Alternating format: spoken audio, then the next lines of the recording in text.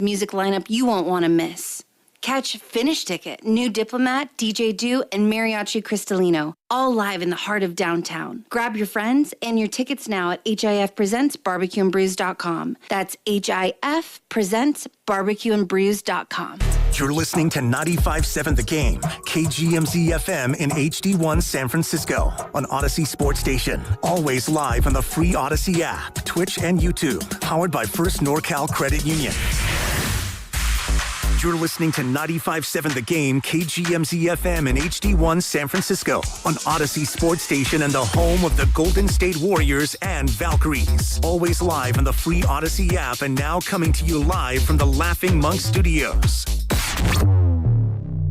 Hey, it's Willard. Here's a real behind-the-scenes moment with Habas Law. We asked about their new billboards. Do you smile or not? Then it got real. Omar Habas said, we meet people in the hardest moments of their lives. It's on us to restore dignity and a financial future. Traumatic brain injuries, loss of a limb, spinal cord damage, a life changed in seconds. When everything's on the line, choose the team that understands that. Habas Law. They fight to make it right. Visit habaslaw.com. Omar Habas is a California licensed attorney. Offices in Northern California, including San Jose. Past results do not guarantee future outcomes.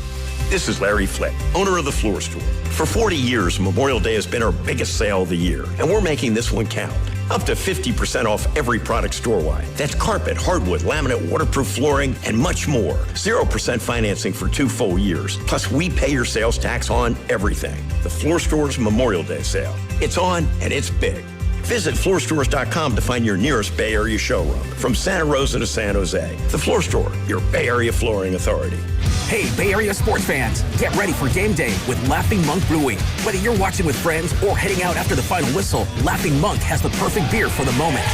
With locations in Sunnyvale, Scotts Valley, and Bayview in San Francisco, there's always a Monk nearby. And now, check out their newest San Francisco location in Nopa. From crisp lagers to bold IPAs, every beer is righteously brewed in San Francisco. Grab a pint, grab your crew, and make game day better at Laughing Monk Brewing. Righteously brewed in San Francisco.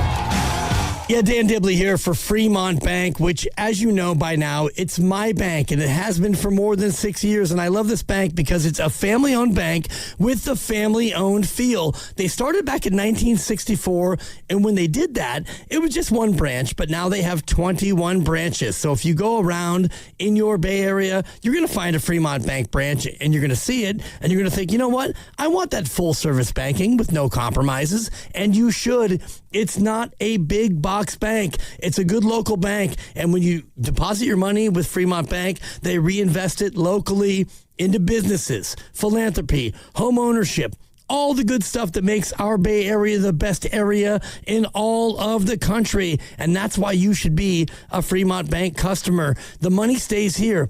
It's local. It's not a big box bank. It's a good, solid local bank. And we talk about Fremont Bank, and you know that they're here for you and here for good. In the market for a new mattress but overwhelmed by all the options? At Mattress Firm, we make it easy. Just drop in, answer a few questions, and our sleep experts will guide you to your perfect mattress. And with options for every budget and free and fast delivery, it's no wonder more shoppers choose Mattress Firm than any other mattress specialty retailer. And right now, save up to $700 plus get a free adjustable base with select Sealy mattresses. For the great sleep you deserve, visit Mattress Firm. We make sleep easy. Restrictions apply. See store or website for details. Dan Daly, the administrator of Lawton Skilled Nursing and Rehabilitation Center, thanks his staff for earning Newsweek's top Bay Area facility recognition. Lawton, in San Francisco's Sunset District, provides top-tier therapies and partners with UCSF Medical Center. With a 5-star rating and Dr. Darby Clayson as medical director, it's also listed among the best by U.S. News. For skilled nursing, call Dan Daly at 415-566-1200. That's 415-566-1200. Hey, I'm Pick. And I'm Paul. My partner here is making his first do-it-yourself fix-your-own-car video. How do I look? Like you need a shave. I'm serious. Go! Hey, this Friday through Monday during Dollar Days at Pick and Pull, every part you pick and pull from the yard is 50% off. You're such a DIYer and social influencer. From doors to fenders, every part is half off. Yeah. Seats are just $15. Doors are $25. Floor mats are just $1. Are you posing? Yeah, influencers pose. This Friday through Monday, fix your car yourself and save 50% off any part during Dollar Days at Pick and Pull. Looking for a place where your kids can learn, play, and grow this summer? At the YMCA of Greater San Francisco, camps are more than just fun. They're a chance for kids to build confidence, make new friends, and try something new every day. From sports, outdoor adventures, arts, STEM, and team building activities to unforgettable overnight camp options in the beautiful Santa Cruz Mountain Redwoods. Every day is packed with discovery. With programs for ages 4 to 17 and trained staff creating a safe, supportive environment, your child can thrive all summer long. Give your kids a summer they'll never forget. Visit ymcasf.org/camp to learn more and register today. In a world in need of a hero, one man rises to the challenge in style. He is... just driving the kids to soccer practice. Make every day feel epic in the all-new Hyundai Palisade Hybrid with up to an EPA estimated 619 miles of range on select trims, advanced tech, and class-leading interior space. Visit HyundaiUSA.com or call 562-314-4603 for more details. And hey, come on, no cleats on the seats. Ready or not, summer is coming, and Wayfair's Memorial Day clearance is on now. Right now through May 25th, get up to 70% off everything home at Wayfair. Plus, score amazing doorbuster deals all sale long and surprise flash deals on Memorial Day. We're talking thousands of products at every style and budget. Now is the time to save big on must-haves for your patio, backyard, and beyond. These savings won't last, so don't wait. Shop Wayfair's Memorial Day clearance now through May 25th. Wayfair, every style, every home. In San Francisco today, mostly sunny with a high of 71. Weather brought to you by Duke's Mayo. Welcome to Duke's Mayo Country, where the mayo is so smooth and creamy, it makes every bite better. Duke's Mayo. Look for the yellow lid.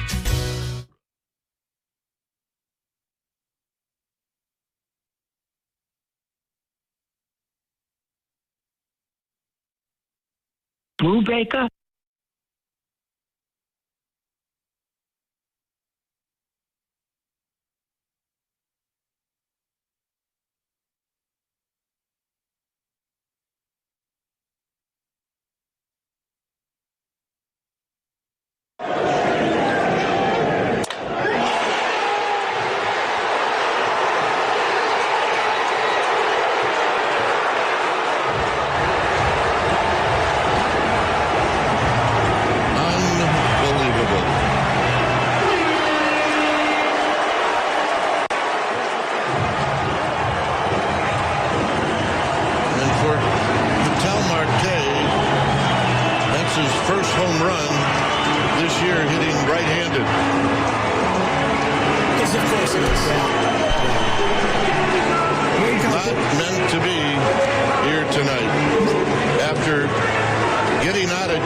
In the 7th and the 8th, they cannot get out of this one here in the 9th. I don't really have anything else to say, Mike, and I don't think you do either. So I'm going to say this. Final score, D-backs 5, Giants 3. That's it. Night, see you later. And I apologize for stepping on the call, Kai, because you said it best. Sometimes, even as a broadcaster, there's nothing to say. And yes, that was a homer call. It was. But you know what? Giants fans felt the exact same way. I know Joe felt that way. I know Carter felt that way. I know Sam felt that way. And all the people listening right now that are Giants fans, let's talk about it. 888-957-9570. Joe, good morning to you and all the lovely people just getting off work, getting ready for school, getting ready to do whatever. Maybe you couldn't fall asleep after that game last night. 5-3 the final. D-backs walk it off after having a 3-1 lead heading into the 9th inning. You felt good about it. You felt like, okay, we're finally going to get off the schneid here. Let's even up the series. Maybe we could win the rubber match tomorrow. And then it all went haywire. You get a single after, Del Castillo, 3-2. Okay, game's still not over. Then you get the catcher's interference call. They try to challenge it. It was upheld. And then a moonshot from Ketel Marte. Night, see you later. And they're back to 9 games under 500, Joe, which ties their lowest total, I should say, of losses or games under 500. You were waving the white flag. Where's that little hanky? I give up. I give up. I don't know what to even say at this point. Like, I don't even know if it's worth getting emotionally invested. I always do. I sucker myself in. And last night, to start off the ninth, after an incredible double play to end the eighth, you're thinking they might get some mojo here. In a day where Devers went moonshot yard, where Adames looked good defensively and offensively. Yeah. On a day where I still don't understand what you're doing with Will Brennan. On a day where I look at your roster and you have three catchers and 4 bullpen guys who are left-handed. The roster construction is bizarre, and that's an understatement. Drew Gilbert, I like him in left field defensively. He can't hit right now. They're at least an outfielder short.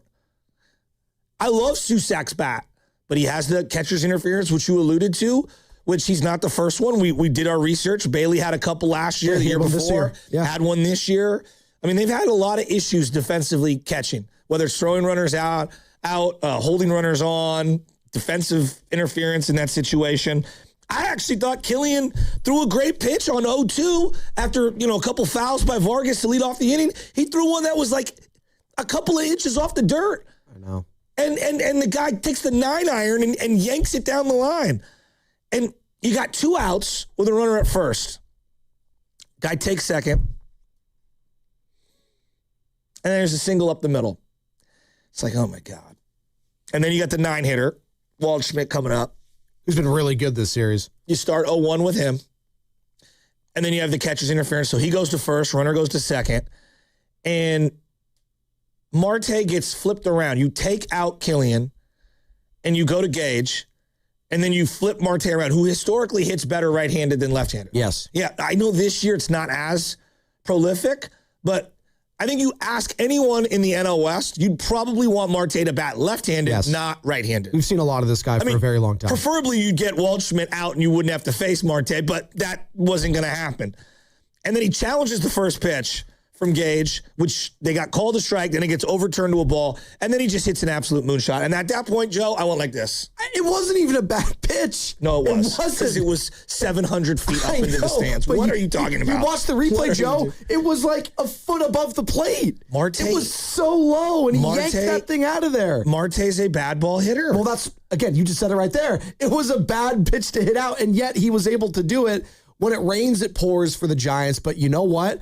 Bad teams, that happens to. No, it just does. They're not bad. They're fucking awful. Excuse my language. You almost just dropped the F-bomb there. Like Joe. They're a game better than the Colorado Rockies, who are a National League worst 19-30. Say that one more time. They're a game above the Colorado Rockies for the worst record in the National League. And overall in baseball, they're 4th worst. You got the Astros there. Wow. And then the Los Angeles Angels. Says all you need to know.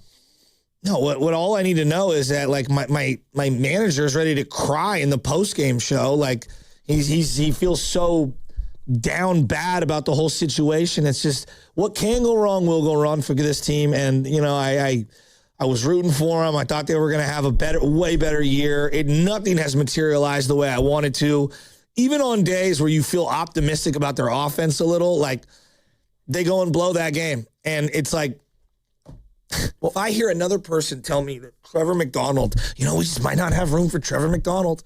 We just don't have room for Bryce Eldridge. We got to get Will Brennan in the lineup.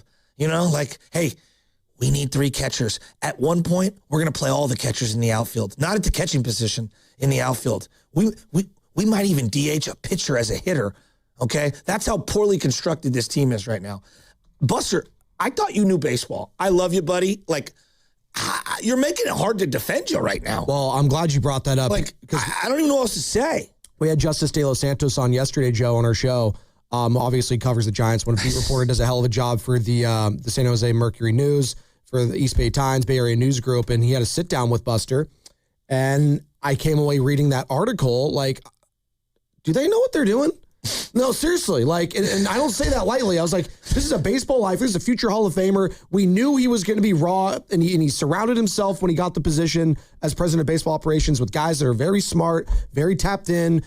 Zach Manassian, obviously, with a lot of experience, and he's leaning on those guys, and he said as such. But the Bryce Eldridge, call-up has been befuddling, to say the least.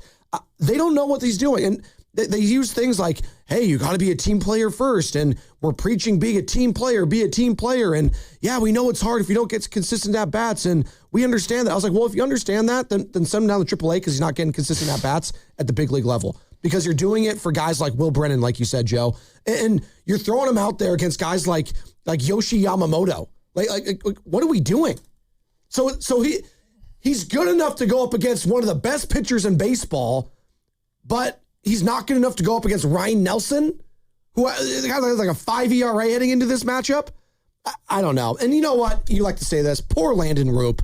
What a pitching performance he had yesterday. 6 innings, 7 hits, just 1 earned run, 3 Ks. He's been fantastic for this team that's desperately needed it. You get that performance from him, and you squander it. You squander it. And it was a night of comebacks and collapses yesterday. We were all watching the game, or actually, maybe we all turned off that Knicks game and put on the Giants and D-backs here in the Bay Area. I didn't even watch exactly. You didn't, because it was a 22-point blowout. I was with watching 7 minutes to go in the fourth, and the Cavs blew it. And then you turn on the Giants, and then they blow it in the ninth. My goodness. Chapman, Devers, and Adames. You have 3 guys in the top 32 of strikeouts in baseball. Say that one more time. Chapman, Devers, and Adames. You have 3 guys in the top 32 of strikeouts in baseball. Jesus. And if Ramos was still healthy, you might have a 4th inside 40. Of all of baseball, you don't have one guy in the top 75 of home runs. Their on-base percentage, Joe? Think about what I just said. There are 2.5 guys on every team who have more home runs than the guy who's leading the Giants.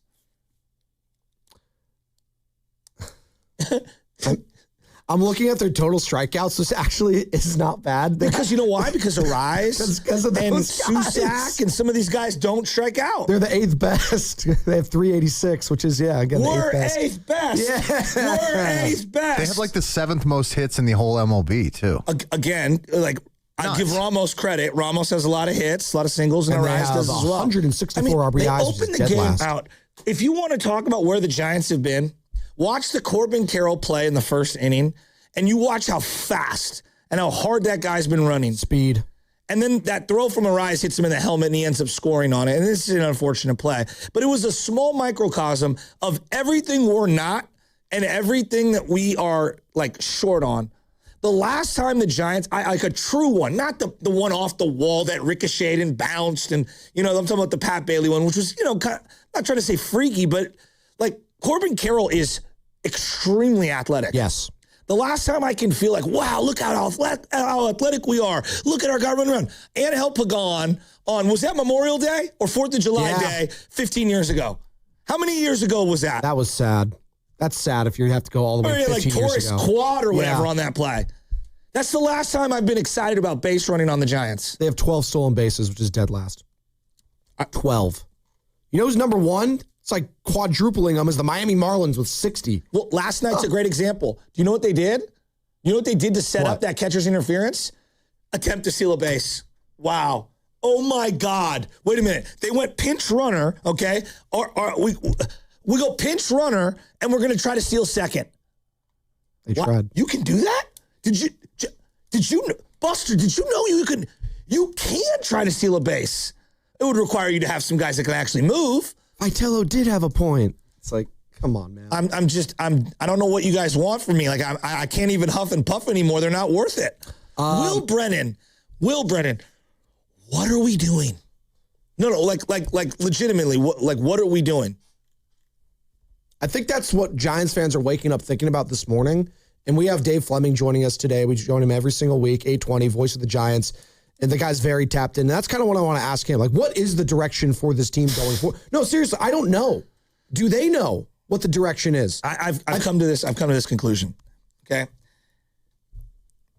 Zach, Gerald, I'm talking to Buster. Oh, okay. You have one of 2 options. Technically 3. You either are going to play Bryce Eldridge. You are either going to trade Bryce Eldridge, or you're going to drop him to AAA and eventually figure out what you're going to do with him. We cannot continue doing what we're doing. It's just, it's driving everyone insane, and I don't think it's helping the young man's development at all. Now, what would I like him to do? I would like him to do what Daniel Susac has done, which is hit and hit and hit and earn your way into the lineup. And then now I'm at the point now where I go, every time Susac is not catching, I want to know why. Yeah. Why do we have 3 catchers? For their defensive their defensive prowess. So some of them can play in the field, Joe. No, but I'm with you on that. It's befuddling what they're doing with the young development. It's befuddling what they're doing right now when it comes to the bullpen. Again, we haven't even really brought that up. They didn't address this bullpen at all. They traded away Tyler Rogers. They traded away Camilo Duvall. A week later. You knew Jesus Rodriguez was out for the year. Tommy John. Randy. Right. Sorry. No, what did I say? a week later, Randy Rodriguez, excuse me. He tore his UCL. Yep. Okay. A week later. So you've known since basically August or so of last year, you needed multiple bullpen arms. And your whole idea was, trust me, bro. Don't worry. We know we have this new manager that's never coached in the big leagues before and making the jump and has to, wheel and deal with his bullpen. But I have trust that Tony's going to figure it out. This is stupid. There's no experience. Hey, Tony, here's a box of nails. Go ahead and build the Sistine Chapel. Look, the 8th inning, he goes to Killian, and they get the double play. Willie made a great play. I mean, it's just a great play. They turn 2, and I'm thinking, dude, what a great call to go to Killian right there. They finish the 8th. He's going to start the 9th. Yep. I like it. There's 2 outs with a runner on first. You're up 2 runs. You should win that game. Yes. You should win that game. And the wheels fell off. Now, I can't defend him. I want to. I love Tony Vitello in the sense of I just feel like we've been taking a dump on this guy. And it's like, dude, these high-priced dudes are stinking it up, and the roster's not great. Again, they're at least 1 outfielder short. I could make the argument they're 2 outfielders short right now. You have 4 lefties in the bullpen who can't get anyone out. And Joe, you cannot defend making Marte go to the right side and going to Gage there. Killian only had 25 pitches in there. I thought Killian was fine. I would have stuck with him. I would have forced Marte to bat left-handed. I don't care what his recent trend is. Everyone knows you don't want Marte to bat righty. No. He's also clutch as hell. He's been clutch against the Giants for years and years and years. I remember having this guy in fantasy baseball, it feels like 10 years ago. He's been in the league forever. And then if you don't get him out, you got Corbin Carroll right behind him. It was just a mess yesterday. And I can't defend Vitello, Joe. You can't defend anyone I'm not going to defend that last decision. I can't defend. I do think it was a great decision to go to Killian in the bottom of the 8th. I mean, Eric Miller's leaking oil left and right. I mean, that's a game you needed. It's a game, again, you get a performance like that from Landon Roop when you got Tyler Mahle on the mound today in the final game to avoid getting swept. You're facing a White Sox team that's red hot coming into San Francisco. I know it sounds insane. No, the White Sox have a brighter future than you right now, Giants fans. Friday, they start a 3-game set there. And then what do you know? The D-backs are back in town starting next Monday. Yeah, it's not looking good right now. And you know what? You were waving the white flag. I think a lot of Giants fans, they're texted in. They're pissed off. It says 925. Until the Giants can get it together, I'm a Knicks fan all the way now. Bing bong, let's go. 808. Every day that goes by, this is turning into a Kuminga situation for Bryce Eldridge. Okay, so someone's saying it. Okay. Yeah. All right. You brought me to a point. I'm tired of the Kuminga talk. Sure. I am. But I'm going to throw you an analogy on the other side that I was thinking about yesterday about this Bryce situation, and I learned a lesson throughout it. And I will say this. Wiggins, who I'm going to reference, did more for this team locally than any of these other guys did. And I just, how can you defend what we're watching? I wave the tissue here. I'm waving the white flag. I'm out. I don't know what to say. I don't know what to say anymore. They have to move. Oh, God. We got a crisis. Eldridge crisis? Well, he said Kuminga. I had to. Eldridge emergency. Thank you. I was trying to think of the word, Sammy. That's the producer right there. And we are coming to you live from the Laughing Monk Studios. It should be a gust of wind for every strikeout that he has where he's swinging and missing. Like a tumbleweed? Yeah. We can get an Eldridge sound. Yes. Laughing Monk, righteously brewed at San Francisco. We got our Knicks and Giants correspondent from Queens. Richie joining us on the other side. The Morning Roast is presented by San Francisco Fire Credit Union, banking for heroes and anyone who wants to be treated like one. Keith Law joining us at 7:20 from The Athletic. The guy is tapped in on all things Major League Baseball pipeline when it comes to the minor leagues. Get the lay of the land for the Giants farm system, what he's seeing with Bryce Eldridge right now.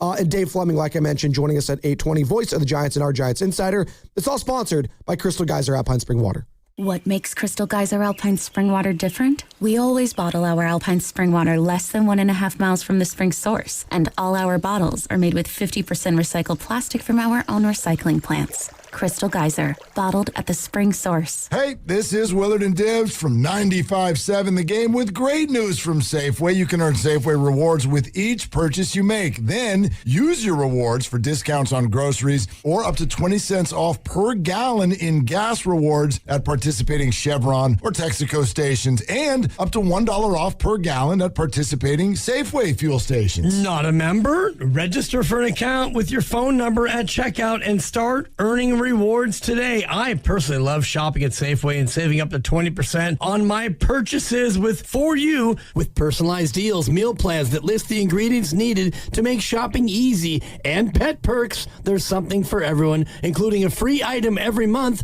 from some of my favorite brands. If you sign up today, you can get $5 off your first purchase of $25. Restrictions and exclusions apply. Learn more at Safeway.com/4U. That's Safeway.com/FORU, as in the letter U. We will see you at Safeway soon. Do you owe back taxes or have unfiled tax returns? The IRS won't quit until they get your money. Here's great news, fresh from those in the know. Major changes have happened at the IRS. If you owe more than $10,000, you may be eligible for a 99% reduction of what you owe. Haven't filed a return for a while? Their happy clients are talking. The IRS was going to levy my bank account, but Guardian was able to prevent that and fix all my IRS issues. Thanks again, Guardian Tax. Need relief from crushing tax debt? The IRS now has special programs. Guardian Tax knows all about them. Personal or business, this is the fresh new break you've been hoping for. We aren't the company you call when you need a hug because you're scared of the IRS. Guardian Tax is the company that wins when you need it most. Guardian Tax Service is really great to work with. They really help me out. I'd recommend them highly. Call now for a free confidential consultation. 800-505-7103. 800-505-7103. 800-505-7103. You know your outdoor space isn't just a backyard. It's where everything happens. And if you're thinking about upgrading your deck, Ashby Lumber is the place to start. At Ashby Lumber in Berkeley and Concord, you'll find Fiberon decking built for durability, style, and low maintenance, so you can spend more time enjoying your space and less time working on it. Fiberon's Concordia line, including the Aster collection, features a rugged take on classic wood grain with nature-inspired multi-tonal colors. It's backed by a lifetime performance warranty and a 50-year stain and fade warranty. Fiberon Sanctuary decking brings a warm, inviting look with rich tones like espresso and latte, perfect for creating a relaxing outdoor space. And for dependable, budget-friendly performance, Fiberon Good Life decking offers warranties up to 30 years. And when you shop at Ashby Lumber, you're getting great products and a knowledgeable local team that understands your project and helps you get it done right. Visit Ashby Lumber in Berkeley or Concord today or online at ashbylumber.com. Fiberon, built for life outdoors. Boxer & Gerson, Northern California's premier workers' compensation law firm, helping injured workers get their lives back for over 40 years. Did you know about 1 in 3 people with plaque psoriasis may also develop psoriatic arthritis, which causes joint pain, stiffness, and swelling? Does this sound like you? Listen to what it sounds like to be a million miles away. Tremfya guselkumab, taken by injection, is a prescription medicine for adults with moderate to severe plaque psoriasis who may benefit from taking injections or pills or phototherapy, and for adults with active psoriatic arthritis. Serious allergic reactions and increased risk of infections and liver problems may occur. Before treatment, your doctor should check you for infections and tuberculosis. Tell your doctor if you have an infection, flu-like symptoms, or if you need a vaccine. Imagine being a million miles away. Explore what's possible. Ask your doctor about Tremfya. Visit Tremfya.com or call 1-800-526-7736. This is Stories from the Pitch, brought to you by the first ever Infinity QX65 and by Lowe's. Give your yard its own moment with new limited time deals from Lowe's. Hours before the final, the Brazilian team sheet went out without Ronaldo's name. Then a second sheet arrived with him on it. In the dressing room, the 21-year-old Ronaldo, the best player on earth, had suffered some kind of seizure or convulsion. Teammates carried him to a hospital. Tests came back clear. Coach Mario Zagallo, under pressure no one fully understood, started him. Ronaldo wandered the pitch like a ghost. France won 3-0. Zinedine Zidane scored 2 headers. Stade de France erupted. To this day, no one knows exactly what happened to Ronaldo that afternoon. Sponsors, doctors, conspiracies, every theory contested. The greatest striker of his generation, swallowed by something he couldn't name. Stay tuned to this Odyssey station for more Stories from the Pitch.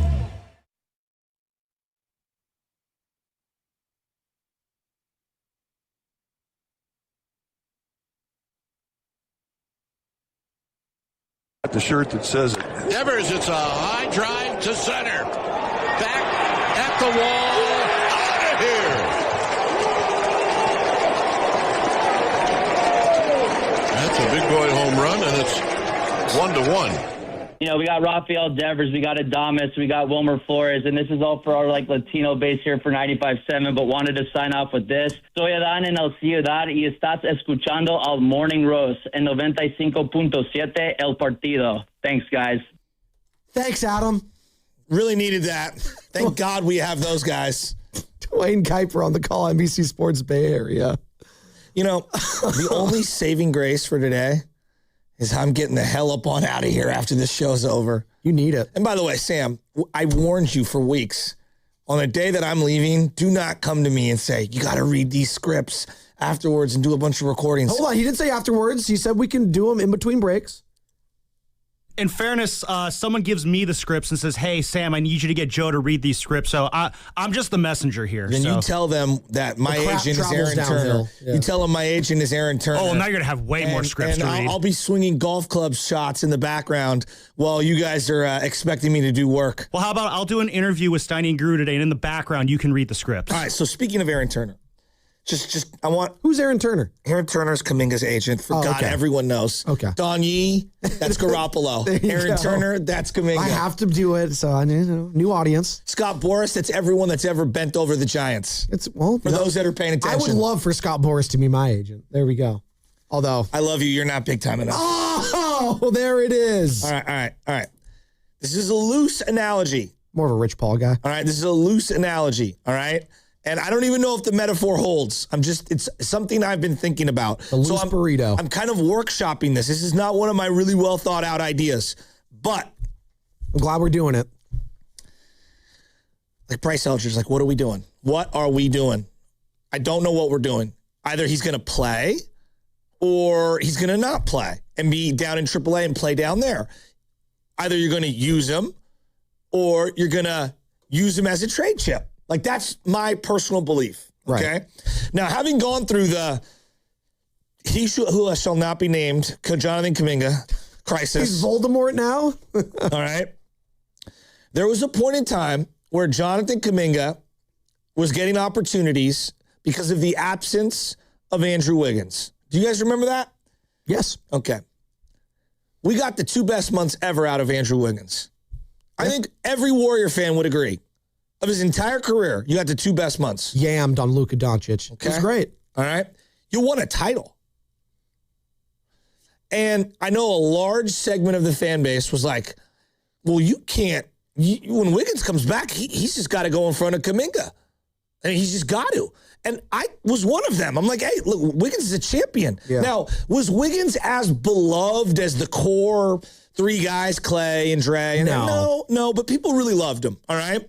People really, really, really loved him. So where I'm going with this is that knowing everything we know now, if you were able to do a redo, and the Warriors were able to do a redo, do you think they would have played Kuminga more once Wiggins returned and kind of faded Wiggins, knowing everything we did? It happened twice. It happened 2 years in a row where Kuminga showed a little bit of promise, not a lot, but a little bit of promise. All right. And then the minute Wiggins came back, it was like, well, he gives us a slightly better chance to win. You got to go to him.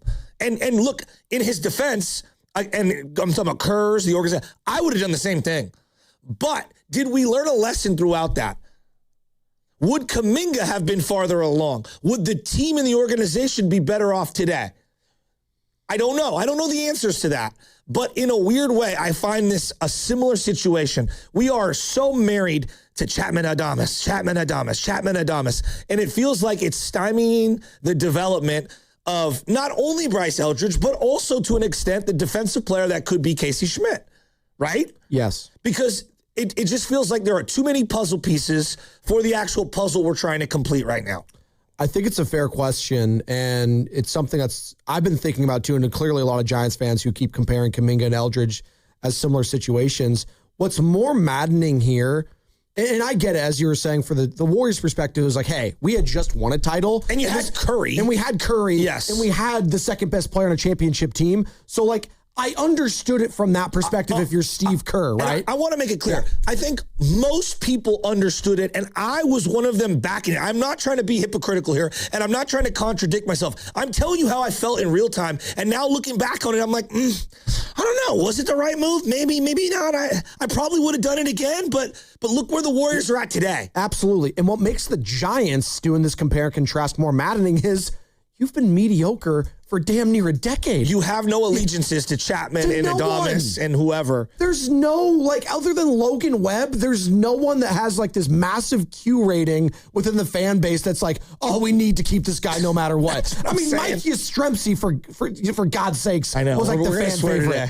Hey, he's been balling, by the way, in the Braves. No, but good for him. No, but, like, that's where we're at, Joe. He was a platoon player. He was a guy like Bryce Eldridge he was the prince that was promised, as I'm going Game of Thrones. He's 21 years old. He's the top prospect in your organization. And we're benching this guy so that Will Brennan can have 4 at-bats?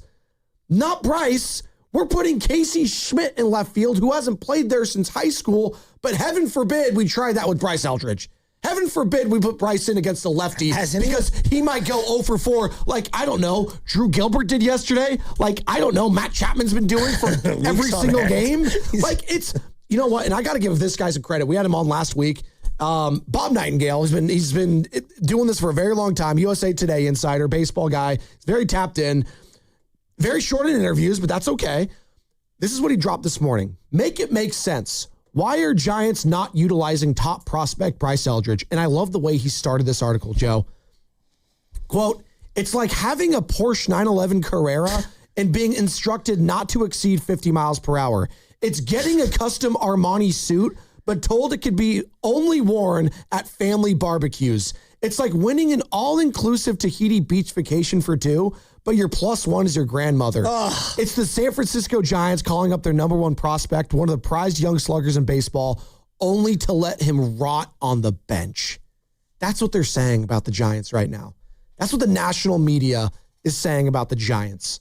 And the part about rotting baseball, on the bench. I think the thing about baseball that people need to really understand is it is a game of failure. And confidence is such a big part. I mean, look, Joe, just think about it statistically. The difference between going, 200 in your career and being a 300 hitter is, 1 hit every 10 at-bats. 1 ball getting through the infield. Yep. 1 ball dropping in between an infielder and an outfielder, right? And that's literally what it is. A couple of steps one way. And so confidence is a huge part of this. And knowing that you're not going to get yanked after 1 bad swing, 1 bad performance, and maybe not see the light of day for a long time, I just think it's really difficult to perform in those situations. I think Casey Schmidt suffered from this 2 years ago. Yeah. I think really, when did it turn around for Casey Schmidt? Well, when Chapman got hurt. Yeah. And Chapman got to run with that. Schmidt got to run with that opportunity. Yeah. And he knew, like, I'm in the lineup every single day. I mean, I just don't get it. I just don't get it. I don't know what they're doing, and you're either going to use them or we need to lose them. Like, that's kind of where I'm at with Bryce. Either we're going to use them or we're going to lose whatever there might be, the value in a trade, him potentially being a star. Like, do you believe him or do you not? Like, that's the question I want to ask Posey. Like, two things. Like, A, do you know what you're doing? And then B, like, do you believe in him? Because if you believe in him, like, just play him. We'll ride with him. We'll watch him struggle. If you don't believe in him, well, then you better move him yesterday. The quote I keep going back to from Posey on this Justice De Los Santos article from the Bay Area News Group in a sit-down, quote, I do think it's important to have consistent repetition, talking about Eldridge. Baseball is a game that generally, the more you play, you can kind of work through some bumps along the way. It's something we'll have to keep an eye on and decide based on how a lot of different things are going. That last sentence is just a total word salad for me. What are you talking about? He was coming off quite literally his best game of the season because he had 2 hits, which matched his season total prior to that, Joe. And what's his reward? Excuse me? His reward is the bench?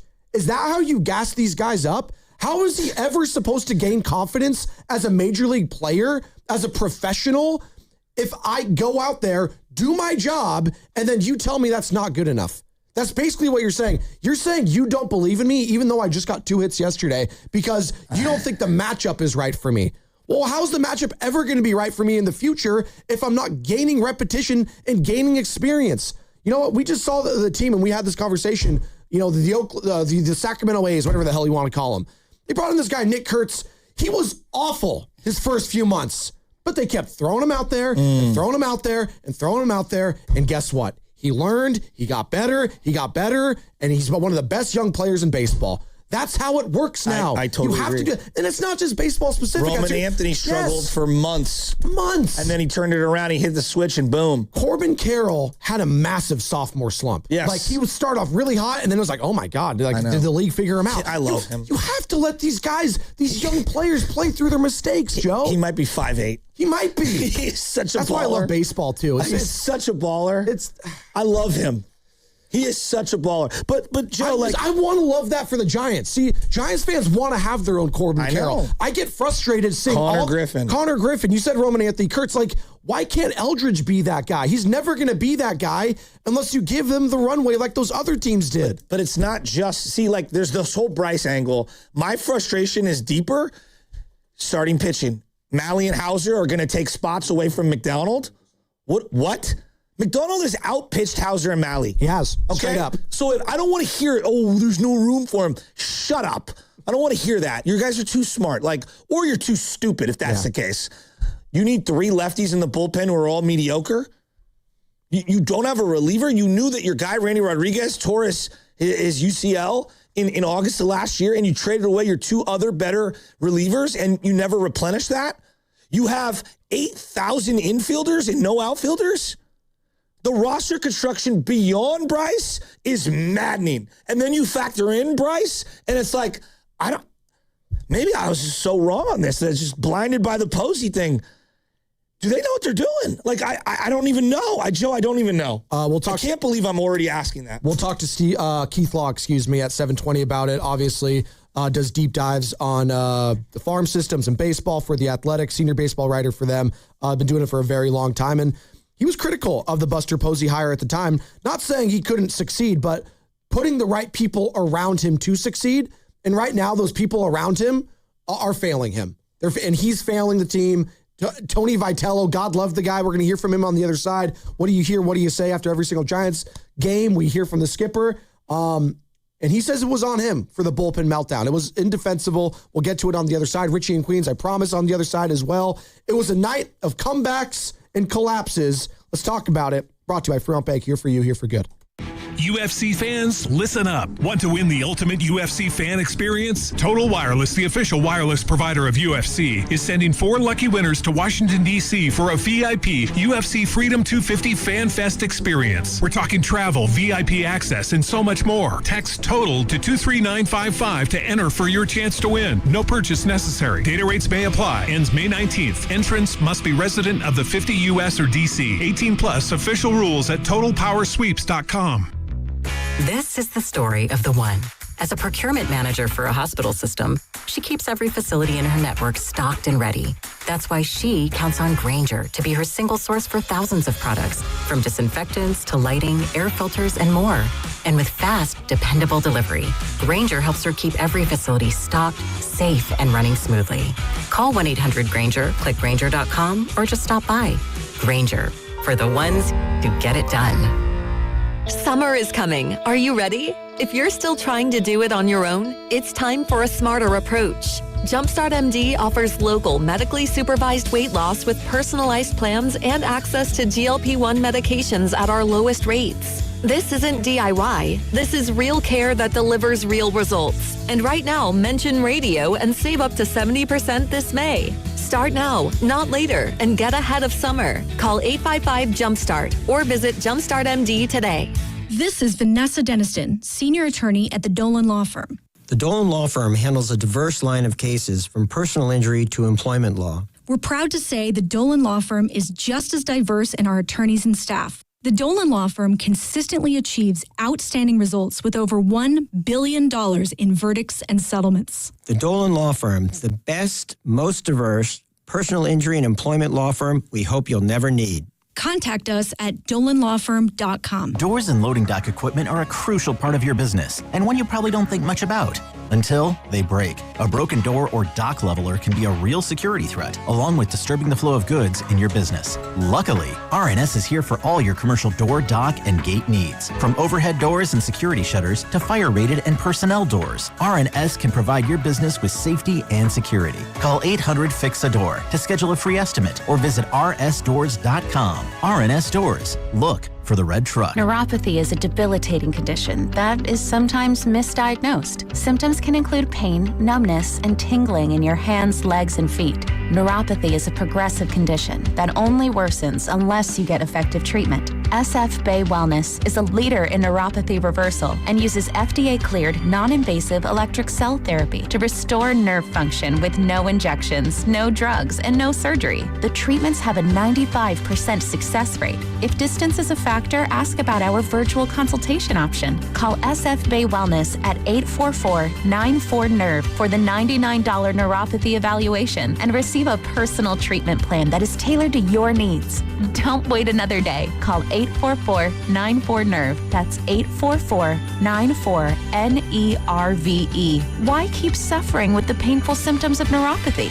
You deserve to live a pain-free life. Start getting the treatment you need for your neuropathy symptoms. Call today. Welcome to SF Fire Credit Union.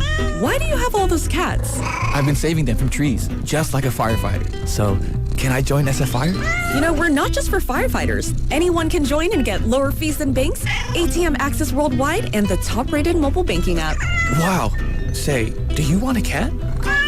SF Fire Credit Union. Banking for heroes and anyone who wants to be treated like one. This institution is not federally insured. The credit union is not insured by any state government. Privately insured by ASI. I'm Piera Palazzolo, VP of Digital Marketing for the American Management Association, a company focused on the management training skills needed to enhance the careers of business professionals. We did our research when it came to the best companies for website development and chose AmericanEagle.com. And we couldn't be happier. AmericanEagle.com worked closely with us to understand the front and back end requirements needed to launch an e-commerce website that could handle the complexities of running thousands of seminars nationwide. Our robust new website and improved SEO saw immediate increases in site traffic and web revenue. If you're in need of managerial effectiveness and success, visit our website at Amanet.org. If you're in need of a website that provides an unparalleled consumer experience, I highly recommend AmericanEagle.com. Transform your business today. Dial 877-WebNow1 for a free digital consultation with AmericanEagle.com. Carpal tunnel syndrome, heart failure that doesn't improve with common medicines. These are some signs and symptoms associated with ATTR-CM, or the cardiomyopathy of ATTR amyloidosis, a serious heart condition with symptoms that get worse over time. Amvuttra, vutrisiran, is a prescription medicine given by a healthcare provider that treats ATTR-CM in adults to reduce heart-related death, hospital stays, and urgent visits. In a clinical study, Amvuttra was proven to help people live longer and have fewer heart-related hospital stays and urgent visits over 3 years compared to placebo. Amvuttra lowers the amount of vitamin A in your blood, which can affect vision. Other side effects include pain in the arms or legs, pain in the joints, and shortness of breath. These are not all the possible side effects of Amvuttra. For prescribing information, call 1-833-256-2748 or learn more at amvuttra.com. Ask your doctor about Amvuttra for ATTR-CM.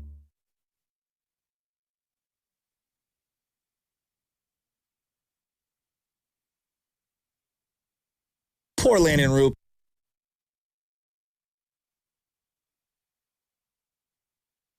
Happy hump day, people. Happy hump day.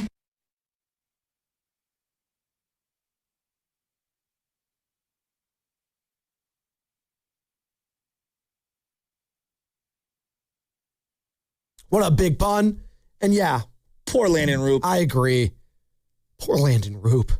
We're talking about it all. Walk-off winner for the Arizona Diamondbacks yesterday, Ketel Marte, 3-run jack, 20-29. That's the Giants' record on the season. They are 10-17 away, and we're talking about it all.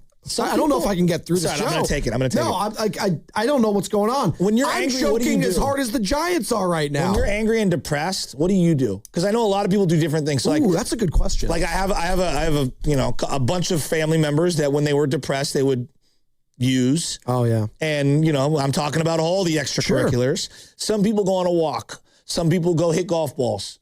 I was super depressed. I couldn't sleep. I woke up really early this morning. I shop. You're a shopaholic?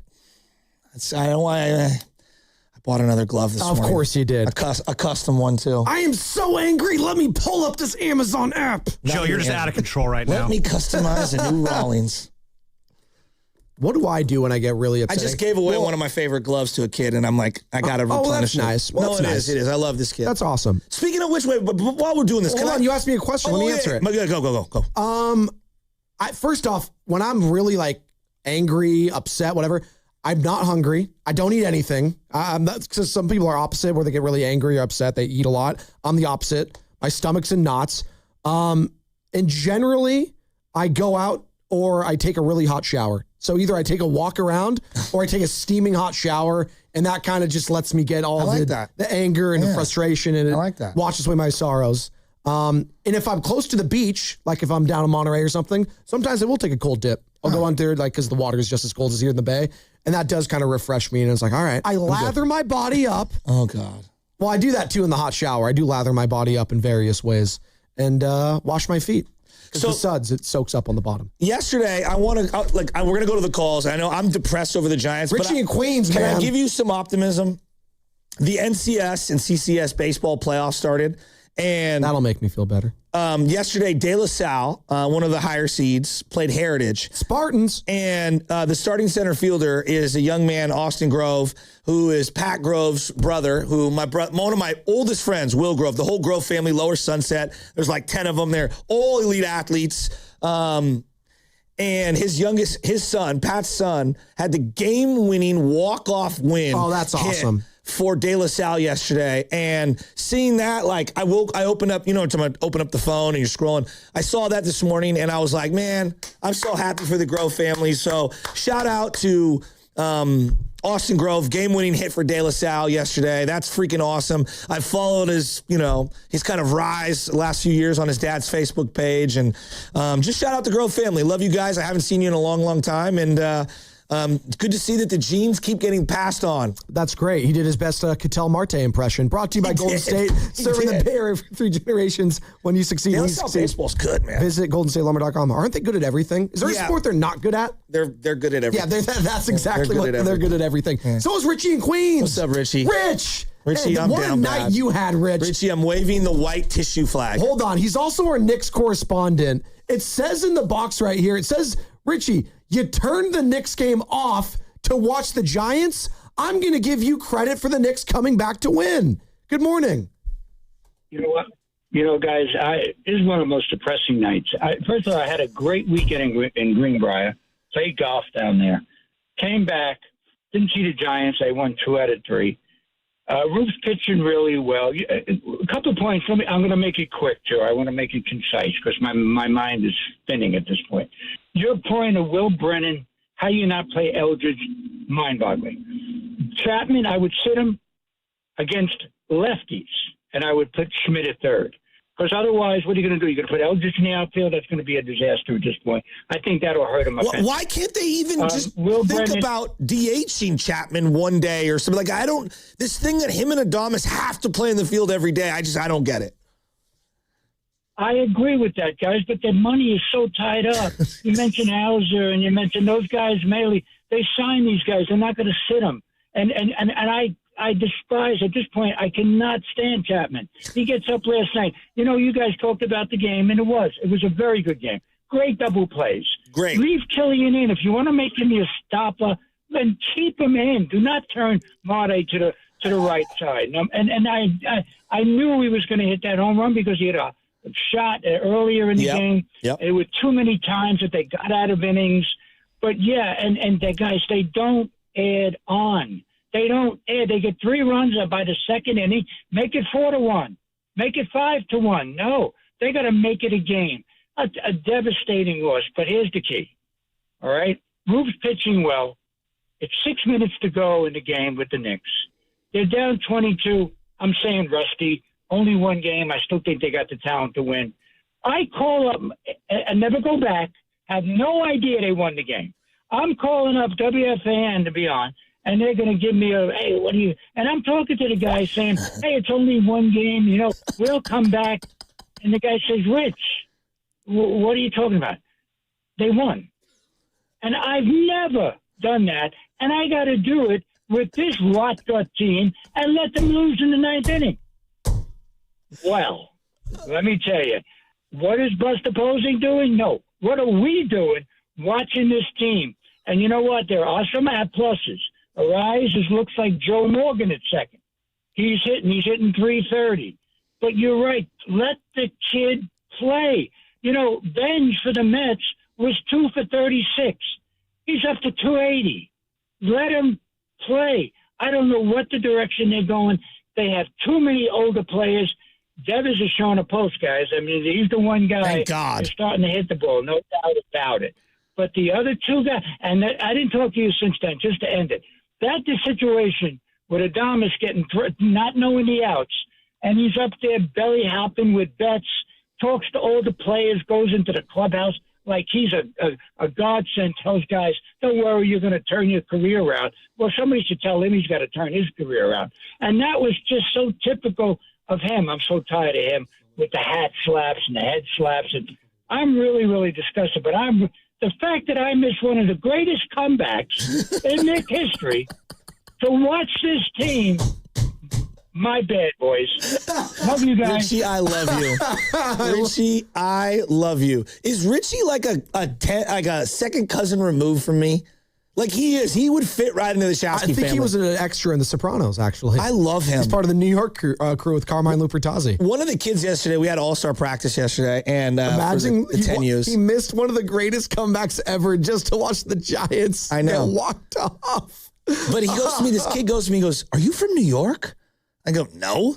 He's like, you got a New York attitude. I go, what does that even mean? Means you're loud and abrasive. That's basically that's what they basically were saying. You're loud. No, I've gotten that too, but we're both from really big families, like tight-knit, like groups too. So that's kind of what when you're just loud in general and you're from California, people always assume you must be from the East Coast because we're not like that here. We don't raise our voices. We don't get excited about things. We're chill. We're laid back. No, that's like L.A. That's like Southern California, Santa Cruz, surfer vibes. That's not San everyone. Diego. San Diego, exactly. There's these other places in California. I don't know if you've heard of it. San Francisco, the Bay Area, a little different attitudes around here. But my mom's from Jersey too, and I get it all the time when they all get together because my mom's lived in California for most of her life. But whenever she goes back there, like the accent comes back. And by the way, if we're just talking about like attraction based on accents, the Jersey accent's got to be one of the worst of all time. It's just, it's awful. Getting back to the Giants, Sorry for anyone that's listening from New Jersey. Here's what I don't understand. Mitch. Here's what I don't understand. They'll play Darren Ruff, who couldn't move. I mean, Darren Ruff couldn't move. Now, that's a name I haven't heard in a minute. He couldn't move from one end of the couch to the other to get to the ice cream, okay, defensively. And they played him and left. We've watched Elliot Ramos play. Look, I like Elliot as a hitter. You know, as a defensive player, he's awful. He's not good. And base runner. No, Joe, he is an awful defender. Let's be honest. He can't track a fly ball. He can't catch one on a one hop or a two hop. He's got poor hands. He's got bad feet. He doesn't judge a ball in the air going back. He can't hit the cut. His arm is all over the place. Sometimes it's super weak. Sometimes it's 50 feet over the cutoff. He's an awful defender. I don't want to hear the excuse with Ramos out now. Like, it's one thing when he's in the lineup because his bat is good enough on this team to be able to play defensively. But when he's out, what is the excuse for not trying any and every available option in left field, like Casey Schmidt you did the night before? I would try Bryce Eldridge. Like, what does it hurt you? I don't understand what it hurts you to try some of these other guys there. Like Drew Gilbert, and he does play a good defensive left field, but he's not hitting right now. No. You scored 5 runs over 2 days in Arizona. It's a hitter's ballpark. Like, we got to get the bats going. We got to get our best bats going. One thing that I was encouraged last night, high leverage situation, late 8th inning, right? Well, your best guy right now out of that bullpen is probably in a high leverage situation after you've already used Keaton Winn earlier, is probably Killian, correct? Caleb Killian, correct. So they went to him, and then they got out of the inning. Double play. All right? So you ride with him in the 9th inning. And I was like, hey, they're playing their best guy in the most crucial spots. I get it. Why doesn't that apply to other positions on the diamond? Like, Will Brennan's the best we got? The whole, let's have like a real, he's better than Bo Davidson, who's in the minors right now? He's better than everyone you got in the minors? We can't do better than Will Brennan? I'm glad you brought that up, because this quote from Posey in the article yesterday with Justice De Los Santos really bothered me, talking about Eldridge and why he's not playing as much or consistently. Hopefully he knows, even though he and I have only been getting to know each other over the last year and a half, that we all just want what's best for him. At the same time, we're trying to win as many games as possible. I think him having the team first attitude is something that's going to serve him really well as his career continues to go. At the same time, we're trying to win as many games as possible because of Will Brennan, because of Drew Gilbert. Well, look, what about, let's extend it to other guys. Brubaker, in the words of Richie. Brubaker? If I never see Brubaker again, I'll be thrilled, because that guy can't cover first, and he clearly can't throw strikes. And when he does, they get hit hard. Don't need to see him anymore. Baruki, if you DFA'd Baruki yesterday, does anyone in baseball pick him up? Baruki, yeah, whatever. Whatever the heck his name is. Close enough. God bless him, but like, come on. Like, let's have real conversations. Be better and I'll remember your name. What team in baseball right now has 4 lefties in the pen and has 3 catchers on the roster? Probably only the Giants. Probably, but. And like 2 real outfielders right now. With Jung with a plethora of outfielders in the minors, too. Just ready to go at a moment's notice. And 17 infielders. I mean, Joe, this week alone, we've played a catcher in left, and a week before, we played a catcher in right. And then a couple days ago, we played a second baseman, third baseman, first baseman in left field. But who hasn't done it since high school? But I watched 43-year-old Barry Bonds, who could not move, with a busted knee, play left field in our park. 43. I watched him play left field. I watched Michael Morse play left field, who was terrible defensively. Awful. Okay? And you're afraid that Bryce Eldridge at 21 can't, figure it out? I've been watching Ramos the last couple of years. He hasn't even figured it out. No, he hasn't. Let's be real. We have to be honest about these assessments. He's all over the place defensively, and you're worried about, and then, okay, so you're worried about the defense. That's one thing. All right, let's go to the offense. Well, it's got to be favorable matchups. We'll have him go against Shohei Ohtani. How is that? Shohei's one of the best pitchers in the game right now. So on what level does any of these decisions, I'm trying to figure out this matrix of what works for Bryce Eldridge. None of what they're saying jives with what I'm watching. I'm I'm holding back my rage because it's so bizarre to me. Hey, you're not good enough to go against Ryan Nelson, but we think you're good enough to go against Shohei Ohtani and Yoshinobu Yamamoto. 2 of the best pitchers in the game. Hey, good luck, though. Yeah, but wouldn't you rather see this guy against a guy with a 5.5 ERA? Can I ask you this question? Is Will Brennan ready to face Kyle Nelson? No one is on this team. That's the answer, except for Rafi Devers and Luis Arias and Casey Schmidt. You have 3 players that I'm confident when they get to the plate. That's it. It's just 3 of them. I don't get it. But we really have to shoehorn in these other guys because they need the reps. You're listening to 95.7 The Game, KGNZ FM and HD1 San Francisco, and Odyssey Sports Station in the home of the Golden State Warriors and Valkyries. Always on the Free Odyssey app, coming live from the Laughing Monk Studios. I'm very excited to talk to Keith Law in about 15 minutes. Senior MLB writer for The Athletic. Obviously very tapped in on all things farm systems and baseball, where the Giants rank, what they're doing with Bryce Eldridge, what's the next move here. What are they doing? What is the plan for the San Francisco Giants right now? And what should be the plan? I want to ask Keith as well. Well, the what other should part, be the plan the other right part now? of this is like, all right, so let's say he's not good, Bryce, because that's okay. There's all these elements. A lot of people think he's really good. He has not performed, right? We all agree, has not performed. Nope. Let's say he's not good. Well, if he's not good, one of my biggest beefs with the Farhan era was they were unwilling to make a decision on a player who had some value league-wide, and they held on to him and depreciated said value, only to not utilize them. Joey Bart, Marco Luciano, Luis Matos, right? And then they hung on to them for so long, they were almost valueless league-wide and were claimed for pennies on the dollar. If you do that with Bryce Eldridge, let's say he's not good, and they think that he's not good, which it could entirely be one of their thought process. He just might not be good. Well, then you're not good at your job if you haven't already known that and made a decision on whether he's a part of your franchise's future or not. If you don't think he's good, then you should have already made that decision before you called him up, and you should have moved him for a pitcher or a closer or an outfielder. I'm with you on that. And, when I think of what they're doing with Bryce Eldridge in regards to just every single day not even being out there, why do they continue to put out guys like Will Brennan? I'm going insane, Joe, just watching this team and just thinking about the future of the team and Tony Vitello. Like, why was he the guy in the first place? I'm questioning everything.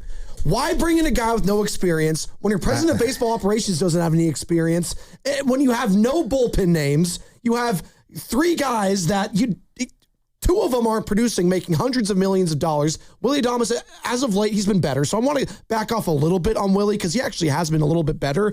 Chapman's been Can I ask you this on the manager? Let me just ask you. Like, I don't even blame Tony. No, I'm in agreement that I'm not really sure. The jury's out. Let's just call it that way. The jury's still out. And I'm one of his more, backers. I'm one of his backers. Bruce Bochy in his prime is managing today's team. Are the outcomes that dramatically different? No, I don't think so. Who would Bochy's closer be? Like, let's have a Phil. Who would his closer be? I actually think it'd be Caleb Killian. Would he have stuck with him in that situation? I think so. No, seriously, I do. Maybe. But again, I don't think he would have flipped Marte around. I know he's not like the assistant, like manager, like person, like assistant head coach in football, but he is a consultant. So he does have Dusty and Bochy at his disposal, Tony Vitello. Yes. If he needs to lean on those guys. And Tony Vitello, by all accounts, I listened to him. He seems like a smart guy. He's sharp. I'm sure he's bending their ear a bunch, but and I'm with you. It's not like I feel like Tony Vitello is the reason this team is 9 games under 500. I think he was handed a turd sandwich and he's had to take a bite out of it. And you know what? He might have to be the fall guy this season.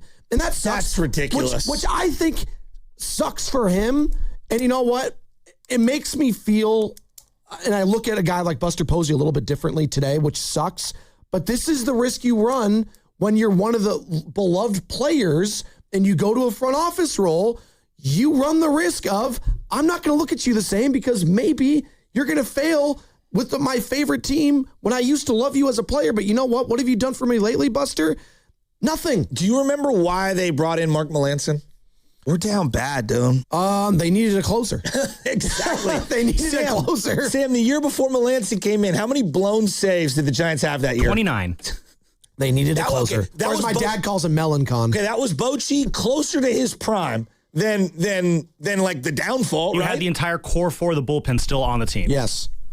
So, and I'm not here to say that Vitello is Bochy or Bochy is Vitello. That's not what I'm saying. What I'm saying is that when you're handed a bullpen that does not have a guy that can finish games, all the other roles in the bullpen become out of whack. And even if you have, again, you said the core four were all on that team in terms of the bullpen arms. Yes, he said that. Yes.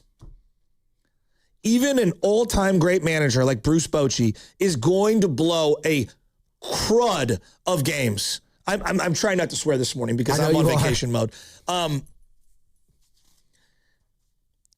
Tony made the wrong decision last night.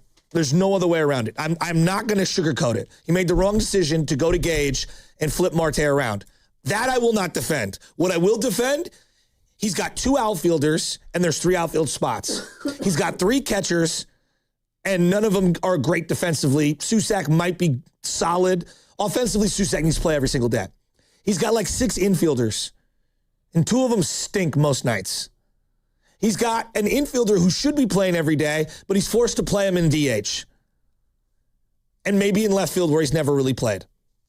He's got 2 starting pitchers that the GM overpaid and 1 guy who came out of AAA, McDonald, who deserves to play more, but the money is dictating that these other guys play, and it makes no sense to me. He's got his ace who's on the IL right now. He's got his second guy in Robbie Ray, who should be a lot better this year, who's shown some cracks in the armor right now. And he's got a young man in Landon Roop who's balling. Another guy at second base, Arise, who's at a crossroads in his career, is balling. There are some good stories. Not everything is awful. The roster construction is a bigger issue than the manager's feel for the game right now. I'm not saying the move that he made last night does not deserve to be criticized. It absolutely was the wrong move. It absolutely was. The high-priced players and the high-priced GMs that have put the team together, put together a bad team. And the expensive players are not playing well. And what should they do going forward? 888-957-9570. We'll ask Keith Law on the other side. Plus, look at this quote from Bryce Eldridge on a Bob Nightingale article that dropped this morning with USA Today. Titled, Make It Make Sense, Why Are Giants Not Utilizing Top Prospect Bryce Eldridge? Bryce has a quote that he tells USA Today Sports. I guess I'm surprised. Talking about not playing every day, but it's not my decision. It is what it is. You can argue every day that playing every day would be helpful, but I'm happy to be here. Obviously, it's a little bit different, but this is where I've always wanted to be. I've just got to continue to earn my stripes here. He's been put in a no-win situation. And when you're put in a no-win situation, everyone's going to lose. And that's what's happening right now with the San Francisco Giants. They're 9 games under 500. What is that? Is that like an anvil? What is that? It's an anchor. Oh, it's an anchor. Okay. Yeah. No, I was not here that day, but I like the anchor drop. That's the contracts. Oh, that's the contracts? It's anchoring them down? Oh, that's not good. And those teams anchoring themselves down. That's not good at all. You know who is good, though? Keith Law. He joined us last year and was critical, Sam and Joe, of the Buster Posey hire when it happened. I wonder if his tune has changed at all since then or even become more emboldened. This segment is sponsored by Ceremony Ford. Ford's American Value for American Value's employee pricing event is happening now at Ceremony Ford. Get employee pricing for all on most new 2025 and 2026 Fords in stock. Right off 280 in Coleman, Daly City, or 24/7 at ceremonyford.com. Ceremony Ford, your Bay Area Ford dealer. Yeah, man, you seem very emotional regarding this. Looking for a place where your kids can learn, play, and grow this summer? At the YMCA of Greater San Francisco, camps are more than just fun. They're a chance for kids to build confidence, make new friends, and try something new every day. From sports, outdoor adventures, arts, STEM, and team building activities to unforgettable overnight camp options in the beautiful Santa Cruz Mountain Redwoods. Every day is packed with discovery. With programs for ages 4 to 17 and trained staff creating a safe, supportive environment, your child can thrive all summer long. Give your kids a summer they'll never forget. Visit ymcasf.org/camp to learn more and register today. Bank of America is the official bank of FIFA World Cup 2026. Helping people achieve their goals is what we do. So if your goal is owning a home, we're here to help with guidance and resources, including up to $17,500 in select markets when combining down payment and closing cost grants. Visit BofA.com/home team. What would you like the power to do? Bank of America N.A. Equal Housing Lender. Credit and collateral is subject to approval. Restrictions apply. This is not a commitment to lend. Today on the pod, we're talking to Megan, trapeze artist and scratchers enthusiast. So, Megan, what do you like about playing scratchers? Well, they're easy to play when I'm hanging around. Oh, okay. Like when you're relaxing? No, like when I'm hanging on the trapeze. I swing upside down, then do a quadruple somersault, all while playing scratchers. Watch this. Ta-da! Unbelievable. I know, right? Scratchers from the California Lottery. A little play can make your day. Please play responsibly. Must be 18 years or older to purchase player claim.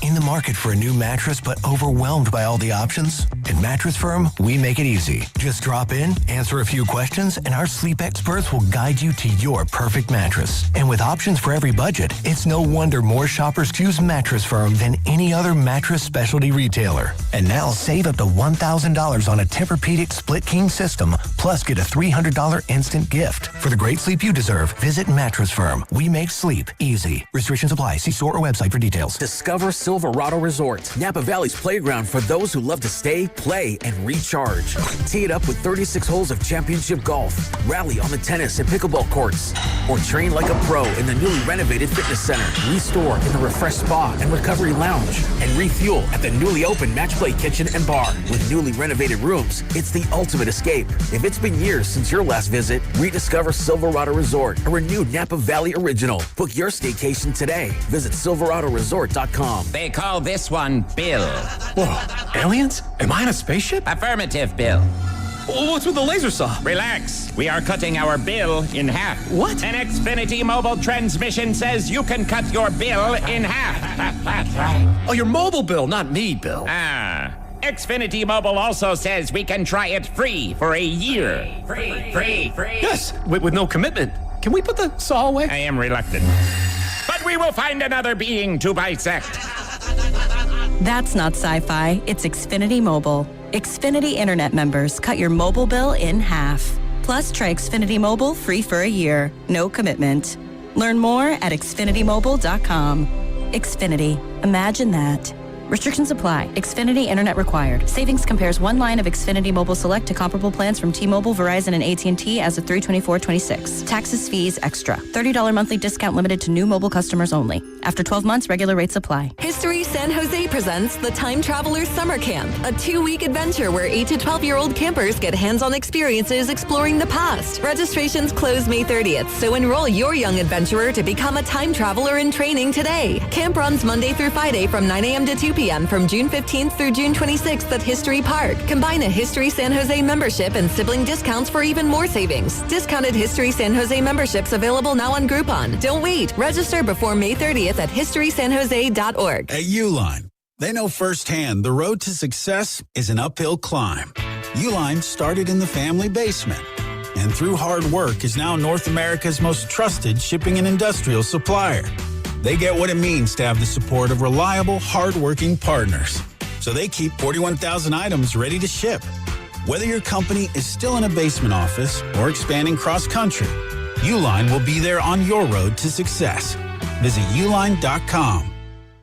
Finding great candidates to hire can be like, well, trying to find a needle in a haystack, but not with ZipRecruiter. Its powerful technology actively finds and invites qualified candidates to apply to your job. So while other companies might deliver a lot of hay, ZipRecruiter finds you the needle in the haystack. See why 4 out of 5 employers who post a job on ZipRecruiter get a quality candidate within the first day.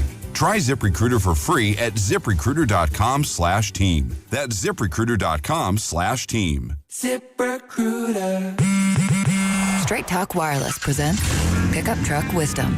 Trust is earned. That's why I've stuck with Straight Talk. Same price since 2009 on Verizon's 5G network.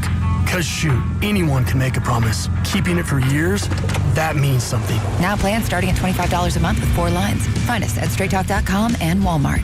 Straight Talk Wireless. Straightforward. Always. Same price claim applies only to the base monthly price of our $45 plan from October 2009 to present.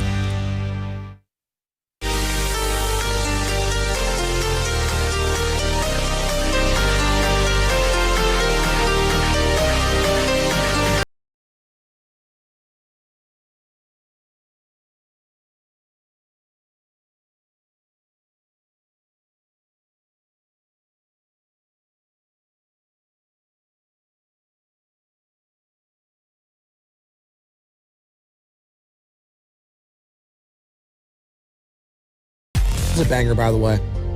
Although the OG is better. I'm blue, dabba dee dabba die. Song's so sick. Benny loves it, and so does Nora. By the way, Keith Law might love it too. He'll be joining us momentarily. Senior baseball writer. I promise I'll get through today. For The Athletic. Hey. Should we switch you around and make you a lefty? We might have to. No, who's that guy for the A's? Pat Venditti? He was the ambidextrous pitcher? Yeah, the Yankees had a guy too. I forget who. Oh, did they? Yeah, and they actually sell ambidextrous gloves now. My favorite headline from when Venditti was like, he was a thing. It was V for Venditti? No, it was someone that called him amphibious, not ambidextrous. It was like a That's typo. pretty good. Amphibious That's pitcher. I was pretty like, what? Creature from the Black Lagoon. We got him right now. All right, joining us now on the River Islands guest line and on video on YouTube too. Keith Law, senior baseball writer for The Athletic. Keith, good morning. Joe Spadoni. Can I apologize alongside Joe Shasky. Apologize for what? Last year around this time, they made the Devers trade, and you and we kind of got into it a little. And you know what? Looking a year later, like you were probably right about Posey and the assessment of everything that he's going to put together. Because right now, this team is just. I mean, the roster construction is one aspect. How they're handling certain players is another aspect. The amount of money owed, the bullpen, the manager being inexperienced. It feels like a nightmare situation. And Keith, I just want to say, I want to man up and say, I was wrong. You were right. And I apologize.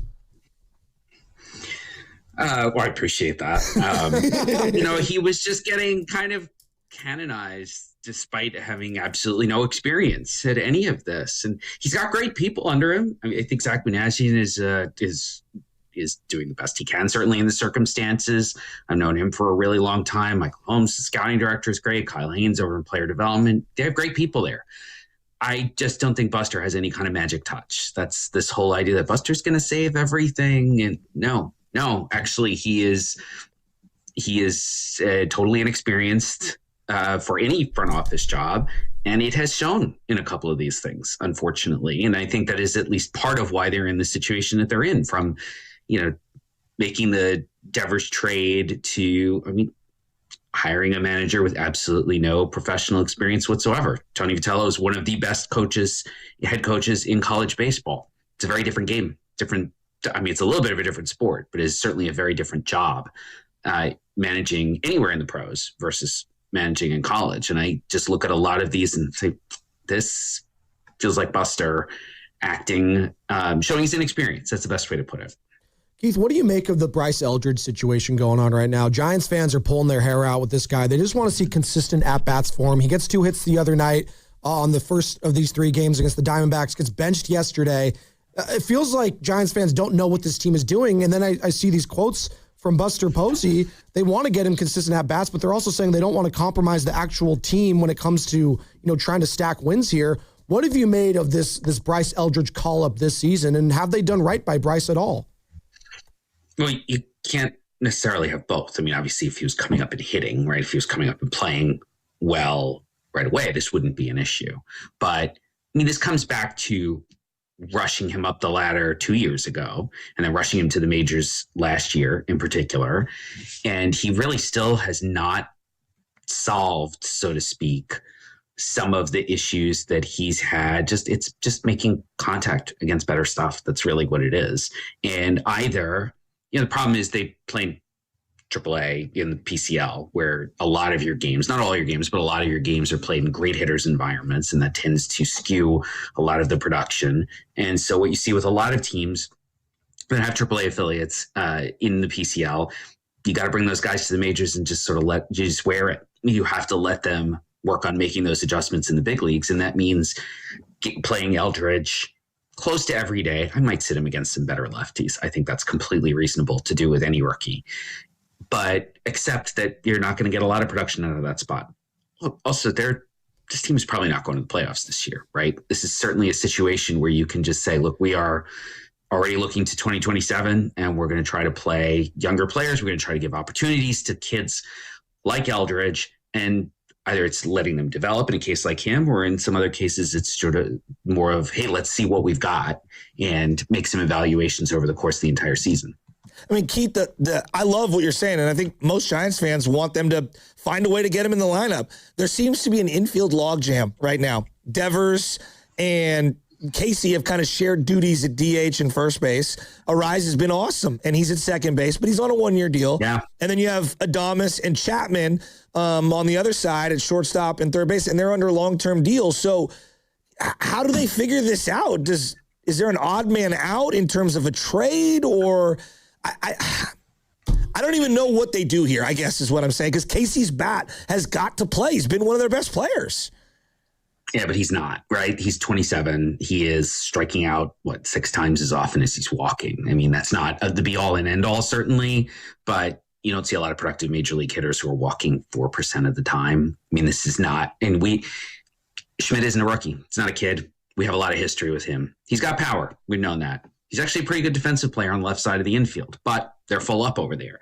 So you kind of got 2 options. One is you trade Arias, because like you said, he is on a 1-year deal. He's playing way better defense than anybody had any reason to expect. And I'm not totally sure that I think that's going to continue, but regardless, the team's not going to the playoffs. Arias would have trade value right now, any point now through the trade deadline, but probably sooner.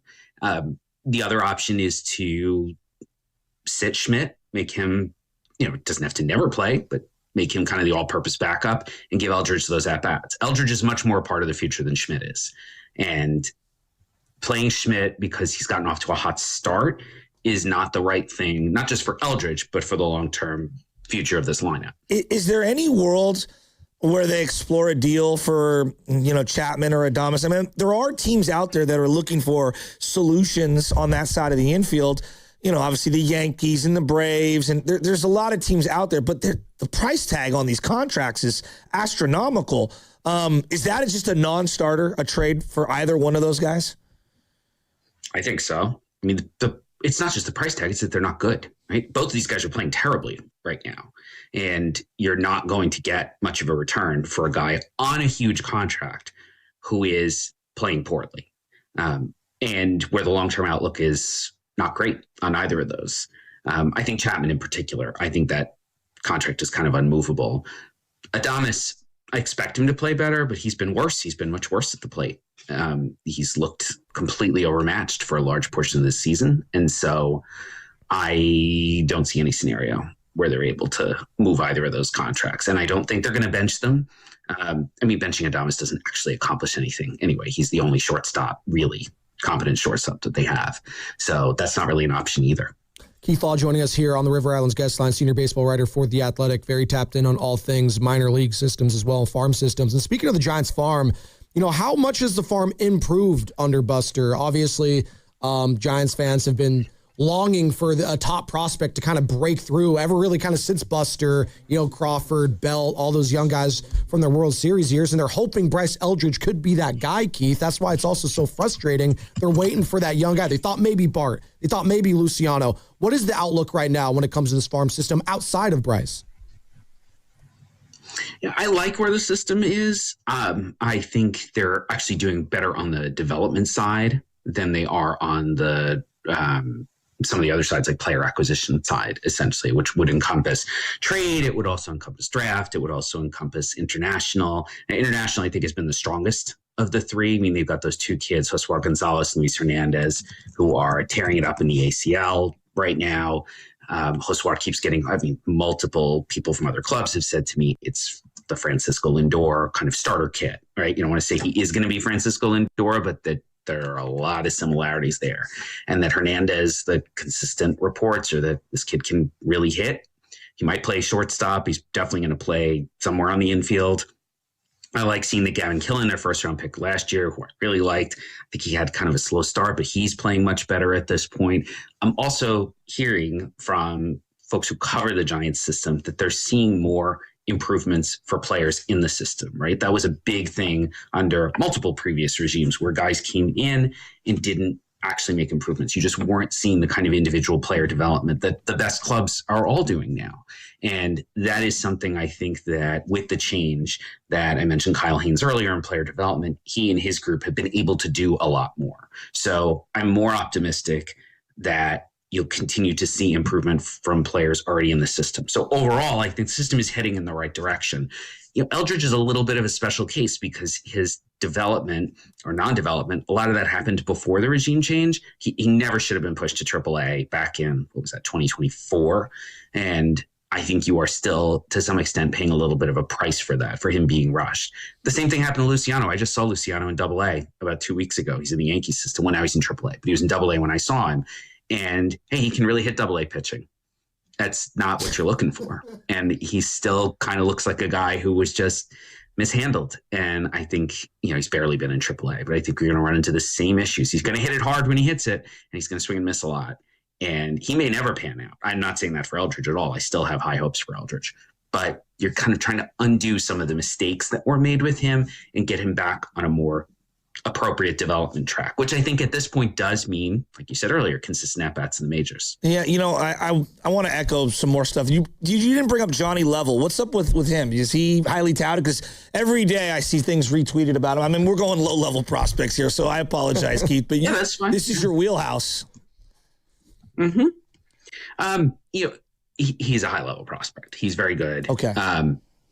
He's my size. He's really small. And that, and I know he's hitting for power so far this year. He does hit the ball reasonably hard. The whole question with him, we're dealing with it. There's a guy, Devin Fitzgerald, in the national system who plays, I'm pointing because he plays like 10 minutes from my house in Wilmington. It's the same thing. Do these power numbers hold up at higher levels against better quality pitching when the kids just aren't that big? They aren't that strong, right? They aren't that physical. I do think Level is an everyday player because he can really hit. He does not strike out, controls the zone, understands the strike zone really well. He's going to play somewhere in the dirt. I don't think he's going to stick at shortstop. Also, they have Josue Gonzalez, so that obviates it. But I think Level ends up a really good offensive second baseman. The question of how good comes down to, does the power actually hold up? Most guys this size, he's listed at 5'8". I pulled it up. I think that's generous. Most guys that size don't end up hitting for a whole lot of power. You see exceptions. You get the Altuves every now and then, but Pedroia. Most of these guys end up just sort of middling power. Yes, Pedroia, who did it with a swing. He really he had a swing that was really geared to put the ball in the seats. He was one of the original lift and pull guys, honestly, pull the ball in the air. And a lot of people, myself included, thought, he can't hit like that, but he could. Yeah. Maybe Level ends up one of those guys. The odds are he ends up a lower power, high average, solid on base percentage second baseman who plays every day. So he's one of their better prospects for sure. I like that. All right. So let's say, Buster came to you and Zach and they said, all right, you see where we're at and this continues for another month or so. What would their strategy be as they approach the deadline? They've got Robbie Ray, who, I know he hasn't looked as great the last couple of starts. He's one of the, better left-handed starting pitchers that might be available for a flyer at the deadline. And then you've got, obviously, Arise is on a one-year deal. Maybe one of these other contracts is desirable. If they came to you and they said, hey, what should we do as we approach the deadline? What would your blueprint for them be?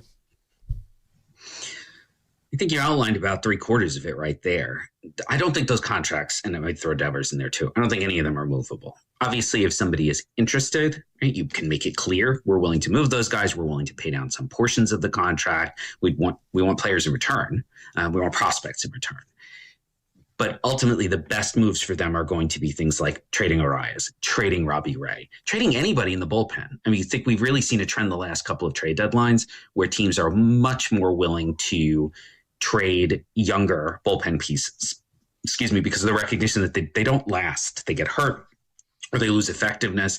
So if someone calls and says, we're interested in Keaton Winn, you say, Keaton Winn is 28 anyway, but it doesn't matter that he's got multiple years of control, right? You trade him and you might get multiple prospects in return because somebody wants the value that Keaton Winn delivers right now. We see way more that we saw Mason Miller return Leo DeVries, one of the absolute best prospects in baseball. So I think that's the other thing. You just have to be open. You say, we're willing to talk about just about anybody. If you get the right offer on pretty much anybody, you should be willing to trade them. You can't be too precious about the players you already have. It's just in terms of what's most likely, it's the guys you just mentioned because they're on expiring deals and are older and are clearly not a part of the next good Giants team. Keith Law joining us here on the Morning Row, senior baseball writer for The Athletic, courtesy of the River Islands guest line. Would you consider it all, Keith, trading a guy like Logan Webb? Obviously, you would be selling low on him. This is probably his worst year. Obviously, the runner-up in the Cy Young, leading Major League Baseball in innings pitched the last couple seasons. He's been dynamic, and he's been a homegrown guy here, but he's going to be 30. He's got a couple years of control still if you trade for this contract. Is that something they should consider at all in the coming months? Yeah, you should absolutely consider it.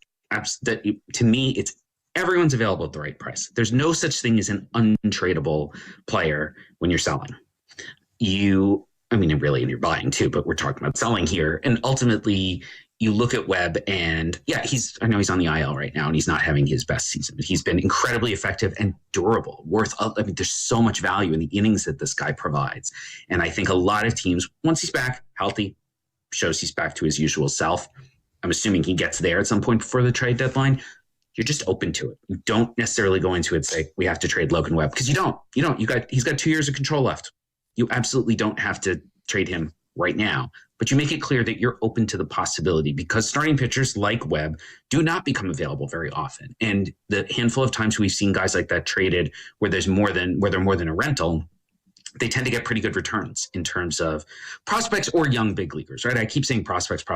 I'm also saying if you get a guy who's got 1 year in the big leagues, but who you think has a chance to be a real impact player, you do that too. The Giants don't have to be looking 5 years down the road. I don't think they're necessarily that far away from contention. That depends on how much they trade off the major league roster. But if they just trade off the periphery, there's a chance they could contend again in 2027. If they trade Logan Webb, if they trade Landon Roop, if they start looking at trading younger players with far more years of control, then it might be a longer term rebuild. And I don't know that they have any interest in doing that. All I would say is be open. Just make sure other teams are aware that you're willing to consider offers on everybody. You always have the option to say no. I'm looking back at that Devers deal, which was just such a seminal moment, it feels like, for the team and for everyone. And I think a lot of the sting is off because of Boston's handling of Tibbs and Harrison, and now they're not with them. But both guys are performing. Both guys are performing really well. And so, yes, it's 2 teams removed or whatever. How does that trade, how is that viewed league-wide right now, that Devers move? Is it like, see, the Giants bought a lemon. We should have seen this coming. Or should we just be praising the Brewers and the Dodgers for just being excellent at identifying and making shrewd moves? How about both of those? I think there's truth in both of those statements. I think people look at the Devers deal, at the Devers particularly, referring to the contract and acquiring the contract, and say Red Sox were right. He was headed for the cliff. It sure looks like he's over the cliff at this point. I'm not giving up on him permanently, but it's not good, obviously. It's a lot of money for negative production at this point. I think it's also fair to look at the Giants, and this would be more under the previous front office, not developing particularly Harrison, because they had him for a long time. They didn't have Tibbs for that long. And that very much struck me as, we barely got this guy. It's fine. Just trade him. Which a lot of teams sort of take that attitude. And Tibbs didn't look great in the early going last year. He didn't perform great. Dodgers haven't changed a lot. According to the Dodgers, the number one thing they said to him was just go back to hitting the way you did at Florida State, which is not, right? There's no devil magic there. Anybody could have told him that. Sometimes just go back to the way you hit when you were having a lot of success. With Harrison, the Brewers have made some adjustments to specific pitches and had him adding, I think they've added 1 pitch to the arsenal, so he is a bit different. But again, also, these are things any other club could have done. I was particularly surprised that Red Sox gave up on him, because I thought he was kind of the jewel in the crown of that trade for them, because they've had a lot of success developing young pitching over there, like Peyton Toll and Connolly Early, and now Anthony Anderson in their system have all gotten substantially better since the moment they joined the Red Sox. They didn't do that with Harrison. They didn't give him a lot of chance. And I know there's some regret over there at giving him up and seeing him have this kind of success right away. Why couldn't we have done that? And I think you can ask the same question of the Giants. Why couldn't they have done that with Harrison or with Tibbs? So I think it's fair. There's a lot of hindsight involved in this, but it's also fair to question the whole sort of process going on around the Devers deal. Keith, we really appreciate your time this morning. Phenomenal. I want to leave him with this one, though, because he mentioned it, and it's something we were talking about over the weekend, Joe, because they just had a series, Keith, obviously, against the A's. And you look it over with the Athletics, and they just have so much young talent there. And when you compare and contrast what they've done. And it's just kind of maddening from a Giants perspective because it's just been such a dumpster fire from ownership with the A's. And yet organizationally, when it comes to like player development, they just feel like they've always been a step ahead in their system with Forrest and Bean and what they've been able to do. And now they're starting to retain some of that talent with Soderstrom, with Jacob Wilson, and maybe Kurtz eventually. But why do the Giants just refuse to take a step back and just do an honest rebuild instead of just staying in this mired mediocrity of 81 and 81? They've been doing the same thing for 5 years. And I look at a team like the A's. I look at a team like even the White Sox, who we were all laughing at years ago, that did honest rebuilds. And now it's looking like it's paying off for them. Why do the Giants just refuse to take a step back for a couple seasons? I think that's an ownership question. Like, I don't actually have an answer. I don't think there's ever been a point since that. What did they win that 1 year under Kapler? 107 or something. Yeah, 107. Yeah, that was close. Right. In some sense, having that and then, of course, getting nothing out of it in the playoffs, right, was almost the worst thing that could happen because it has felt, just an outsider perspective, like they've been trying to replicate that for a while now, as opposed to just saying that's not coming back. I mean, that's clearly not coming back at this point, and saying, okay, we have to actually tear this down a bit more and try to rebuild. Instead, it's been sort of patch. And I think that's top down. I think that's come from ownership. And it might be now ownership through Posey to the rest of the baseball staff. But that is very much the sense that I've gotten, that there's not a sense of we're able to rebuild. Now, they have the 4th pick in the draft this year.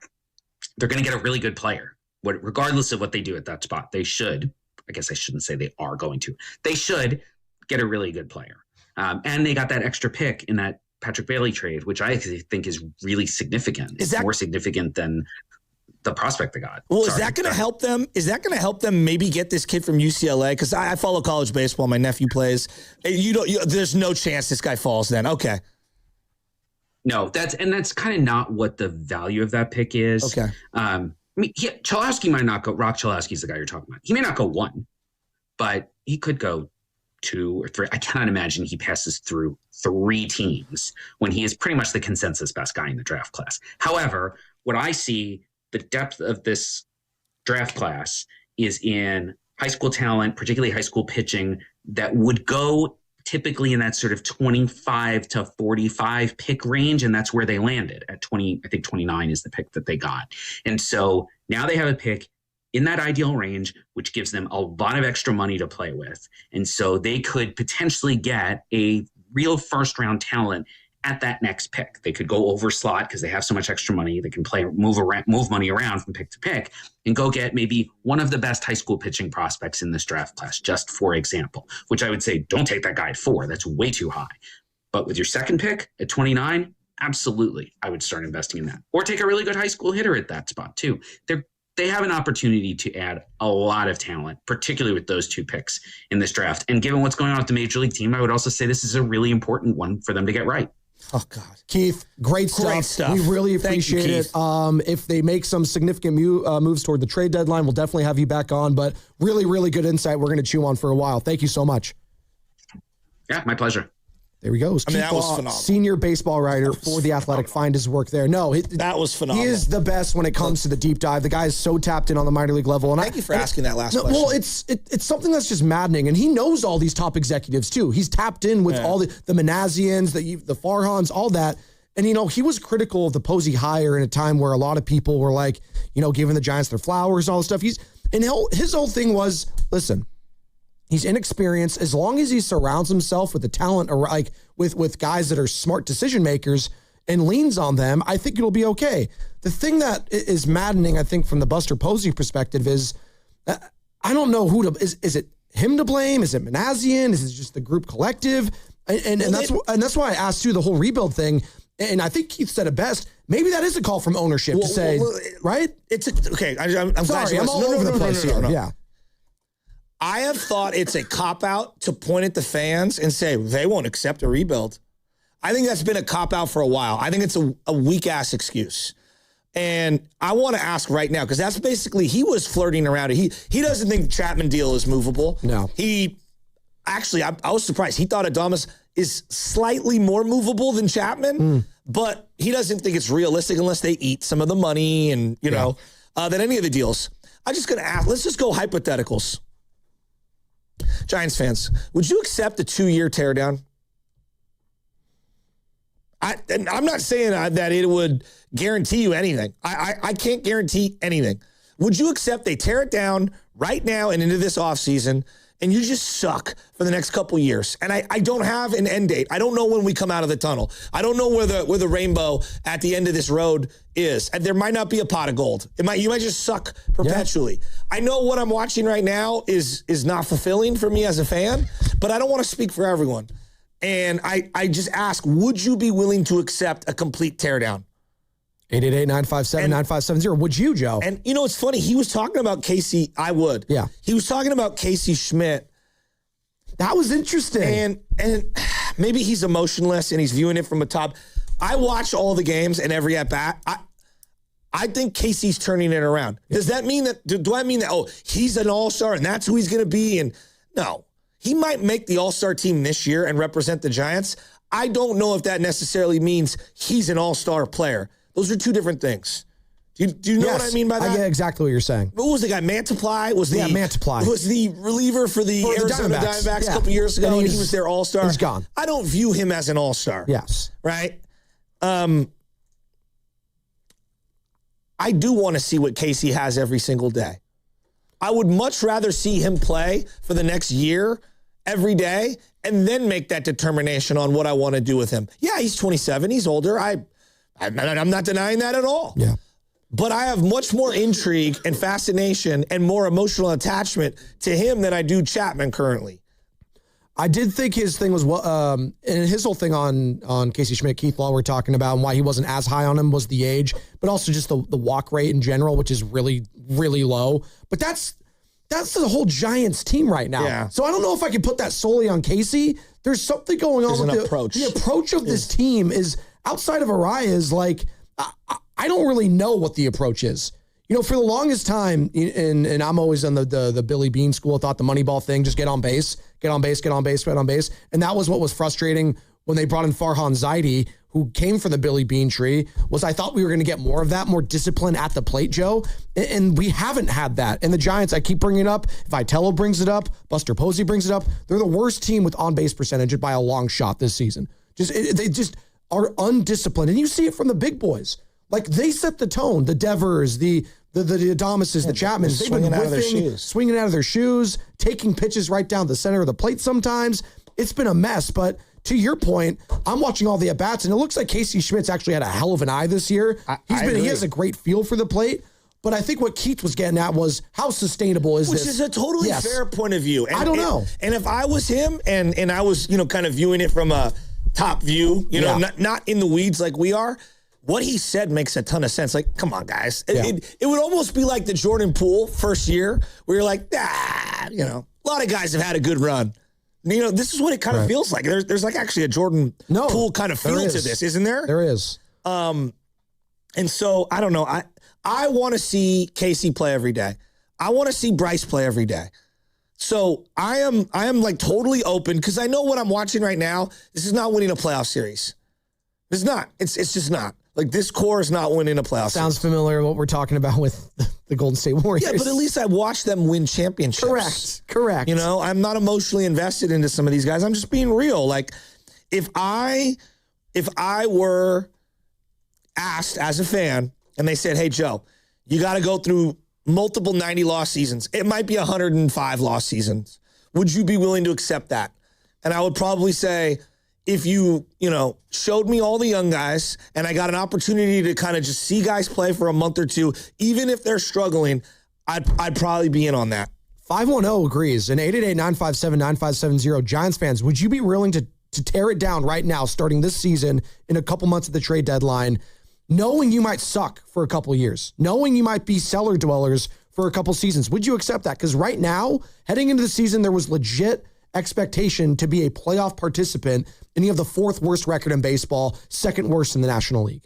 That's where they're at right now. 9 games under 500, 510. Yes, I would accept that 100%.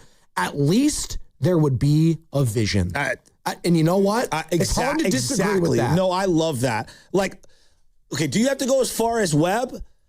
In this scenario, I think to move one of these big boys, you might. And that sucks. I mean, I don't want to do it. I don't.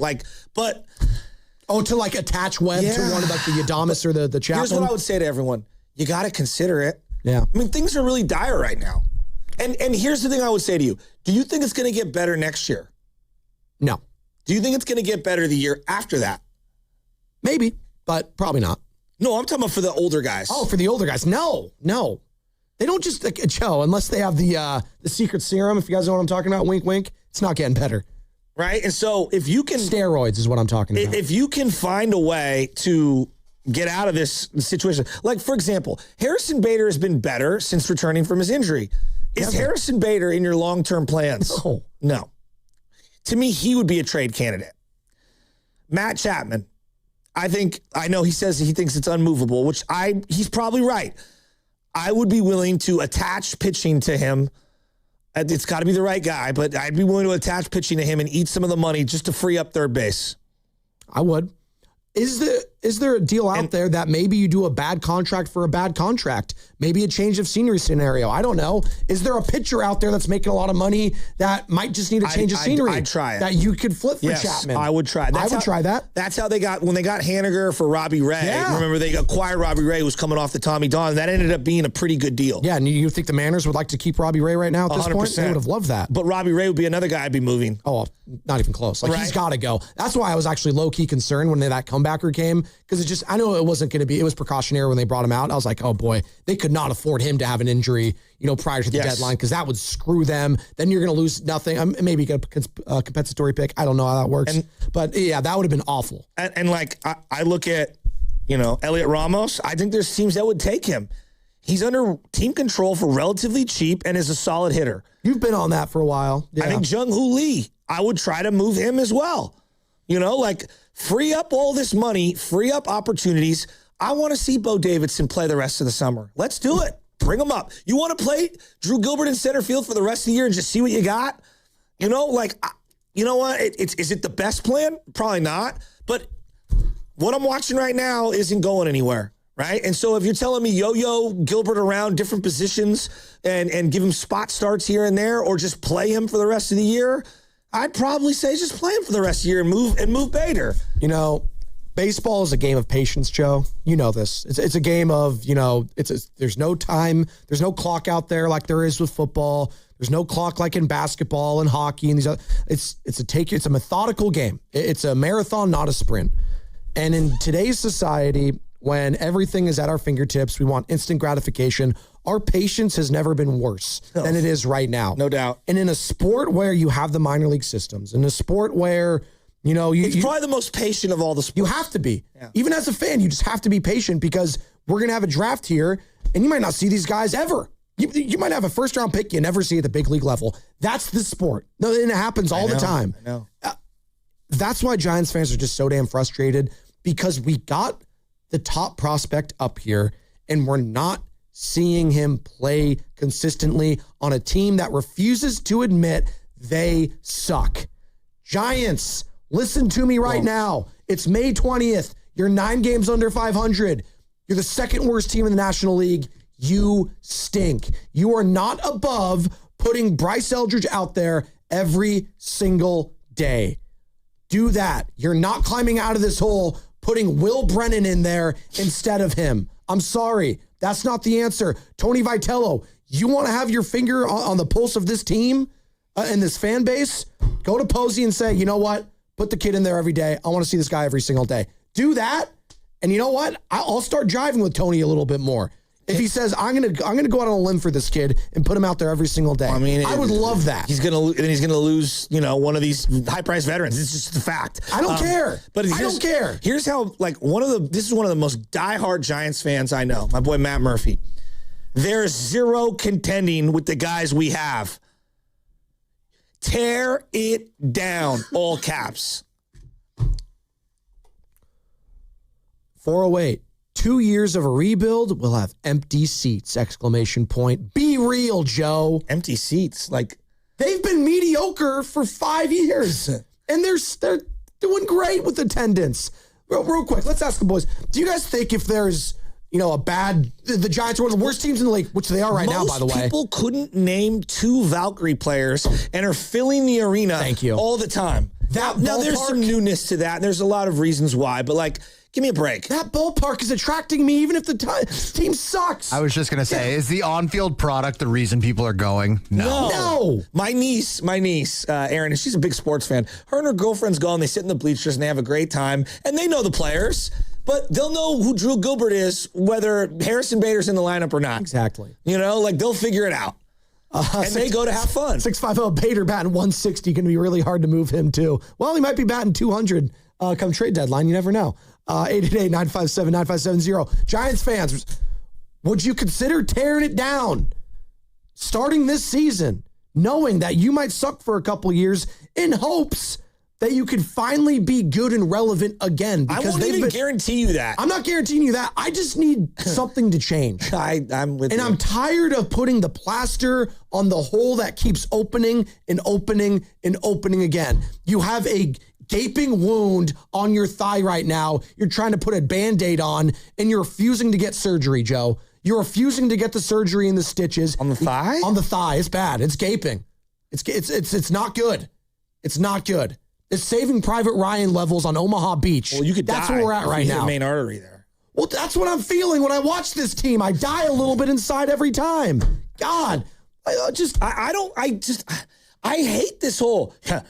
You fans won't sit through a teardown. We did during the Niners. The Niners did it multiple times. Yes. Multiple times. The picture of Kyle Shanahan after that season just sitting. And by the way, fans came roaring back once they started winning again. Because that's what we do. Football's so different, too, that compared to baseball. I don't know, man. I don't know. Deli Boy wants to talk about it. Deli Boy, long time no here. How you doing, man? Hey, good morning, guys. How we doing? Fantastic. I've been better. The sun's shining. I'm doing great. What are you talking about, Joe? You're going to be on vacation in 2 hours. Come on. Yeah, but I've got a role to play. Oh, okay.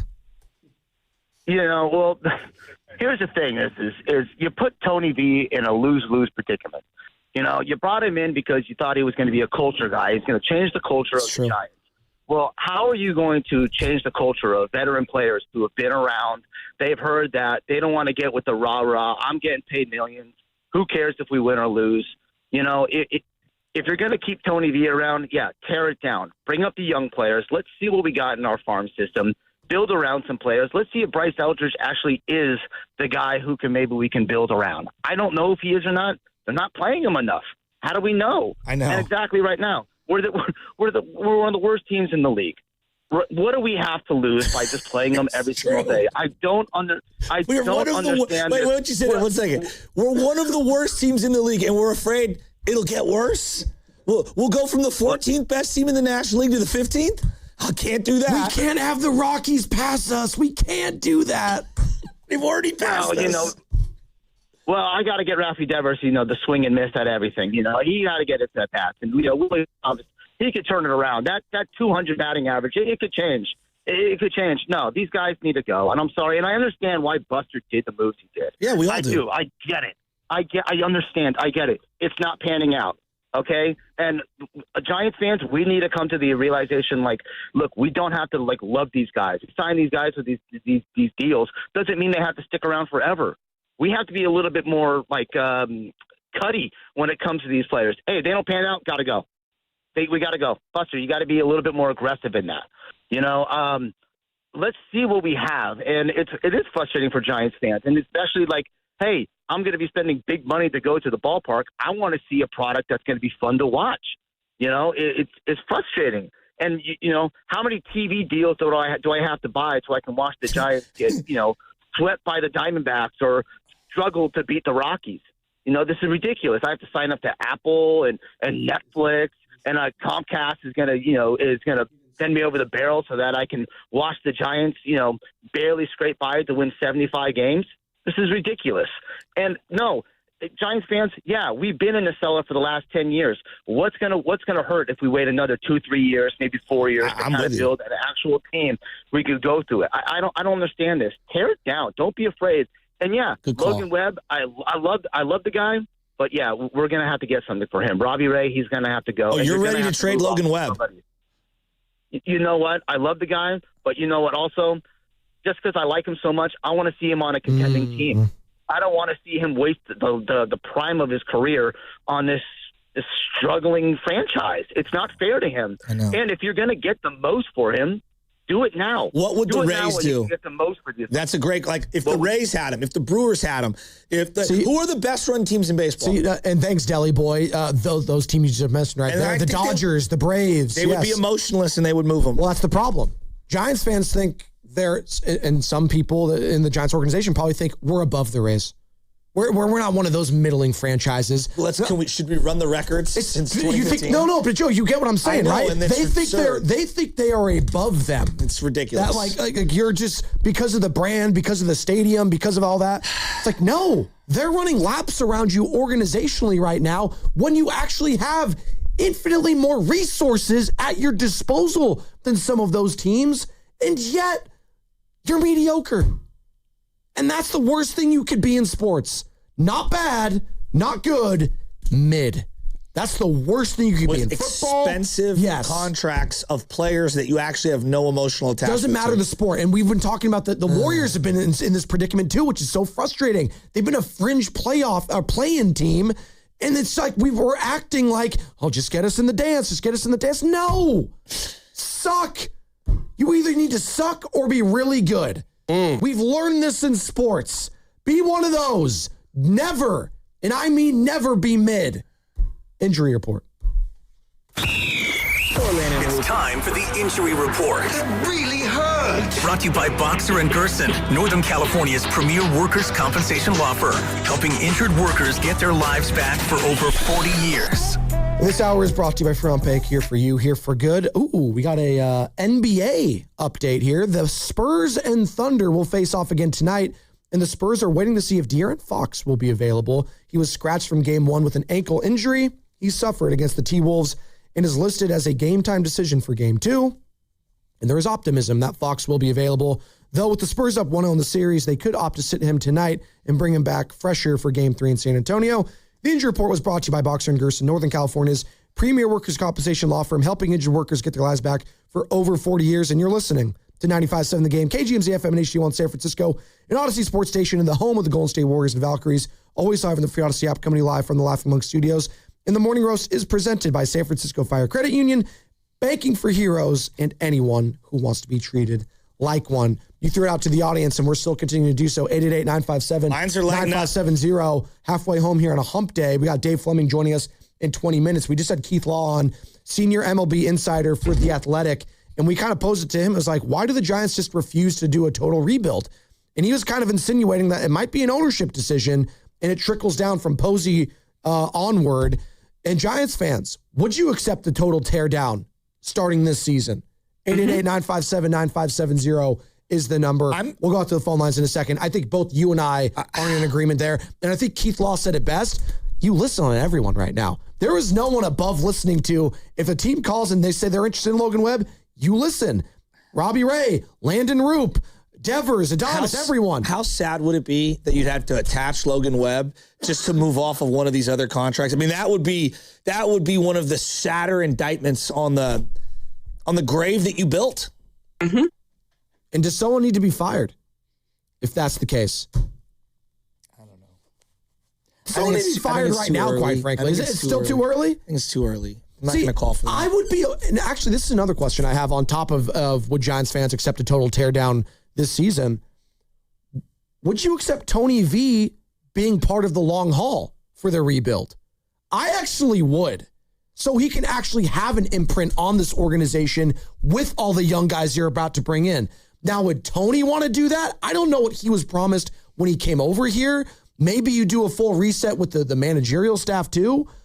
But I wonder where he shakes out in all of this. I've heard a lot of things about the coaching staff and a couple of the high-priced free agents that they've brought in. And let's just say that I've heard a lot of mixed stuff. And there are some top dogs on this team making a lot of money who don't respect anyone, whether that be other players, other coaches. That's just what I've heard. Now, I don't want to attach any names to it or whatever. I think the results just kind of speak for themselves.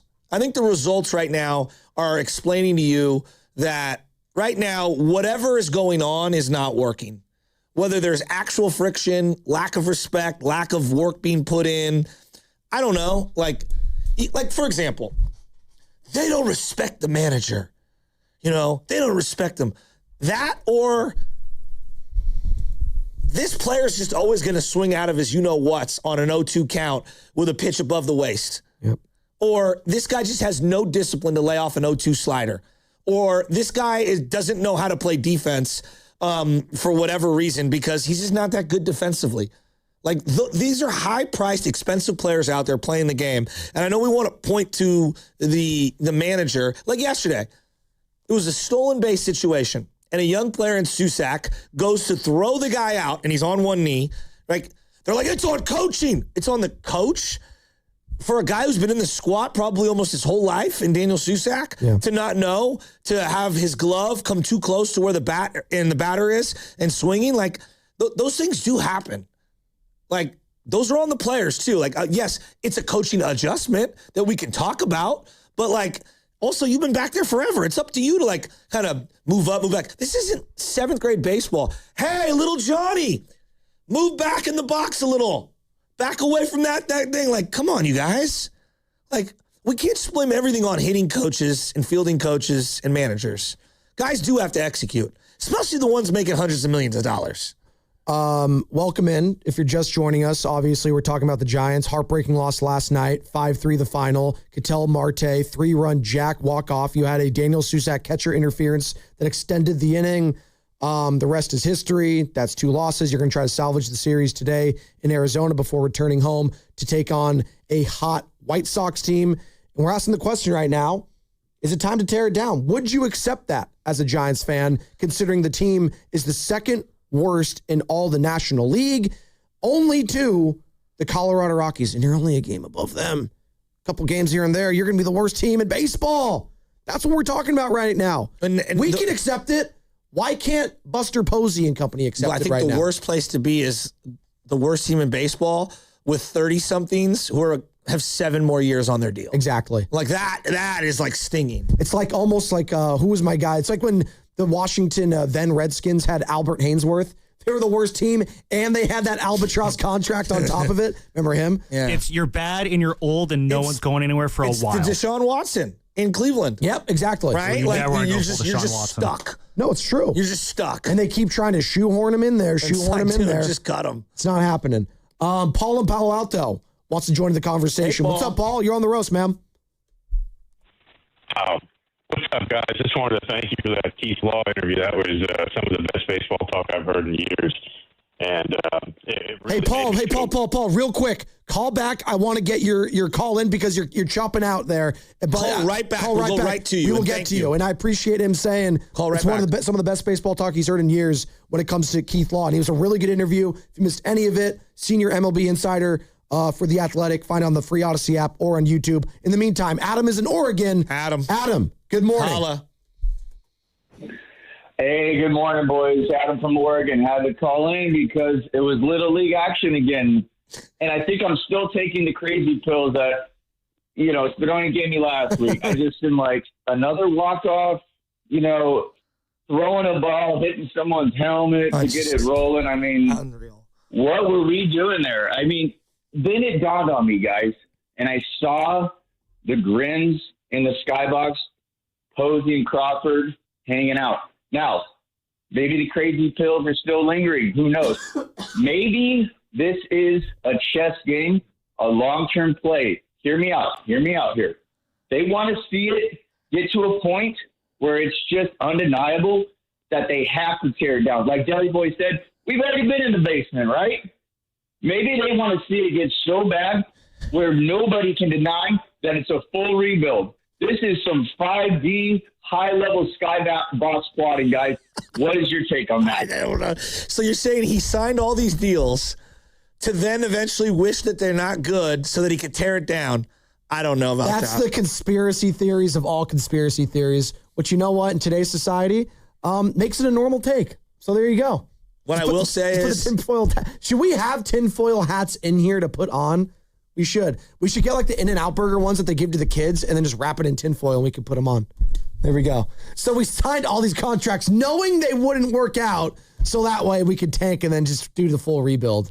That's some 5D chess. I believe in that less than I believe in the 4 races of aliens that have apparently been in the Earth for however many decades. The only alien I acknowledge is Victor Wembanyama. He's the only one right now, and maybe Jalen Brunson.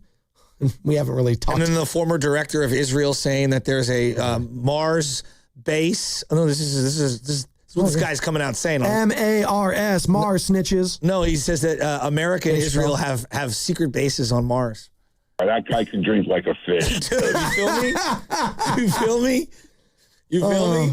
And then there's this other guy that was the former Navy guy who was like the general of the Navy or whatever. I'm messing up the terms here. Yeah. He's like, oh yeah, there's underwater bases. The Admiral, thank you.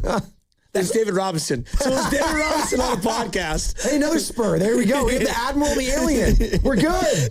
You've touched all the bases here. Could you imagine the aliens come down and they ask Steiny, like, we are going to take your life or you've got to do X, Y, and Z. Steiny's like, just take it. I've had a good run. Can you just let me finish my putt here? And just, It depends where he's at on the golf course. Oh, Dave Fleming joining us in about 12 minutes. Could you imagine the they come down like, you need to get in this spacecraft right now. We need to investigate your body. You need to get in here. We're gonna experiment. Is Marcy coming? Oh my! Relax. Why are you trying to think? Like, come on. Although Marcy called yesterday to wish Guru a happy birthday. No, she didn't. Yeah, she did. How old is Guru? 40? Mullen called. There are a lot of people. I heard Friedel driving back. Friedel called. That was nice of him. What? No. It's just I was surprised. Guru finally said how old he is, and dude, he's the best looking dude for that age. I'm not joking. Like, why do you refuse to say it? Well, for years he's like, I'm 40 again. You know what I mean? He looks. Wait, phenomenal. he was lying when he said that? I don't understand why there's this stigma of saying how old you are. Because we don't want to age. But that's life. It's literally life. Joe, you're never getting younger. Have you seen Wolverine? The one where he goes to Japan? Yeah, that's a comic book. That's not real. It's based off reality. Exactly. No, it's not. Based off a true story. The fountain of youth is a real thing. Adamantium is not real. Yeah, but who wants to die? Unobtainium? You don't remember the Eminem? I don't want to die. He's a rapper from Detroit. And his ex-wife just got caught with 2 times over the legal limit. Well, I'll make you feel younger. Kim, remember her? I was learning about Kim when I was 6 years old. The Marshall Mathers LP. Classic.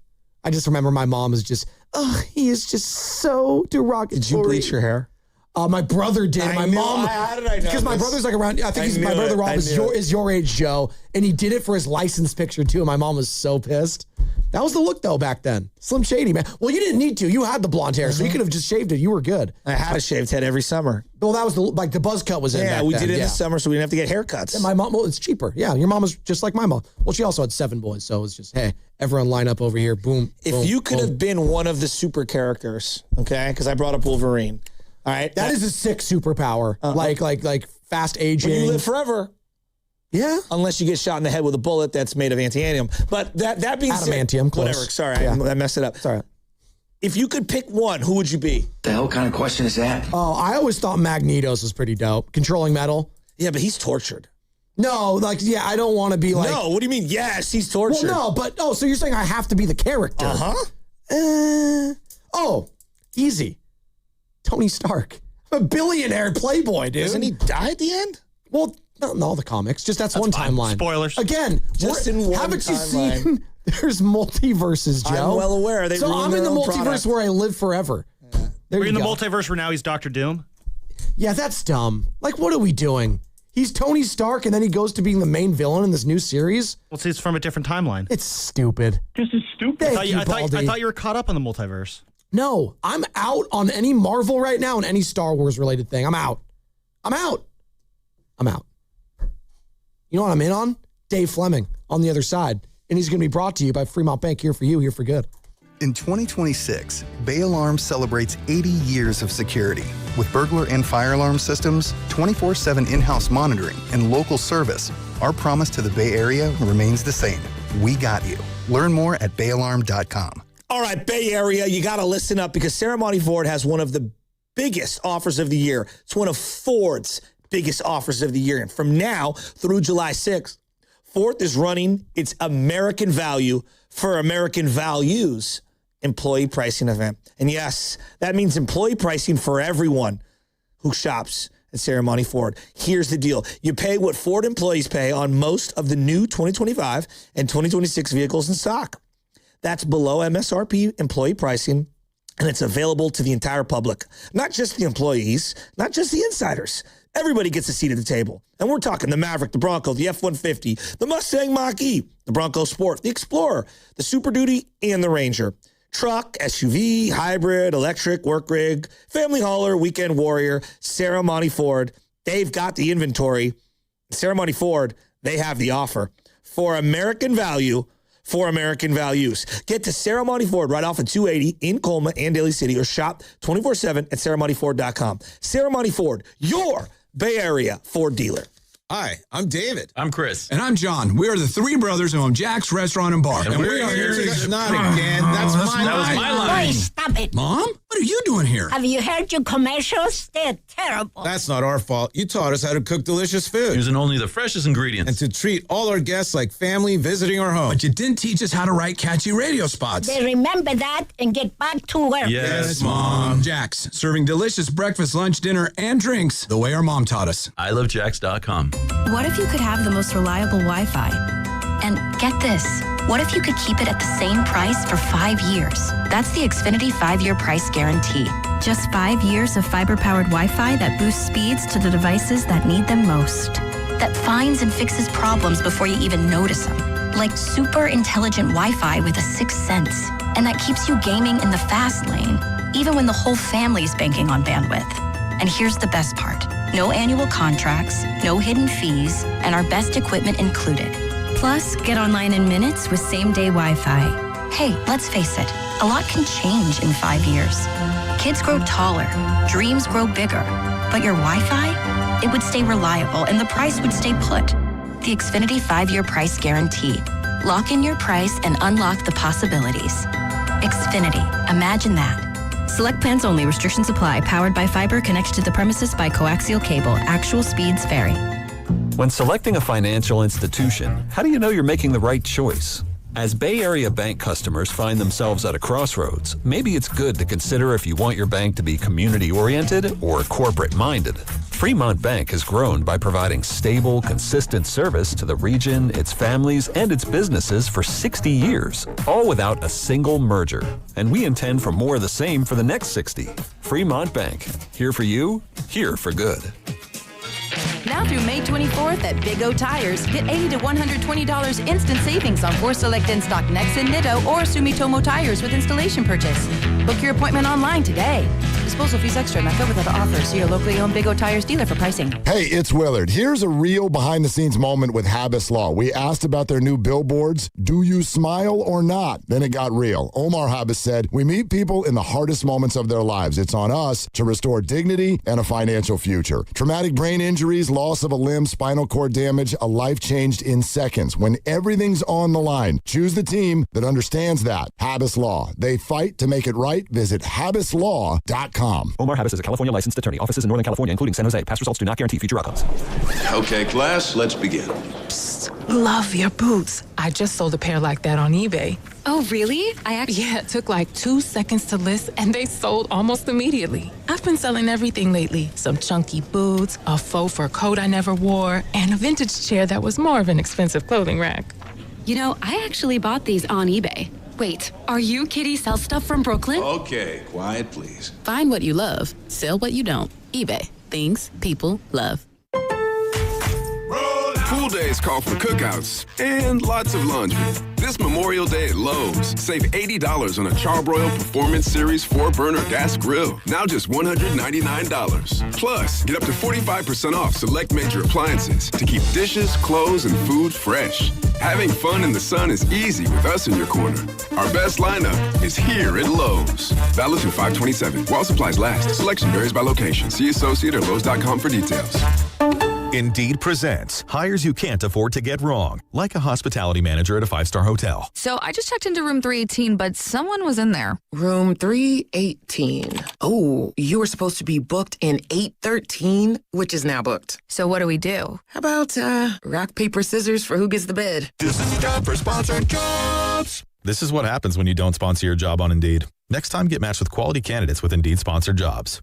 Visit Indeed.com/hire now and sponsor your job today. My dad passed away unexpectedly. Of course, it was awful in every way, but we are very grateful that he had life insurance. So even after he was gone, he was still able to provide for us. And that's why I have life insurance for my family. Ethos.com. They make it fast and easy to get covered. It's 100% online. You get a quote in seconds, and you can apply in minutes. You get covered the same day. Get your free quote at ethos.com/protect. That's ethos.com/protect. Paid spokesperson. Time spent on application may vary. Online health questions required. Rates may vary.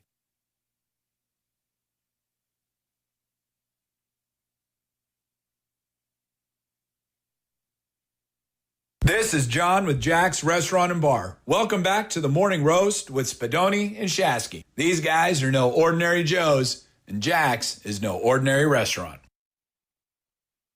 God, is that what I look like on the YouTube? Jesus. Welcome back. Spadoni, Chasky. Why don't you guys tell me I was ugly? Why don't you guys tell me that? More fun to say it behind your back. Oh, okay, thank you. God, I'm pale. Look like I should be a part of Twilight. Dave Fleming joining us next. Giants broadcaster. Maybe you should stop LARPing in the trees and get out from underneath them and, go see the sun. I think we should LARP during the summer. We should live stream it. That is the weirdest thing you've ever said. All four of us. Let's pick some sort of, the template. Let's go LARP. Said no one ever. Sam, I think, is down for it. Yeah, let's do it. See? There we go. Maybe Dave will be down for it. Let me know when we got Dave Fleming joining us here momentarily, courtesy of the River Islands Guest Line. We actually have some good news for Dave. So with all the negativity surrounding the Giants, we'll start off with something happy when we get here in a second. But we asked the question, we're throwing out to the audience, 888-957-9570. Would Giants fans accept a full tear down starting this year and committing to a rebuild?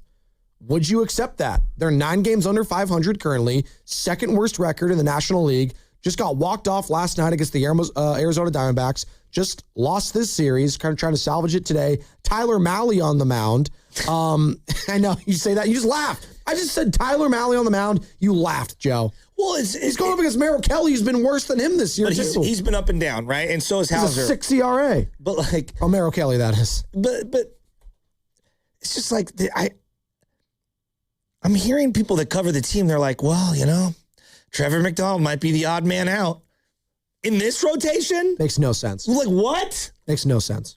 I have so many questions on how they've been built. I'm perplexed is an understatement. Why can't Tyler Mahle move to the bullpen?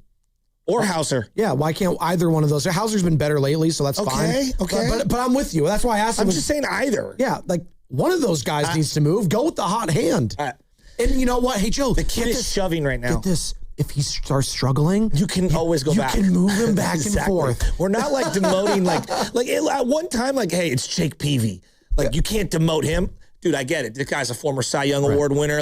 He's been an unbelievable player in baseball for a long time. Come on.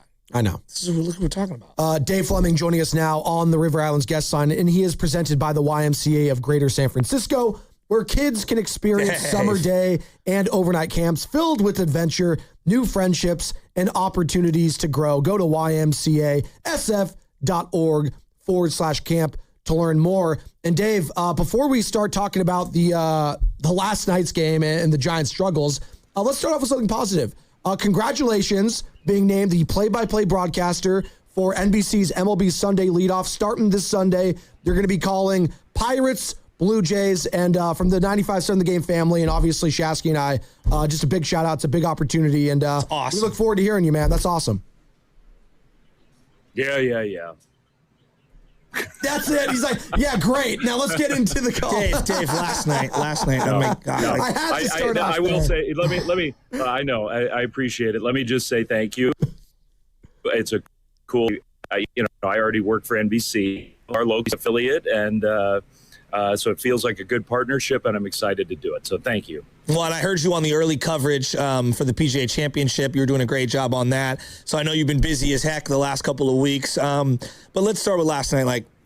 The emotional roller coaster. The game starts with the Corbin Carroll, triple. He throws it off his helmet. It's like something you'd see at West Sunset. And then he scores on that play. And it's like, oh my gosh, are you kidding me? Devers hits a moonshot. Just some incredible defensive plays from Adames the last couple of days. And they get out of that inning in the 8th. And you're thinking, here we go. They got 2 outs, runner on first, and then there's the catcher interference, and just it feels like the whole thing just kind of explodes. They go to Gage instead of staying with Killian there, and you get Marte to be on the right side, which he's been struggling this year, but overall, like, he's a better hitter from the right side in his career, and he gives up the home run, and I just... I don't even know, man. I felt bad for Tony Vitello. The guy needed a hug after the game. Yeah, he was down. And look, I mean, I don't blame Tony for that. You got to win that game. You got to find a way to win that game. You're too close too many times. You got to win that game. Can you quibble with the decision-making there at the end? Yeah, you can make an argument in either direction. I didn't have any problem with it. Matt's been really good. Killian, to me, was, he had maxed out in the inning before and got out of it and then had to sit down, and then he comes out and you get in a little trouble. And I was okay with the idea of let's get somebody in here who's fresh and a new look and turn Marte around. He hadn't hit from that side in the game. I was cool with that. Or I guess he had his last at bat against Miller. But, I do, to bolster your point, I have scar tissue about Marte from the right side. I do. I would never want, I'd much rather face him hitting left-handed than right-handed. I know the numbers this year say the power is there from the left side and not the right side, but we know that's not going to hold up. And we also know that it was a spot where a base hit did you in just as much as, well, maybe not just as much, but a base hit was as damaging as a home run in a lot of ways. So you can quibble with that, but that's not the reason they lost the game. I mean, you can't score 3 runs in a span of 7 pitches in the second inning and then not score again.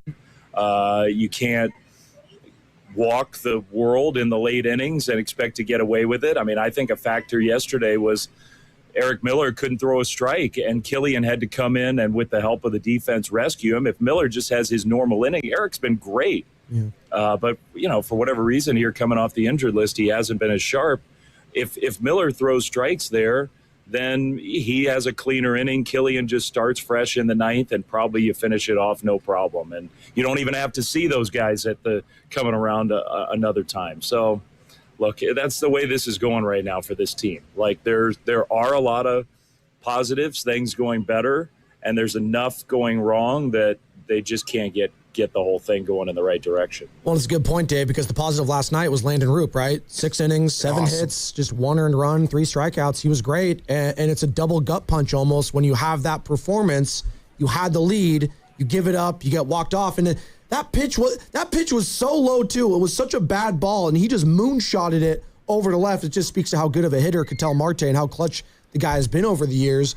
But when you squander an opportunity like that, followed by the game before where you had no chance, you give up a grand slam in the first inning, and the game was over before it even started with Robbie Ray. You lose a couple people in Jung-Hoo Lee and Willie Adames.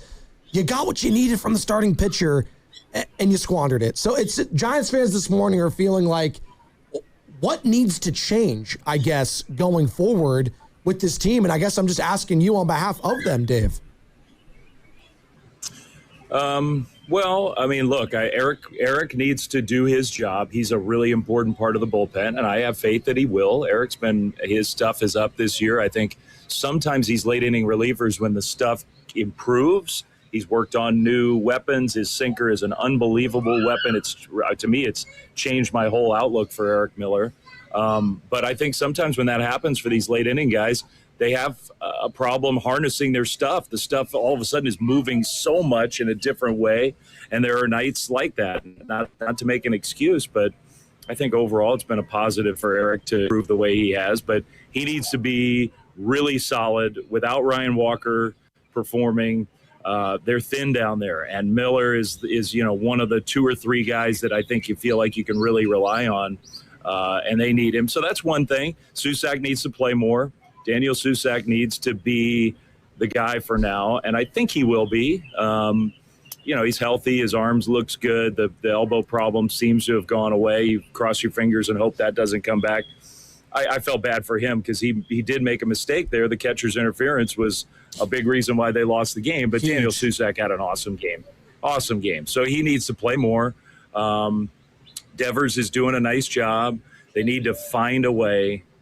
the biggest issue facing this team right now, and it's in a way it's almost unsolvable. How do Devers, Schmidt, and Eldridge get in the lineup at the same time? And I don't know how you do that. I don't. That's a really hard problem to solve. One of those guys, Schmidt or Eldridge, is going to have to be able to play left field, I think. And, at least temporarily, maybe you can get away with it. It's not pretty. Eldridge, they've shelved that, and maybe they need to consider that again. I don't know.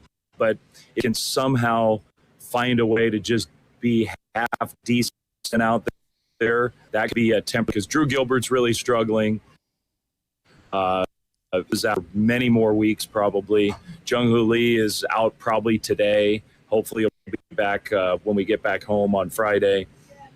No easy solutions, but I think from the lineup perspective, Susac in there and find a way to have Schmidt, Eldridge, and Devers all in there at the same time. Yeah, I mean, look, right now it's really hard to defend just the construction of the roster. I think I look at who's available on a given night, and I think it's difficult. You got 4 lefties in the bullpen. You've got 3 catchers. I know they view Rodriguez as kind of like a guy who can play other positions.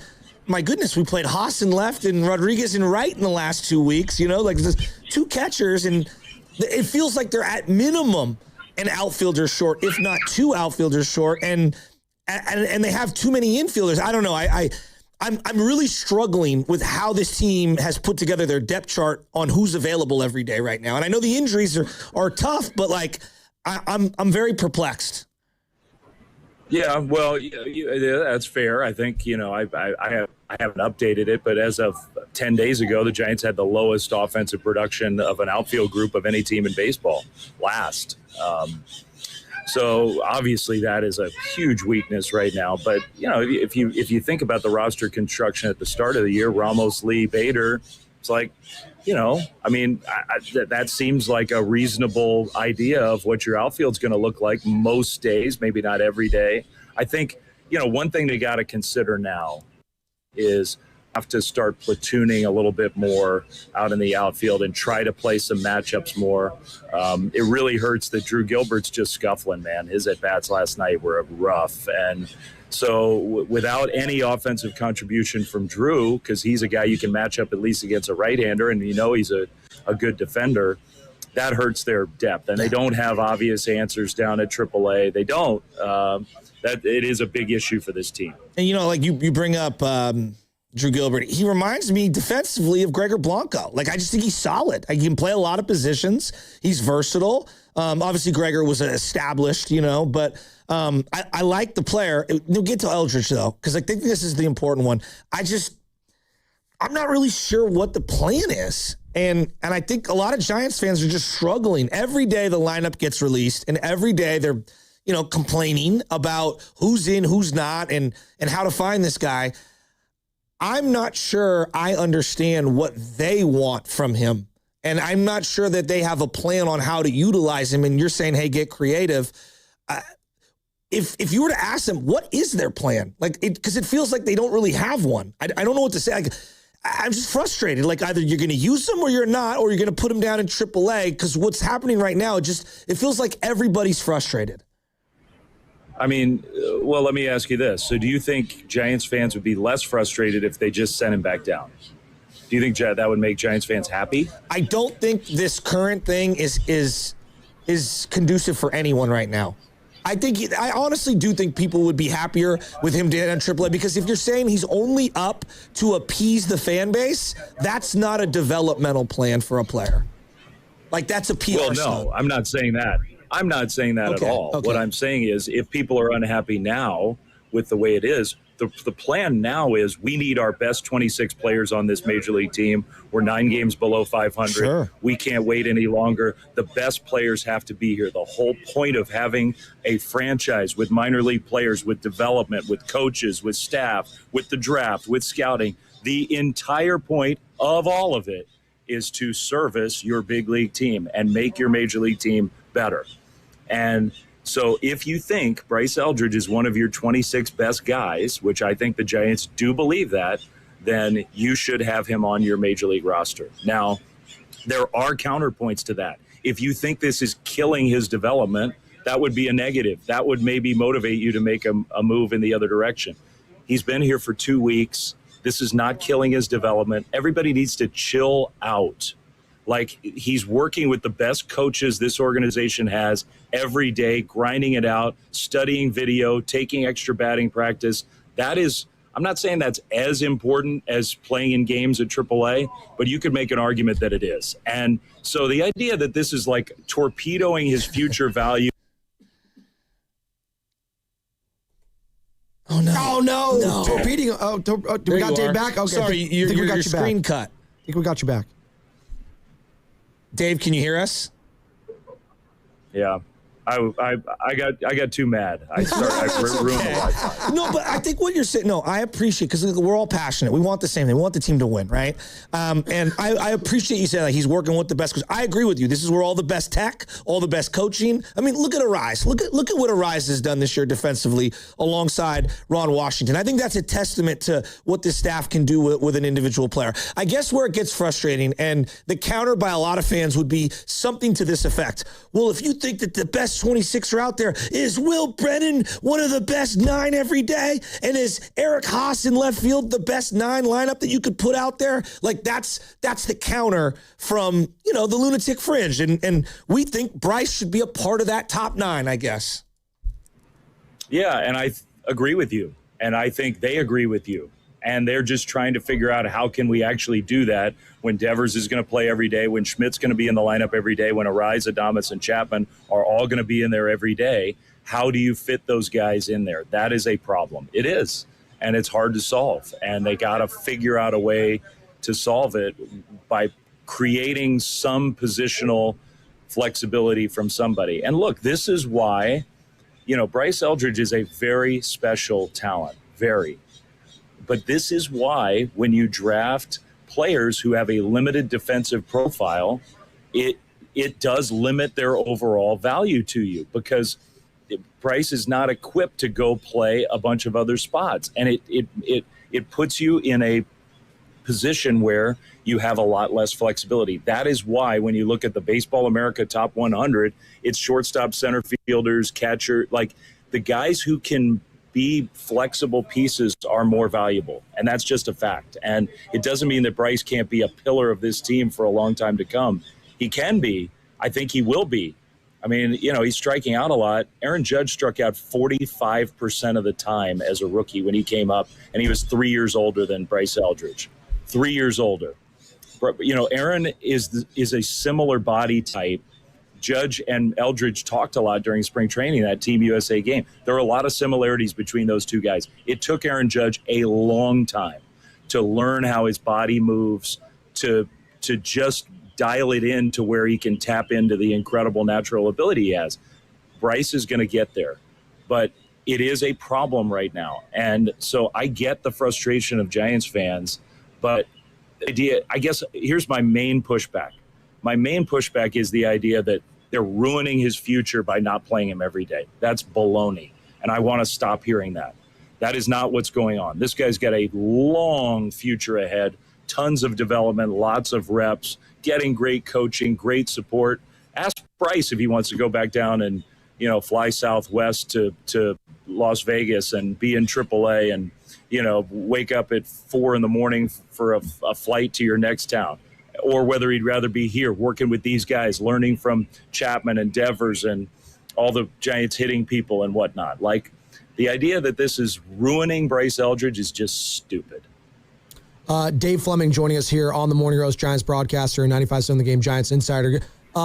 Dave, we just had Keith Law on, MLB insider for The Athletic. I know you know Keith. He's been around for a very long time, very tapped in on all things farm system. And he said it might be time to look ahead to 2027 for the Giants. And I know a lot of Giants fans also feel that same way, and it's early. It's May 20th. I guess my question to you is that a lot of Giants fans look up to you as a strong voice for the organization and for the fans. What would you say to Giants fans that on May 20th are feeling like, hey, it's time to scrap this thing, it's time to tear it down and try again for next year? What would you say to them? Here's what I would say is, every frustration that Giants fans are feeling is being felt times 2 inside the Giants franchise. The front office is furious with the way this is going. The new manager is furious with the way this is going. The players are really unhappy. And, I don't want to use the word embarrassed, but I think the players are embarrassed to a degree about the way that they're playing. The frustration is totally legitimate. This season, the Giants had real playoff aspirations and expectations. And on paper, I thought they were a playoff team. And it's going to be real hard for them to recover from this. But here's the other thing I would say is if Keith is right and they're not going to make the playoffs, which I'm not saying that, but if he's right, this year doesn't mean, well, pack it in, we're done. There's tons of things you can still accomplish this year. And if you get to a point where you're really, things really aren't working, it's still way too early to just pull the plug and say we're benching this guy but if you get to a point, then you can start to experiment a little more and you can use the season to figure out how do we fit these pieces together and try something new. So that is available to them down the road if things take a sideways turn. The Giants are not going to, if you've learned anything, if any of us have learned anything from Buster the first year and a half of Buster being in charge, it's the guy is not afraid to make a decision, to pivot, to decide something's not working. Like, he is not afraid of that and to take some chances. And you know what? You could say that maybe it's cost the Giants something here in the first couple years of his tenure. You could argue that. But I would also argue that sitting around and waiting is not a good strategy. And you can pivot now and you can pivot again later. Nothing is set forever. And so this year, it doesn't mean if the Giants aren't going to get to their ultimate goal this year, and they still can. But if they don't, there's a lot still to play for the future of this franchise, a lot. And it makes it fun. For me, I go to the ballpark every day feeling like, hey, Casey Schmidt, is this guy really turning into a hell of a player? When Eldridge is in there, let's watch those at-bats closely. Can Devers be like the guy who, for the next 7 years, is a 35 home run hitter for the Giants? Can Jung-Hoo Lee learn to steal bases, to get a couple more bunts down? Is Daniel Susac your future catcher? This guy has a chance to be a really good player. How about Jesus Rodriguez? There's all these questions when things aren't going the way you want them to, that every day still get it, but it's frustrated. I do. You can still get something out of all this. All right, Dave, we're up against it, but I want to ask you, you work with obviously the YMCA and is sponsoring this particular segment. And I've seen a lot of drills with Ron Washington and Luis Arraez. As someone who's been around this team and seeing the way that Arraez has just incredibly taken this leap forward defensively. We had our first little all-star practice yesterday. What would you tell if you were in front of a bunch of young coaches and a bunch of young players at the youth level? What would be something that you would tell them, a drill, a tactic, maybe an approach to get better at practicing the game of baseball in the infield? What's something maybe you've seen from working with Ron Washington and watching him work with Arraez that you could translate to the youth? Well, I asked Ron about this. I'm trying to move so I get a little better Wi-Fi. I don't know what the Wi-Fi is just going. We appreciate that, Dave. Thank you. Yeah. I would say this. Ron believes strongly in sticking to your routine, finding a drill or something that works and really working at it. And he believes that a lot of it is also about mentality and attitude. And so I love that about Ron Washington as a coach. He is not just a guy who goes through the physical drills. He helps these guys believe in themselves. Here's what you're going to face. Here's what you can do about it. And he gives them belief that they can pull it off. And so whatever drill coaches who are listening or teams, are planning out, if you combine that, and Ron basically, come to a game early, come to a Giants game for batting practice when the gates open and watch him down there. He puts the towel down. The little simple drills that he does, you can probably find them on YouTube. Like the little simple drills that he does, anybody can replicate. There's no high-tech anything about it. Nothing is high-tech. Everything is old school. He's been doing the same stuff since 1980, basically. And it works. It works. But combine that stuff with the attitude that he has and the mentality of, I'm going to support my players. I'm going to push them to be the best versions of themselves. and you can accomplish a lot. And he's inspirational, man. This dude's 74 years old. He's been in baseball for 58 years, and he's just he's a joy to be around every day. He's working his tail off. He posts up. I just saw him walk out a few minutes ago. He'll go post up. He'll sit on his bucket, and he just waits. And people come to him, and he's ready to work. He's got the old massage gun keeping him loose, and he's one of a kind, man. Strike away twice in that 2011 World Series. God, I was pulling for him. Dave, great stuff. We really appreciate it, and we'll do it again next week, man. Have fun in the whatever hotel you're staying at. Sounds like a lot of kids are having fun. Is there kid noise in the background That's too? Great, though. Well, I'm expecting you to just go jump into the pool right after this, you know? Thanks, Dave. I did that yesterday. Lunch by the pool. Yeah. It was actually in the center field of the Chase Field, so there you go. You jumped into the pool right after the game. Thanks, Dave. Not going in that pool. Yeah, I'm with you on that one. No. I'll see you soon, Dave. He knows what's in that pool. Okay. Thank you so much. Buddy. There he He's goes. the best. He's the best, and it's sponsored by Fremont Bank. Here for you. Here for good. This is Larry Flick, owner of The Floor Store. For 40 years, Memorial Day has been our biggest sale of the year, and we're making this one count. Up to 50% off every product store-wide. That's carpet, hardwood, laminate, waterproof flooring, and much more. 0% financing for 2 full years. Plus, we pay your sales tax on everything. The Floor Store's Memorial Day sale. It's on, and it's big. Visit floorstores.com to find your nearest Bay Area showroom. From Santa Rosa to San Jose, The Floor Store, your Bay Area flooring authority. UFC fans, listen up. Want to win the ultimate UFC fan experience? Total Wireless, the official wireless provider of UFC, is sending 4 lucky winners to Washington, D.C. for a VIP UFC Freedom 250 Fan Fest experience. We're talking travel, VIP access, and so much more. Text TOTAL to 23955 to enter for your chance to win. No purchase necessary. Data rates may apply. Ends May 19th. Entrance must be resident of the 50 U.S. or D.C. 18 plus. Official rules at TotalPowerSweeps.com. Man, I love this place. I've been surfing here since I was a kid. Now, seeing my grandson out on the water, it means everything to me. Watching him and taking in the blue waves, the sea breeze, the blurry horizon. If you have geographic atrophy, or GA, subtle changes in vision could mean it's progressing toward irreversible vision loss. Izervay is proven to slow GA progression and could help preserve your vision for longer, so you may keep seeing the world around you. Izervay, or avacincaptad pegol, is an eye injection. Don't take it if you have an infection or active swelling in or around your eye. Izervay can cause eye infection, retinal detachment, or increased risk of wet AMD. Izervay may cause blood in the white of the eye, blurred vision, or a temporary increase in eye pressure. Do not drive or use machinery until vision has recovered after an eye injection or exam. Ask your retina specialist how you can slow your GA with Izervay. To learn more, call 1-855-IZERVAY or go to izervay.com. Paid for by Astellas Pharma. This Memorial Day, grab summer and savings by the wheel at Toyota's Summer Starts Here sales event. Lakeside, Mountainside, or Oceanside, Toyota's got the perfect deal on the perfect pickup for California. Get Memorial Day savings with low 2.99% APR plus $500 finance cash on the rugged 2026 Tacoma SR5, or get $3,000 cash back on the powerful 2026 Tundra. Hurry to Toyota's Summer Starts Here sales event today. Toyota, let's go places. Offers available through TFS to buyers with premium rated credit. Cannot be combined with other offers. Cashback offers exclude Tundra TRD Pro and 6126. Do you owe $10,000 or more to the IRS like Mark? I've been doing home remodeling for 30 plus years, but the economy crashed. I wound up losing my home, losing my job, and on top of that, owing the IRS a ton of money. I owed the IRS $114,000. It really, truly was the worst part of my life.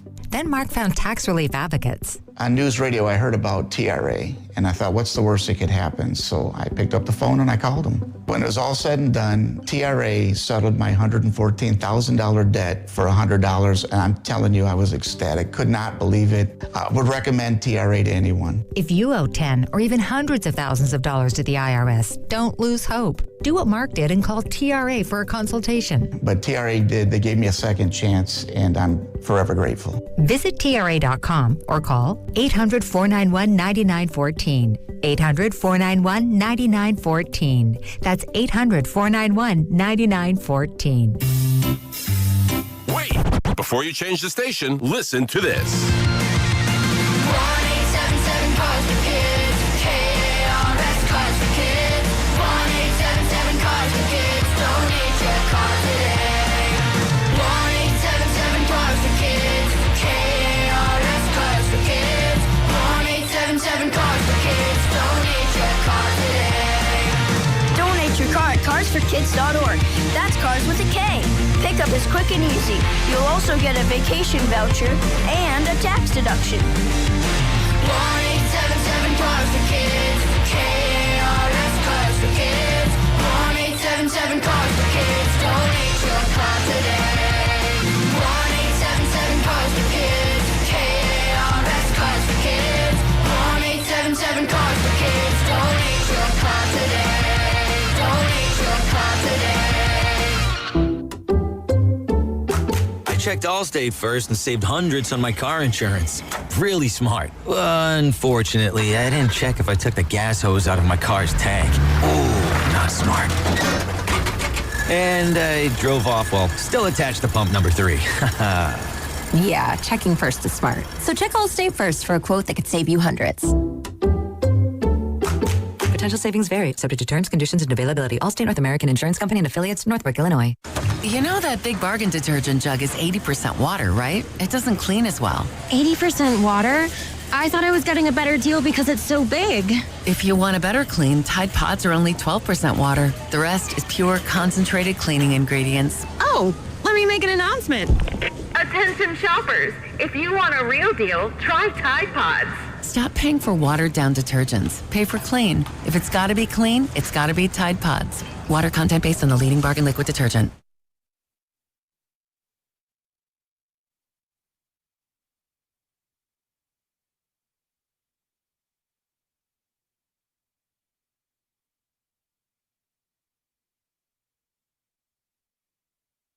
Hey, this is Rob. This is Chase. And you're listening to The Morning Roast on 95.7 The Game with Joe and Joe.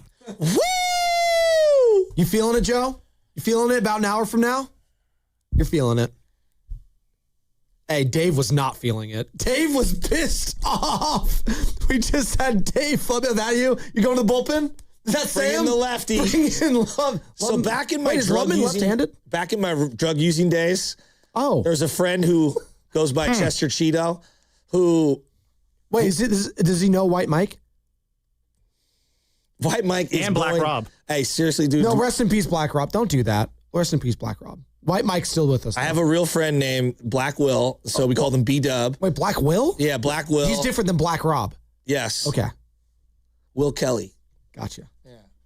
But any other colors like blue or pink? I'm gonna kill you, Mr. Pink. Mr. Pink. I was gonna say thank you. You've distracted. But okay, back in the days, and you know, we had nicknames for different things, right? So you know, going skiing was like you were hitting the slopes, and if you know what that means, Correct. We have fresh powder in Lake Tahoe. Yeah, There you and go. then there was, can I get a whiff of the rosin bag? And then that's pretty good. And then it became calling to the bullpen, which was calling the dealer when you're at the bar, and one of your friends would just go like this, like, you know, you got that rosin bag? Yeah. You got some for me?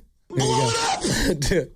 Something. Blow it in. I was gonna say something else. Yeah, blow it in. By the way, speaking of which, anyone Johnny who Depp snorted anything off of a toilet seat was also the ones who were adamantly against putting any COVID shots into their body. It's like, dude, you were, and I'm not saying that they were right or wrong. I'm just saying, like, that's where you draw the line. Not like a filthy bar bathroom where you're just doing it off God knows same what. people saying, I don't want that COVID vaccine. And then they're ordering 2 quarter-pounders with cheese and a large sweet tea on top of it. Exactly. I can go for that right now. Did you by the guys way. like that? We used to do that all the time, dude. Going to the bullpen. Well, you're asking if I... Bring in the lefty. You're asking me, Sam and Carter, if we're doing some extracurriculars like that. I'm going to pass on the question. I'm going to pass. My brothers that did... I've lived a life. My brothers that did use said powder said it was the worst drug they ever took. So there you go. Well, it's weirdo powder for a reason. There you go. Well, however weird you are deep down inside, it's all coming out. Right? Carter is nodding his head. It's just weirdo powder, correct? Weirdo powder. Is that a good analogy? Yeah. Teen powder. Is that what Giants fans were doing after that walk-off last night? What is going on I here? don't know. Well, what's going on is I've got an hour left. Keith Law. And then freedom for 5 days. Hey, Keith Law. What are we doing this year? I feel like Steiny on a vacation day. This team's probably not going to the playoffs this year, right? This is certainly a situation where you can just say, look, we are already looking to 2027, and we're going to try to play younger players. We're going to try to give opportunities to kids like Eldridge, and either it's letting them develop in a case like him, or in some other cases, it's sort of more of, hey, let's see what we've got and make some evaluations over the course of the entire season. Okay. I want to use that in what Dave Fleming just told us last segment, Joe, voice of the Giants, because I just vehemently disagree with Dave. And I love him. And I'm usually in agreement with him on most things. I'm just not when it comes to the outlook of Bryce Eldridge and that the Giants aren't ruining it right now. Because he was telling us, he's not going to get ruined because he's on the bench and getting inconsistent playing time. But my pushback on that, he's not getting better doing it. And that's the whole point of bringing him up, is for him to get better. And the only way you get better is if you have consistent at-bats. Don't take my word for it. Buster Posey has been on record saying this. Tony Vitello was on record saying this. Bryce Eldridge is on record saying this. So if all three of those guys are in agreement saying, I need consistent at-bats, he needs consistent at-bats, and you're not giving it to him, then what are we doing? Okay, on one level, though, you do have to earn it. Earn what? Just hear me out. Susac has forced their hand, right? Yes. That's what you want to have happen for Bryce. So on one level, if we're talking about infield, I get it. Casey and Raffy, they're going to occupy DH and first base. I get it. But as Chapman is struggling, I think you need to situationally sit him. As Ramos gets injured, I think that gives you a opt-out to put Casey in left field. As you're playing Will Brennan, for what reasons are beyond me. So what I'm getting at is, on one level, are you okay?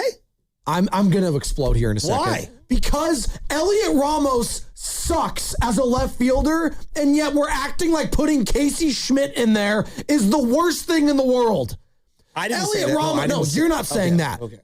People are acting like putting Casey Schmidt in left field. Oh my God, the fall off. Elliot Ramos stinks as a fielder. We laughed at him all last season. The guy doesn't know what he's doing. He didn't even know what an infield fly rule was when he was running the bases.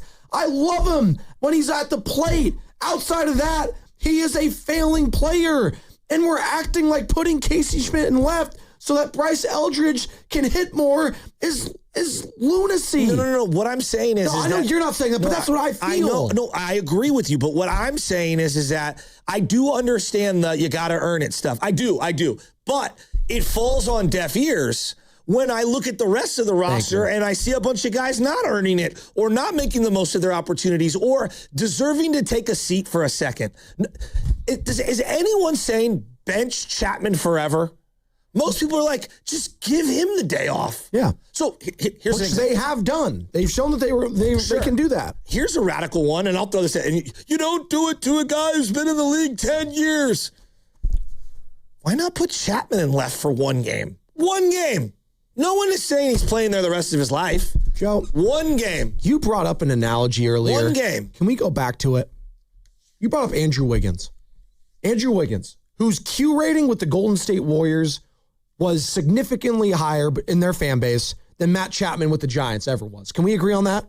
Yeah, when he dunked on Luka, it's one of the it was his Cody Ross moment. It was awesome, yeah. Right? That whole run he had was incredible. God, that was such a sick He was dunk. so good. It's like, oh, that was the guy that was the number one overall. Like, okay, that was the kid from Kansas everyone thought was going to be, the next, LeBron or whatever, which is ridiculous when we say that. But he lived up to the hype finally for that 2-month stretch, and it was incredible.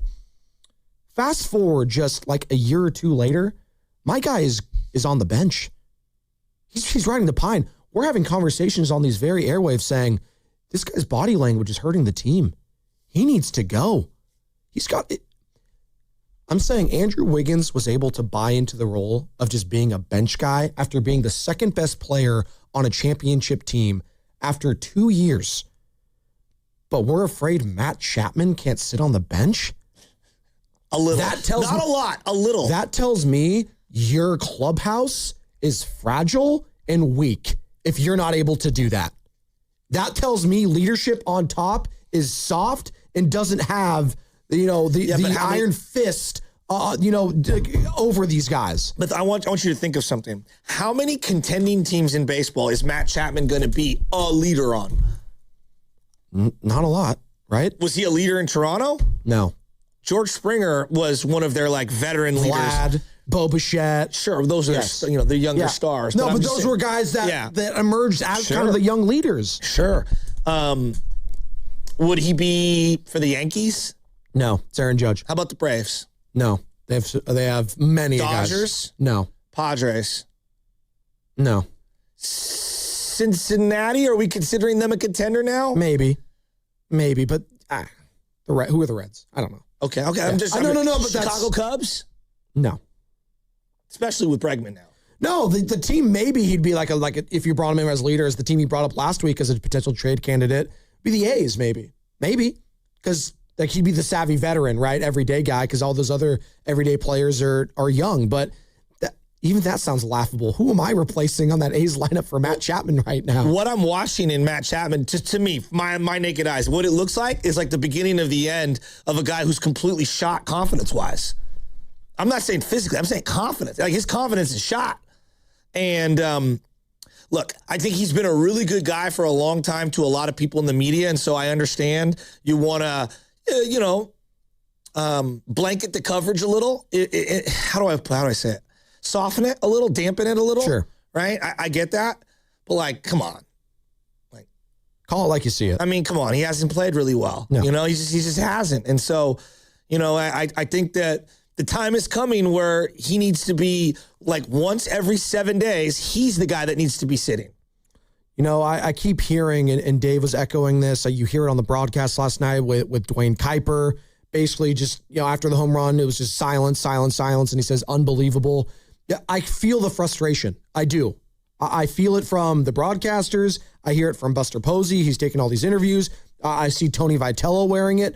I understand they're feeling the pressure.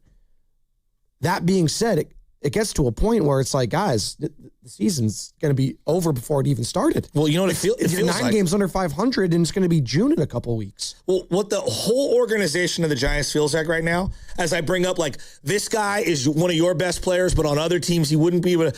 I mean, you know what this feels like? The Sacramento Kings. Oh, God. We keep firing coaches. We keep changing GMs. We bring in, people that were very, very beloved amongst the fan base to run the team. And, we keep bringing in veterans that are underperforming elsewhere, but we bring them in here and then we elevate them like Zach LaVine or DeMar DeRozan, who are kind of toward the end of their careers. We've overrated Devers, in the same way Sabonis has been overrated. Wow. Right? And then, you're kind of stymieing all your young players' as progression. Like Keegan Murray 2 or 3 years ago, was everybody high on him? Yeah, I was. Where are you at on him now? He's a shell of himself, it seems like. You bring in a Russell Westbrook, for who, for what? Right. That's kind of like a Bader style type of a move where you're just you think you're closer than you are, but you're not. There's a lot of similarities right now between the Kings situation and the Giants situation.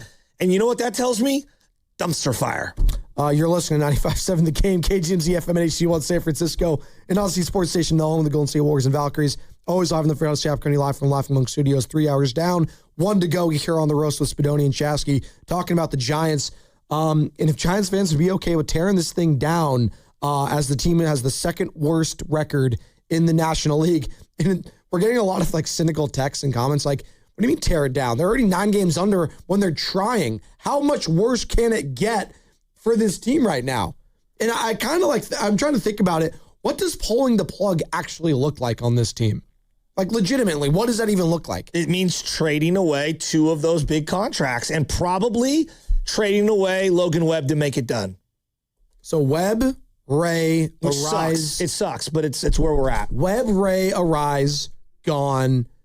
If you can get someone to take the offer on Willie Adames, Chapman, gone. I don't see anyone trading for that Rafi Devers contract right now. No, I think you're stuck with that. I think you're stuck with that one. So was that 7 people I counted? And I listened to Dave, and one thing he was talking about Bryce is that because he doesn't have a lot of positional positional versatility, that's really stuck them. It's guys, Then why did you trade for Devers when he's only a DH first baseman? Because we thought, and we had the arrogance, change of scenery. Hey, you know what? It's failing over there. Let's bring in a disgruntled No, but even star. if you wanted to bring him in and he was awesome, he would have to be like Yordan Alvarez level of awesome at DH. Well, we thought he was going to be that, though, right? We thought maybe it was just a change of scenery. Hey, he got a little chubby. We'll lose still some have weight the over same here. issue of positional versatility with those two players. But remember, in hindsight, Joe, we were saying that last year we'll figure it out. I know. We said, you know what we said? Oh, it's a good problem to have. Well, I suggested maybe he even try him losing weight and moving to second base. You did say that. I will give you credit there. The most shocked expression I've ever seen from Bob Melvin's face was when I threw that question at Bob. Hey, Bob, would you try maybe doing Rafi at second base? He's like, wow, was not expecting that. He didn't have a job a few weeks later, but I asked for you, Joe, and he was very, very They played Eric Haas in left field. How is it that far off? You played Jesus Rodriguez in right field. What? I'm not, and I don't think Rafi could do it. But my point being was like to even think about it. Had they went to him, hey, Rafi, dude, you're owed $200 million or whatever, $250 million, bro. We need. You did it to Panda. You literally said we're fat shaming you and we're forcing you to get into shape. Camelback Mountain. The NFL does this all the time. Yeah. Does the NBA do this? Yeah. They literally told Shaq, we really need you to come into shape this year. And Shaq's like, I'm going to have the surgery in October. Well, not even just being in shape. Like the NFL, you see it all the Kyler Murray had a clause in his contract about not playing video games. Like, he couldn't play Call of Duty Modern Warfare. Oh, Zion Williamson. Oh, yeah, Mountain Dew. James Harden became a meme. Well, I mean, he also wore a fat suit. I mean, James Harden. But you know what? I'll give James Harden this. Dude, he plays a lot of games, dude. Like, he plays a lot of games. Yeah, there's a lot to be criticizing James Harden on. That guy does play a lot. But the point is, we have a lot of sound on Mike Brown's just saying we were attacking Harden last night. I kind of want to play some of it as we're talking about it. But no, I want to get to some of what Dave said you're alluding to, back Joe. to the Devers thing for a second. We're so afraid of alienating this guy. We can't even broach the topic of him coming into shape. No, we talked about it. I think we're not afraid of talking about it. Did they? Does he look thinner this year, though? What? Doesn't he look a little thinner this year? He looks exactly the same to me. Sam? Doesn't he look a little thinner? I thought he looked thinner coming into spring training. I mean, he was pretty doughy last year when he first arrived here. He's thinner than he was when he first arrived. That whatever bar you want to call that. Listen to how low the bar is on this. Hey, athlete making hundreds of millions of dollars. Can you kind of maybe lose a little bit of weight, maybe, possibly, to extend your career and maximize the amount? He had a great play last night. I mean, come on, look at that extension. It's elite athleticism. Do you think of Aaron Judge's body when you're thinking of like whether he's going to stay in shape or not, or Freddie Freeman? No, I just think Fernando Tatis. Well, with the big guys, hold on. With the big guys that are over like 6'4", 6'5", I do think of like decline with like their bodies, like just because they're so big. But I would never question them being in shape. No. Prince Fielder, okay? Prince Fielder, not Cecil, Prince, lied about being a vegan and was having I'm not joking, I know you're not. When he was on the road, he would have the Bat Boys sneak him in McDonald's. It's like, yeah, everyone knew this dude was overweight and out of shape. Everyone knew it. I miss Prince Fielder. Taken from the game too soon because of that neck injury. He was a Texas Ranger once upon a time. Not because of his eating issues. No, his neck. He had like a degenerative. No, it's true. He had like something wrong with the like degenerative neck. No, I know that is true, but I'm saying like you're not factoring in the diet even a little. If it was working for him. So we watched Tom Brady maximize every ounce out of his body and look younger at 48 years old than he did at 25 years old. And yet we're afraid to ask Rafi to lose a little weight. You think if Rafi did the TB12 method, he'd be back to a 300 hitter? Avocado toast? No strawberries? It wouldn't hurt. What is Tom's thing? He doesn't eat anything that's red? Something weird like that? Hey, Dave Fleming, what's going on with Bryce's development? Bryce is going to get there, but it is a problem right now. And so I get the frustration of Giants fans, but I guess here's my main pushback. My main pushback is the idea that they're ruining his future by not playing him every day. That's baloney. And I want to stop hearing that. That is not what's going on. This guy's got a long future ahead, tons of development, lots of reps, getting great coaching, great support. Ask Bryce if he wants to go back down and fly Southwest to Las Vegas and be in AAA and wake up at 4 a.m. for a flight to your next town, or whether he'd rather be here working with these guys, learning from Chapman and Devers and all the Giants hitting people and whatnot. Like, the idea that this is ruining Bryce Eldridge is just stupid. I get what he's saying, but at the same time, I don't really give a damn if Bryce feels good about being up here and hanging out and learning from Devers and Chapman. The only way you get better in anything is repetition, repetition, repetition. Whether it's sports talk radio, whether you're a mechanic, whether you're in sales, whether you're a baseball, football, basketball, golfer, repetition, repetition, repetition. Yeah, are there savants out there? Is there someone that just picks up a piano and you're a Mozart or you're a Beethoven? Sure. That is 1 in a billion. Yeah, that happens. But most of the guys, it's right. You just mentioned Tom Brady. Tom Brady will say I outworked everyone. I wasn't God-given to talent. Yeah, I was tall. I wasn't athletic. I wasn't fast. I didn't have the Patrick Mahomes, John Elway arm. I had a solid arm. I wasn't like those guys. Peyton Manning, same thing. Work, work, work. That's how you get better in this sport. And yeah, I do think, like you do, and I'm glad you kind of not pushed back on Dave, but I said, yeah, I do think Giants fans would actually accept him going back down to AAA if he was playing every day. Like, I think they would accept that right now, because right now they're not seeing him at all. So what would be the difference if I'm not seeing him at the big league level? I'd rather him just be in AAA, because right now it's out of sight, out of mind anyways. No doubt. So that's where I think Giants fans are at. I want to see this guy produce, and if the best thing for him is getting consistent at-bats at the minor league level, so be it. But I go back to Raffy, because I do think this is a big part of it. Like, their commitment to Raffy is a huge element to this, as well as Chapman and Adames. Just real quick on the body thing. Look, you guys can say it doesn't matter. No, I'm not saying it doesn't. Like, some I'm guys not like saying Tony that. Gwynn can balloon up and still produce. He's a Hall of Famer. He's allowed to do that. Yeah, but he produced. Yeah, that's the what I'm saying. part, Yes. right? Like, he produced. I won't question your body if you're producing. Pablo Sandoval, I'm going to bring it back to him for just one moment. His rookie year, 25 homers, 90 RBIs. Second highest batting average in baseball behind Hanley Ramirez, 330. God, I miss Hanley. 2010, it was awful. 2010, he hit 13 home runs, batted 268. His weight went from like 230 to 285. That's what they had him at. So they won the World Series. Remember, he had lost third base to Juan Uribe. Remember that? Yeah. Okay, and was a backup player, essentially. He got benched during the NLCS. The next year, they did Operation Panda, and the Giants made a big deal about this, all right?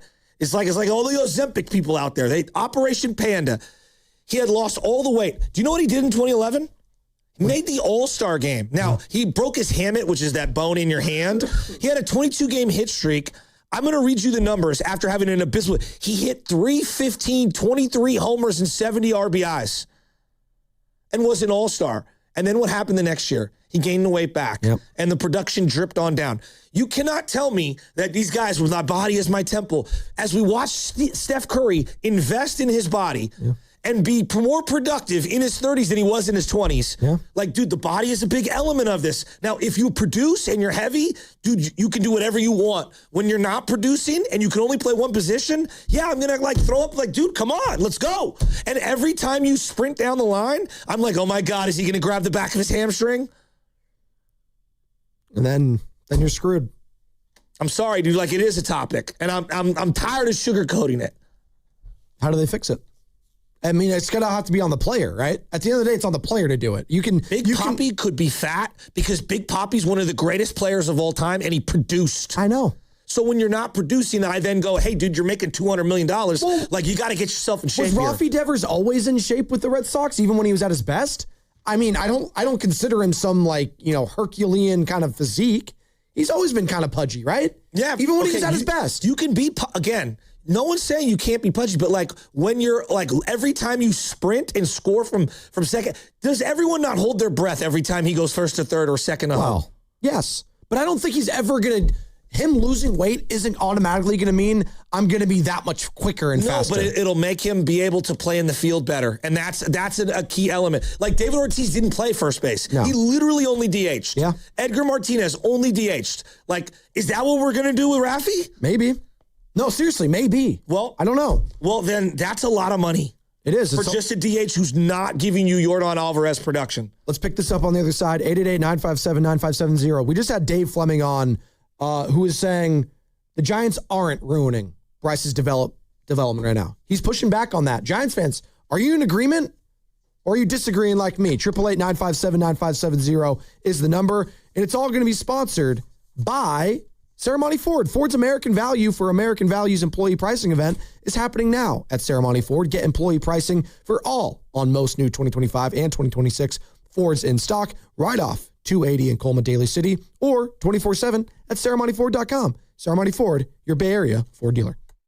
Hi, I'm David. I'm Chris. And I'm John. We are the three brothers who own Jack's Restaurant and Bar. And we are here to... Not again. That's my line. That was my line. Boy, stop it. Mom? What are you doing here? Have you heard your commercials? They're terrible. That's not our fault. You taught us how to cook delicious food. Using only the freshest ingredients. And to treat all our guests like family visiting our home. But you didn't teach us how to write catchy radio spots. They remember that and get back to work. Yes, Mom. Jack's, serving delicious breakfast, lunch, dinner, and drinks the way our mom taught us. ilovejacks.com. Administrator Dan Daly at Lawton Skilled Nursing and Rehabilitation Center would like to thank his staff, residents, and family members for helping us become both Newsweek magazine and U.S. News and World Report's top-ranked California nursing facility. Lawton continues to be a 5-star facility conveniently located in San Francisco's Sunset District. Please don't hesitate to contact our admissions team of Dab Sterling or Christopher Lord at 415-566-1200. That's 415-566-1200. Running a small business means juggling a lot. Your network has to handle it all. That's where a fiber-only provider falls short. You deserve a partner who gives you a greater advantage. Introducing the Total Solutions Advantage only from Comcast Business. A first-ever combination of the largest, fastest fiber-powered network, the most reliable Wi-Fi, gig speeds with equipment and security included, and a 5-year price lock. Plus, it's all backed by a 30-day money-back guarantee. The Total Solutions Advantage only from Comcast Business. A new standard for small business with reliability, security, and savings in one. When you add it all up, no one does business like Comcast Business. Switch today. Get started for $60 a month for 12 months when you add an advanced solution to a qualifying internet package. Limited time offer. New customers only. Requires 300 megabits per second internet, security edge, and additional qualifying service. 1-year agreement, paperless billing, and autopay with bank account required. Taxes and fees extra. Most reliable Wi-Fi based on Open Signal Awards USA Fixed Broadband Experience Report, May 2025. You only get one shot at this. One chance to handle your injury case the right way. One chance to get the compensation you actually need. And one chance to protect your future. And once you make the wrong move, you don't get a do-over. Sign too early, it's final. Say the wrong thing, it's recorded. Take a low offer, you can't go back. Before you make any decisions, call Beam Law. They'll step in immediately, guiding you, protecting you, and making sure every move is made with your best outcome in mind. Beam Law has recovered millions for clients across the Bay Area and has been named Best of the Bay by SF Weekly 4 times. If you've been injured or lost someone due to someone else's negligence, don't take that risk. Call Beam Law now at 415-523-5555, 415-523-5555. That's 415-523-5555, or visit hurtinthebay.com. That's hurtinthebay.com, because it's not whether you get knocked down, it's whether you get back up. Beam Law, they've got your back, Bay Area. Ragnar the Terrible got a job at a big bank. Let's listen. So what's it like being a 5th century warlord? Same as big bank. We conquer and extort gold from conquest. Huh. We just lower our customers' deposit rates and raise their fees. And if they argue, put on their floorboards and crush while dining. So smart. Star One isn't like the big banks. We think banking should be pain-free, with lower loan rates, higher deposit rates, and friendly customer service. Star One, in your best interest. Americans pay about $5 billion to control termites and repair their damage every year. Many people underestimate exactly how much damage they do. Call Pacific Coast Termite today at 800-PACIFIC for a free home inspection. Certain restrictions apply. No tenting, though. No double bagging your food. No pet sitting. Mention KCBS and get 10% off termite treatments and a 2-year guarantee on their work. Call 800-PACIFIC. 800-PACIFIC or go to PacificCoastTermite.com. Now through May 24th at Big O Tires, get $80 to $120 instant savings on 4 select in-stock Nexen, Nitto, or Sumitomo tires with installation purchase. Book your appointment online today.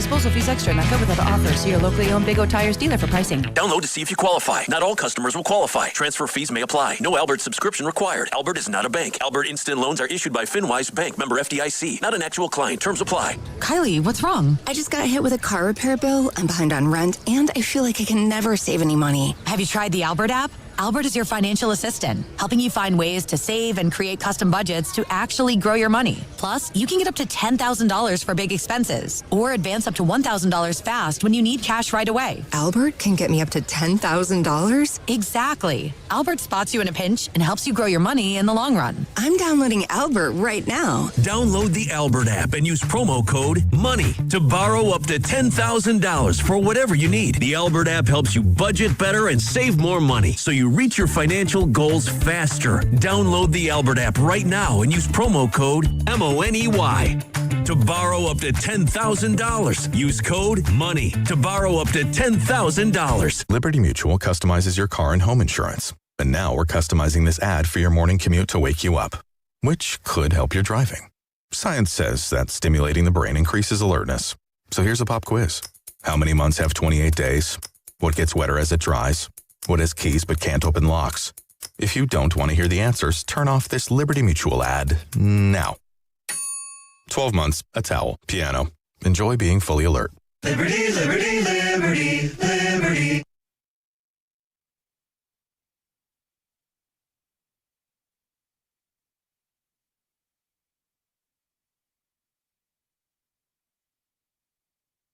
Now back to the morning roast with Joe Spadoni and Joe Shasky. I love bicycles. I love dancing. I love Zubac. I love all music. I love pepper jack. I love crab. I love tomatoes. And I love pasta. I love bread. I love rice. I love Marte. I love mayonnaise. You know I love Kyle. On 95.7 The Game. Keep it going. Keep it going. What's the privilege of that? And I go, right back, Oakland. If it wasn't for that granddaddy smoking, what did I mean for sure? What I mean for she's. What I mean for sure. What I mean for she's. You good? Bro, keep the sneak. I know. It's all timer. Snoop stole so much of his vernacular. Stole or shared? No. 3 Times Crazy was doing for Sheezy's and all that many years before Snoop started repackaging it. So? What do you mean so? Is he not allowed to say faux cheesy? No, but I'm just saying, like, the whole, what's up, my, you know, all that stuff. Yeah. So Snoop should just give credit to Keek to Sneak. Does that would just make you feel better? I would appreciate it. Yes, I would. You would, on his behalf. Well, you know, that's where it originated. Okay. You have to give love to the Godfathers. I'm sure he has in the past. Yeah. He gets love to Bay Area rap all the time, Snoop. He does. Oh, yeah. Too Short, and that's his boy. Yeah. Is that okay? You like Snoop, you love Snoop. Come on. What?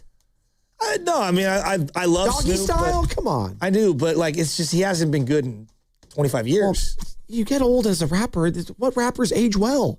Not a lot. It's very difficult. Eminem on line 1. Speaking of which, you've now opened the door, because I'm going to get to this. The young people out there. I love the young people. And I know that Guru likes Drake, but I don't know if he currently likes Drake. And he dropped like a 3-album release that no one cares about like a couple days ago. So as someone who actually saw Mac Dre perform in real life, okay, and actually purchased his CDs in real time as they were being released, okay, going all the way back. And I've obviously copped a lot of the old school stuff.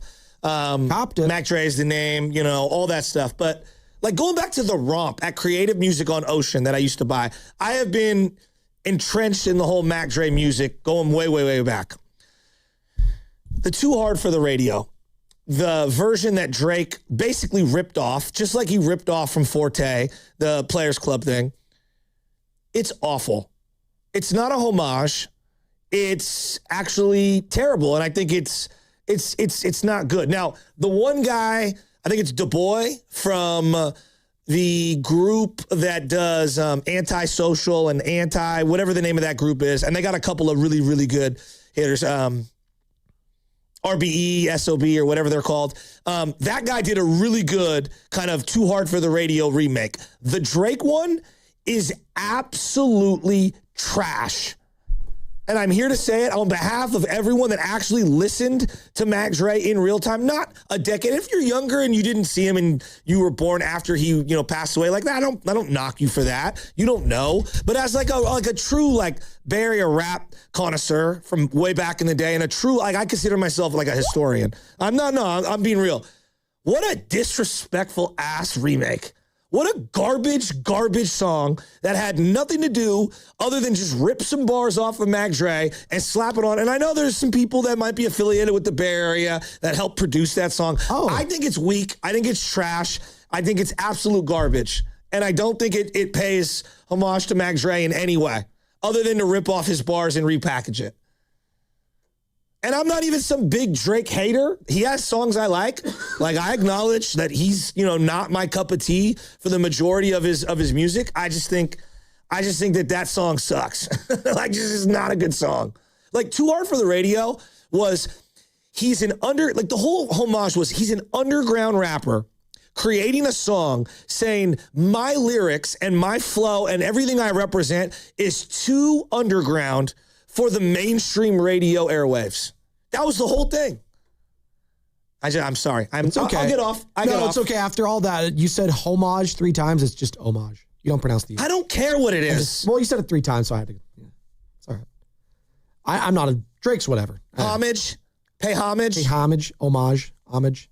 I don't really care about Drake. He came out he started getting really popular when we were all 3 of us, Sam, Carter, and I were in high school. Well, here's my thing on this, and it's the same thing when I see remakes of classic movies, like White Man Can't Jump, for example, got remade. Garbage. For who, for what? Yeah, exactly. Yeah. Can you just let his legacy just stay where it's just at? Leave it alone? Well, and for people that were actually associated with him at the time, people that have done collaborations and things like that, I have no problem with people in that periphery doing music to pay honor and respect to him. It's just a cheap imitation ripoff. That's how I viewed it. What the Drake? I almost swore again. You almost did. You're getting close. It's just garbage.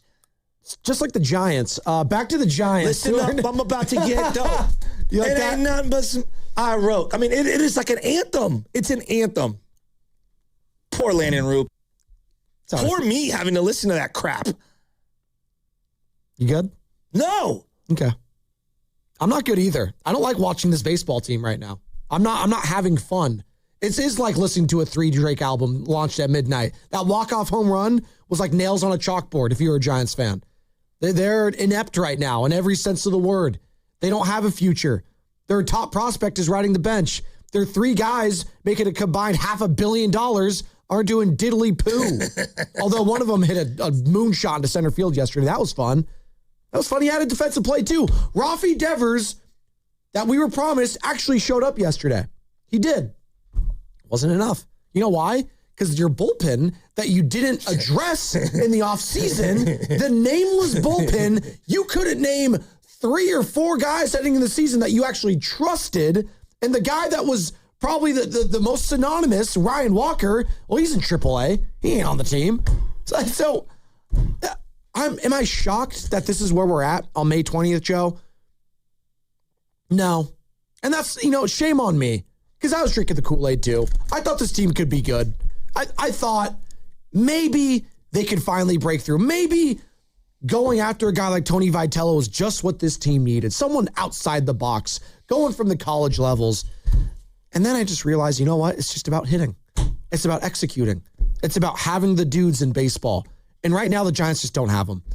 The Arizona Diamondbacks have more guys that I actually feel good about. Ketel Marte, who's having a down year so far, batting .222. Feel great about him in that spot that he was in yesterday. Corbin Carroll, did you like him? Pretty good player, right? Did you see how the game opened up? He hit a ball into the gap. And Arise, who's been good this year, hit him in the helmet. Threw it up right the ball. It's like, dude, I've seen it all in the field. That is something you see at the youth level. Nolan Arenado. Good player, right? Been doing it for a while. Actually got out of a jam with him. 2 hits yesterday. Batting .280. He's been great for them. He's kind of on the back end of his career. How old is Nolan Arenado? 35, 34? He's 35 years old. Remember everyone was trying to say Matt Chapman was going to be the next Nolan Arenado? Defensively, okay. I can listen to that. But you know what made Nolan Arenado great? One of the best at his position for a decade? The bat. It was the combination of the two. And yeah, people try to poo-poo him when he was in Colorado, inflated numbers. Yeah. But you know where else he did it after getting traded? St. Louis Cardinals. And he's a damn good player. I just don't think he gets the respect that he deserves. And I'll give credit to the Diamondbacks again. The team that is third in the division. Because the Giants right now are closer to the Colorado Rockies than they are the Diamondbacks, the Padres. Don't even bring up the Dodgers. Don't even bring them up. You're barely getting past the Colorado Rockies, who have been historically inept for years now. That's who you're barely better than. And at least they probably are hopeful about their future. I don't even know. Do they have prospects that they even care about? I know they're playing them on a day in and day out basis. It's like, that's where we're at. And so when I hear Dave saying, I don't think the Giants are ruining Bryce's development, even though he's not playing every day, I just have to respectfully disagree. The guy's got to play every day if this is going to be the product they're putting out on the field when it's a losing team anyways. Because at least if you're losing and playing the young guys, you're developing. They are learning from their mistakes. He can't even have mistakes if he's on the bench, Joe. He's just sitting down, chilling, doing some squats, I don't know, jumping jacks, having some sunflower seeds, playing with his fidget spinner. I don't know. What is he doing in there? Playing patty cake? I don't know. You do that with LJ yet? Patty cake? Come on. No, he wants to hit baseballs overhand all day, every day. So you're telling me LJ is more developed right now at a 2-year-old, 3-year-old level than Bryce Eldridge in the bigs? Mm-hmm. Wow, so there you go. He's getting more consistent at bats. Yeah, he is getting more consistent at bats. That is facts. He's facing live pitching every day. And Dave was on, again, if you missed any of the interview, it was really good stuff. 2 interviews today, by the way. Keith Law, MLB insider for The Athletic, in the 7 o'clock hour. Find that interview on the free Odyssey app or on YouTube. Same with Dave Fleming, who joins us every week, voice of the Giants for NBC Sports. This was Dave talking about Bryce's lack of defensive flexibility, making it difficult for him to crack the lineup. Bryce Eldridge is a very special talent, but this is why when you draft players who have a limited defensive profile, it does limit their overall value to you because Bryce is not equipped to go play a bunch of other spots. And it puts you in a position where you have a lot less flexibility. That is why when you look at the Baseball America Top 100, it's shortstop, center fielders, catcher, like the guys who can be flexible pieces are more valuable. And that's just a fact. And it doesn't mean that Bryce can't be a pillar of this team for a long time to come. He can be. I think he will be. He's striking out a lot. Aaron Judge struck out 45% of the time as a rookie when he came up, and he was 3 years older than Bryce Eldridge. 3 years older. Aaron is a similar body type. Judge and Eldridge talked a lot during spring training, that Team USA game. There are a lot of similarities between those two guys. It took Aaron Judge a long time to learn how his body moves, to just dial it in to where he can tap into the incredible natural ability he has. All right, I'm going back to his rookie season, and I don't know if he qualified for enough games or at-bats, however they do it. In 2016, he had 84 at-bats and 27 games played. That was back in 2016. This is Aaron Judge. Batted 179, had 15 hits, 4 home runs, and 9 walks, and had an on-base percentage 263, slugged 345, OPS was 608. 2017, all right, full season, 155 games played for Aaron Judge that year. Batted 284, had 52 home runs and 154 hits. So if Dave How many strikeouts, though? Let's see. 208, the most ever in his career, by the way. But that's his rookie season. God, he's so good, though. He broke Mark McGwire's record for most home runs by a rookie. I think 49. Mark had 49. Yeah. It's incredible. That's incredible. Also, Mark McGwire's sophomore year was awful. But, I love Mark McGwire was so sick. Should be in the Hall of Fame. But God, he was so sick. That was the 4th highest career WAR of his season for his career. I know. I used to love doing the Mark McGwire stance. Really in the most goofy looking. God, his rookie season, Aaron Judge had a 1.049 OPS. Thinking about 1,000 OPS. Bader's kind of got a Temu Mark McGwire look. He does a little bit. The look. Yeah. He's not a Bash brother, though. I'm aware. You're aware? He's no Jose Canseco. Yeah. I remember we had this segment on the airways a long time ago. It's when Damon was in the afternoon show. It was like, get the most famous person to call into the show And Jose Canseco called in, but he did a fake voice. He's like, hello, this is Madonna. Just kidding, it's Jose Canseco. It's one of the funniest things on these airways. We had it as a drop for so long. Oh, he's such a character. Oh man. I'm glad him and Mark McGuire eventually buried the hatchet. But like, seriously, are we expecting Bryce? Dude, Jose Canseco was so sick. I don't care what anyone says. Do you think that Aaron Judge had the runway in his first full season in the bigs with the Yankees? Clearly he did. He had a runway there. He was able to strike out and strike out and strike out. He had 208 that year. This thing that he can't play every day, it's like, all right. If he was like, let's say he was catcher, right? And right now, let's just hypothetically, only one guy can catch. Yeah. And he can't play any other position. All right. That makes sense. I get it. But we're talking about DH and first base. And then with that, we're also talking about Casey Schmidt, who can play everywhere except center field, right? Yep. And maybe right field. Yep. So this isn't just about Devers Eldridge at first base. This is about Devers, Eldridge, Casey at multiple positions and DH, right? Yes.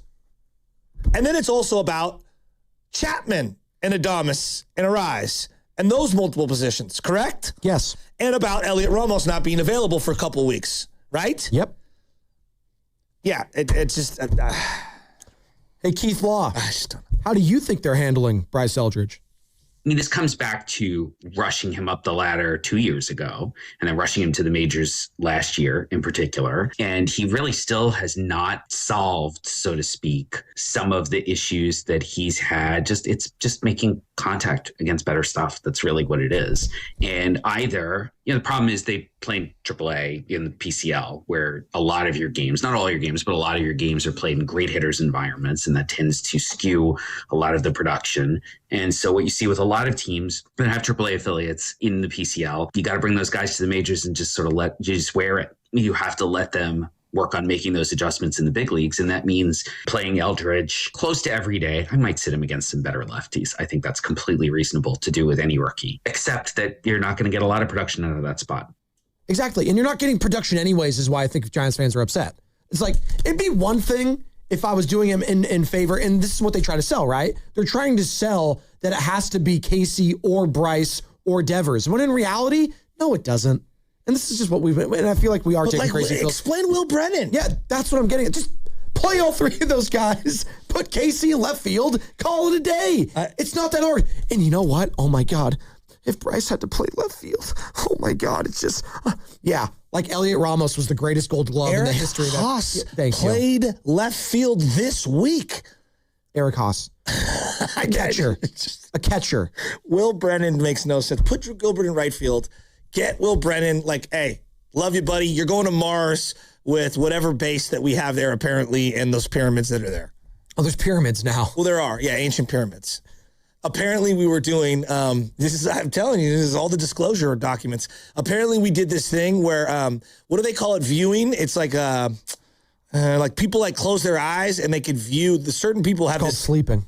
No. Like, this is like a real scientific, like, government thing that again, I don't know if I even believe this. I'm just telling you what the government did studies on. Oh. There are people that do remote viewing, right? And they give them like coordinates. No, this is like real. No, the government, like the government has admitted they've done this. So they give these people these coordinates and they'll be like, here's the coordinates. And the person has to like remote view, like, like almost like a sci-fi movie. And they'll explain what they're seeing within the coordinates. And a lot of these, like some of them are wrong and some of them they're like really, really right. And like they remote viewed apparently Mars. And this guy who has a very big history of being right on these remote viewing things claims that he saw pyramids and giant people. Now, giant people. No, I'm serious. I know you're serious. More than the Nordics, I'm not sure, which is the alien this is species. all on Mars, right?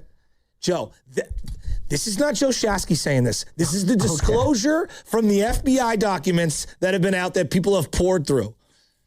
Why? Why am I the lunatic? Because I happened to glance at some of the FBI I didn't say documents. Anything. You're the one just bringing it up. I didn't say anything. Just look up remote viewing. There's pyramids and giant people on Mars. No, it sounds totally reasonable. Have you guys ever heard of remote viewing? Yeah, it's when I sit on my couch and I have the remote and I turn on the TV. That's my remote viewing. Guys, I guess it's the CIA, not the FBI. 650, just curious. Is Shasky, just curious, is Shasky serious? Quote, no, I'm serious.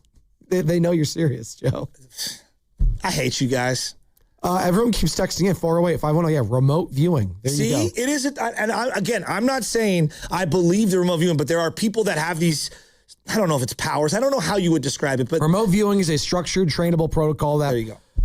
Allows a person to perceive details about a hidden target, object, or location separated by time or distance. So it's spying, basically. Well, in like a very sci-fi way. Yeah, it's right. But that's kind of what it is, right? How to perceive beyond time and space, CIA research, science fiction, or fact. But the CIA has done experiments on these things. Sure. I believe you. Can we get an experiment? Can you remote view inside the Giants dugout in the clubhouse after last night? What's the experiment we need to do with the Giants right now to figure this thing out? Hey, Keith. How come when I bring these things to the table, I'm the lunatic? Well, because did you just hear yourself say it? It just sounds kind of just out there. But what do I say on the front end? Guys, I don't know what I believe, but I know that these things are out there. You're listening to it. No, I'm not listening. I'm clicking on it. And listening to it. Well, because it's kind of interesting. There's a movie called The Men Who Stares at Goats. I actually heard that was good. I think it was with George Clooney. And it's a movie making fun of this. This is a thing. See, that's what I'm saying. So 510. And again, I'm not saying I believe in it. I'm saying that the government has admitted that they've experimented with these individuals who claim they can remote view. Interesting. Hey, Keith Law. If you could remote view into anything, now I want to ask you, if you could remote view into anything, what would you remote view into? Well, that's a loaded question. Or remote view into this Keith Law cut. The Giants clubhouse after hours, Sammy? After a loss like that? Would you like to be a fly on the wall? Why would I be a fly on the wall? I've just been in there. No, I'm saying in Arizona after that happened. Well, everybody's furious from what Fleming said. Yeah, everyone's mad and everyone's angry. Who are they mad at? I don't know. That's actually good. Who should people be mad at? Are you mad at Tony Vitello? Yeah, I can't be mad at him. That poor guy needed a hug so bad. Hey, Tony V, what happened to that bullpen? Obviously get a guy on base. Lefty hits a line drive to center, and then we've got, a runner at first. They decide to take a chance and go for a stolen base at second base, and there's a catcher's interference called. And then you're dealing with the situation, I dealt with Marte, switch hitter, and at that point Killian had 25 pitches, went with a fresh arm, different look, and made the wrong decision, cost us the game. Not that Gage, he's got as good a numbers as anybody on our team, and he's gotten it done for us more times than not, but obviously it's on me. 415 Shasky, there's also past life regression where you can be hypnotized and view your past lives. No way. Have you seen that? No. Oh, you haven't heard about that? I don't know if I believe in hypnosis or what. I'm not sure. I've never seen it live. I've never had it happen to me. I laugh at the whole thing, but I'm not going to dismiss it. I think it only works if you want it to work, is what I've heard. If you're like anti, you don't think this is going to work on you and you don't want to believe it can work, then it's not going to. Have you been? No. Okay. No, I just do the normal sit on the couch and talk to. I don't know if I necessarily normal believe in right word. Yeah. What is it called? Is it tarot cards? What are the things tarot cards? That's different than hypnosis. No, I know, but I don't know if I believe in that. Sure. Do you believe in horoscopes? No. You know why? Because I'm a Gemini and we're like pariahs, I guess, in that whole community. Every time people ask that, they're like, that's your birthday? Oh. It's like, you don't even know me. You don't even know who I am as a person. But it's like, you're a Gemini? There you go. See, there you go. I don't even know what that means. Exactly. It's a bunch of crap is what it is. People are really happy about this. The remote viewing? 415, the Rosin bags this morning, Shasky. There's Rosin bags happening here. Very good call to the pen. Just imagine you're playing pool in a tiny little bar, and it's kind of packed, and everyone's going crazy, and all you see is little Guido from across the room. Hey, bro, gotta go to the bullpen. Poor Landon Roop. 925. Yes, remote viewing was a thing by the Russian spies so we could see their layouts of bases. So if I could remote view in sports, where I would want to remote view, and I'm kind of ripping a little off here because my phone's been going crazy. The Rockets locker room, immediately after Kevin Durant's burners got found out, I wanted to remote view every single locker room experience for the Rockets post KD being exposed as someone who hates all his teammates. That's what you would like to do? I think it would be pretty funny. Just make sure Ime Udoka's not in there after hours. Oh my goodness! With the member remote view into the boat that Rossini and Vrabel.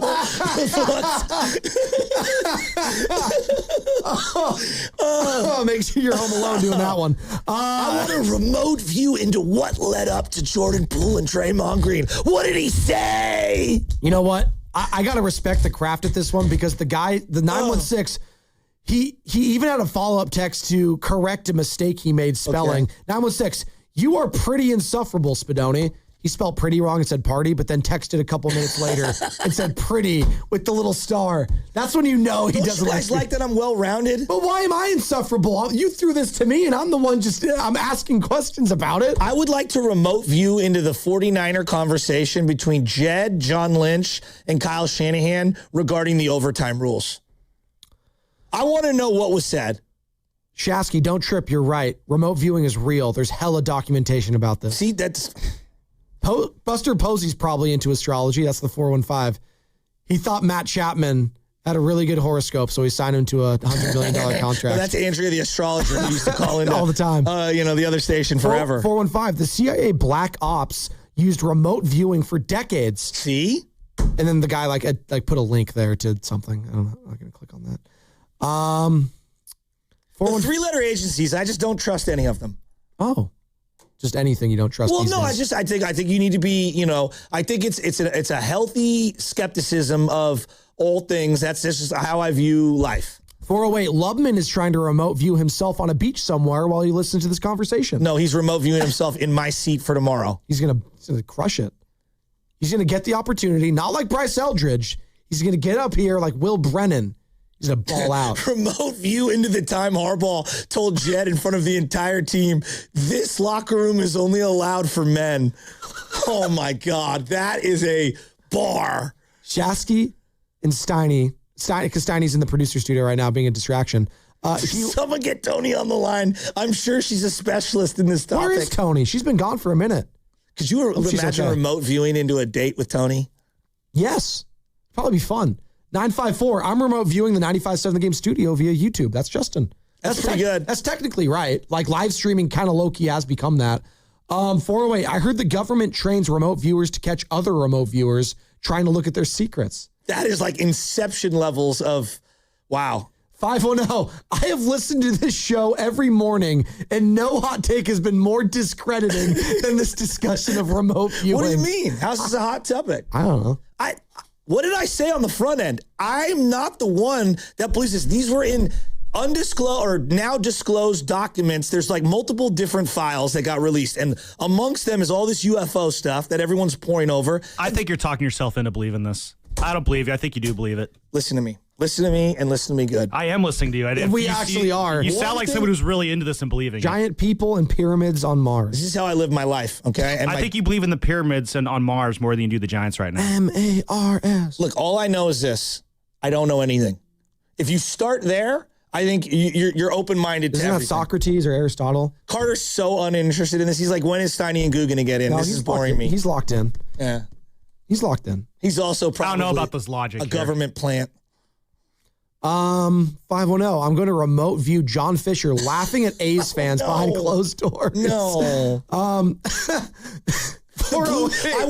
want to remote view into the blue ribbon panel that was supposed to Bud Selig one. And while we're at it, so you're just gonna remote view into an empty room? Yeah, that and the Richie Incognito one sent by the Miami Jonathan Dolphins. Jonathan Martin. Spadoni and oh no, 229 Spadoni and Shasky bigger chokers than Hart in the playoffs. What? No cap. I don't even know what that means. But someone said he's not lying. I'd like to. I know. Well, just saying, well, how do we choke? Well, like physically, I am right now. I'd like to remote view into the Cavs locker room last night after that choke job. God. Yikes. I was ready to do a victory lap today, too. Told you guys the Cavs, now they're done. It's over. Let's see. I want to remote view when Dan Dipley said one for the thumb to that one coach with that one. It's pretty good. He didn't have a thumb? That's an all-timer, yeah. One for the thumb. One for the thumb. Yeah, I only got 4 fingers, so I'm good. That was an all-timer. Yikes.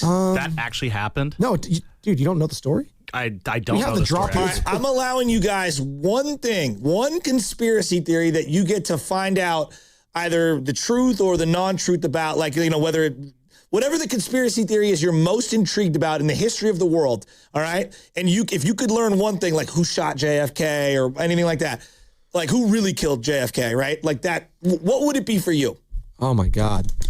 This is like if you can just go like... Anything. Could be sports, could be non-sports. Come on, guys. It's vacation day. Oh, you know what? I got one. Give it to me. I want to know what the phone call was to the referees during the Immaculate Deception. See, now that is what I'm talking about. I want to listen to. That is what I'm talking Is about. when the referee got a phone call from the league office that said, you can't overturn the call even though it's the correct call because fans is already storming the fields and we can't have a riot on our hands. You know Because what I I hate? believe that is a fact. No, first off, Franco Harris picked that up off the ground. Thank you. The way that NFL Films has cut that, where they've cut the ground out of the actual highlight. No, it's a complete conspiracy that I totally believe the league screwed the Raiders. Look, I'm not a Raider fan. I am going to... The Steelers hose the Raiders. Thank you. In coordination with the referees in the NFL. It is... There's undeniable. That ball hit the ground. So that's mine. No, that is a remote great viewing. call. Carter? Mine would be, I would like to get the behind the scenes of what happened with the Luka Doncic trade. Oh. That is what... Now that's what I'm talking And about. then what Jason happened Kidd gone, by the way. with the draft pick that followed up, too. If that was part of Allegedly. it. Allegedly, of course, allegedly. But that's what I would like to know. I love that. Anything outside of sports? I'm going to stay within sports. Give me the frozen envelope. The frozen envelope, Joe. The frozen envelope. Allegedly. I love how the NBA is involved in so many of these. Anything else? There's probably some Allegedly. good ones. There's probably some good ones. Allegedly. 808, I would have remote viewed the food room to see Kaminga's crew grabbing all the leftovers. That's what I'm talking about. See, now that is the kind of usage of remote viewing I'm talking about. Oh, yikes. We're getting a lot of different island jokes. All right. Let's go. Yeah, let's not do that. As in Epstein? Yeah, let's not. Boy, Let's I didn't don't expect bring that. up the name. Why did you have to do that? I didn't, Come on. Hit the thing. Hit the remote viewing button. No!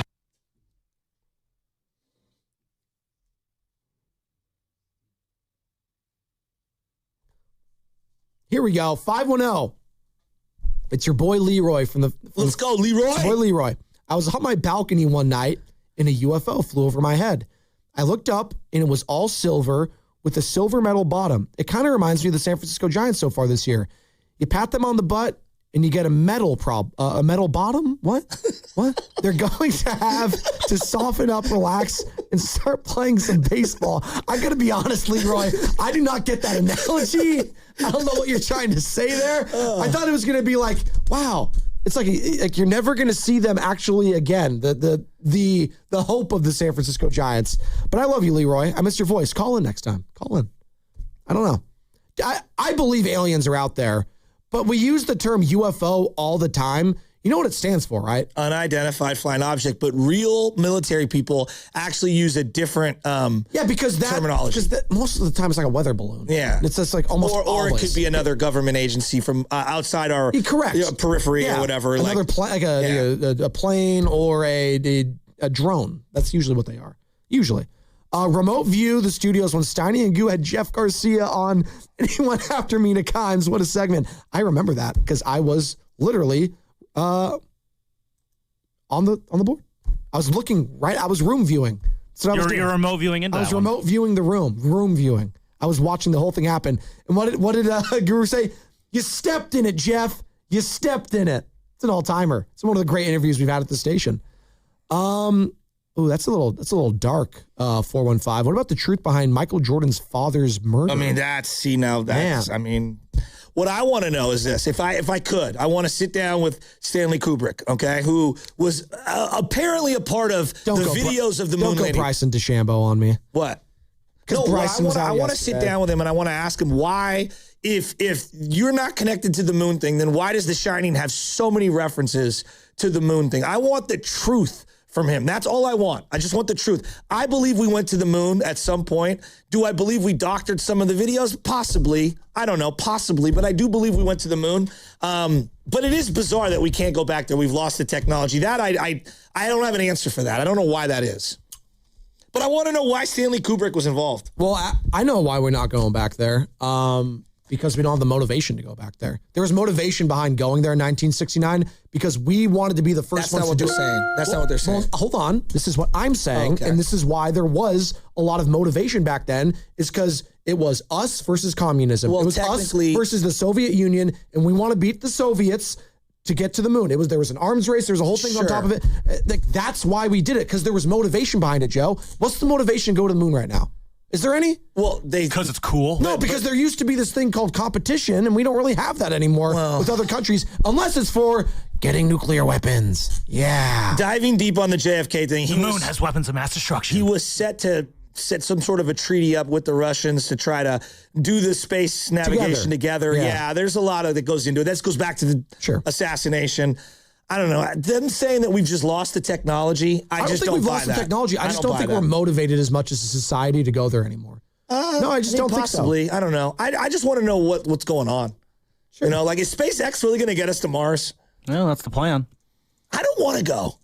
Well, I don't think they're inviting you. You're not invited. Yeah, you can hang out here then. That's fine. You're not invited. You just ruined Elon's plan. Oh, well, if Shasty doesn't want to go, why even bother? Well, no. You guys can go. Just freeze up freeway lanes for me. Could you imagine just like people leaving like, hey, I'm moving to the Mars. It's like, great. Don't tease me with a good time. Real estate is just flying open. I want a remote view into the Klay Thompson and Meg Thee Stallion ending. Ooh. Yikes. Yikes is right. What do we got in the back, boys? What are we doing? Huh? I don't know. I had a final thought, but then I just ejected on it, so I'm going to pass on my final thought. I'm such a good dude. I'm giving you 2 days in my chair free on me. Oh, for free. That's awesome. I appreciate that. In 510, I am not a nutty Trumper. We're not those guys. Right, Carter? Well, because you went on we are not motivated to go back. I did not view it that way. That's not what it was. No, it was literally history. Yeah, I know. Read a book, people. That's the problem. We're not reading the right books. We don't read books. Yeah. You know, we'd rather burn them and ban them. We eat them is what we do. We eat them. We eat books. We'll try to do better tomorrow. Lubman in for Shasky the next 2 days. Joe, enjoy your days off. I mean that. Like, seriously. Go enjoy yourself. Unwind. Remote view. Whatever you want. And I'm going to remote view me getting an eagle on a par 5. And it's going to be brought to you by Vermont Bank. Here for you. Here for good. I always like talking about local organizations that actually do things the right way, and San Francisco Fire Credit Union is one of them. They're celebrating 75 years this year, and it all started back in 1951 in a San Francisco firehouse. And despite the name, anyone can join. So you can get no monthly checking fees and a top-rated mobile banking app from a local, not-for-profit credit union. Bank like a hero at sffirecu.org. That's sffirecu.org. This institution is not federally insured. The credit union is not insured by any state government, privately insured by ASI. In the market for a new mattress but overwhelmed by all the options? At Mattress Firm, we make it easy. Just drop in, answer a few questions, and our sleep experts will guide you to your perfect mattress. And with options for every budget and free and fast delivery, it's no wonder more shoppers choose Mattress Firm than any other mattress specialty retailer. And right now, save up to $700 plus get a free adjustable base with select Sealy mattresses. For the great sleep you deserve, visit Mattress Firm. We make sleep easy. Restrictions apply. See store or website for details. Man, I love this place. I've been surfing here since I was a kid. Now, seeing my grandson out on the water, it means everything to me. Watching him and taking in the blue waves, the sea breeze, the blurry horizon. If you have geographic atrophy, or GA, subtle changes in vision could mean it's progressing toward irreversible vision loss. Izervay is proven to slow GA progression and could help preserve your vision for longer, so you may keep seeing the world around you.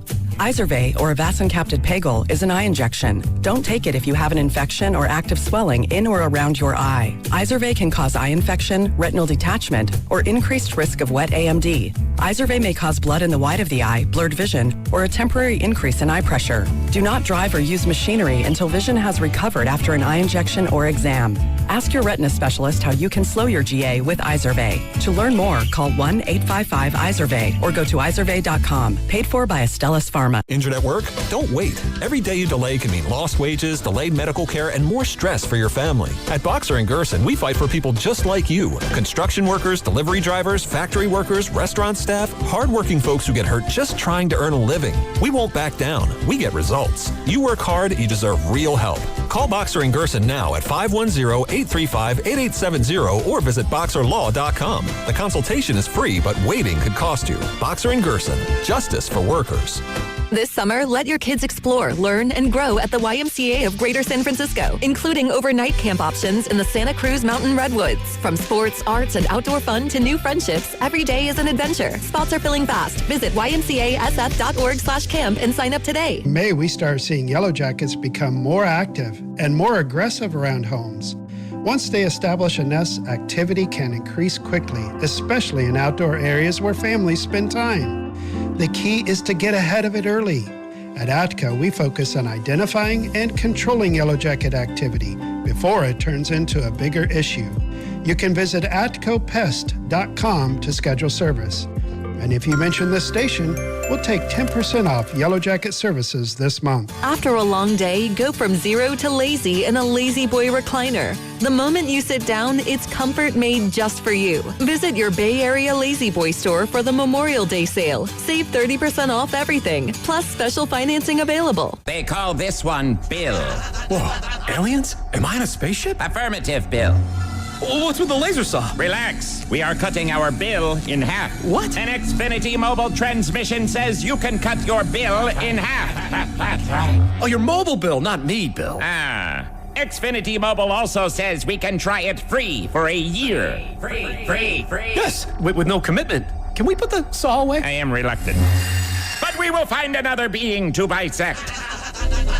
That's not sci-fi, it's Xfinity Mobile. Xfinity Internet members cut your mobile bill in half. Plus, try Xfinity Mobile free for a year. No commitment. Learn more at xfinitymobile.com. Xfinity. Imagine that. Restrictions apply. Xfinity Internet required. Savings compares one line of Xfinity Mobile Select to comparable plans from T-Mobile, Verizon, and AT&T as of 3/24/26. Taxes, fees, extra. $30 monthly discount limited to new mobile customers only. After 12 months, regular rates apply. I'm Mark Solinger, producer and one of the hosts of the Moth podcast. For nearly 2 decades, The Moth has brought live storytelling to stages around the world and to millions of listeners. These are real people telling true stories from their lives. Stories about a lost family recipe, about working to free a wrongfully convicted man, about realizing you need to leave your May-December romance. Stories that will move you, surprise you, make you laugh. Stories you can't forget. Join us. Follow and listen to The Moth wherever you get your podcasts. This is the story of the one. As a procurement manager for a hospital system, she keeps every facility in her network stocked and ready. That's why she counts on Grainger to be her single source for thousands of products, from disinfectants to lighting, air filters, and more. And with fast, dependable delivery, Grainger helps her keep every facility stocked, safe, and running smoothly.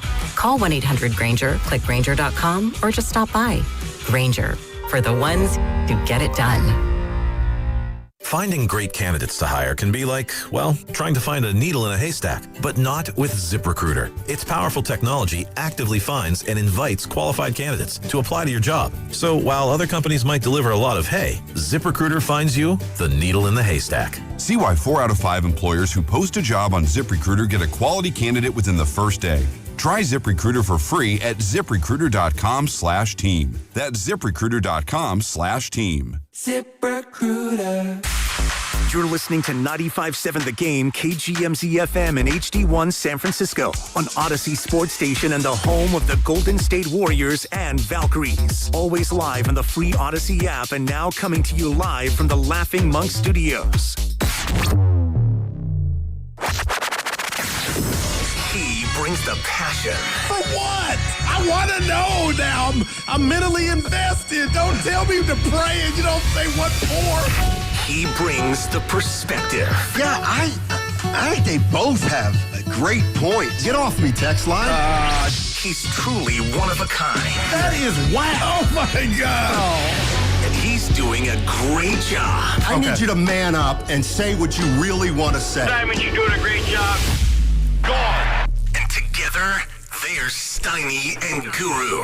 Yeah. On 95.7 The Game. All righty. How you feeling, Goo? Day after your birthday? Like, seriously, if that's how you, I love, you are my radio spouse. 8 years, man.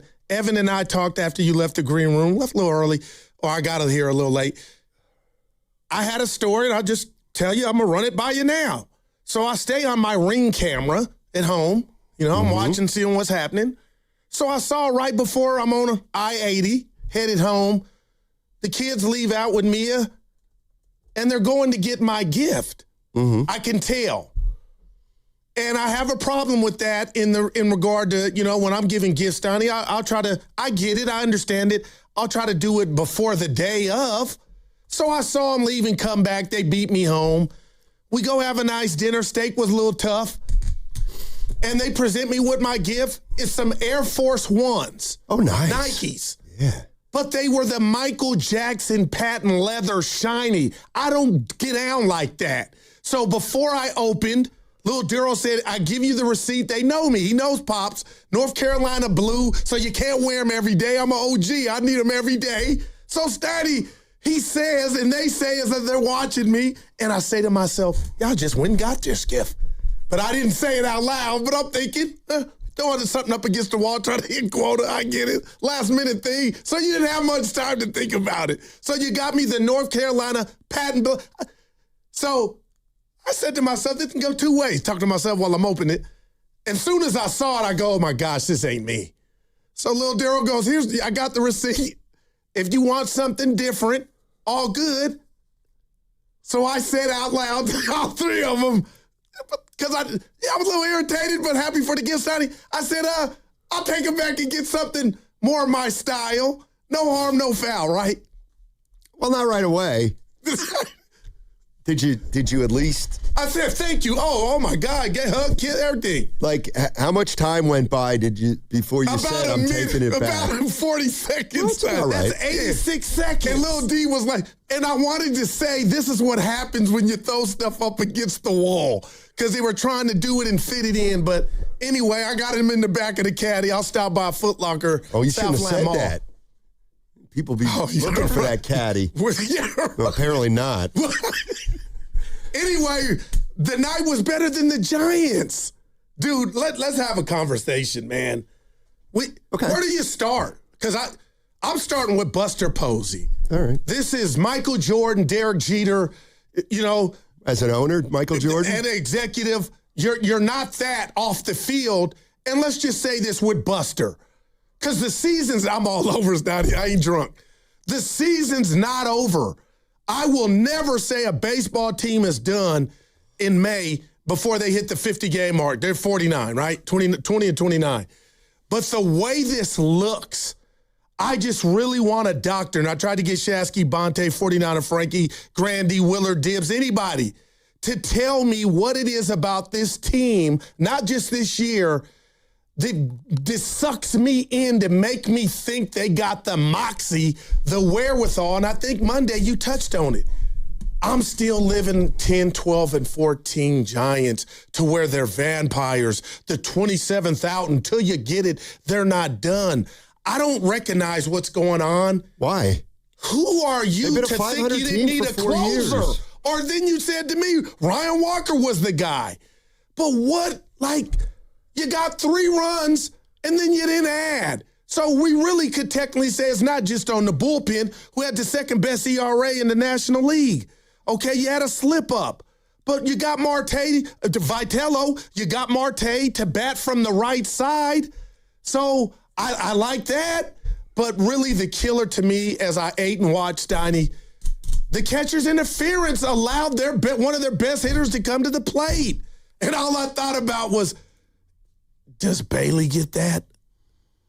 Help. What's your thoughts? I'm just letting it all out. I don't have the answer, Sway. Giant fans are upset. This payroll's almost $200 million. Buster put it together. So if it's not Vitello and this to rat on the table, what if Eldridge doesn't have the goods? I'm not saying he doesn't, or what if the first time the Giants had? glazed up a prospect. And but I'm just starting to think about that. What if the kid doesn't have it? And I don't think he doesn't have it, but that's a possibility in this. Look, wasn't in the lineup. Willard was hot. Who? Eldridge last night. That's more the rule than the exception, isn't it? But is that the right exception? Well, it doesn't feel like it. Nobody seems to think what the Giants are doing with Eldridge makes a lot of sense. All right. Before the Giants got beat last night, I'm thinking to myself about this team. All right. And this really does remind me of about 20 years ago when Chris Mullin was running the Warriors. I love these stories, He had a choice to make. He re-signed Mike Dunleavy and Troy Murphy, and they hung around for about a year or so, and it just wasn't working. And Mullin pulled the plug relatively quickly after he made those moves, and he turned those two guys into Steven Jackson, Al Harrington, et cetera, and they made a run. Okay. But Mullin was the guy who signed Murphy. Mullin was the guy who signed Mike Dunleavy, and he saw it. He watched it for a year and said, this ain't it. And he tried to correct the error as soon as he could. And I respect the rest was history. They made the playoffs for a year, and they had a pretty good year after that. But he was not afraid to get off a guy that he had made a decision about recently. And look, you can say they're not done, and that's fine. But oh, wow. There's also, they're not done. What does that mean? It means you're crossing your fingers that they're going to win 14 of 15. And I don't see how this team can win 14 of 15 or 15 of 18. If they play better, partner. Well, no kidding, but they're the worst team in the National League. But on paper, they're not. Yes, they are. Matt Chapman is not this bad. Okay, well then keep And I feel like he going, doesn't even want to be here. Now I'm just doing, like I've been studying him for a while. I said a couple of, his mannerisms are like something, I don't know. I don't feel like he wants to be here. I said it. I could be totally wrong. And he's just putrid at the plate. He's got airs. Him and Adames, like the left side of the infield, that's not it. But like, I get what you're saying. Right now, they don't look like they can win 5. But, Steiny, there's got to be a price to pay. Let me ask you a question. Would you trade a Rise right now if you thought you had a good deal? I would. Wow. But then you're putting up the white flag before 50 games. And where are the Guru? They are 9 games out of a wild card. No, you're 10 out of the division. You're right. They are 9 games out of a wild card. And there's 7 teams that are between them and the wild card. So, do you understand how a Rise just symbols to me that you're throwing the white flag? So what? Like, that's the point. What's the alternative? To go 70 and 92? Let me ask you this. What's going to change? Better Matt baseball. Chapman's got, 1 home run? Dude. Okay, exactly. I would try to get off him. Of course. All right, I'd try to get off him. I'd try to get off a Rise. I'd move Ray. I don't have a problem with Devers right now. I don't think you'll be able to move Adames. But we're 1 month in, and we're having we're this not discussion. 1 month in. We're 50 games in. That's a third of the season. Man. I mean, what's the alternative? For you to come in twice a week and lament about how bad this team is and why they keep playing poorly? No, I'm shocked at how... it's 50 games, Goo. Yeah. Wait, are you becoming more shocked or less shocked? More shocked. Well, I don't understand. They're showing you kind of who they are. What's the strength of the Giants? And I don't want to come in here and bash them for the rest of the year. But, what... Well, I'll tell you this. The strength of the Giants, I thought, was going to be their bats, their offense. Remember, I said, okay, with Malley and Hauser, you don't know. Maybe you can win an 8-7 game. But I just want to give 2 dudes credit. 18 games played in the month of May.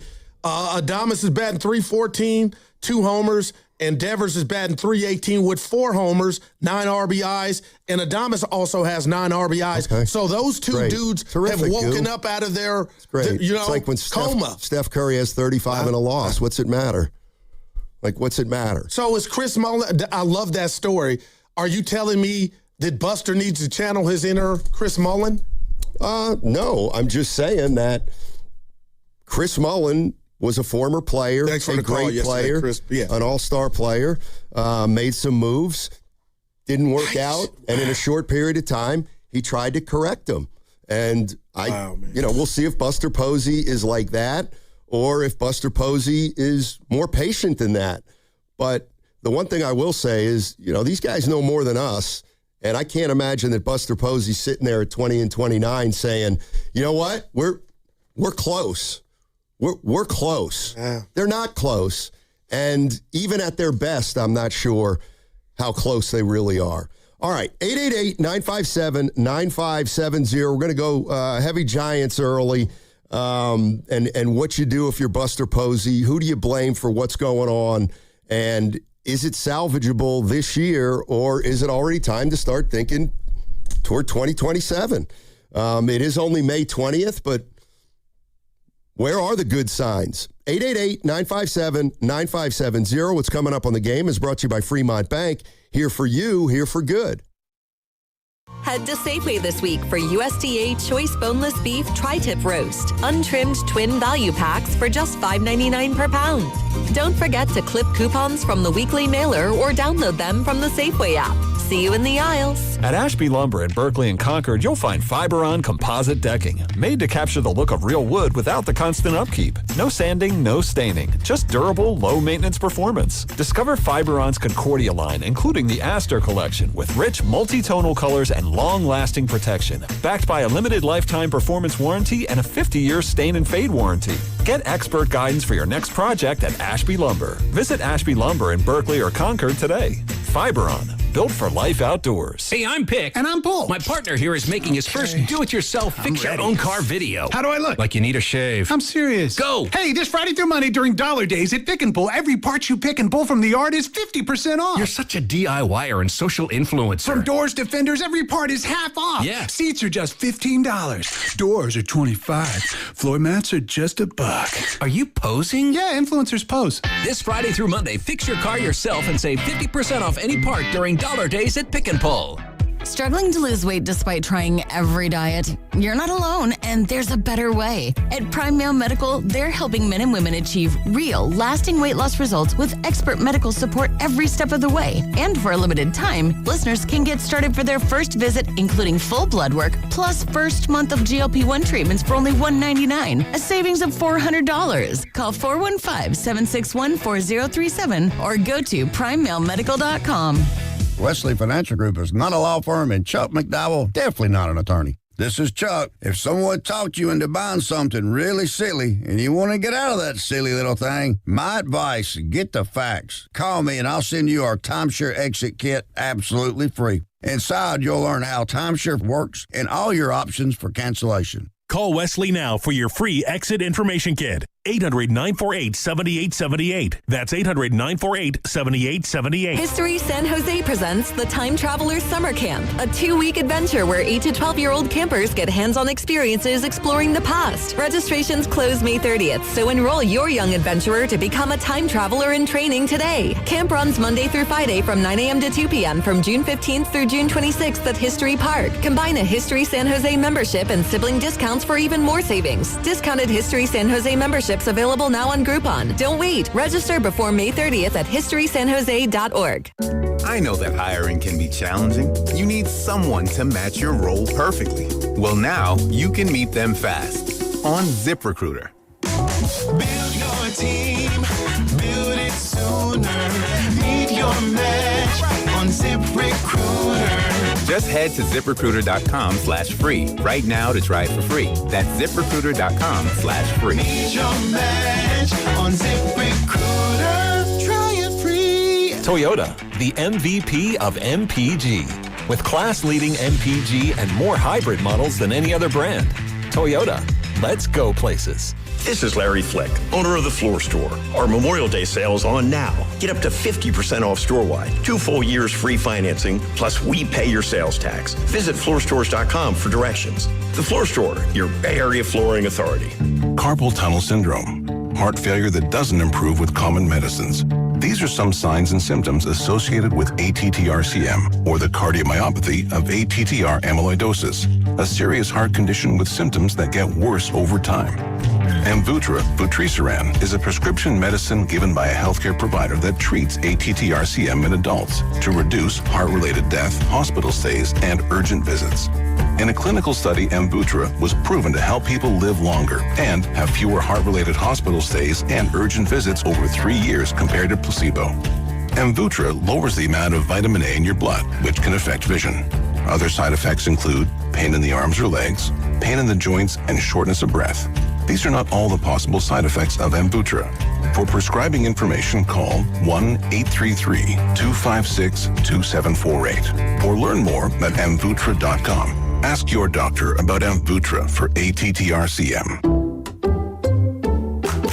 I checked Allstate first and saved hundreds on my car insurance. Really smart. Unfortunately, I didn't check if I left the pizza box on top of my car before driving home. Not smart. Oh, and a semi just turned my deep dish into a thin crust. Yeah, checking first is smart. So check Allstate first for a quote that could save you hundreds. Potential savings vary, subject to terms, conditions, and availability. Allstate North American Insurance Company and affiliates, Northbrook, Illinois. In a world in need of a hero, one man rises to the challenge in style. He is... just driving the kids to soccer practice. Make every day feel epic in the all-new Hyundai Palisade Hybrid with up to an EPA-estimated 619 miles of range on select trims, advanced tech, and class-leading interior space. Visit HyundaiUSA.com or call 562-314-4603 for more details. And hey, come on, no cleats on the seats. Don't miss Chance the Rapper and his Coloring Book 10-year anniversary tour at the Masonic in San Francisco on September 22nd. Buy your tickets at Ticketmaster.com. And for your chance to win your way into the show, courtesy of Live Nation, visit the contest page at 957thegame.com. The shirt that says it. Devers, it's a high drive to center. Back at the wall. Out of here. That's a big boy home run, and it's 1-1. Now, back to Steiny and Guru on 95.7 The Game. All right. Devers is starting to hit for the Giants. Their season high 9 games under 500. That equals their most games under 500 this year. Their season high 9 games behind the wild card team with a ton of teams in between them and that spot. And 10 out of the division behind the Dodgers. You know, one of the things I was thinking, if you're looking for a silver lining, is if you look at this team the last 4 years, they've always figured out a way to be competitive, at least be close to 500. And I know maybe they need a year like this so that the fans and the organization gets a more realistic view of who they really are. And maybe who they really are is a 70, 75 win team. And if that's the case, then how do you move forward? But, you know, I'm just looking at the two most logical guys are Arias and Ray. They're not under contract next year, and I get it. Arias is having a hell of a year, and that's why I would think about moving him, quite frankly. I just think this year you've dug yourself so big of a hole that I don't think they will be able to come out of it. Wow. And you can say it's early all you want, but it's a third of the way through the season. And if they have another third like they had the last third, or let's just say they turn it around, they're still a 500 team, 100 games into the year. But what gives you confidence that this team can play 9 over in 50 games? Yeah, I'm with you. And you know, I already talked about Logan Webb, and he wasn't doing his best pitching, but just what he's been and what he's meant, and how I feel like this organization has wasted that. And now if you're right and it's time, you can't come out of this hole, then what is it? Steiny spring training all over again? And that, I get it if you're a team with a small payroll, but Buster Posey put Devers, Adames, and we all had visions, brought in Arias to think that, you know, they were going to score some runs.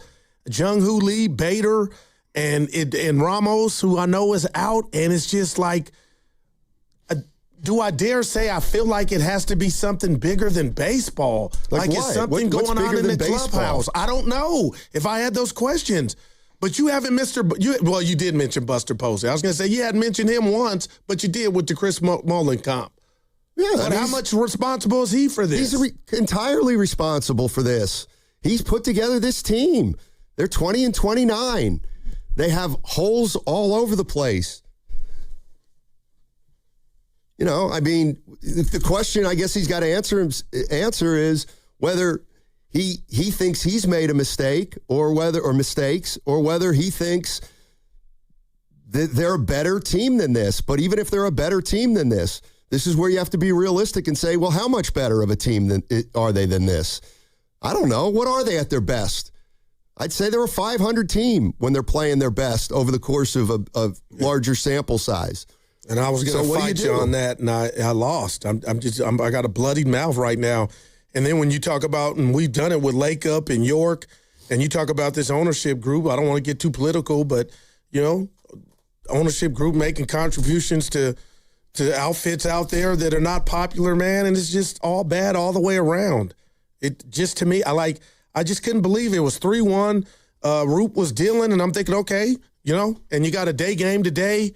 They'll get this one. Here we go. Why would you say that? Because it was 3-1. No, but you counted yesterday. Yeah. Again, living in the past, partner, living in the past.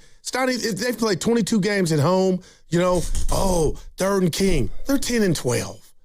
You know what I mean? Like the fans are not even getting the bang for their buck. You're answering all. So keep it rolling. They're better.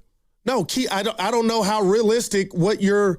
I think they could probably move a rise. Yeah, I mean he's been great in the field as well. Yeah, so move him. Move him. So what year do the Giants get back into contention? Are their expectations? That I guess that's why I'm kind of fighting that, because I feel like you could turn this around at least. Like I don't think the wild card teams are going to play to the clip of the Dodgers or Padres. So I know it's 9 now. Even back when there were 4 teams going to the playoffs. You're fine. Well, you're not fine because you can't figure out why you are not maximizing your talent. What you call not maximizing your talent is what I call who you are. I just do. Do I think they're better than 2029? Probably, but how much better, Goo? How much better are they? You know, and I don't want to lump teams in together, but you can. Like I think we're at the same point with the Warriors and the Giants. It's all hope. It doesn't feel like anybody's looking at who they actually have and who they are putting out on their respective fields in court to think they're gonna be a better team.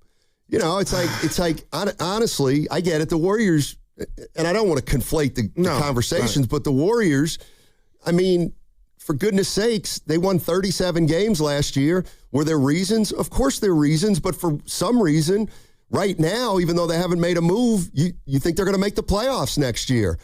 I don't see it yet. I know that's going to be a bear. Like, okay, why would it be less of a bear? Like my point is because they're older. Why when I get fans can be optimistic, but why do fans assume that every year you're going to get the best version of your team? That 8 guys for the Giants are going to have great years. It's a choice how you live your life. That doesn't make sense. You could be negative or positive, it's even not, knowing. No. What about realistic? What you don't know what realistic is until it happens. Well, they've been a 500 team for 4 years, and now they're 9 under. Oh, with here, I got you. I got you. The Warriors have missed the playoffs 2 out of the last 3 years. But I want to keep them out of this, Donnie, because at least they came out the woods with 4 chips. This team has not won a playoff series since 14. And then you go hire the boy wonder to put this together, and people are ready to throw the soup out. And what did you think? Oh, Posey, he's a superstar. Even before, Stoney, I thought they were better than what they were last year at 81 and 81. Why, though? They didn't get better in the offseason. And, like, this is the thing. Buster, Keith Law of The Athletic. You know, he was just getting kind of canonized despite having absolutely no experience at any of this. And he's got great people under him. I mean, I think Zach Manasian is doing the best he can, certainly in the circumstances. I've known him for a really long time. Michael Holmes, the scouting director, is great. Kyle Haynes over in player development. They have great people there. I just don't think Buster has any kind of magic touch. That's this whole idea that Buster's going to save everything. And no, No, actually, he is totally inexperienced for any front office job.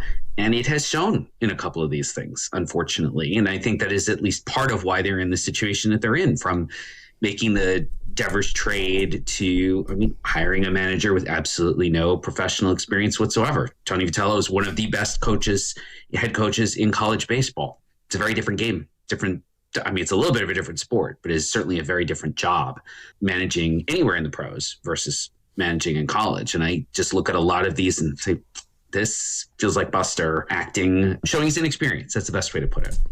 That was Keith Law of The Athletic. Wow. And I heard Shasky this morning. I chuckled, but, I'm rooting for Tony V, and you are too, Stoney. I like the guy, but that's not what this is about. Can you manage men and lead them? And, every game, especially last night, it looks like he's about to cry. Like, I feel like he's my neighbor or buddy. I know him, and I'm rooting for him. And he's kind of down on his luck. And, you figure, and I know it's oxymoron, a good team wouldn't take a flyer on a manager with no experience. But if he had the talent of the Dodgers, I'm sure Vitello would look like, the next coming to Tony La Russa. But I just don't like this team cost Melvin his job. And I thought Melvin was a problem. But I'm just looking at I don't think Bader's a scrub. I know Arise is not a scrub. You know what I think of Adames and Devers, and you watch him go back to back yesterday. And I'm like, there it is, second inning. That's what I'm talking about. But that comes like a lunar eclipse. You don't see it often, but I just go down this lineup, Stoney, even Chapman, up until this year, they're not bums, but the Warrior comp to where they're at now, they climbed the mountaintop, but this Giant team has not. Well, the Giants did climb the mountaintop, and if people, not these guys. No, not these guys, but my point is the Giants have had 10 years of mediocrity since they won titles. And the Warriors could be looking at years of mediocrity after they've won their last title. It's the way it goes. To me, the biggest issue right now with the Giants is almost a philosophical one. You have a hodgepodge, whether you like it or not. You have a hodgepodge roster. You've got some veterans in Adames, in Chapman, in Ray, in Webb, in Devers. Okay, then you have some young players, but they're like the Warrior young players. There's probably not a star among them, okay? So then you have a pitching staff that you tack on a couple of a number 4 and number 5 guy. Yeah. Then you don't really deal with the bullpen. Okay, so then you hire Tony Vitello, a college coach, and he's supposed to come in here and manage a team with all different kinds. And quite frankly, it's a team that's, what is the vision? All right, so I'm thinking, well, we hired Tony Vitello. Okay, it's not working. Why don't we do this? I'm no expert. Why don't we try to unload the ineffectual veteran players for young prospects and bring up young prospects over the next year or two to try to create something of like a college environment where Vitello gets to actually manage younger type players and mold them into some kind of cohesive unit over the next couple years. Donnie, this is the major leagues. Okay, well then I'm with. Then why did they hire Vitello but this is the majors? Thank you. I'm just trying to fix the situation. He can't manage Devers, Chapman, and Adames. Like, do you think Matt Chapman thinks that the Giants right now are, I don't want to say a serious organization. You think Matt Chapman believes in this team? No. And of course you can say, well, he's only got one homer. I think he wants out. Well, that goes hand in hand. Yeah, I think he wants out, man. Well, so what do you want to do? So trade him. Yeah. Trade him. I would definitely try. I would try to move all my guys. But trading Matt Chapman is not throwing up the white flag to me. I look at Arise as second base, and I'm like, in the field. If trading Arise is waving the white flag, you didn't have a chance in the first place. Like, I mean, you just brought him in, too. But they signed him for 1 year. They didn't bring him in here to but not play for 1 2 year. months. Why not? Yeah. Why not? Because that's not how it was drawn up on the chalkboard. So wait another month and a half and then trade him? Or let him have a great year. You go 70 and 92, and he walks. Like, these are not that difficult of decisions as far as I'm concerned. I don't know if it's blowing it up or not, but it's the three guys that I'd like to move are Chapman, Arraez, and Ray. Adames hasn't been great, but I don't really have a huge problem with Adames or Devers. I think they're legitimate major league players, obviously. But other than that, I mean, this is where like you hire a guy like Buster Posey or any general manager who was basically Tony Vitello, to see what you have, and if you think it's not working, you need to see that before anybody else. That's who great GMs are. Yeah, but how many mistakes does one get? Well, he's only been here for a year and a half. So you got a GM who's been here a year and a half, and you got a manager who's been here 50 games. Okay, I'm just assuming you're not going to fire either of those guys. Okay, so if you're not going to fire either of those guys, we've got to change our personnel. Where should we start? Well, again, I'm not saying move Adames or Devers at this point, but absolutely Arraez and Ray, and I would absolutely try to move Chapman. If for no other reason, you need to move Chapman or Arraez to get your three best hitters on the field at the same time, which is a small move, but at least you'll have three of your best hitters in the lineup day in and day out. And what about Eldridge? I mean, that's what I'm saying. Yeah, he's like, man, I hope he has the goods. I'm rooting for him. I'm rooting for Buster. I'm rooting for Vitello. But I'll say this because it hit me after you played the Keith Law sound. It's like the movie Flight with Denzel. He was an airplane pilot. The team, the players, the plane is him. It's got mechanical issues. And Buster with his inexperience and Vitello with his inexperience, if I'm a Giant fan, I'm nervous if that inexperience, can land the plane the right way so we don't crash. But there's inexperience across the board. And, I mean, to bring a guy in, I'm just using Arraez, and to say 2 months in, okay, we got to look to move him, that means things went bad. No kidding. And they have. Yes, exactly. Let's go to Bay Rob. Bay Rob is in the city. What's up, Bay Rob? How you doing? Who is Steiny? Miss you guys, man. Hey, how you doing, baby? I'm sitting here thinking about what y'all talking about. Man, the Giants, man, I'm so far gone with them, man. Wow. I'm just lost with them. I'm confused. Goo, I love you, Goo, but you got to put your binoculars down and pick up Steiny's right now, bro. Because what Steiny is on point with what he's saying right now as far as with the team, man. We got to give this a reality check, bro. You know what I'm saying? Ain't no more Fantasy Island. They too close to the end right now. So, You know what I'm saying? That ship don't sail, man. They got to come up with another plan. They got to spend some money, and, man, they got to get some people in there that's going to get this right. But, Goo, I was calling you about them shoes, man. The kids bought you, man. They bought you they bought you the Jordans, right? No, the Air Force Ones, the North Carolina color. Okay, so you got to keep them, bro. But they got the patent leather on them. They're super shiny. Cool. Swag one time. Okay, I hear you, baby. So you saying don't take them back, huh? Don't take them back. Go find a fit, Goo. Okay. Swag one time. Go find you a couple of fits, and every time you put them things on, you go think about your kids. You know what? Wow. Come on, swag, Goo. All right, I got you. Come on, Goo. You got swag. You got a little something. You and Steiny got a little something. Pull something together. All right, baby. Then every once in a while you pull them things out. You be like, okay, I got something for this. Wow, there it is. They got to come out the closet all the time. Okay, all right. But, swag, all right, baby. I got you. I ain't taking them back, Steiny. I got you, baby. Thanks, Bay Rob. Appreciate it, man. I'm gonna keep them, Steiny. I don't think Tony. To me, the most interesting part of this season is you're 20-29, and everyone knows it's not Vitello's fault.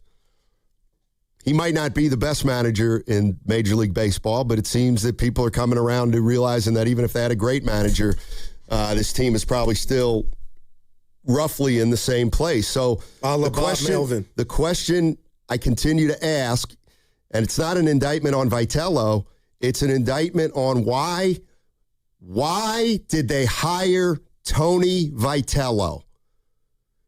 If they thought that they were going to take a wild card seriously, why would you hire a manager? Why would you finish a year 81-81, blame the manager, then hire a manager with no experience, but try to convince a fan base that this new manager will milk more wins out of this team, even though they didn't really change their personnel? Yeah. I mean, on a crazy way, if you were going to fire Bob Melvin because you thought you should have won 86 or 87 games, then hire another veteran manager who knows what he's looking at. But they hired a guy who, I'm sorry, when they hired Tony Vitello, the first thing I said was, well, clearly there's not a huge sense of urgency this year. You only hire Tony Vitello if you want him to be your manager for at least 3 years. So that never made sense to me unless Vitello came with some lowered expectations about how they were going to pivot off last year and try to reset or retinker or rebuild. But he's essentially managing the same team that Bob Melvin managed, and he doesn't have experience. And maybe Vitello, even though he's not the problem, is only the difference between Bob Melvin, who would have him at 24 and 25, and Vitello, who has him at 20 and 29. Yeah, it's interesting. That's how you feel, but I'm going one step further. I'm wondering why they hired Buster Posey. And that's where this is at to me now. Like, forget Vitello. I'm with you. We can all see it's not all his fault. He's not perfect. But why did this organization hire Buster Posey and then allow him to go hire another inexperienced baseball manager? Like, I don't get that. Well, he's the president. So you're giving, and I get it, Vitello basically a pass, but I'm wondering, why did you think Buster could do this job? And the job that he's done this far, this 20 and 29, last year's 81 and 81, Adames Devers, what have you, this is on Buster Posey, to me. Well, to me, it's on whoever hired Buster Posey, too, and thought that he had the goods. And I don't necessarily, I'm not saying he doesn't have the goods, but to, again, for the 10th time, to hire an inexperienced president and follow that up with an inexperienced manager. Like, it's almost as though this is kind of what I mean. When a guy like Posey gets hired, it's fair to assess his upside. But when we say, geez, he's got no experience, the vast majority of fans or a large majority of fans say that's okay. Yeah. It's Buster Posey. But and here's the other thing. The bottom line is this also. You replaced Farhan Zaidi because you didn't like the way he went about his strategy with matchups and not guys in the lineup. So what did they do? They did what every team's first impulse is, which is, well, let's get rid of Melvin, who's mellow, and let's get a guy in here who'll flip a spread. Okay, well, that's a common mistake that a lot of teams make, and the Giants just made it. All right, they just made it. It's that simple. They probably overreacted because they were unrealistic about their team. They thought Melvin had them underachieving. Maybe he didn't. Maybe he was right. Maybe this is a 500 team, and now this year they're not even that. But again, like the idea that Buster Posey is just going to waltz in and take over the majors by storm because he's Buster Posey. It sounded good. That's preposterous. Yeah, it sounded good. And again, I'll just say he doesn't get a passing grade to this point. And I know it's early, but I've been thinking about this long and hard about Vitello. And I'm like, no, it's bigger than him. It's Buster. And these moves where these guys, again, in May, Adames and Devers are starting to play. But this team is 10 games out of the division and 9 out of a wild card 2 months in, man. Wow. Yeah. 888-957-9570 is the number. Yeah, I mean, look, I think we all know that it's more on Posey than it is on Vitello. Okay, so let's look at it realistically. Posey's probably not going to get fired. And Tony Vitello probably won't get fired. So how do you get better? You've got to change the guys on the team. You have to. But we can't have tryouts if you get rid of Chapman. Why not? You got Casey Schmidt. Like, why not? Why not? Why can't you have tryouts? I would disagree with that word, but why not? You're 20 and 29. How bad do you want it to get before? Well, it's bad, but I still think they're better. And I'm standing on this now. I think they're better than 20 and 29. Okay, but they're not a playoff team. They're not even a wild card team. I used to have something for that. I don't now because they haven't made it. All right, 888-957-9570 is the number. This segment is sponsored by Serramonte Ford. Ford's American Value for American Value's employee pricing event is happening now at Serramonte Ford.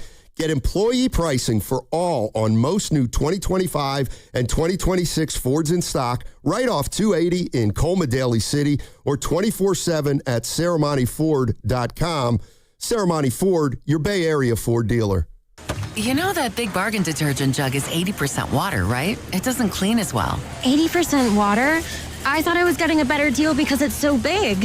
If you want a better clean, Tide Pods are only 12% water. The rest is pure, concentrated cleaning ingredients. Oh, let me make an announcement. Attention shoppers, if you want a real deal, try Tide Pods. Stop paying for watered-down detergents. Pay for clean. If it's got to be clean, it's got to be Tide Pods. Water content based on the leading bargain liquid detergent. Straight Talk Wireless presents Pickup Truck Wisdom. Trust is earned. That's why I've stuck with Straight Talk. Same price since 2009 on Verizon's 5G network. Cause shoot, anyone can make a promise. Keeping it for years, that means something. Now plans starting at $25 a month with 4 lines. Find us at straighttalk.com and Walmart. Straight Talk Wireless. Straightforward. Always. Same price claim applies only to the base monthly price of our $45 plan from October 2009 to present.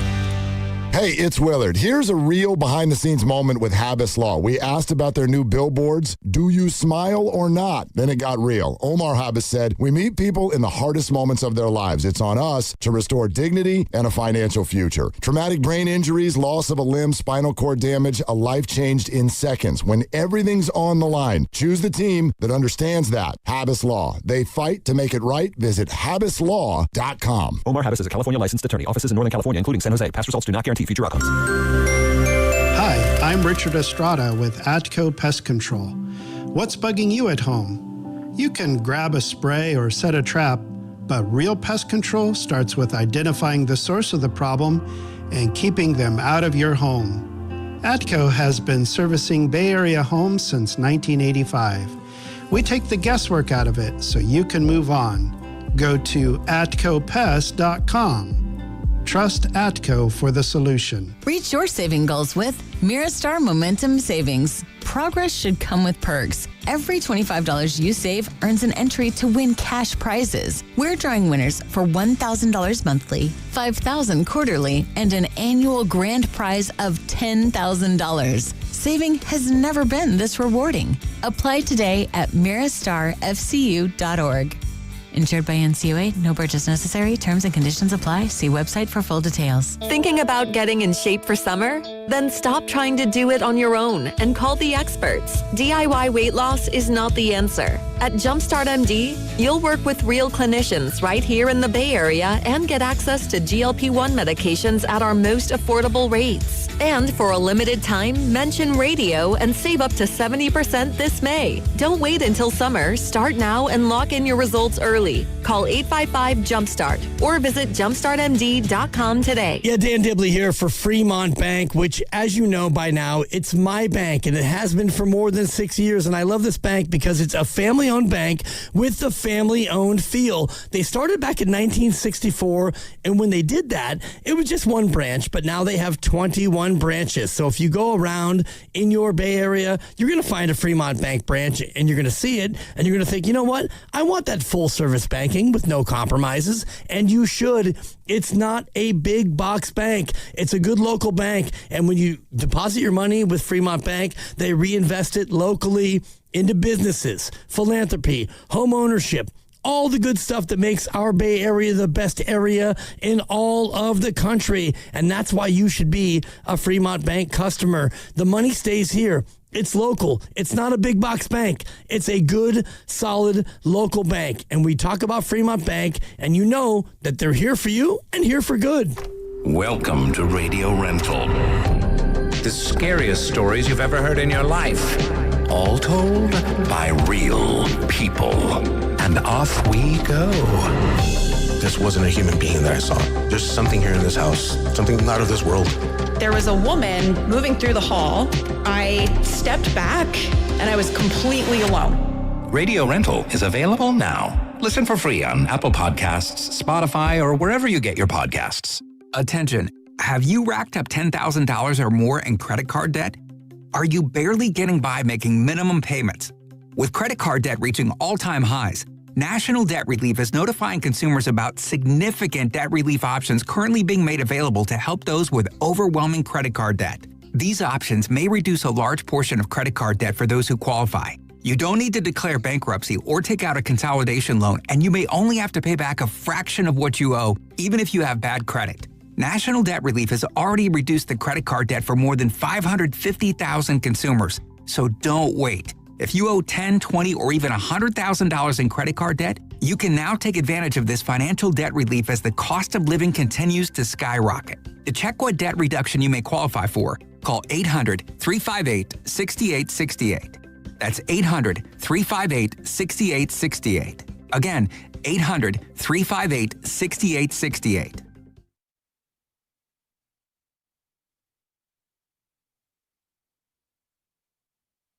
I have a new favorite Giant, and I'm not ashamed to say it. His name is Rafael Devers. Now, back to Steiny and Guru on 95.7 The Game. All right, Steiny and Guru with you. Beautiful day out there in the city. Go out and try to enjoy yourself today if you have some time and soak in a little sun and get yourself back on track. You golfing today? I am. Yes, I'm really looking forward to it. Karika? Yes. Look at me. I think what bothers, I was going to say fans like me, but I'm not a fan, but I think there are fans like me who try to look at things pragmatically. And what bothers, I think, people like me is when teams talk about themselves and it just doesn't jibe with reality.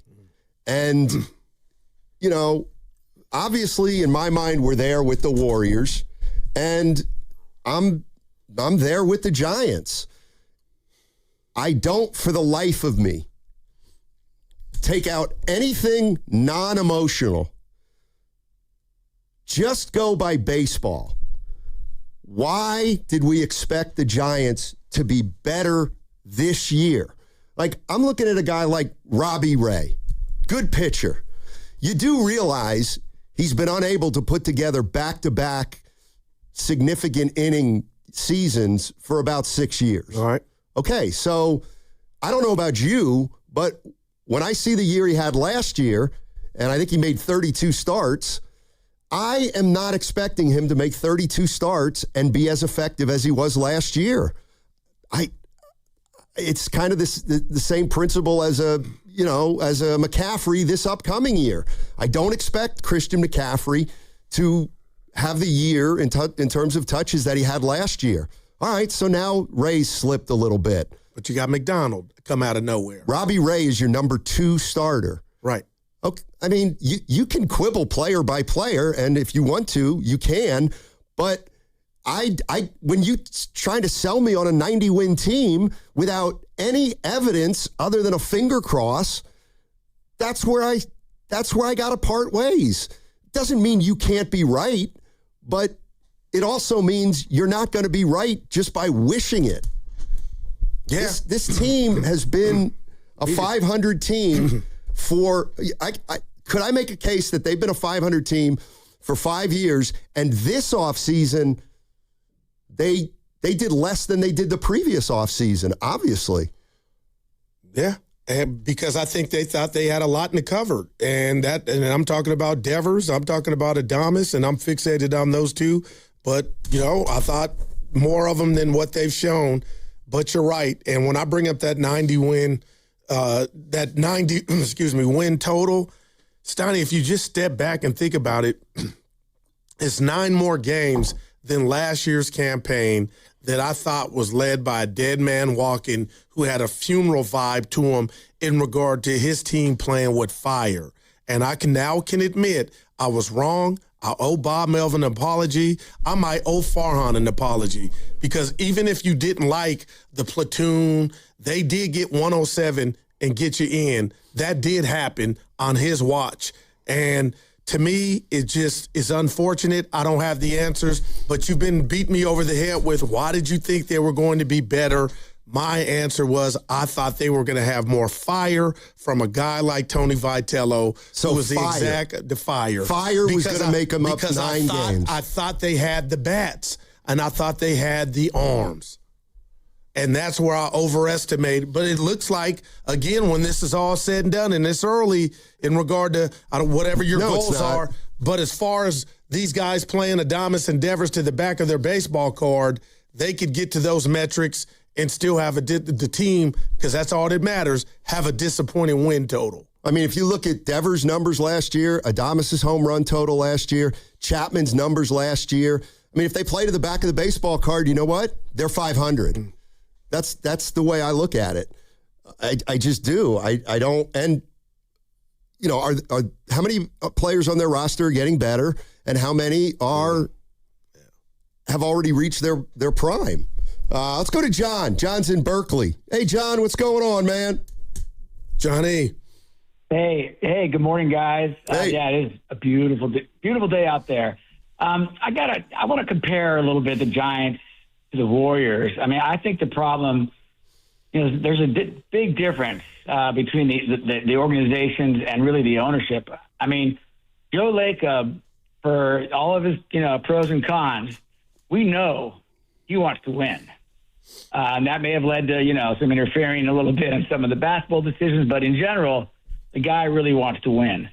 And the Giants ownership, on the other hand, I mean, if you look at their values, you look at who they're aligned with, they want to make money. They want to make money. They want to line their pockets. They don't value having a competitive team. They value the bottom line. And you can just, look who they are aligned with politically in terms of the current administration. So I think it really goes down to, it's not Posey's fault, not Vitello's fault.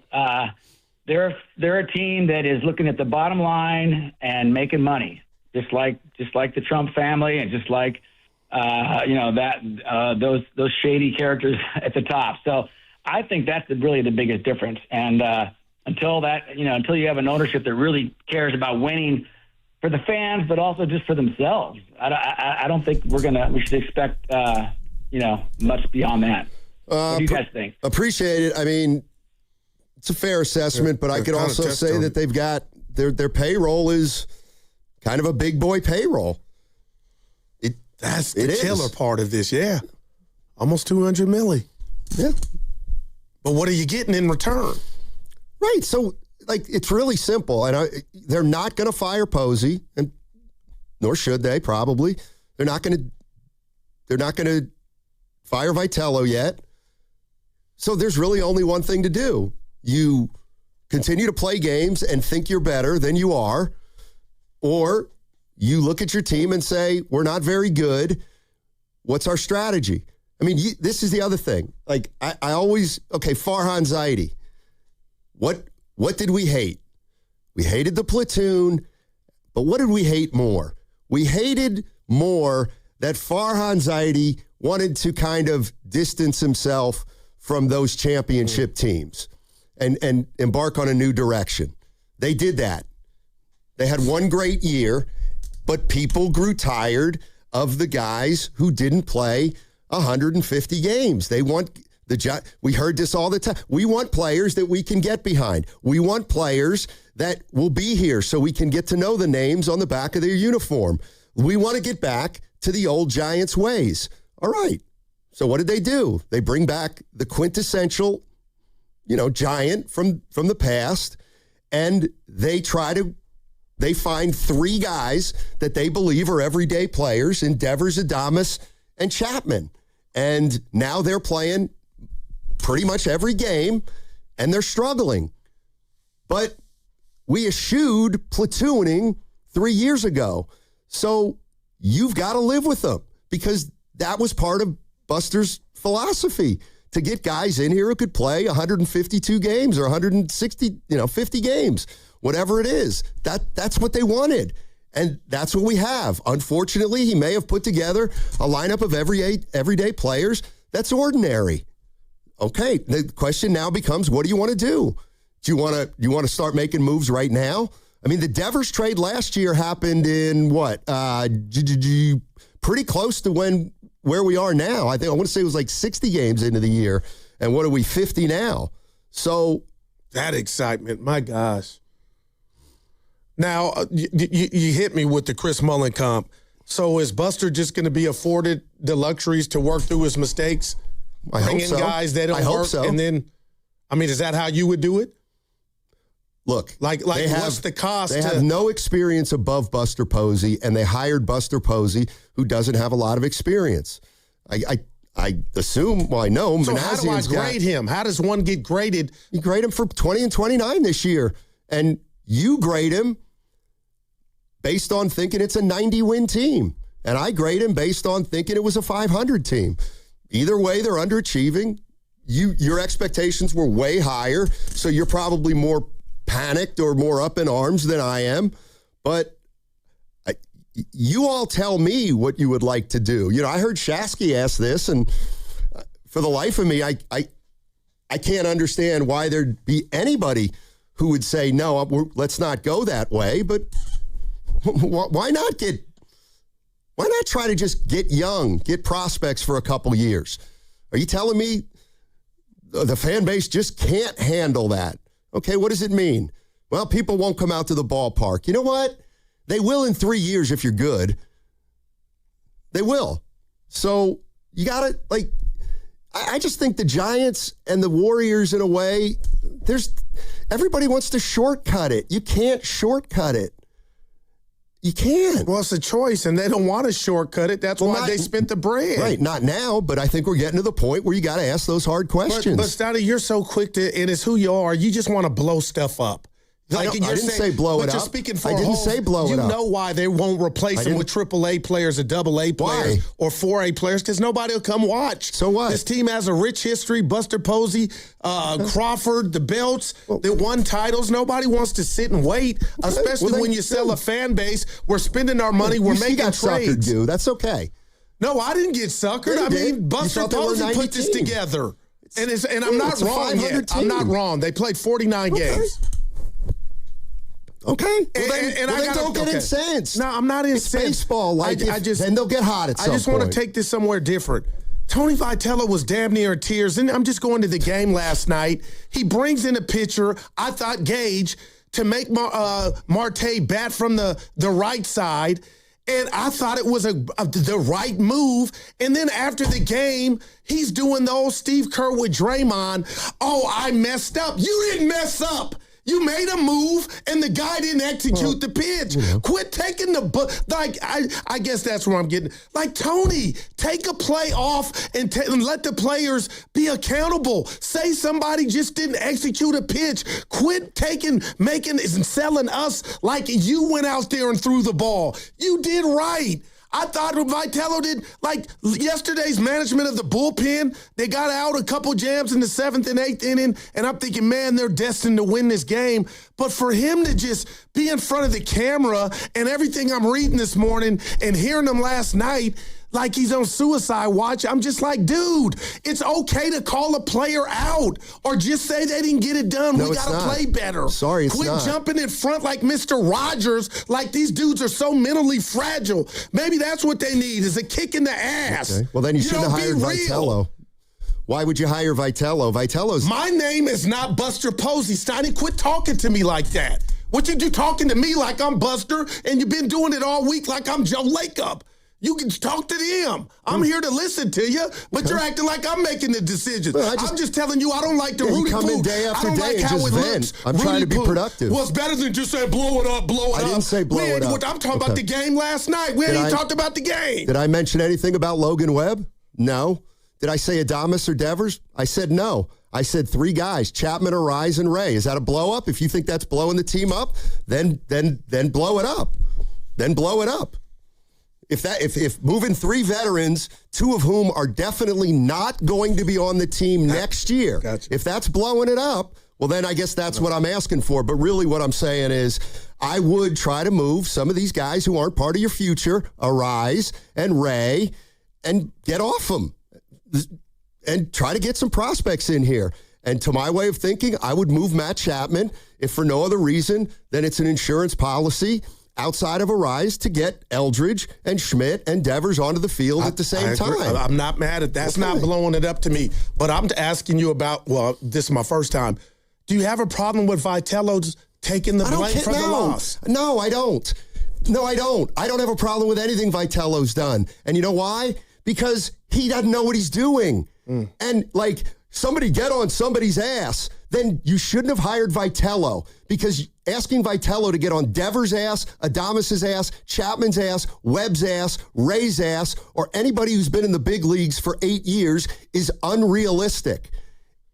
I just think it is. You're going to get a college coach in here and try to get up all in Chapman and Devers and Adames. That was a bad hire if that's what you wanted. But just quit taking the responsibility for everything. You didn't throw the wrong pitch. You made the right. Just say we're not executing. We're not hitting. The bullpen had a bad day.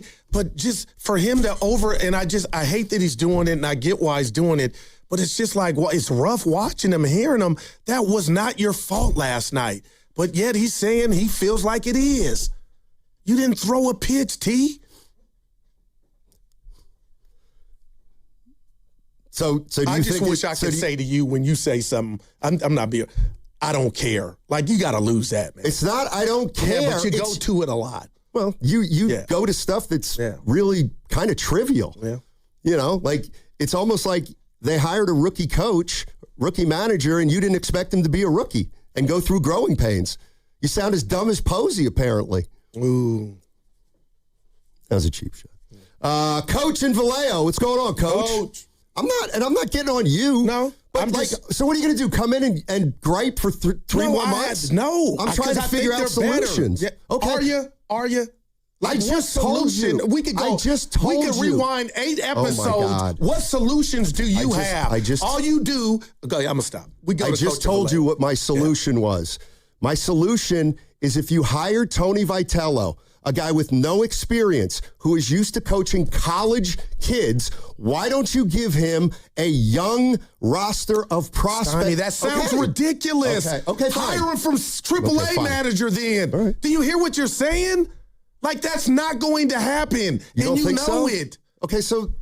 Okay, well, then you keep banging your head against the wall, thinking that a young guy can coach a team that thinks it's going to win when it's not good enough. They're writing checks, Donnie, for guys to perform. Okay. And I just feel like that's what's happening. I get it. What I proposed is apparently preposterous. Okay, there it is, though. But don't say I don't have ideas.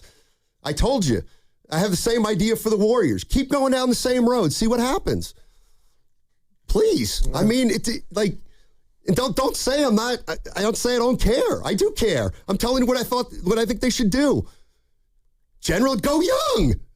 Go young. These guys ain't it. What's so hard about that? No, what's so unrealistic about that? It's looking that way. Teams do it every year. I just don't like, and this is not you. I don't like the premise that Buster, just because he's new on the job, or Tony V, could Tony be one and done? If you're talking about Chris Mullin was quick to pull the trigger, if you know a guy's in over his head, go ahead. I'm like, now I'm having those thoughts if the thing doesn't get fixed. Can Tony be ran, or are we going to play to the masses and say, I don't want to admit my error. We can let Tony, work it out. Brother going to work it out. And I'm looking at Posey like that. But I don't know who this ownership is, Steiny. They're faceless. So I don't know, if Buster's got 9 lives, okay. I'm not saying he should be ran, but there's got to be, regardless of how long you've been there's got to be like a penalty to what you're doing. And Buster has put this together.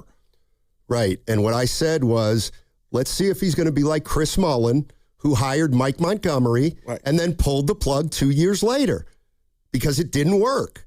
What's Buster Posey going to do? And by the way, management's or ownership's not faceless.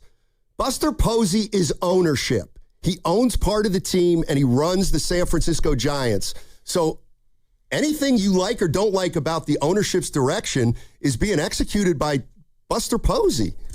He is the face of the ownership group. And maybe that's one of the reasons they hired him. Let's go to Coach in Vallejo. Hey, Coach. Coach.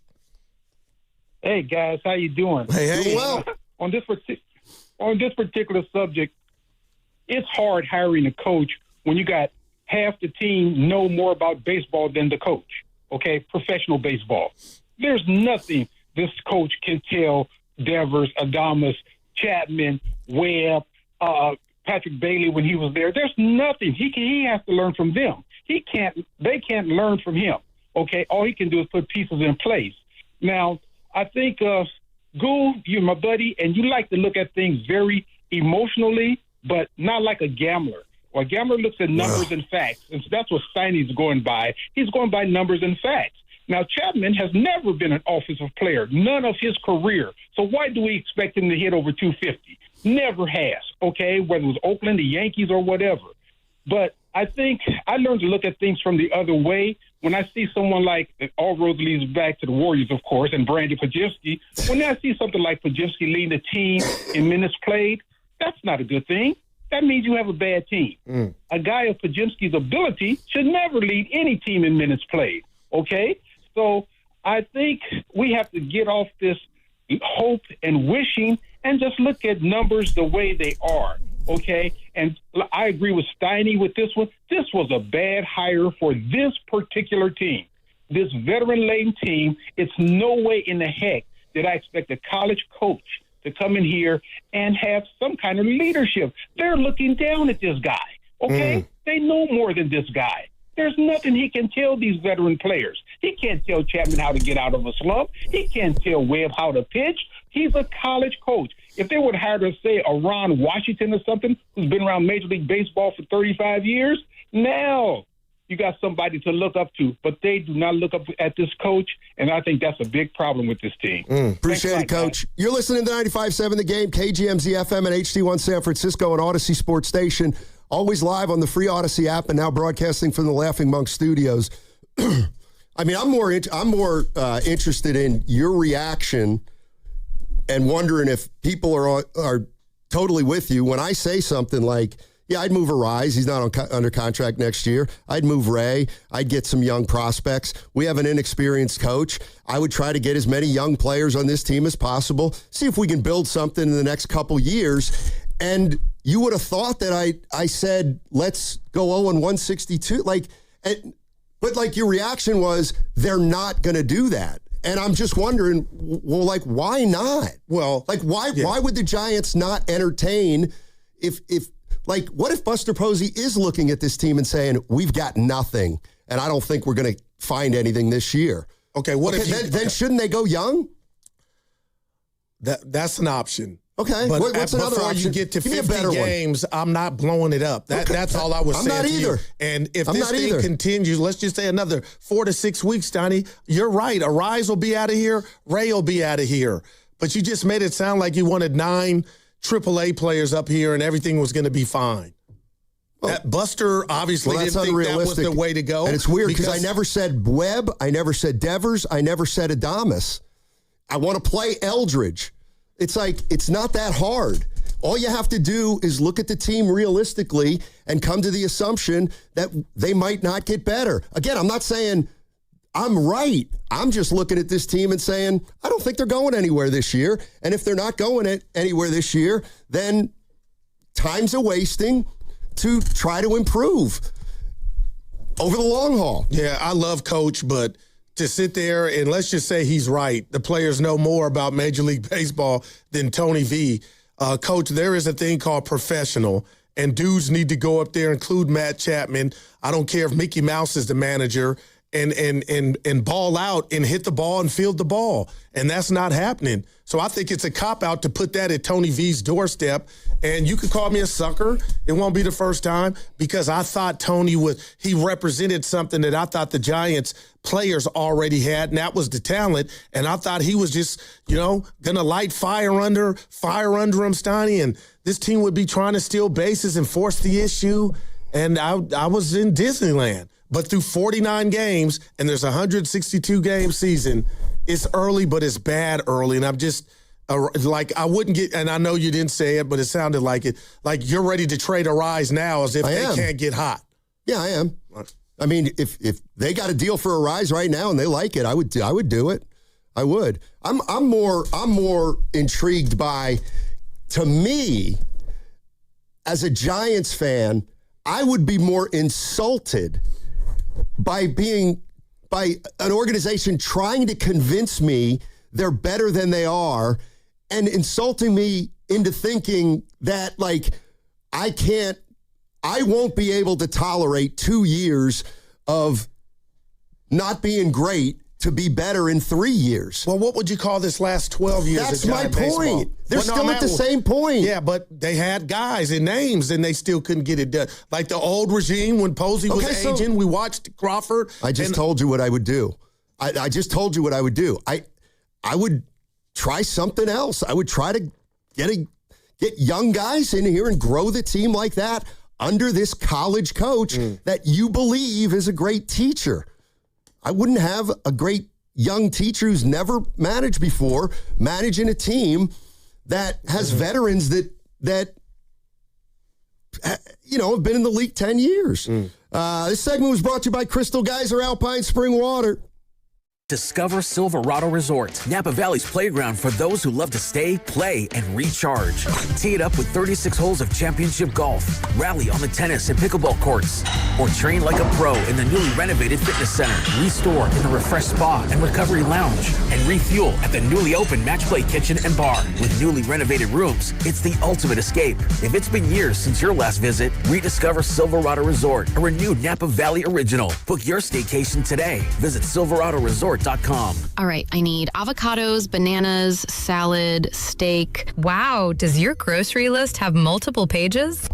No, but I skipped lunch, so now it's like my stomach is doing the grocery shopping. And besides, I'm earning cash back with Upside. Upside? What's that? Hold up, you haven't heard of it? Upside is a free app that gets you cash back when you shop at gas stations, grocery stores, and restaurants. And they added Lucky and Food Max stores, so we're pretty much covered wherever we go. All those stores? Yep, so not only are we getting a great deal on groceries, now we can earn cash back as well. Okay, downloading Upside. Now let me copy your grocery list. Great news! Lucky and Food Max are now on Upside. Download the Upside app and use the promo code SAVE8 to earn a 10% cashback bonus on your first grocery purchase. That's promo code SAVE8 for a 10% cashback bonus. Use promo code SAVE8. Offers vary by user and location at participating merchants. Go to upside.com for terms and conditions. This Memorial Day, American Vision Windows honors our community with a tradition of quality you can trust. Save 25% on your entire project, plus receive a special token of appreciation, a free Sun Matrix package upgrade. We've installed over 1 million windows, and most jobs take just 1 day. Hurry, this Memorial Day offer ends May 31st. Visit AmericanVisionWindows.com or call 888-347-0711. New customers only. Some restrictions apply. Call or see website for details. Offer ends May 31st, 2026. Thinking about getting in shape for summer? Then stop trying to do it on your own and call the experts. DIY weight loss is not the answer. At Jumpstart MD, you'll work with real clinicians right here in the Bay Area and get access to GLP-1 medications at our most affordable rates. And for a limited time, mention radio and save up to 70% this May. Don't wait until summer. Start now and lock in your results early. Call 855-JUMPSTART or visit jumpstartmd.com today. Inherited a home? Done being a landlord? Helping parents downsize?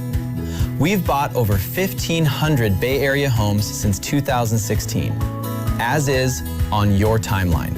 No pressure. Call 510-462-6000 or search John Buys Bay Area Houses.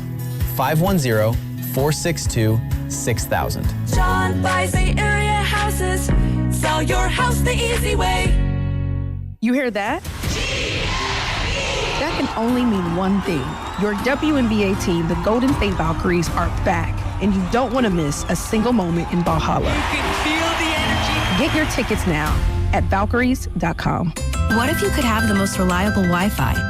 And get this, what if you could keep it at the same price for 5 years? That's the Xfinity 5-year price guarantee. Just 5 years of fiber-powered Wi-Fi that boosts speeds to the devices that need them most. That finds and fixes problems before you even notice them.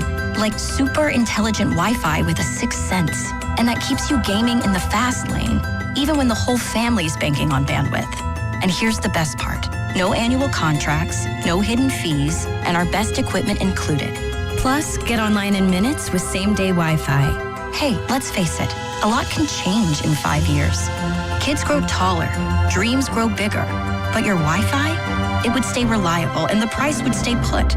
The Xfinity 5-year price guarantee. Lock in your price and unlock the possibilities. Xfinity, imagine that. Select plans only. Restrictions apply. Powered by fiber. Connects to the premises by coaxial cable. Actual speeds vary. The month of May is AAPI Heritage Month. That's Asian American and Pacific Islander Heritage Month. If you're wondering how you can participate in the festivities, visit apasf.org for access to San Francisco's AAPI Heritage Month celebration guide. There are over 100 cultural events, including art exhibits, movies, book talks, music, comedy shows, and more. There's something for everyone to enjoy. Check out the celebration guide at apasf.org. That's apasf.org. This is the Game of the Week report, brought to you by Hyundai. The active pro baseball season continues through Memorial Day weekend with a series of matchups scheduled for Monday. We'll see Arizona at San Francisco, Philly head out to San Diego, Toronto host Miami, and Los Angeles take on Colorado at home. The Game of the Week report is brought to you by the all-new Hyundai Palisade Hybrid. Learn how it's so much more than just another SUV at HyundaiUSA.com. In a world in need of a hero, one man rises to the challenge in style. He is just driving the kids to soccer practice. Make every day feel epic in the all-new Hyundai Palisade Hybrid with up to an EPA estimated 619 miles of range on select trims, advanced tech, and class-leading interior space. Come on, guys. Mill cleats on a seat. Visit HyundaiUSA.com or call 562-314-4603 for more details. Get a $15 O'Reilly gift card after rebate when you buy 5 quarts of Mobil 1 full synthetic motor oil at O'Reilly Auto Parts. O'Reilly Auto Parts. How do airplanes fly? What's in this box? What does this thing do? Kids are curious about everything, including guns. Learn how to store your gun securely and make your home safer at endfamilyfire.org. Brought to you by End Family Fire, Brady, and the Ad Council.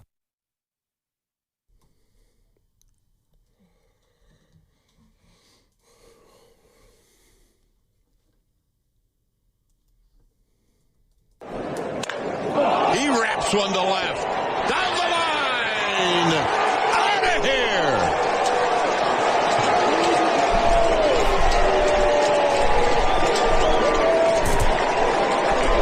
A feel-good back-to-back. Now, back to Steiny and Guru on 95.7 The Game. All right, we're talking about the Giants. They got beat on a walk-off last night in Arizona. They're now 20-29. It's the most they've been under 500, or tied for the most they've been under 500. Here's the other question I'll ask Giants fans. Like, if you look at the Warriors, what are they trying to do? And at this point, I think we know. They're trying to hang on and end the dynasty right, be competitive, and if you want to use the term run it back, it looks like they're going to try to run it back. Okay? We know what it is. Now we can agree or disagree about that approach. What's the Giants' vision? What are the Giants trying to accomplish? What do they hang their hat on? And what do they believe the direction is going? I thought it was going to be offense, but I don't know. I don't have that answer. Right. Okay. I know the payroll is high, so they were like. Right. So you said you don't know. We don't know what. Like I feel nobody I don't really. know. Okay.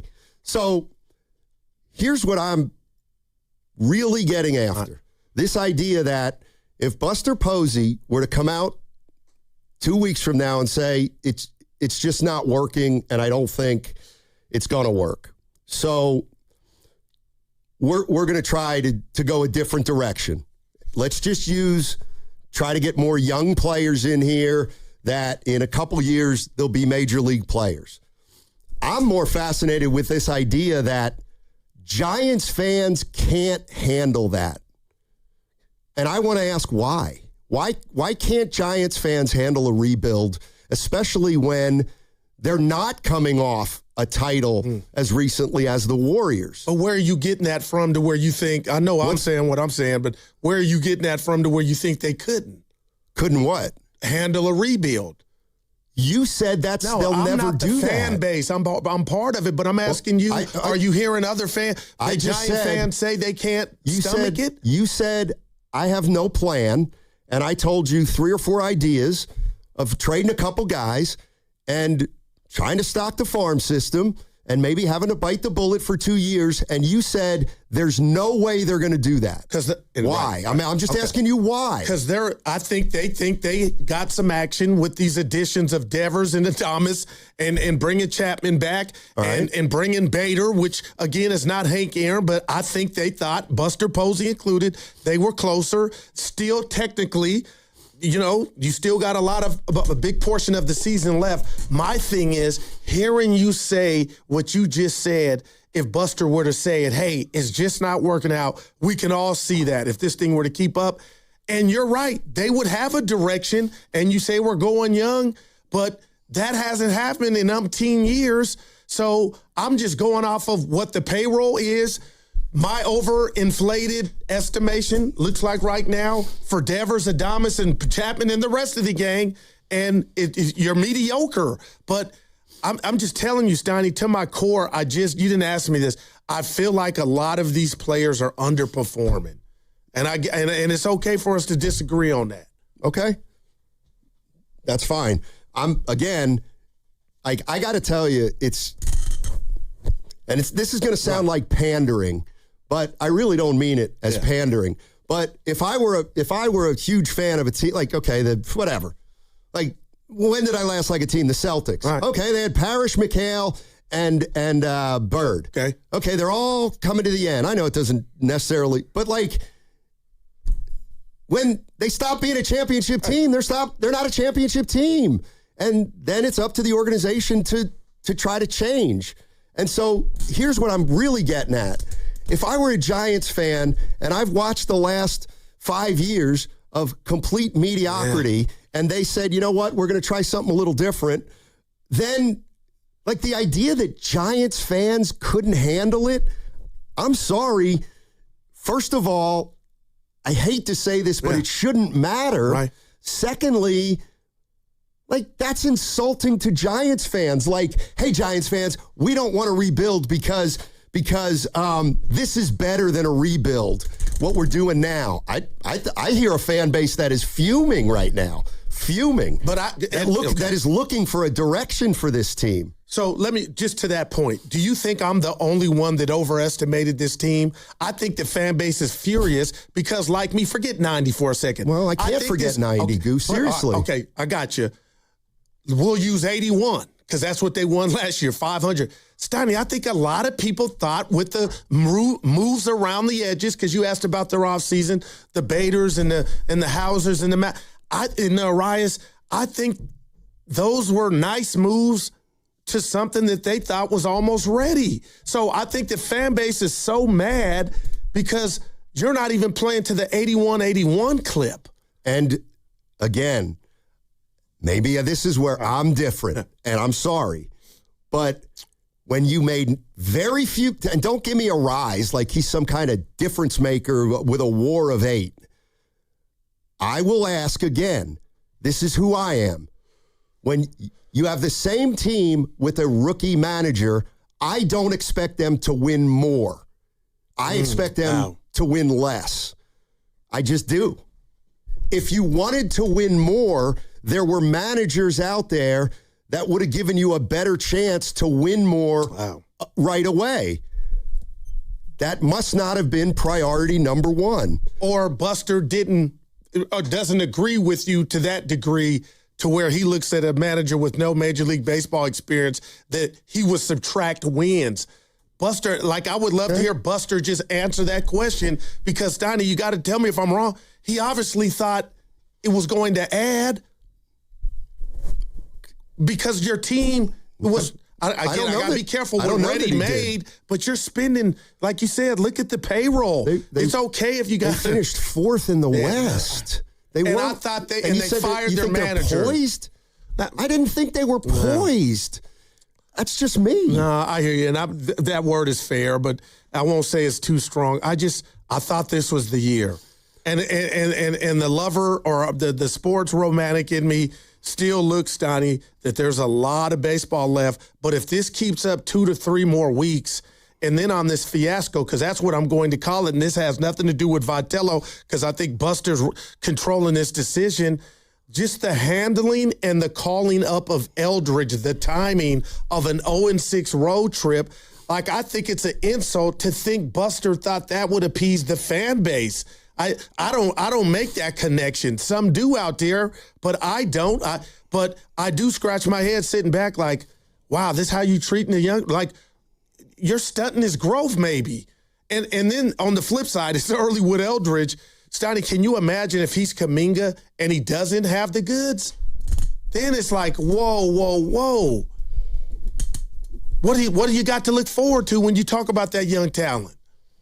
I don't expect Eldridge to be Babe Ruth. I thought Luciano was Babe Ruth. I thought Joey Bart was Buster Posey. Yeah. I mean, with this, and I have no idea what Eldridge is going to be. And I'm with you. We're not going to know if he doesn't play. So the fact to me, of course, there's going to be some things that are not similar, but to me, Eldridge isn't playing because the Giants think they're better than they are, and Kuminga didn't play because the Warriors thought they were better than they were, and that's the decision these organizations have made up to this point. And all I'm saying is, if Buster Posey looks at this team and says it ain't it, and says, we're going to change direction, but we might have some growing pains. I don't know that. So the fan base just disappears for 2 years? I don't know. That's what I'm asking. I'm hearing you. Let's go to Will and Marin. Hey, Will. Hey, what's up, guys? Thanks for taking my call. So yeah, in 2003 we went wire to wire, and in 2004 we still had a pretty good season, 91 wins. But we did actually kind of go through a rebuild. From 2005 to 2009, we were absolute trash. We were a 70-win team. But I'm forever grateful for that because it allowed us to draft the Timmies, the Bummies, the Busters, the Crawfords, the Belts, the Panics, and all the role players. I'm with you on this, Steiny. I feel like we should get the value that we can get while the iron's hot. I mean, think about it. For half of a player in Andrew Bailey, we got a 24-year-old left-handed arm that has over 300 strikeouts and 250 innings. That's so hard to do. I get it. It's at the minor league level. But to me, having an extra first-round pick and a lefty with strikeout potential that's 24 years old, that, to me, just sounds more attractive than having a catcher with gold gloves that bats 136. And I'm not saying that the other people, look, do I want Devers to leave? No, he's awesome. Do I want Arias to leave? No, he's been a godsend. He's been a breath of fresh air. It's been awesome to see a guy hit with average on the Giants. Do I want to see Logan Webb leave? No, but my biggest tale is that when the Giants are good again, those guys probably aren't going to be as good as they are now or as they were in their prime. So my point is the Trevor McDonalds will be good. Those guys will be, those guys coming up right now, those are the guys that are going to be good. So I think we should build around the future and stuff like that. Like, we could even keep like a Landon Roop. He's young enough to where he probably would be good and probably will be, because I don't even think he's in his prime. His second year, and he looks really good. There's a lot of promise. So my point is that I know that it's not like sexy to rebuild, but in baseball, it's a game of patience and it's a game based on failure. I would rather have a healthy farm with a lot of potential to where in the future, like even if we have to be terrible for another 3 to 4 years, if it brings us back to honest relevancy and we actually have depth in our farm system and we actually have promise and a direction, that's kind of what I want. Like, I'm not saying that like I want these guys to go. It's not because I don't like them as players. It's not that I'm not a fan of them, but I just think that when the Giants are going to be good again, these players aren't going to be good. And I think we should get what we can while they still have somewhat of a value. And I think that, you know, why wait? Like, you might as well just knock it out. You know, like if we had, like, think about this, like we were 81-81 last year. We have Devers, Trevor McDonald's pitching. He's come up. He's been really good, and we're worse.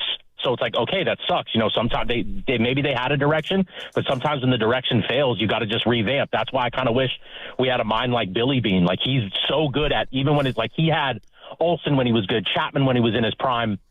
He had tons of good players, but he's not afraid to blow it up. He's not afraid to overpay someone that he doesn't think is going to be worth it down the line and load his farm with prospects. And, I mean, look at him over there. It looks like, I mean, they have a lot of promise over there. Like, yeah, their pitching stinks because of the park that they're in, but their lineup is really good and really young, and they could be good for years to come. And by the time they get to Vegas, they could be pretty promising if it's a well-balanced park. So all I'm saying is get some value while the iron's hot.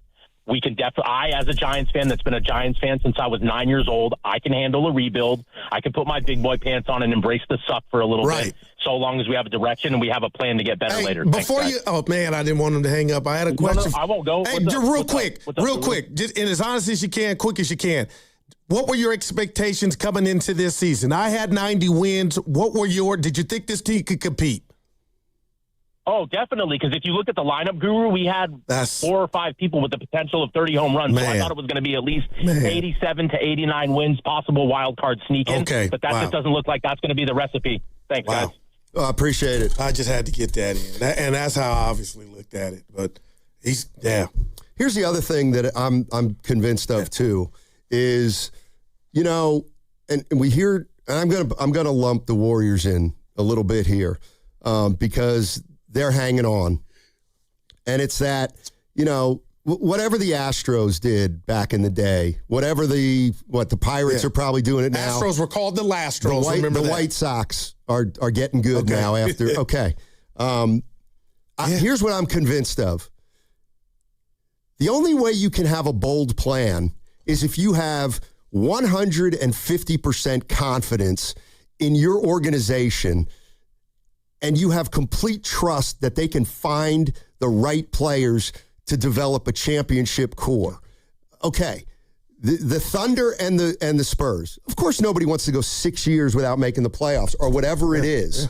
But trust the process. The plan was to do what they did, and they had confidence that they could locate and find and acquire guys who they saw as championship core players. But if you don't think and you don't have the guts that you can find those guys, guess what you're going to do? You're going to keep playing it safe. And so putting the Band-Aid on it, as you said yesterday. Exactly. So I'm not interrupted, partner. Are you shocked that it looks like both Bay Area teams are doing what I say I'm okay with? Because I thought it could work. The Giants aren't. Look at their payroll. They're not doing what you're saying, just the full commitment. And maybe if they came out and said it, I'd be on board. And the Warriors, I believe Steph Curry and Draymond Green and Steve Kerr are the reason. They won't kind of do it. I hear what you're putting down. Okay. But my question to you is, and it's not about me being right or you being wrong, why don't you think these teams are committing to that? But I think in regard to the Warriors, we know why. The Warriors are obvious why they're doing it. But the Giants, Stoney, that caller he had some great points, but I just love the honesty. I can't say you're the only one. A lot of people thought the Giants could compete, and maybe they still can this season for a third wild card. But I just don't like, I didn't think they were good. They were 81-81. This is why they're 20-29. I'm starting to think the more I watch them, as emotional as Tony is, the manager, I don't know if that's doing these players any good, but the bottom line is I kind of want to get to the bottom of why they are playing so lackluster. And if Buster is untouchable, Elliot Ness, because he's part of the ownership, then holy hell, I almost envy him because he's flying. There's no report card for him then. No, these were all things that we knew and discussed. The fact that he had no experience, but look, Keith Law's right. It's Buster Posey. He gets the benefit player. He gets the benefit of the doubt. Now he's doing something else. He's not that Buster. Okay, but hold on. So do you want to fire him? No, I don't. Okay, so we're not doing that, right? Right. Do you want to fire Vitello right now?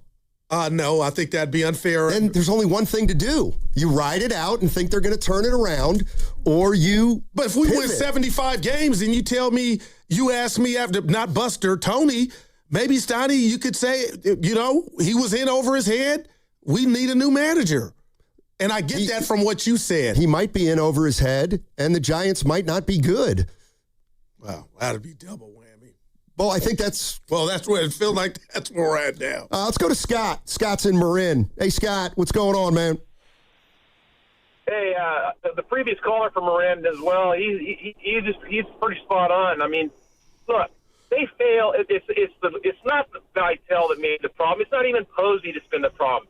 It's been your four big guys, your big studs, Logan Webb, Devers, Adames, Chapman, were in the toilet for over 40-plus games. That was the problem. And so, I don't have a problem doing what Steiny said, but I think you give it a few more weeks and extract some value from some of these guys. Right. That's fine. I'm just saying. I'm just saying last year, Devers trade came along. It was around this time of year, and they obviously moved on it. And if they were to have an opportunity to do that with somebody, I would consider it now. That's all. Well, yeah.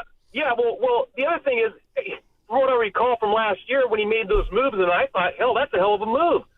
Buster knows what he's doing. He got one of the top 5 players and offensive players in the game. Yeah. I mean, and the guy.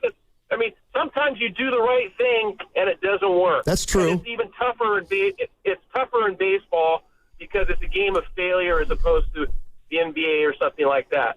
So it's a much tougher nut to crack. But I think you're right. I think if you give it another couple of weeks and then you sell, and I have no problem with that. I think you're right. I think this manager would do better with younger players, and as opposed, I think Kerr is an established coach. It's hard to compare the two sports. It's so much different. But at least Kerr, I think Kerr could adjust. Where I think this Vitale, I think he is on eggshells because the guys he trusted to help him get established in the big leagues failed him. And Buster did make one mistake, but I think that's not getting established closer in here because you losing games.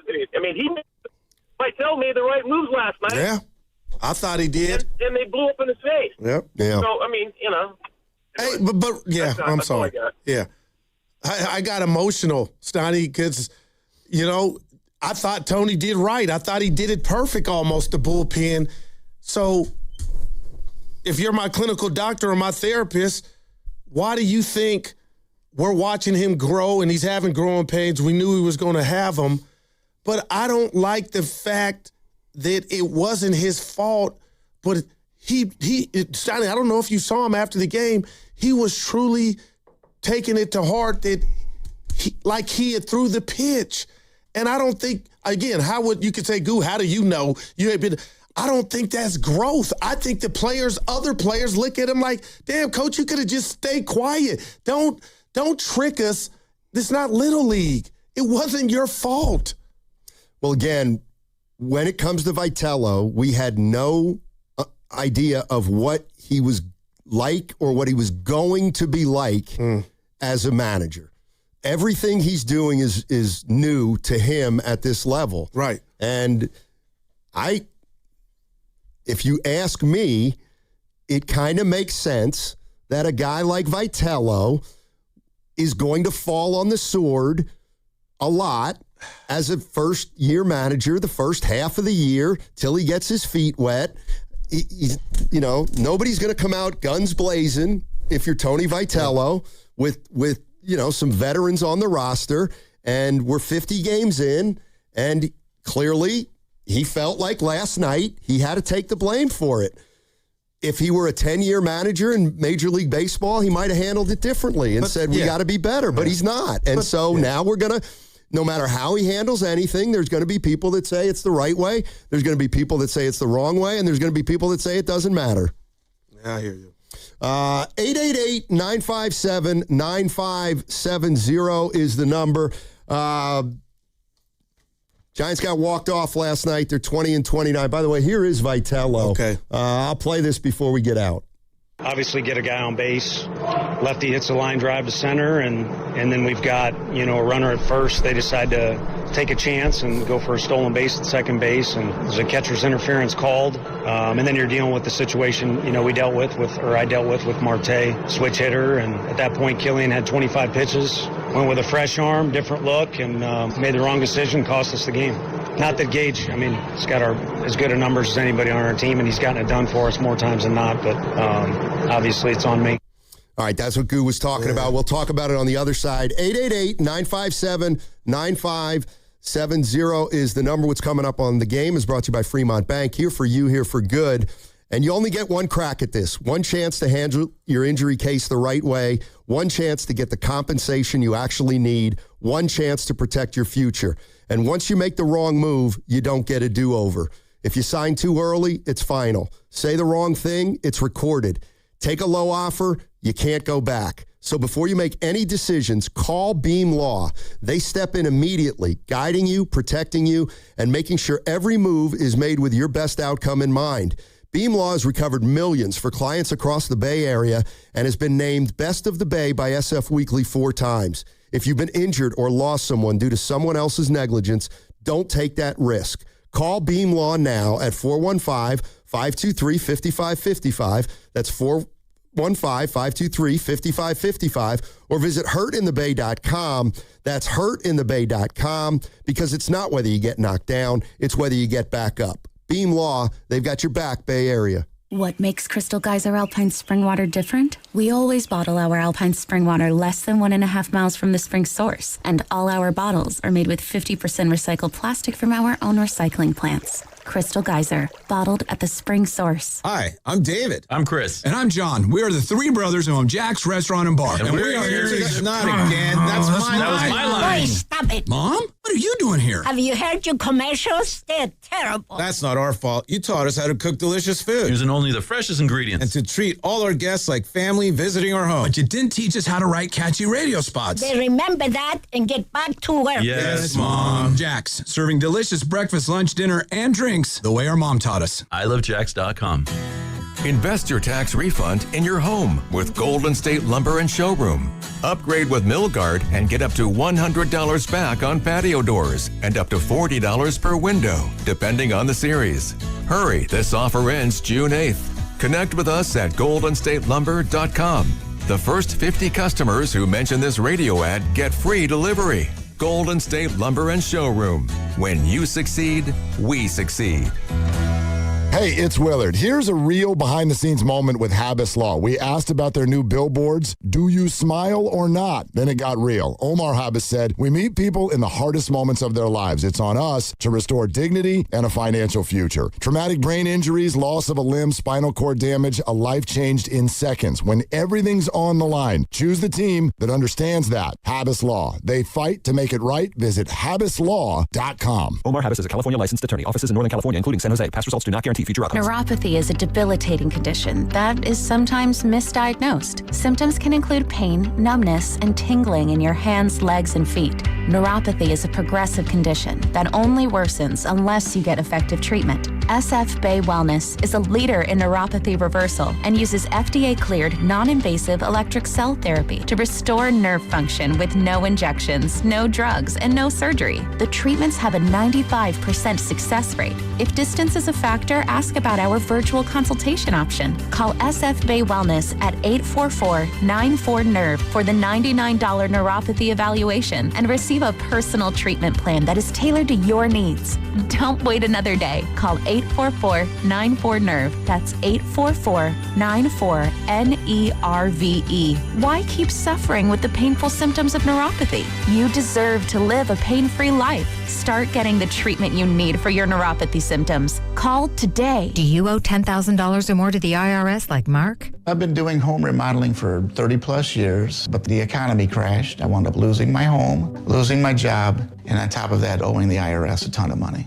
I owed the IRS $114,000. It really, truly was the worst part of my life. Then Mark found tax relief advocates. On news radio, I heard about TRA, and I thought, what's the worst that could happen? So I picked up the phone and I called them. When it was all said and done, TRA settled my $114,000 debt for $100, and I'm telling you, I was ecstatic. Could not believe it. Would recommend TRA to anyone. If you owe 10 or even hundreds of thousands of dollars to the IRS, don't lose hope. Do what Mark did and call TRA for a consultation. But TRA did. They gave me a second chance, and I'm forever grateful. Visit TRA.com or call 800-491-9914. 800-491-9914. That's 800-491-9914. This Memorial Day, start zooming past the pump in one of Toyota's 21 industry-leading hybrid and electrified models. Toyota's Summer Starts Here sales event is on, so get in and get saving. Score Memorial Day deals on a 50 MPG Corolla Hybrid and the 51 MPG Hybrid Camry, or get 0% APR on Toyota's newest EVs, the 2026 CHR and BZ.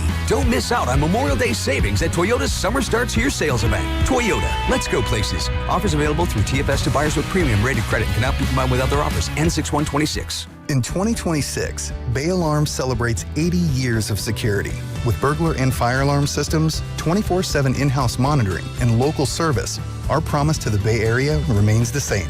We got you. Learn more at bayalarm.com. T-Mobile has an exclusive bundle for customers 55 and up. I'm Sarah Bowl. Yeah, I'm Frank Bowl. A reliable network is key for us. And with T-Mobile, it's been wonderful. And going to the 55 plus plan saved us so much money. A lot. And that's important. Trying to keep costs down. The home internet's been perfect. It's fast, it's quick. The setup was so easy, it took less than 15 minutes. It was like, If you want simplicity, coverage, reliability, you want the whole package, T-Mobile has it. Right now, T-Mobile customers 55 and up can get 2 phone lines on America's best network, plus America's fastest 5G home internet for just $30 each. $30 per month each line with autopay plus taxes and fees. Minimum age 55. Pricing for home internet rely on 2 lines of Essentials Choice 55. $35 connection charge per line required. Best mobile network and fastest 5G home internet based on analysis by Oak Cliff Speed Test Intelligence data 2H 2025. All rights reserved. In Oakland today, mostly sunny skies with a high of 76. Weather brought to you by Duke's Mayo. Welcome to Duke's Mayo Country, where the mayo is so smooth and creamy, it makes every bite better. Duke's Mayo. Look for the yellow lid.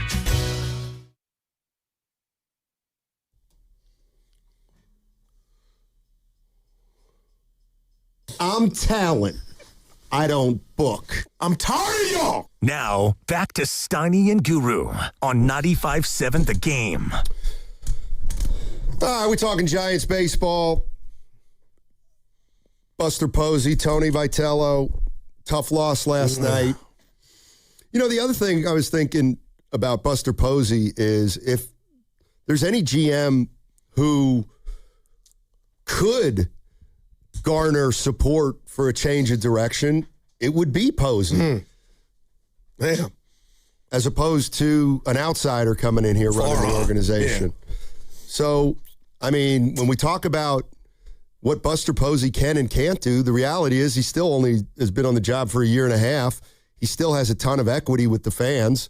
And to my way of thinking, he was hired to do whatever he thinks is right. And if and when he looks at this team and says it ain't it, then he's got to come out and tell the fans what his next vision is of the team or how they plan to get back on track and what direction they may want to go in. Oh, I hear you loud and clear, but I can't stop thinking about, your Mullen comp on if he made a mistake, he's quick to rectify it. And I know we got a long part of the season to go, but I'll say last year when people thought the Giants and Buster gave up when they made the deals with the bullpen and Doval was, and I was over here just clamoring for them to make the third wild card. Does that mean they're giving up? Does that mean they're giving up? So the best thing that I think Buster Posey has done since he's been president of baseball ops is the Devers trade. I'm not retreating on that. Like, how many times did we talk about, and Devers wasn't the one to do this, they haven't had a guy hit 30 home runs in forever. But Adames took care of that. But, man, Ralphie Devers was the guy that I was like, man, this is a dude, this is a bopper. And for whatever reason, partner, even last year to a degree when he came here, and this year through 49 games, it has not worked as a collective. And I'm just curious to see if this keeps up and they keep playing this type of, I'll call it dysfunctional baseball, would Buster do something in regard to trying to right one of the wrongs he made? I don't know. I don't either. It depends on where he thinks this team is, how much they're underachieving, if he thinks they are, or if he thinks what he's seeing is what reality is. Could Devers be moved if this thing got so raggedy and somebody came calling with the haul? Would you? I don't know. Yeah. I mean, I wouldn't move Devers because he's probably he's their best home run hitter they've had since Bonds. But I feel like that. But if you're not doing diddly squat in the standings, Donnie, what about the old, if you get a king's ransom to fertilize the farm and go young? Like, if that's what Giant fans, I don't think a lot of them want that. I hear it, to go that raw and young. Like, and to me, Devers is untouchable then. Adames too. All right, well then, brace yourself for what's going to be a disappointing season, and then go try to get some more free agents in the offseason. Bobby in Los Altos is going to tell us why fans don't like a rebuild in baseball. Bobby. Hey, Bobby, what's going on, man? Hey, thank you for taking my call. Yeah. First of all, I'm actually curious to know, did Mia on your birthday, Goo, did she maybe give you a framed photo of her and her cheesecake at Venice Beach so we could settle this? Bobby, it's funny you asked that question real quick here. A photo of the guy came up, and we don't know if she follows him on Facebook, but she wasn't in the picture that I showed Steiny and Evan, but there was a picture of the guy. I think I'm going to post it later. All right, so you were correct and she was wrong. I knew it. I knew we there needed you to go. believe in you. Hey, so I want to of course talk about the Giants, but please, if you don't mind, at the end of my points, Steiny, I'd be remiss if I didn't ask you a question about the NBA. But look, I think there's two things. First of all, Goo, on your side, of course, the way the roster is constructed, of course, they're underperforming. Regardless of whether they were built correctly or not, they're underperforming, and so there's fan frustration. But to Steiny's point, I don't like the word rebuild. What I want them to say, hey, we need a change in strategy. We need to build a team for this stadium, a stadium that's built on something that's on small balls, on triples alley, on marine layer pitching. So if someone says to me, hey, we need a new strategy, then I'm okay if you want to go ahead and tank to get players to fit that new strategy. I'm cool with that. But just to say rebuild so that we can get cheaper players to do the same thing, try to get home run players, I think that's trash and garbage. But here's the problem. We can't do player development. Obviously, every great prospect we think we got is in AA ball now, right? Or not even in the minors. So we can't do rebuilds because we haven't shown that capability. So we got to fix that. And while we're trying to fix that from a player development standpoint, we still need to punt on this ridiculous roster we have. Go to the small ball strategy. And look, there's no salary cap in baseball. The Giants don't pay no mortgage anymore. So they got plenty of money. So me as a fan, no, I don't tolerate a rebuild like that. get the new strategy and then buy that strategy because there's no salary cap. And that's the way I think it needs to be. And if ownership says, hey, we got to do a rebuild, and they don't give me a direction in terms of what that rebuild's going to look like versus, hey, we just need to get cheaper players with potential, I think that's trash, and I would not tolerate that. So that's my opinion on the matter. I need to ask you this, Steiny, because I'm still livid. I don't know why I'm so angry about this and why I need to cape up for Jokic, but the fact that he did not get the MVP, it makes me furious. Look, I got no allegiance to Serbia. I don't know why it makes me so angry. Yes, he is a 300-pound sack of potatoes with a runny nose. I get it. Aesthetically, he does not look good, but he led the league. He led the league in assists and rebounds. Obviously, he had a triple-double for the season, but he led the league in 2 of the 3 categories. He has the hands of a concert pianist. Shout out Emmanuel X. Nice. Philip Glass. I don't know. But how could this dude not get the MVP? He's clearly the most skilled player. The only thing I can think of is, and Joel Embiid had a fake MVP. Jokic should be a 5-time MVP. I know you're talking baseball, but I just can't get over it. All right. He should be the MVP. All right. Sorry. I know I took a lot of time. No, it's all good. Thank you. It's all good. Wow. I didn't know he was going there. Not Jaylen Brown, Jokic. Did he play the requisite number of games? Did he get 65 under his belt? No, that's a good call. I want to say something. It was very close. Let me go ahead. I get it before I get it, but yeah, we're just talking Buster Posey. This is Guru was making reference to this. I played it before the break. I'm going to play it again. This is Tony Vitello at the end of this clip, kind of taking a bullet for the bullpen. And do you have a problem with this, or this is just a first-year manager trying to stick up for his team? Obviously, get a guy on base. Lefty hits a line drive to center, and then we've got a runner at first. They decide to take a chance and go for a stolen base at second base, and there's a catcher's interference called. And then you're dealing with the situation I dealt with Marte, switch hitter, and at that point Killian had 25 pitches, went with a fresh arm, different look, and made the wrong decision, cost us the game. Not that Gage, he's got as good a numbers as anybody on our team, and he's gotten it done for us more times than not, but obviously it's on me. Now, I know before you go, I can already hear you say, Steiny, I don't care. That's fine. But he caught himself, but it was too late. Just think if you're Gage and you hear your manager say, I made the wrong move after you made you gave up the bomb. And, I just thought Killian had 25 pitches. I thought it was the right move. Evan said, I'm speaking for him, but he told me a more seasoned manager maybe would have left Killian in there. He stayed in there. But if you're Gage, what do you think when you hear your manager, go out of his way to try to stick up for a guy, but he's throwing you under the bus at the same time? If I'm Gage, I'm saying I'll bet he has my back because I'm probably the best guy out of the bullpen this year. But when you hear him say, I brought in Steiny, I made the wrong move, that doesn't sit well with, if I'm Steiny, that wouldn't sit well with me. So so did he throw him under the bus or did he take the bullet for him? There's 2 people in play. He took the bullet for one guy, and then the guy that gave up the bomb, he said, I made the wrong move.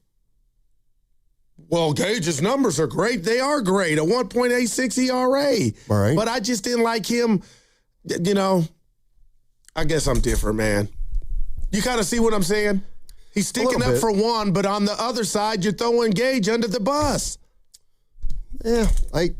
And regardless who you stick up for or not, you were not, I don't believe, last night at fault for that way you handled the bullpen situation. Just let it breathe. Say, the bullpen didn't execute. I got all the confidence in the world. But saying, Evan was right, I like Steiny, even, I think that brings on more problems, or you lose guys that way more so than win them. And I'm not saying it doesn't matter, but I'm saying, all this kind of stuff is what you get when you have a manager that's not entrenched, that doesn't have a template that he's used at this level. You know, I want to get back to something Bobby talked about, because I remember saying this a while ago. If you really, what got the Giants 3 titles? Pitching and defense. Okay. And they're bad at both right now. And then you say, okay, well, we got a great hitting lineup. Okay, well, it's not a great hitting lineup. Well, you've got some guys that hit home runs who aren't hitting home. Like that, I got. They are bad. They're at the bottom. So you're not a home run hitting team. You're not a great pitching team. And like, I'm not going to say they can't hit more homers, but why isn't their staff better? You're going to laugh. You know, all right, I got an you answer. know that even if you've got big boppers, by the way, they don't have more big boppers than most other teams in the NL. I don't think. All right. So when you play here, they hit less homers, and then you need to make up for that with pitching that limits the other team's homers at this point, or at this ballpark.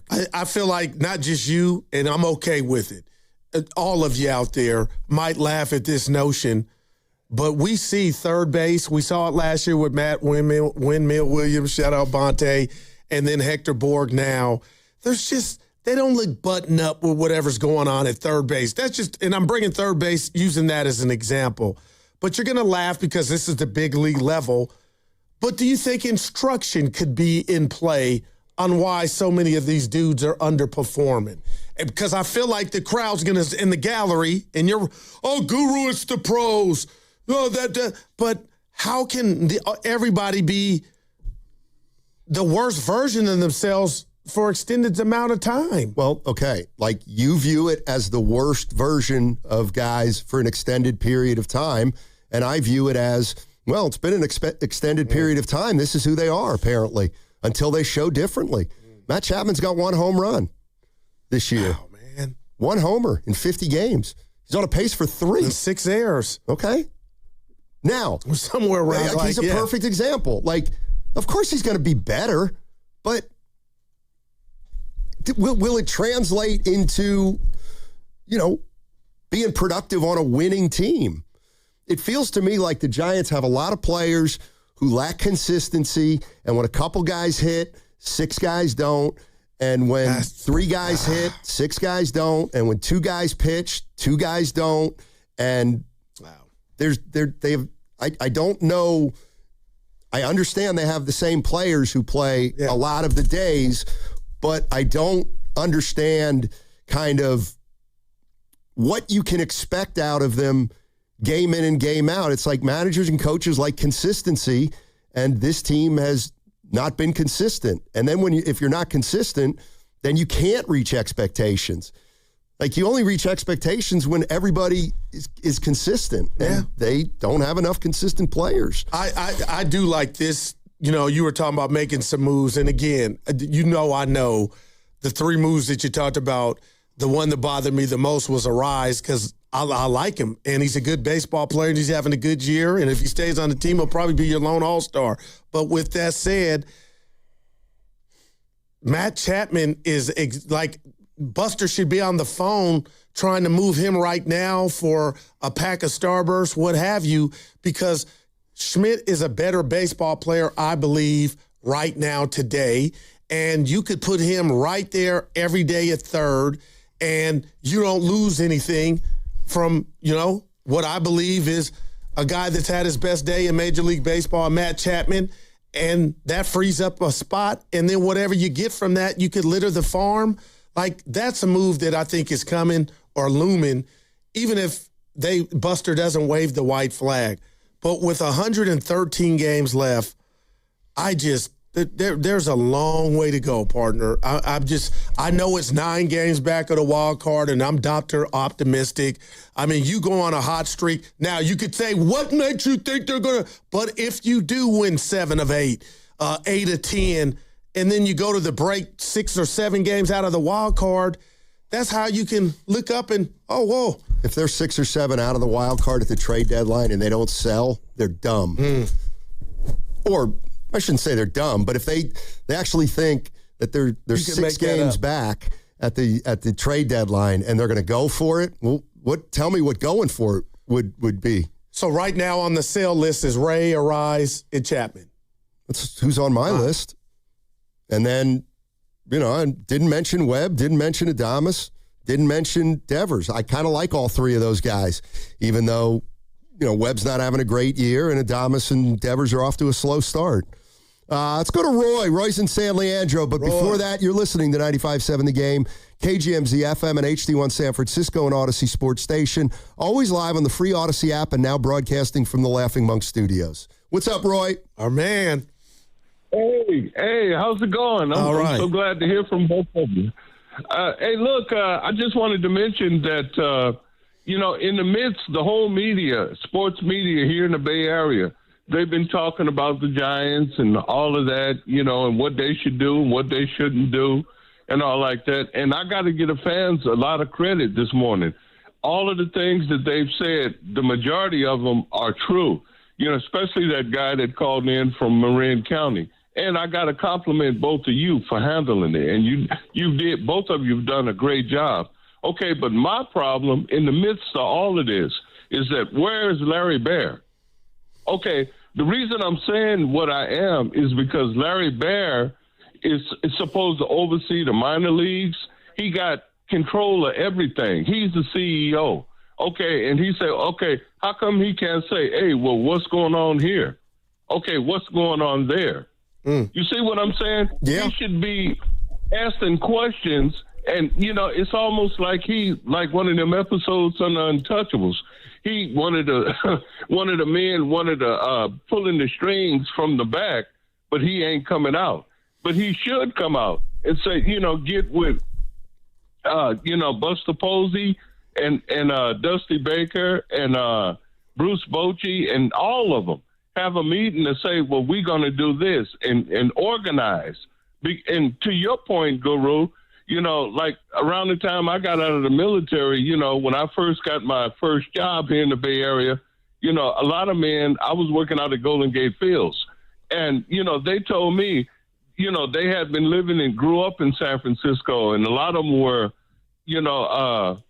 Korean War veterans had grew up here in the Bay Area. And they said, the Giants are only gonna support a winning team, and it goes right back to that caller who said the bottom line is that they want to make money. They want to make money, but like at some point you can't do that. Not with baseball, any sport, let alone talk about anything else, and stuff. And so what I'm saying is that like the majority of the fans have called and say they need to go ahead on and start from the bottom, rebuild at third base, second base, shortstop, get these young guys in from the draft and stuff. And then one more thing before I let you go, the Giants need instructors. They don't have enough instructors. A scout told me one time that worked for the Giants. He said, I wish we could have some more instructors, because if you look at the Cardinals, Yankees, and, all these other Dodgers, they have instructors, but the Giants don't have enough of them. But that's what I wanted to say. And, good hearing from you. It's always great talking to you, fellas. Thanks, Roy. Have a great one. Roy played pro ball. Now, remember, he sounds like Willie Mays to me, so I always remember him. All right, this is Keith Law of The Athletic talking about what he thinks the Giants should do either now or in the near future. This team is probably not going to the playoffs this year, right? This is certainly a situation where you can just say, look, we are already looking to 2027, and we're going to try to play younger players. We're going to try to give opportunities to kids like Eldridge, and either it's letting them develop in a case like him, or in some other cases, it's sort of more of, hey, let's see what we've got and make some evaluations over the course of the entire season. Would they lose the fan base if that's kind of their approach, if they start thinking about 2027 at some point? If it's not today, a week from now, 2 weeks from now, 3 weeks from now. Well, I love the question, partner, but we got to be real. It does matter who you're asking, because I'm a dreamer. And if you ask Butch in the morning or others, Bonte, 49er Frankies of the world, Willards, I'm sure everybody's got their own metric or, if they would be upset about when that would happen. But the guy, excuse me, guys, in question, Eldridge, he ain't chopped liver. And right now, his name it's exciting, but does his development supersede the big club? You know what I mean? Which he's a part of right now, and he's not getting in there every day. So I feel for Giant fans that fell for the dog and pony, the banana in the tailpipe, like the other caller that believed me that this team could vie for a playoff spot and win 90 games. If now the default is we get to watch Eldridge grow, I don't know if that's going to be good enough. As the big club loses with a payroll of almost $200 million, I don't know, Steiny. Yeah, maybe you got to pull the plug on some of this stuff. What did you think about Larry Bear? The part about I thought that was interesting, but Buster's running it. Well, Larry Bear used to be way more out front and center. We know, and now he's not. And he makes fewer and fewer appearances, but. Posey doesn't talk a lot, and I don't know if they need somebody to explain the direction of this team. I don't know that somebody could right now. But what about Dusty and Butch, or is that a myth? It's a myth. It has to be. Okay, what are they going to do? Bruce can show Tony in 2 days how to run a bullpen. Oh, stop, Goo. You know what I mean. Stop. But, hey, when you talk to OGs that have done it, you learn. So I'm just asking, I wonder how much they communicate. What would they be doing differently? Dusty Baker and Bochy? Telling them how to deal with, well, again, it could be Buster telling them how to do it, how Eldridge has been handled. Why break up, what he had going in regard to, him growing on They lost 6 in a row, and they had, they were scoring a run or two a game. Has he helped that? No. Okay. He was under 100 not too long ago. But again, it's you say, Arise. What would a trade of Arise? That would signal a white flag. Okay. Yeah. Well, guess what? If Buster Posey's looking at Eldridge saying, God, he's not quite ready. Right. Okay. Well, then you're waving the white flag the minute you put him in every day. The minute you put him in every day, you're waving the white flag. I'm totally with you. All right, so let's wave a big white flag. That's why I was shocked he got called up when he got called up on. And listen, real quick on the Arise. If this thing continues another month or so and they're this bad, then I know he's getting traded to Rise. My whole thing on the white flag is if you did something now, which was way too soon, and I don't think they're even thinking that. I think they're thinking it. They better be thinking about it. Hey, as you know, we're live on YouTube throughout the entire day. Just search 957 The Game and you'll find us. And now we're expanding the community for our super fans. Become a Game Pass Pro member to get early access to new videos, private AMAs with our hosts and insiders, and exclusive content from the biggest events. Plus, you'll get live, instant reaction post-game shows from your favorite hosts after the biggest games. Go to YouTube, search 957 The Game, and sign up now to become the latest member of the Game Pass Pro.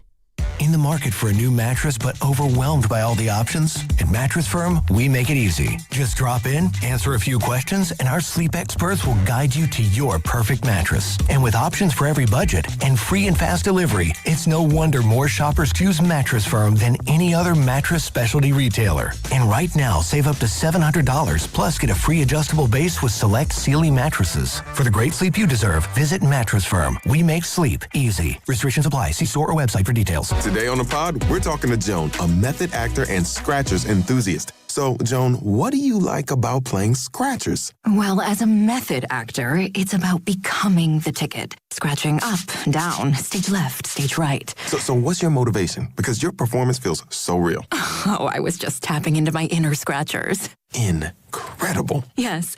Bravo me. Scratchers from the California Lottery. A little play can make your day. Please play responsibly. Must be 18 years or older to purchase player claim. Bay Area, listen up, because Ceremony Ford has one of the biggest Ford offers of the year. From now through July 6th, Ford is running its American Value for American Values employee pricing event. And yes, that means employee pricing for all at Ceremony Ford. So here's the deal. You pay what Ford employees pay on most new 2025 and 2026 Ford vehicles in stock. That's below MSRP employee pricing, available to the entire public, not just employees, not just insiders. Everybody gets a seat at the table. We're talking Maverick, Bronco, F-150, Mustang Mach-E, Bronco Sport, Explorer, Super Duty, and Ranger. Truck, SUV, hybrid, electric, work rig, family hauler, weekend warrior. Serramonte Ford has the inventory, and Ford has the offer. American value for American values. Get to Serramonte Ford right off of 280 in Colma and Daly City, or shop 24/7 at SerramonteFord.com. Serramonte Ford, your Bay Area Ford dealer. They call this one Bill. Whoa, aliens? Am I in a spaceship? Affirmative, Bill. What's with the laser saw? Relax. We are cutting our bill in half. What? An Xfinity mobile transmission says you can cut your bill in half. Oh, your mobile bill, not me, Bill. Xfinity Mobile also says we can try it free for a year. Free. Yes, with no commitment. Can we put the saw away? I am reluctant. But we will find another being to bisect.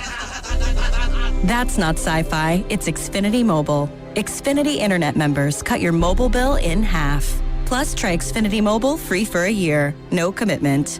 Learn more at xfinitymobile.com. Xfinity. Imagine that.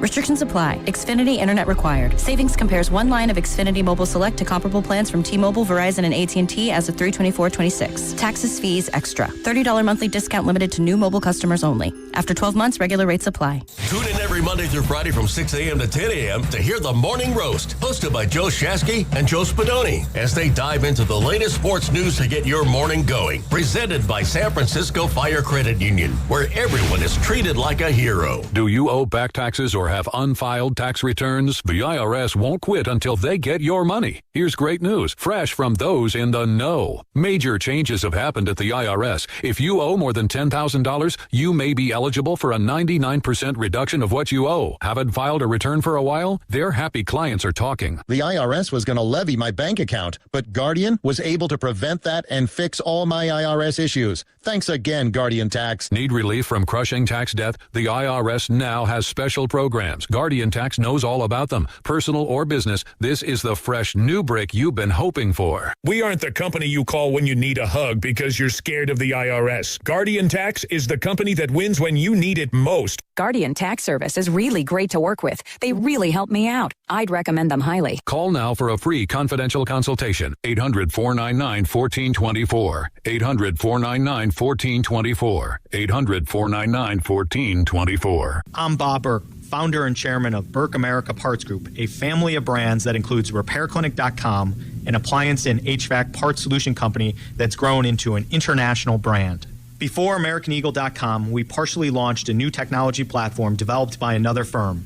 American Eagle helped take our technology to a whole new level with digital marketing, software development, and business insights into our key markets, appliances, HVAC, and outdoor power equipment, and did so both on time and on budget.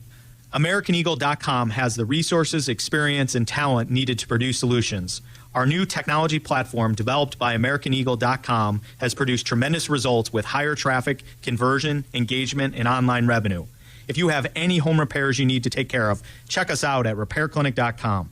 If you need a world-class website or technology project, then I would highly recommend AmericanEagle.com. Call AmericanEagle.com at 773-NETWORK. That's AmericanEagle.com, 773-NETWORK. Don't miss Chance the Rapper and his Coloring Book 10-year anniversary tour at the Masonic in San Francisco on September 22nd. Buy your tickets at Ticketmaster.com. And for your chance to win your way into the show, courtesy of Live Nation, visit the contest page at 957thegame.com.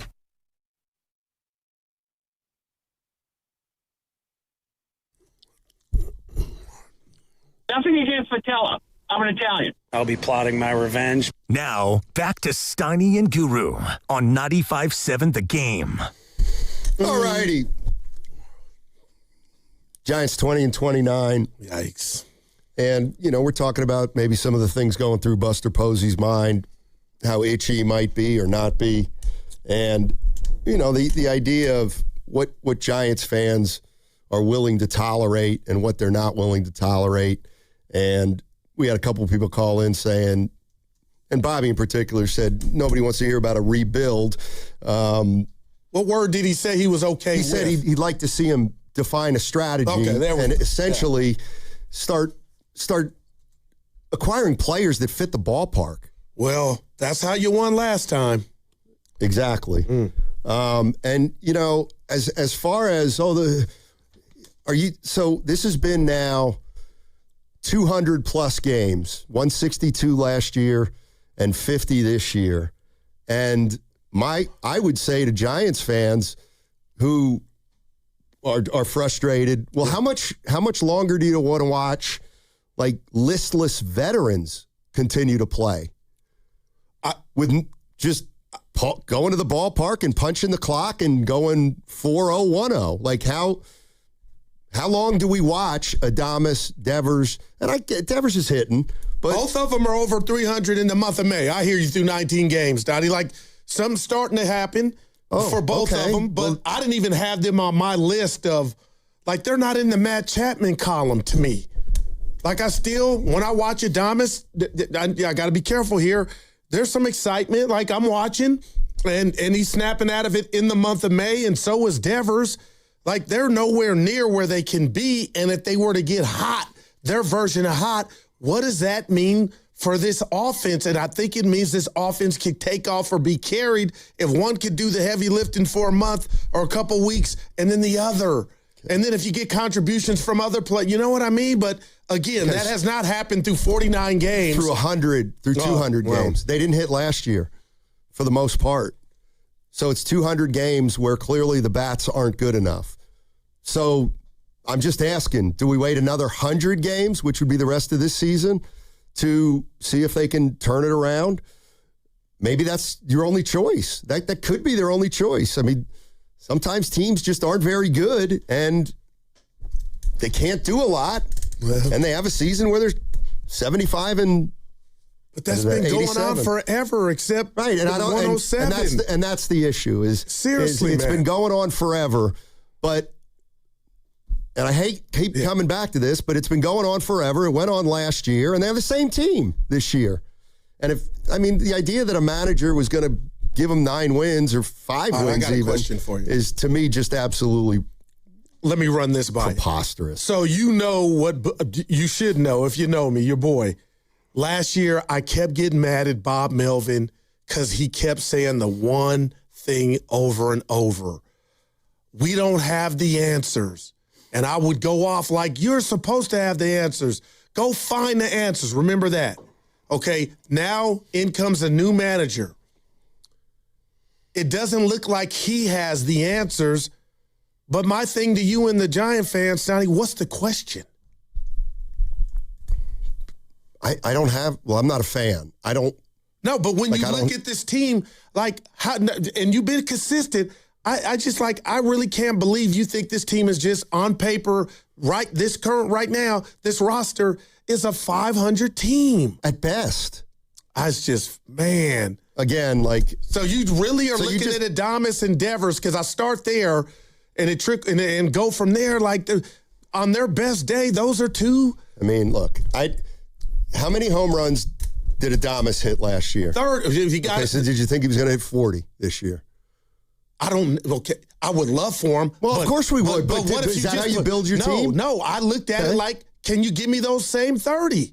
Well, that's not good at that. Even if he gives you the same 30, you're a 500 team if everybody gives you the same as they gave you last year. Well, no, that's where I was hoping you brought in a rise. Boom, shot in the arm. You're getting more from what you got at second base last year. Now Schmidt's emerged. You know, Ramos made the All-Star game a couple. I'm like, Ramos is not an All-Star. No, I'm not saying I know, but he made it. But again, Stein, what about their pitching? I thought the addition of Hauser and Malley were underwhelming. Okay. But it looks like Hauser's figuring it out. Then you got, out of nowhere, McDonald, who's been, I don't want to call him a godsend, but my gosh, he's doing okay. So it's not like their ERA is 9 and through the roof, and it's just, yesterday, for example, you score all your runs in 1 inning and can't add. And Tony Vitello's saying, again, I don't know what he was doing. I didn't think he handled that well. Saying he messed up. So you're saying the guy that finally who's been phenomenal this year in the bullpen, all of a sudden you made the wrong, if I'm pissed off. Like, I might not even say anything, but I'm like, damn, Skip, thanks for having my back. This me? This is Keith Law. He was asked the question. He works for The Athletic, covers baseball. He was on the morning roast with Shasky and Spadoni, and they asked him a question that he couldn't answer, and I'm not sure anybody can. I think that's an ownership question. Like, I don't actually have an answer. I don't think. The question is, why do you think the Giants don't want to rebuild if people think they should? I think that's an ownership question. Like, I don't actually have an answer. I don't think there's ever been a point since that. What did they win that 1 year under Kapler? 107 or something. Yeah, 107. Yeah, that was close. In some sense, having that and then, of course, getting nothing out of it in the playoffs, right, was almost the worst thing that could happen because it has felt, just an outsider perspective, like they've been trying to replicate that for a while now, as opposed to just saying, that's not coming back. I mean, that's clearly not coming back at this point. And saying, okay, we have to actually tear this down a bit more and try to rebuild. Instead, it's been sort of patch. And I think that's top down. I think that's come from ownership. And that might be now ownership through Posey to the rest of the baseball staff. But that is very much the sense that I've gotten, that there's not a sense of we're able to rebuild. Again, I'm not for it, but how would you know if you don't do it or try it? Well, I do think there must be some truth into apparently a lot of maybe that's some of it. But we saw empty seats. Well, it was COVID, but there was some. It wasn't popping like it normally pops at Third King. I want to tackle this the Eldridge situation real quick, and then he's in the lineup today. Oh, yeah, that's good news. I'll start with Keith Law talking about what he thinks about the handling of Eldridge since he's been called up. I mean, this comes back to rushing him up the ladder 2 years ago and then rushing him to the majors last year in particular. And he really still has not solved, so to speak, some of the issues that he's had. It's just making contact against better stuff. That's really what it is. And either, the problem is they play in AAA in the PCL, where a lot of your games, not all your games, but a lot of your games are played in great hitters environments, and that tends to skew a lot of the production. And so what you see with a lot of teams that have AAA affiliates in the PCL, you got to bring those guys to the majors and just sort of just wear it. You have to let them work on making those adjustments in the big leagues. And that means playing Eldridge close to every day. I might sit him against some better lefties. I think that's completely reasonable to do with any rookie, except that you're not going to get a lot of production out of that spot. All right. Now, here's the pushback from Dave Fleming, NBC Sports Bay Area. He was asked about how the Giants have handled Eldridge. Bryce is going to get there, but it is a problem right now. And so I get the frustration of Giants fans, but I guess here's my main pushback. My main pushback is the idea that they're ruining his future by not playing him every day. That's baloney. And I want to stop hearing that. That is not what's going on. This guy's got a long future ahead. Tons of development, lots of reps, getting great coaching, great support. Ask Bryce if he wants to go back down and, fly southwest to Las Vegas and be in AAA and wake up at 4 a.m. for a flight to your next town, or whether he'd rather be here working with these guys, learning from Chapman and Devers and all the Giants hitting people and whatnot. Like, the idea that this is ruining Bryce Eldridge is just stupid. Wow. Well, I actually don't necessarily disagree with that. I don't think it's about ruining Bryce Eldridge. I think it's about, is the path they're creating the best way to get Eldridge up to speed? Gotcha. Because making contact is a problem. That's a big problem. But let me ask you this. Moses Moody, I'll never forget it, when he was out of the rotation and they asked him about that, he said he'd rather be on the bench watching and studying than playing in college. And we were, a lot of people were like, whoa, I can't believe he said that. Let me ask you, do you believe, and without knowing Bryce, and if you do, I didn't know, but do you think Bryce is enjoying how they're using him as opposed to playing every day? And, Flim got me with the traveling and waking up and all that stuff, but you kind of get my drift. Would you bet your right arm? Oh, yeah, Bryce, he loves how they're using him. Well, I'm sure he probably, Mike, I would come back with this. I'm sure he's probably not crazy about it, but tell me the difference between him loving it and not loving it, and like its impact. Yeah. You know what I mean? Like he's 19 or 20 years old. I bet he doesn't like it. I'll bet he wants to play every day at the big league level. But if the organization doesn't think that's best, then what are they going to do? Make a decision just so Bryce Eldridge enjoys everything more? I mean, maybe that's why he said Eldridge. They're not ruining Eldridge's career, you know? No, because he's looking at it like, yeah, that ain't the best idea, but I got it, man. What if I told you they got bigger fish to fry than Eldridge? That's all. And I want to see the young guy. That's the point, Goo. They've got how many things do they have? They need a couple starting pitchers, okay? They clearly need athleticism and speed. Chapman they to wake need up. a closer. Okay. All right. I'm not in denial. I just don't understand. You can't. There's no quick fixes. You got to pay the price for winning, and it involves sacrifice, and it involves bold decisions that may not look great now, but in a couple years they'll look great. And I mean, who's the caller? Like, the reality is the Giants are probably. How can they be a really, really good team moving forward with Devers, Adames, and Chapman? The only way they can is to add. Okay, but they're not going to add veterans. They're not going to. Their payroll's not going to $400 million. I'm just saying there's no cap, but go ahead. What's more likely is if you have to keep those guys, right? You better get some young players in here to help them. Prospects, and you may not win, but who knows? Maybe in 3 years, those guys are still on the team and they have lesser of a role because your younger guys have emerged.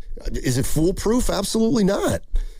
It's not. Yeah, wow, man. I guess what is foolproof is the Giants can put together 500 teams, and this year they didn't, or it doesn't look like they have. So you said something in the first hour, and it got me to thinking, when you look at the mediocrity of this Giant team, I mean this, Steiny, I'm mad for Giant fans. I'm mad for the Bay that all they have here lately since 14 was the 107 season. Do you really look at that time from that time, their last chip till now, all that's responsible for that is because you won 3 in 5 years? Of course not. Oh, okay. Because to me, I was like we're catching fish. I was like, oh, Steiny, there's been some swings and misses here. But they have nothing to do with Posey.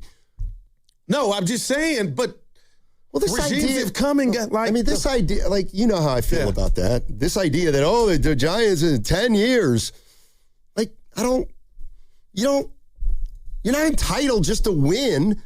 Look, they won in 14. But have another vision and build is what I'm selling you. Like, I feel like 12 years has been long enough. Yeah. If the Giants had handled things differently after the 2016 season, all right, last time they made the playoffs, let's say they used that the next year, the next 3 years, they were like, we're not a championship team and we're probably not a contender. Let's pivot and do something. Yeah. Do you think they'd be better off now? I have no doubt. Okay, so all I'm saying is that loyalty thing too. Okay, well, I'm telling you right now, when I look at this team, I don't see a lot of growth potential, and so why don't you start doing things differently now, so that in 3 or 4 years we're in a better spot? This is unfair, but I'm using Luciano, Steiny, and I just can't believe, as excited as I was for him, that the Giants didn't know that he had a hole in his glove. Apparently Eldridge does too. But so what? So now it's about, I bring this up because you got to make sure you got the right,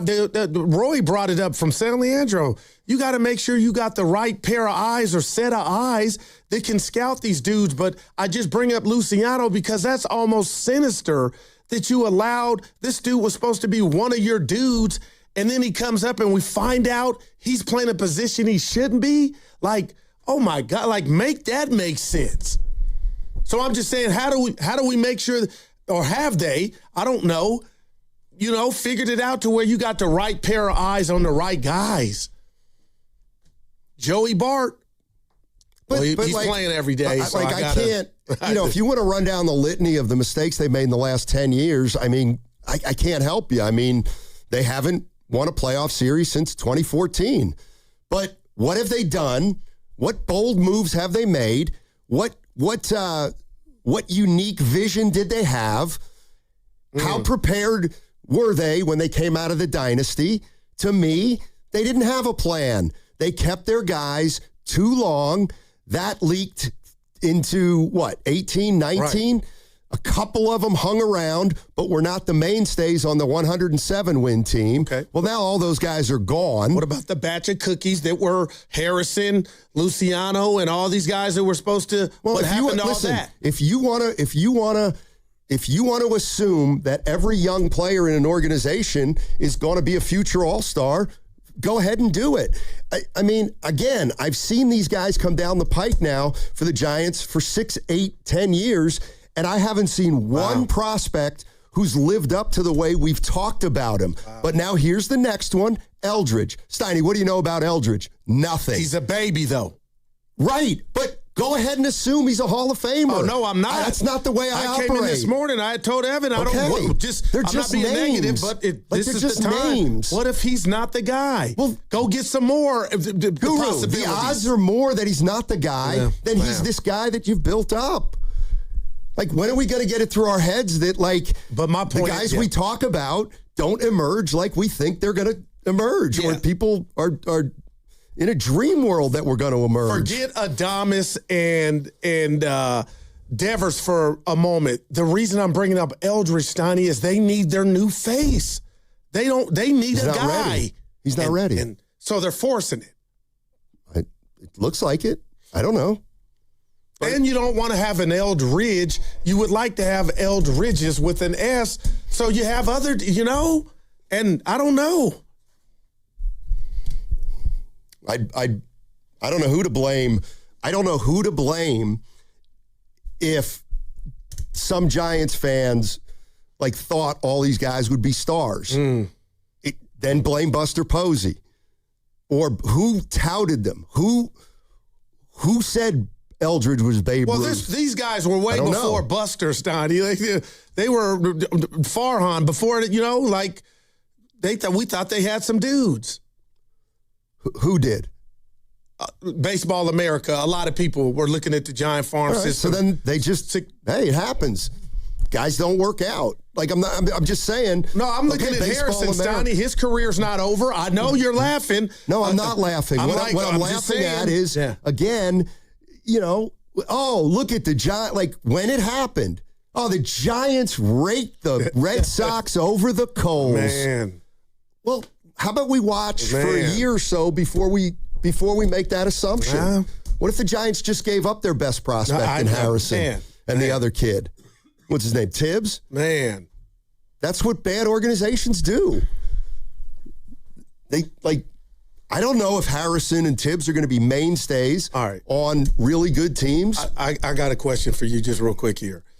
And again, I'm disappointed in the job that Buster has done. If his name was Evan. The reason is it was so sexy because he's an idol as a player. Who? Presidential. Buster is like Curry taking over as GM. You love that. My thing to you, partner, is how's he going to get better at his craft if there's not another pair of eyes telling him, hey, dude, what right now, the piano you're playing, you're hitting the wrong keys. But if you're telling me because he's new, they're just going to let a brother work it out, what if he just keeps making the wrong moves? That's my concern. Well, then you got to fire him. You hired him to make right moves, and they're 20 and 29. But you threw me for a loop with that. You're right. He does have a part of the ownership, but he has bosses. Somebody, hey, what do you think they're telling him? What does a boss of Buster Posey know? Who clearly knows I'm about to take infinitely less than Buster himself, who doesn't know anything. Well, I was going to say this. give me that cash back because we were giving you the black card to go do what you wanted to do with it. Hey, you love the moves. I did, man. Okay. And I gotta just keep it real. And it's not over. And again, I'm gonna give people down in the dumps in regard to the Giants hope. I think they're bad because something is going on off the field, off the diamond. One thing is going on. There's something going on that's affecting the team top to bottom. No, it's affecting them to where nobody even knows what it is. You know what I think it is? It's almost like it could be upstairs. Okay. Go ahead. I'll tell you what I think it is. Veterans know what they're looking at. And Adames, Devers, Webb, Chapman, probably even Arise, even though he's having a good year. They look in the clubhouse and they know it ain't it. They know they've been on great teams before. This is not a great team. But do you not go perform? Okay, so Matt Chapman, he's supposed to be gung-ho. And first of all, I'm not saying it's an excuse why Chapman has one home run. Or he's doing it on What I'm purpose. saying is you can't snow job Matt Chapman and Devers and Adames and Arise. And these guys, they know when Webb and Ray, they know this team can't compete with the Dodgers and the Padres. But what about when I'm up or I just got to go do my job? I'm like, so you're self-sabotaging? morale is never impacted. No, morale's major. Maybe Matt Chapman wants to play for a winner. And he's like, this is a joke here. But the way you're playing. Okay, I get that, Goo. Okay. I get it all. Yeah. And I don't know, it's a chicken or the egg. But Matt Chapman probably looks and says, we got a GM who doesn't know crap. We got a manager who doesn't know what he's doing. We have less talent than 3 other teams in the West. Wow, that's Guess what? It gets a little harder to come to the ballpark every day. That's interesting, man. All right. I have something to do on the other side. All right. And I'll tell you what it is. I'm going to read a sentence. Yeah. That I saw in a publication. And it struck me. And I just want to know if it strikes others in any way, like it strikes me, and how they feel about the sentence. That's what's coming up on the other side. As you know, we're live on YouTube throughout the entire day. Just search 957 The Game and you'll find us. And now we're expanding the community for our super fans. Become a Game Pass Pro member to get early access to new videos, private AMAs with our hosts and insiders, and exclusive content from the biggest events. Plus, here's what else you're going to get. You're going to get live, instant reaction post-game shows from your favorite hosts after the biggest games. It's very simple. Go to YouTube, search 957 The Game, and sign up now to become the latest member of the Game Pass Pro. That segment was also brought to you by the San Mateo County Fair. You can elaborate on that? It's time for the San Mateo County Fair. Powered by tradition, inspired by innovation, blue ribbon moments, fun, and and where experiences bloom everywhere you go. San Mateo County Fair. You know that Big Bargain detergent jug is 80% water, right? It doesn't clean as well. 80% water? I thought I was getting a better deal because it's so big. If you want a better clean, Tide Pods are only 12% water. The rest is pure, concentrated cleaning ingredients. Oh, let me make an announcement. Attention shoppers, if you want a real deal, try Tide Pods. Stop paying for watered-down detergents. Pay for clean. If it's got to be clean, it's got to be Tide Pods. Water content based on the leading bargain liquid detergent. Straight Talk Wireless presents Pickup Truck Wisdom. Trust is earned. That's why I've stuck with Straight Talk. Same price since 2009 on Verizon's 5G network. Cause shoot, anyone can make a promise. Keeping it for years, that means something. Now plans starting at $25 a month with 4 lines. Find us at straighttalk.com and Walmart. Straight Talk Wireless. Straightforward. Always. Same price claim applies only to the base monthly price of our $45 plan from October 2009 to present. Hey, Bay Area sports fans, get ready for game day with Laughing Monk Brewing. Whether you're watching with friends or heading out after the final whistle, Laughing Monk has the perfect beer for the moment. With locations in Sunnyvale, Scotts Valley, and Bayview in San Francisco, there's always a monk nearby. And now, check out their newest San Francisco location in Nopa. From crisp lagers to bold IPAs, every beer is righteously brewed in San Francisco. Grab a pint, grab your crew, and make game day better at Laughing Monk Brewing. Righteously brewed in San Francisco. This Memorial Day, American Vision Windows honors our community with a tradition of quality you can trust. Save 25% on your entire project, plus receive a special token of appreciation, a free Sun Matrix package upgrade. We've installed over 1 million windows, and most jobs take just 1 day. Hurry, this Memorial Day offer ends May 31st. Visit AmericanVisionWindows.com or call 888-347-0711. New customers only. Some restrictions apply. Call or see website for details. Offer ends May 31st, 2026. As the official bank of FIFA World Cup 2026, Bank of America knows how much hard work it takes to achieve a dream. So when it comes to owning a home, we're here to help. Get guidance and resources to buy a home you love, including up to $17,500 in select markets when combining down payment and closing cost grants. Visit BofA.com/home team. What would you like the power to do? Bank of America N.A. Equal Housing Lender. Credit and collateral is subject to approval. Restrictions apply. This is not a commitment to lend. Neuropathy is a debilitating condition that is sometimes misdiagnosed. Symptoms can include pain, numbness, and tingling in your hands, legs, and feet. Neuropathy is a progressive condition that only worsens unless you get effective treatment. SF Bay Wellness is a leader in neuropathy reversal and uses FDA-cleared, non-invasive electric cell therapy to restore nerve function with no injections, no drugs, and no surgery. The treatments have a 95% success rate. If distance is a factor, ask about our virtual consultation option. Call SF Bay Wellness at 844-94-NERVE for the $99 neuropathy evaluation and receive a personal treatment plan that is tailored to your needs. Don't wait another day. Call 844-94-NERVE. That's 844-94-NERVE. Why keep suffering with the painful symptoms of neuropathy?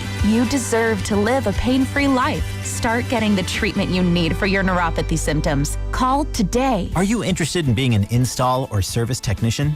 Good news! R&S Doors and Gates is hiring. If you have good mechanical skills and a knowledge of power tools, welding, and motor controls, you should apply today. R&S Doors has openings to repair and install commercial overhead doors, entry doors, and loading dock equipment. You must be able to work in a professional, fast-paced environment. Call 800-FIX-A-DOOR and apply today. That's 800-FIX-A-DOOR or visit rsdoors.com. R&S Doors.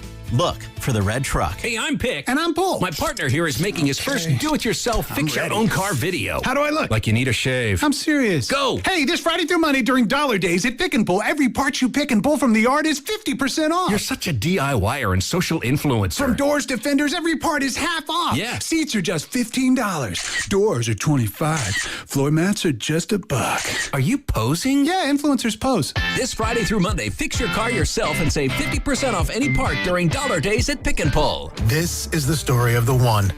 As a maintenance tech at a university, he knows ordering from multiple suppliers takes time away from keeping their arena up and running. That's why he counts on Grainger to get everything he needs, from lighting and HVAC parts to plumbing supplies, all in one place. And with fast, dependable delivery, he's stocked and ready for the next tip-off. Call 1-800-GRAINGER, click Grainger.com, or just stop by. Grainger, for the ones who get it done.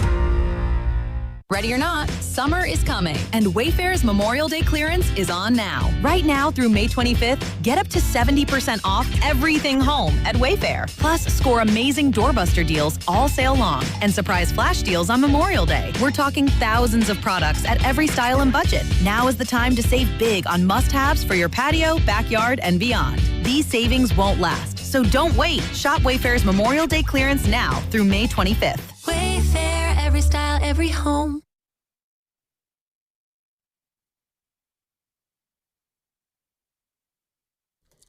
For great talk radio from 10 to 2, Steiny and Guru will get you through. Now back to Steiny and Guru.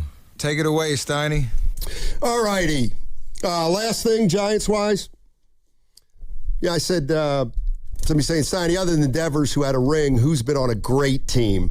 Well, my point is this. Adames, Devers, Ray, Webb, Arise, and Chapman have all been to the playoffs multiple times each over their careers. And I think they know what a good team looks like. Right. And what a non-contender looks like. And veteran players are a little bit cynical, put it that way. And they know, I have a feeling that the veterans know that this team may not have enough. Right. All right. Your sentence. Yesterday, couple things. At the end of the day, Chris Mullin called in to wish Goo a happy birthday. That's awesome. One of the greatest Warriors of all time. And late in his career, he was traded to the Indiana Pacers. Longtime Warrior, played for just one team. They made a trade for a young center, Eric Dampier. Mullin went to Indiana for 3 years, then came back and retired. All right. Steph Curry's getting up there. Got another year in his contract. And here's where I want to start. All right, go ahead. Tim Kawakami today in the SF Standard wrote a story on, 4 bold things about the Warriors in this upcoming season. And he wrote this sentence. And this was just Tim Kawakami. This wasn't a quote. All right. But did it strike me? Absolutely. This is what Tim Kawakami wrote about the Warriors. It's more of a reset than a teardown because that's what's best for Steph Curry. And what's best for Steph Curry is always what's best for the Warriors. Oh, if you were driving, I'm sure that you would have crashed. Wow. Can you read it one more time for us, serious? Kawakami talking about how the Warriors are going to approach the offseason, saying it's more of a reset than a teardown because that's what's best for Steph Curry. And what's best for Steph Curry is always what is best for the Warriors. Can I tell you what I want to do right now? I disagree. I think that's far-fetched. If that was a contract and there was a line for me to sign my John Hancock, I'd be over there and do it. And again, that's Kawakami signing. He's close to the situation. But I know you hate to hear that. But in a crazy world in Dub Nation, most of you have been agreeing with me. I just feel like that's how it should be in regard to, again, not drop your trousers and get taken to the cleaners. It's not that. It's if we really just have an adult discussion about what this dude has meant. Okay. I almost feel vindicated hearing that just from a source, TK, because they're backing up those actions with what they've been or trying to do. Right. They're doing that, but you don't like it. On a fundamental level, that's everything that's wrong. If that's the theme, you're telling me a player's more important than the team. And that blows my mind no matter who the player is. However, if that's what you're doing, like this is where I don't want to hear any gripes from people if they stay stuck in the mud for a couple years. And here's the other thing. What would be best for Steph Curry? To get a contract extension for 2027, 2028 at $60-65 million. That would be best for Steph Curry. Do you truly believe that is the best thing for the Golden State? No. Okay, well then there it is. Then that's not a. But you're removing. What am I removing? One of the purest and awesomest things about our life here. The loyalty component. That's fine. You're right. That's great. Okay. Subscribe to that. Then shut your mouth. Shut your mouth if it doesn't produce. Well, it hasn't been producing. It's not. But I guess is the pain different because you know why you're doing it and who you're doing it for? Well, I don't know. Maybe to Warrior fans well, it not is. for me last year by him not making the playoffs because he didn't even play half the season. But you're right, and I can tell you that, but you're missing the why. No, I know the why, and I'm acknowledging the why, and I'm telling you that's no way to run an organization. Man. Did the Lakers do what was best for Kobe Bryant? Yes. Was that best for the Lakers? Nah. Okay. So I'm not saying that Steph shouldn't get it, or that we won't enjoy Steph's last 2 or 3 years when he plays. We will, and that's Let me ask maybe you the this. route they're going down. Okay. But then we can't complain I feel next you, man. year. I feel if and when they get hurt. We can't complain next year if they're 15-26 halfway through the season. It's why I'm getting bothered, partner, because now I'm putting it all together. Draymond's talking about what this thing looks like when he's gone. I'm like, miss me with that. And then Steph all of a sudden out of nowhere is saying we need to recalibrate and stop talking about championships. I know other people tried to break that down and tell me it had a different meaning, but that told me he wasn't laying in bed at night like the assassin I think he is trying to get number 5. But that leads me to believe he's feeling that way because he didn't last. You know, the last 2 seasons he went out with an injury. You know what I'm saying? And real quick, if you want to do that game with Kobe and Steph, I know it's a lesser player, but let me ask you this, and I'll never forget this. The 4-400 for Draymond. Was that best for the team or Draymond? That was another smaller example of. Okay, so if Steph wants you to rip up Draymond's contract so that they can retire together, I think it's coming. According to this, okay, I think it's coming. What's best for Curry is best for the Warriors. Okay, Draymond ending his career with the Warriors would be the best for Curry. Yes, sir. That's not the best for the Warriors. No doubt. Okay, but it doesn't. But so I'm telling you, I bet right now it's going to happen. I hear you. You go ahead and bet. I'm just saying. Well, then when they do it, don't say I like it, and we're going to get right back on track, and the next 2 years are going to be great. I would like, and I'm being so real here, Stoney, can you give me some names now in the past, maybe even some cutthroat cats in upper management that would have said no to these guys that had the same type of career? Well, you're going to hate my answer. And you're going to say, look what happened. But the Bulls did it. The Bulls did it. Wow. But they were on. Yeah, the Bulls had just won a title. I got you. I hate it. I don't even want to. But that's the anomaly of all anomalies. You know what I mean? I mean, I understand you got to do right by star players. That's what I'm just like Larry Bird when he had I'm not going to use him. When guys get older, you can't just. You have to be more creative instead of like. I know it's preposterous, but like Steph can just play as long as he wants. Wow. I just think of D Wade in Miami, like, you know, man, it looks that way, Steiny. Yeah.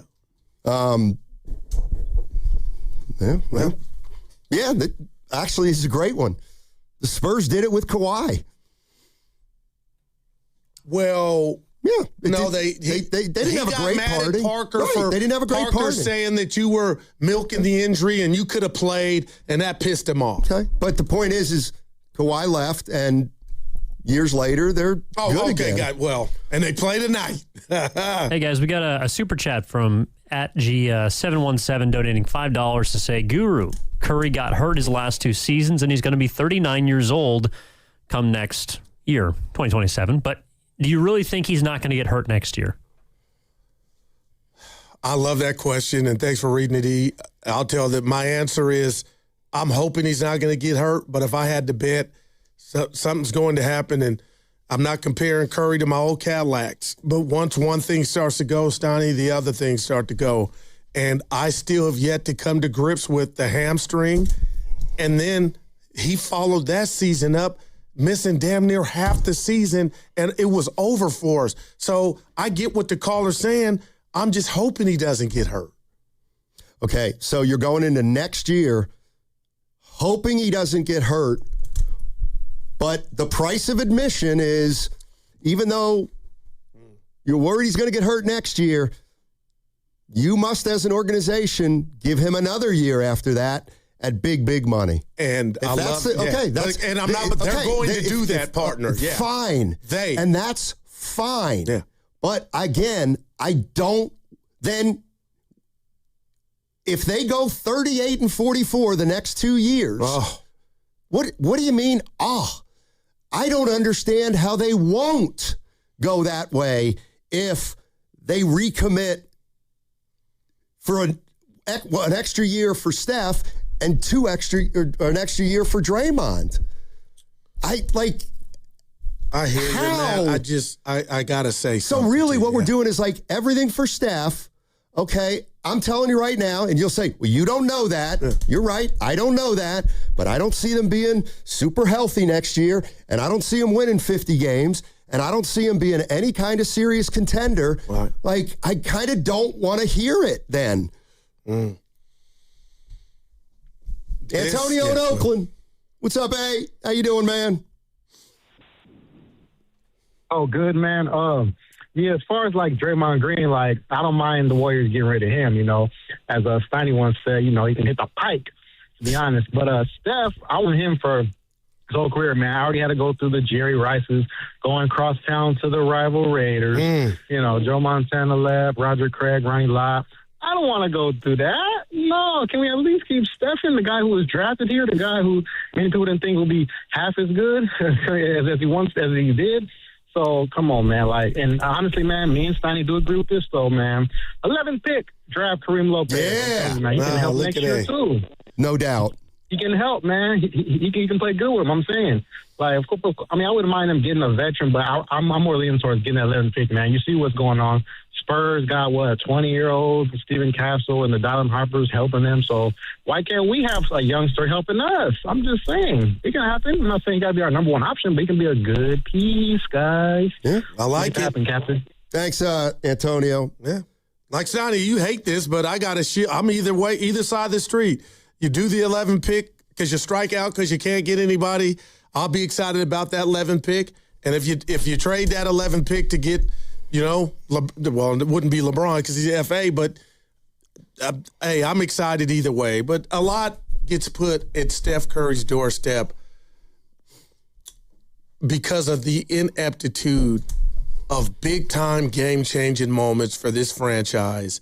And it was designed to have a guy like Jordan Poole, Kuminga emerge, Wiseman, to where Curry wouldn't be so dependent on at this age like they're dependent on him. And the reason they're depending on him at this age is because they struck out on the most important three of the most important at-bats to prolong Steph.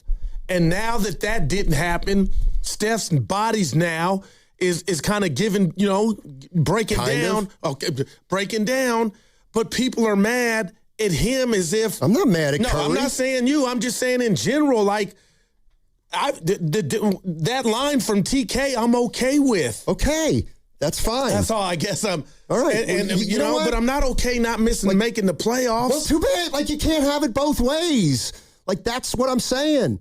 They're a 37-win team. Oh, but that's because of injury. All right, well, let's sign the guy who just got hurt for half the year for 2 years from now. But that guy's named Steph Curry. That's great. Okay. Michael Jackson, fine. You know? Well, not Michael Jordan. Well, yeah, not Michael Jordan. I give you that. And here's the other thing. And for the life of me, like, okay, you're Kyle Shanahan. First of all, you're listening to 95.7 The Game, KGMZ FM and HD1. San Francisco and Odyssey Sports Station, always live on the free Odyssey app. All right, you're Kyle Shanahan, right? You're going into this upcoming season, all right? What's your plan for Christian McCaffrey? Now, I'm Kyle, not Daryl. I'm Kyle. He had 430 touches last year. He'll have 350 or more. All right, and I'm telling you, if that's what you want, do you acknowledge he's more likely to get hurt? No doubt. Okay, so you're gonna play that game with McCaffrey. Yeah.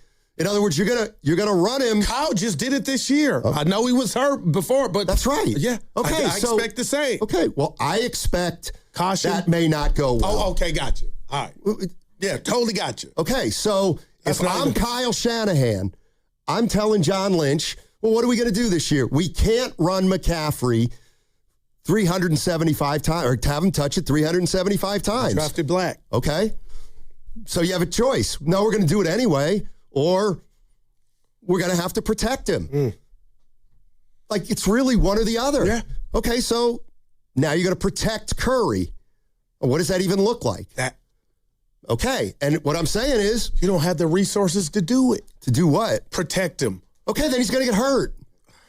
I hope you're wrong. Okay.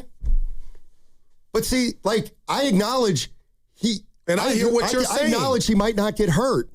But I think people say, well, if he doesn't get hurt, he's going to be Steph of 2020. Like, the league has changed drastically in the last few years. Yeah. But, the right on the table, the first right of the day brought to you by Echo Pest Control is, in my reality, in my world, and I think I'm speaking a lot for Dub Nation, you could tell me if I'm wrong. Sonny, you won't like to hear this, but unfortunately, I don't even know why I use that word.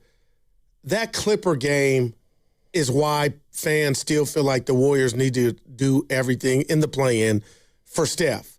Because when he's upright and healthy and there's stakes involved, he can still do that. How often?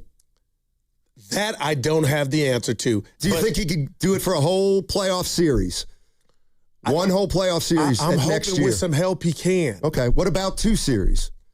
I'm hoping with some help he can. Okay. But I know where you're going. Okay. But all I'm saying think the organizations think that they're like, Steiny, you're making awesome, but we can't move or alter all in for Steph predicated on us not being proactive, thinking he can't last. Now, how do we get better? I don't think being proactive is crossing your fingers that Steph's going to be able to play 65 games. Well, that's why LeBron James on line 1 or Kawhi Leonard on line 2. I'm thinking they're thinking. Do you acknowledge any difference between a 6'9", 260-pound LeBron James and a 6'7", 228-pound Kawhi Leonard and Steph Curry? Yeah, Steiny, I use that's why they're trying to go get those guys services. Okay. That's why I brought up those 2 guys. Okay. So if this happens again, we're not dead on arrival. Like when Steph went out, it was over. It's going to be over without Steph anyway.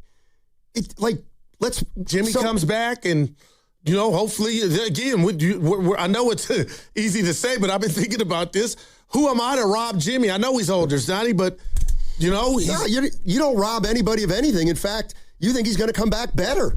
You think Curry's going to be better next year than he was this past year when he played? No.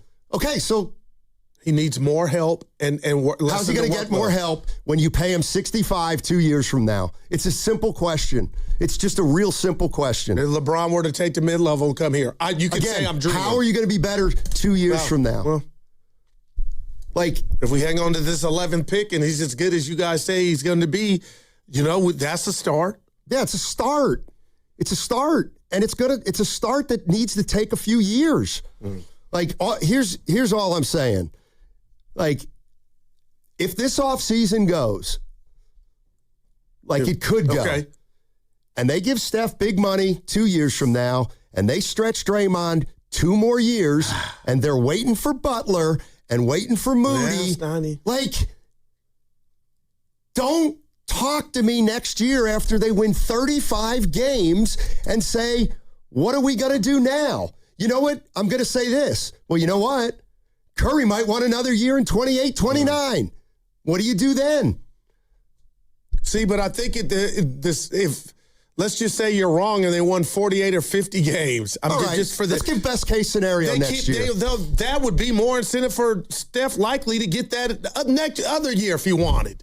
It'll continue. If they happen to win 48 games next year, that probably tells me they didn't play their young guys again. And that they maybe did bring a guy in here for 1 year to win 48 games and get smacked by one of those 2 teams we're watching now. I'm not being a smart ass, but when you right now, before this 11 pick is utilized, when you say young guys on the Warriors, who do you speak of? What do you mean? Like the young guys.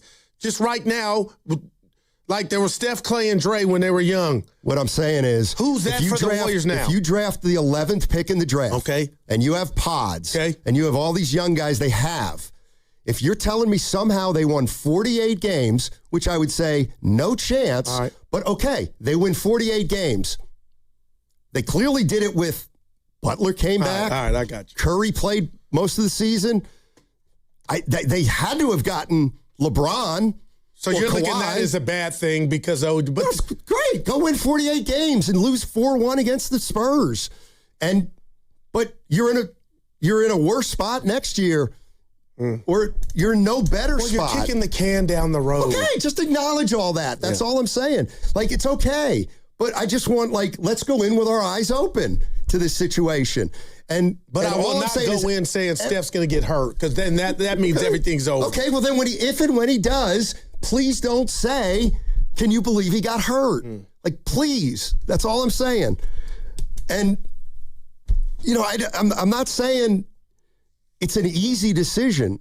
It's not.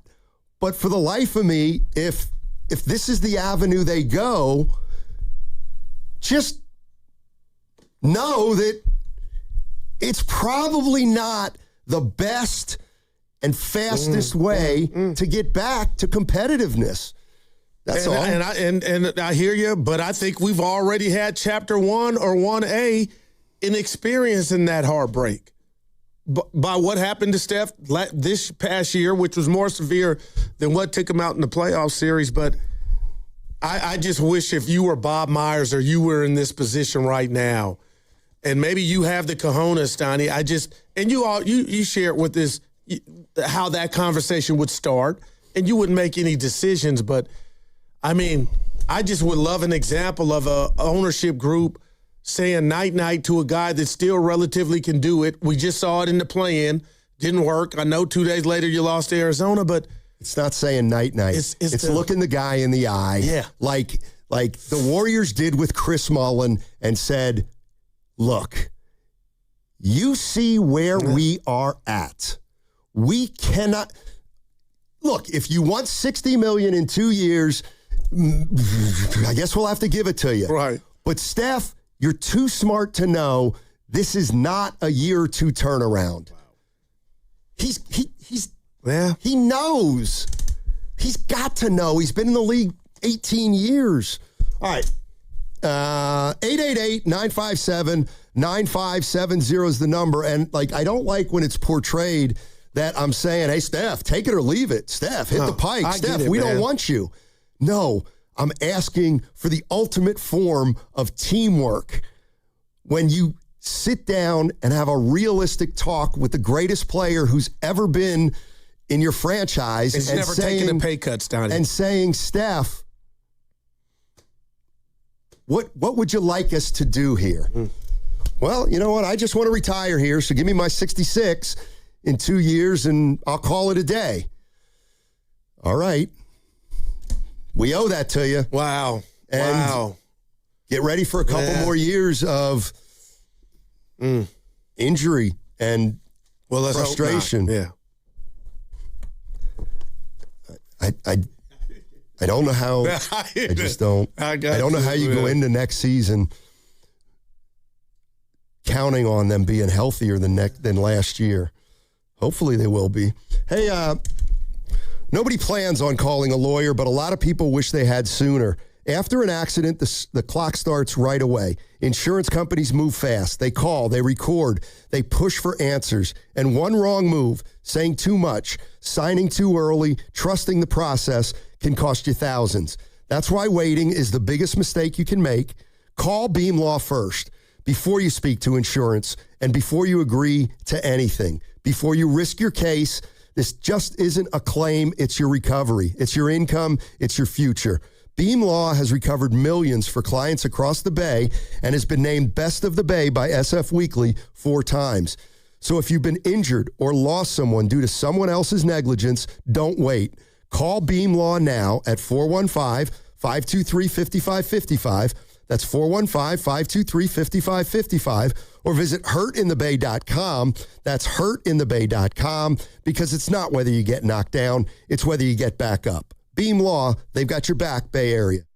In the market for a new mattress but overwhelmed by all the options? At Mattress Firm, we make it easy. Just drop in, answer a few questions, and our sleep experts will guide you to your perfect mattress. And with options for every budget, it's no wonder more shoppers choose Mattress Firm than any other mattress specialty retailer. And now save up to $1,000 on a Tempur-Pedic split king system, plus get a $300 instant gift. For the great sleep you deserve, visit Mattress Firm. We make sleep easy. Restrictions apply. See store or website for details. Today on the pod, we're talking to Megan, trapeze artist and scratchers enthusiast. So, Megan, What do you like about playing Scratchers? Well, they're easy to play when I'm hanging around. Oh, okay. Like when you're relaxing? No, like when I'm hanging on the trapeze.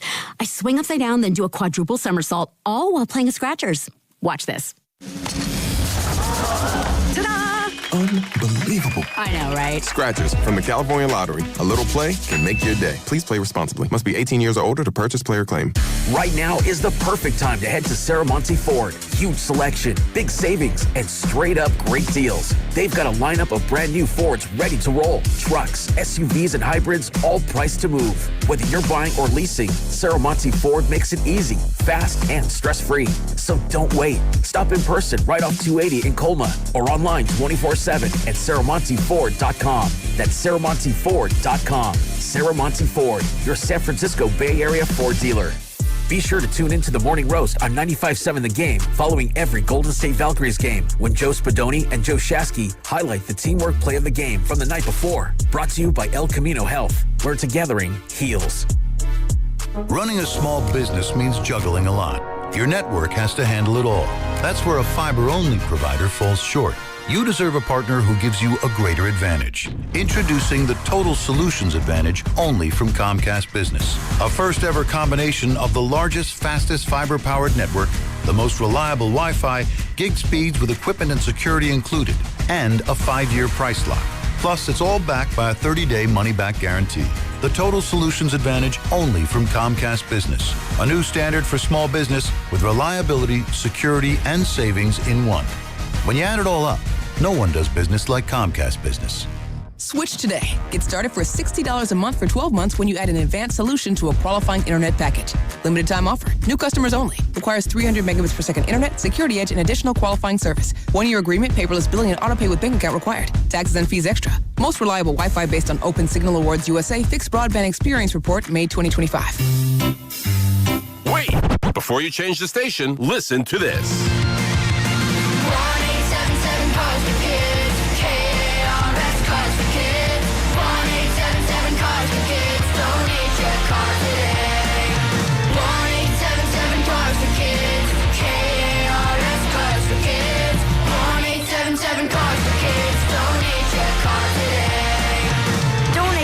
Carsforkids.org.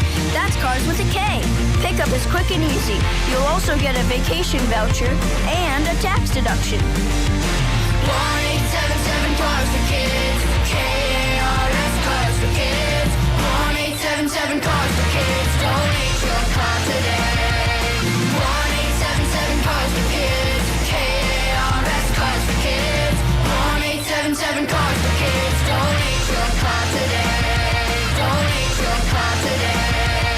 The month of May is AAPI Heritage Month. That's Asian American and Pacific Islander Heritage Month. If you're wondering how you can participate in the festivities, visit apasf.org for access to San Francisco's AAPI Heritage Month celebration guide. There are over 100 cultural events, including art exhibits, movies, book talks, music, comedy shows, and more. There's something for everyone to enjoy. Check out the celebration guide at apasf.org. That's apasf.org.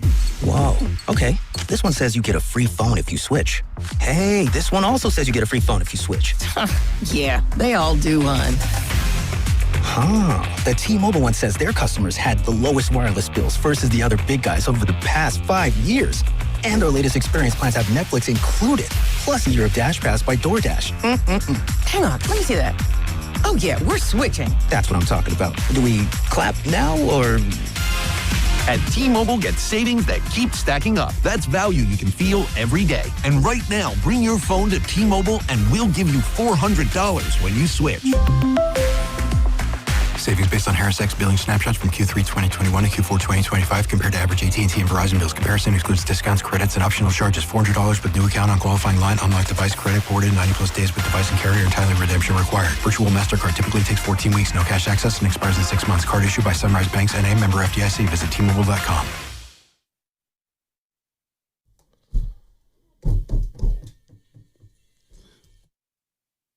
Dub Nation, this is Brandon Pajemski, coming to you live from the Laughing Monk Studios. You're listening to Steiny and Guru on 95.7 The Game. All righty. Willard and Dibs coming up in a half hour on the crossover. Beautiful day in the Bay. And we had Chris Mullin on yesterday. Mully. One of the greatest Warriors of all time. And here's what I'm interested in. When I play this next cut that he had yesterday, like if I say, for example, Chris Mullin was an all-time great Warrior, and this is what happened with him. Okay. Do people automatically, are we this far removed from Mullin that we say, well, this is Steph Curry? Not Chris Mullin was. No, Chris Mullin ain't. I don't. This ain't Chris Mullin. We're talking about a Hall of Famer, man. Okay, so at the end of Mullin's career, he was a Warrior. He played his whole career with the Warriors, and they weren't very good at the end of his career when he was, 34, 35. And I asked him yesterday what happened at that time, because he knew the Warriors needed to change direction or they weren't going to be very good. All right. And he said the following. I got to say, I got great advice from my agent, Bill Pollock, who I had my whole career. At that point, I had played 12 consecutive years. The team was obviously in a transition mode. And there was some other factors to that. I had just had 2 young kids, so I was pretty comfortable with staying my entire career and readjusting my mental approach, which would be help the organization make that transition. In the meantime, Larry Bird got the head coaching job, who I had a pretty good friendship with, and then we spoke. And when that opportunity, that was a big factor, was Larry Bird getting the job. So that was a big difference. I had a very good relationship with Donnie Walsh my entire career, so there was some familiarity there. But the deciding factor was when Larry got the job, we spoke, and that kind of sealed the deal. All right. Wow. Are there any parallels there between then and now, other than that the Warriors hadn't won 4 titles with Mullin? No, most definitely. Okay. So here's what it appears like to me. Mullin's been here for 12 years. He knew they weren't going anywhere. He said he had 2 young kids. Curry's got young kids. Yeah. And he said, I was willing and ready to readjust my mental approach to help the Warriors' young guys. All right, so he was ready to do that. Steph Curry might be willing to do that too, but they're not. They need more out of him. He can't just do that. So he's going to have to remain front and center on this team at an advanced age. And I'm asking, could that happen? What that looks like. What that looks like. Only Steph, Joe, and Mike will know. Because I got to believe that Curry is very similar to Mullin and has been over the last year or two, saying, probably not going to win a title.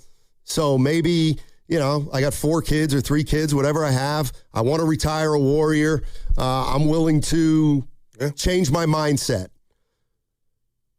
Well, but then we can't pay you $65 in 2 years. We can't do that, Steph, because you'll be 40 and we still don't have much. So why can't you ask Steph to help in whatever that means? Do you want to pursue something for the next couple years? Nah, not really. Okay, you don't. All right, what do you want to do? I want to finish here. Okay. But if he finishes there at 41, making unbelievable money, I just don't see how the team gets better. As your most valuable player isn't getting better, but he's making more than ever. Just from a logistic standpoint, you're screwed. It doesn't. Okay. And I hope you and Shasky know. So if I know that, why would I go down that road? Because there's we mentioned the L word, which is loyalty. And then Stoney, I was in sales, but this applies to any business, any company. there's a cost to doing business. And I believe they know, even before they have the conversation, they'll probably be the losers in all this. And they probably wouldn't even call themselves losers. And that's why I just feel like they're embedded into the chef.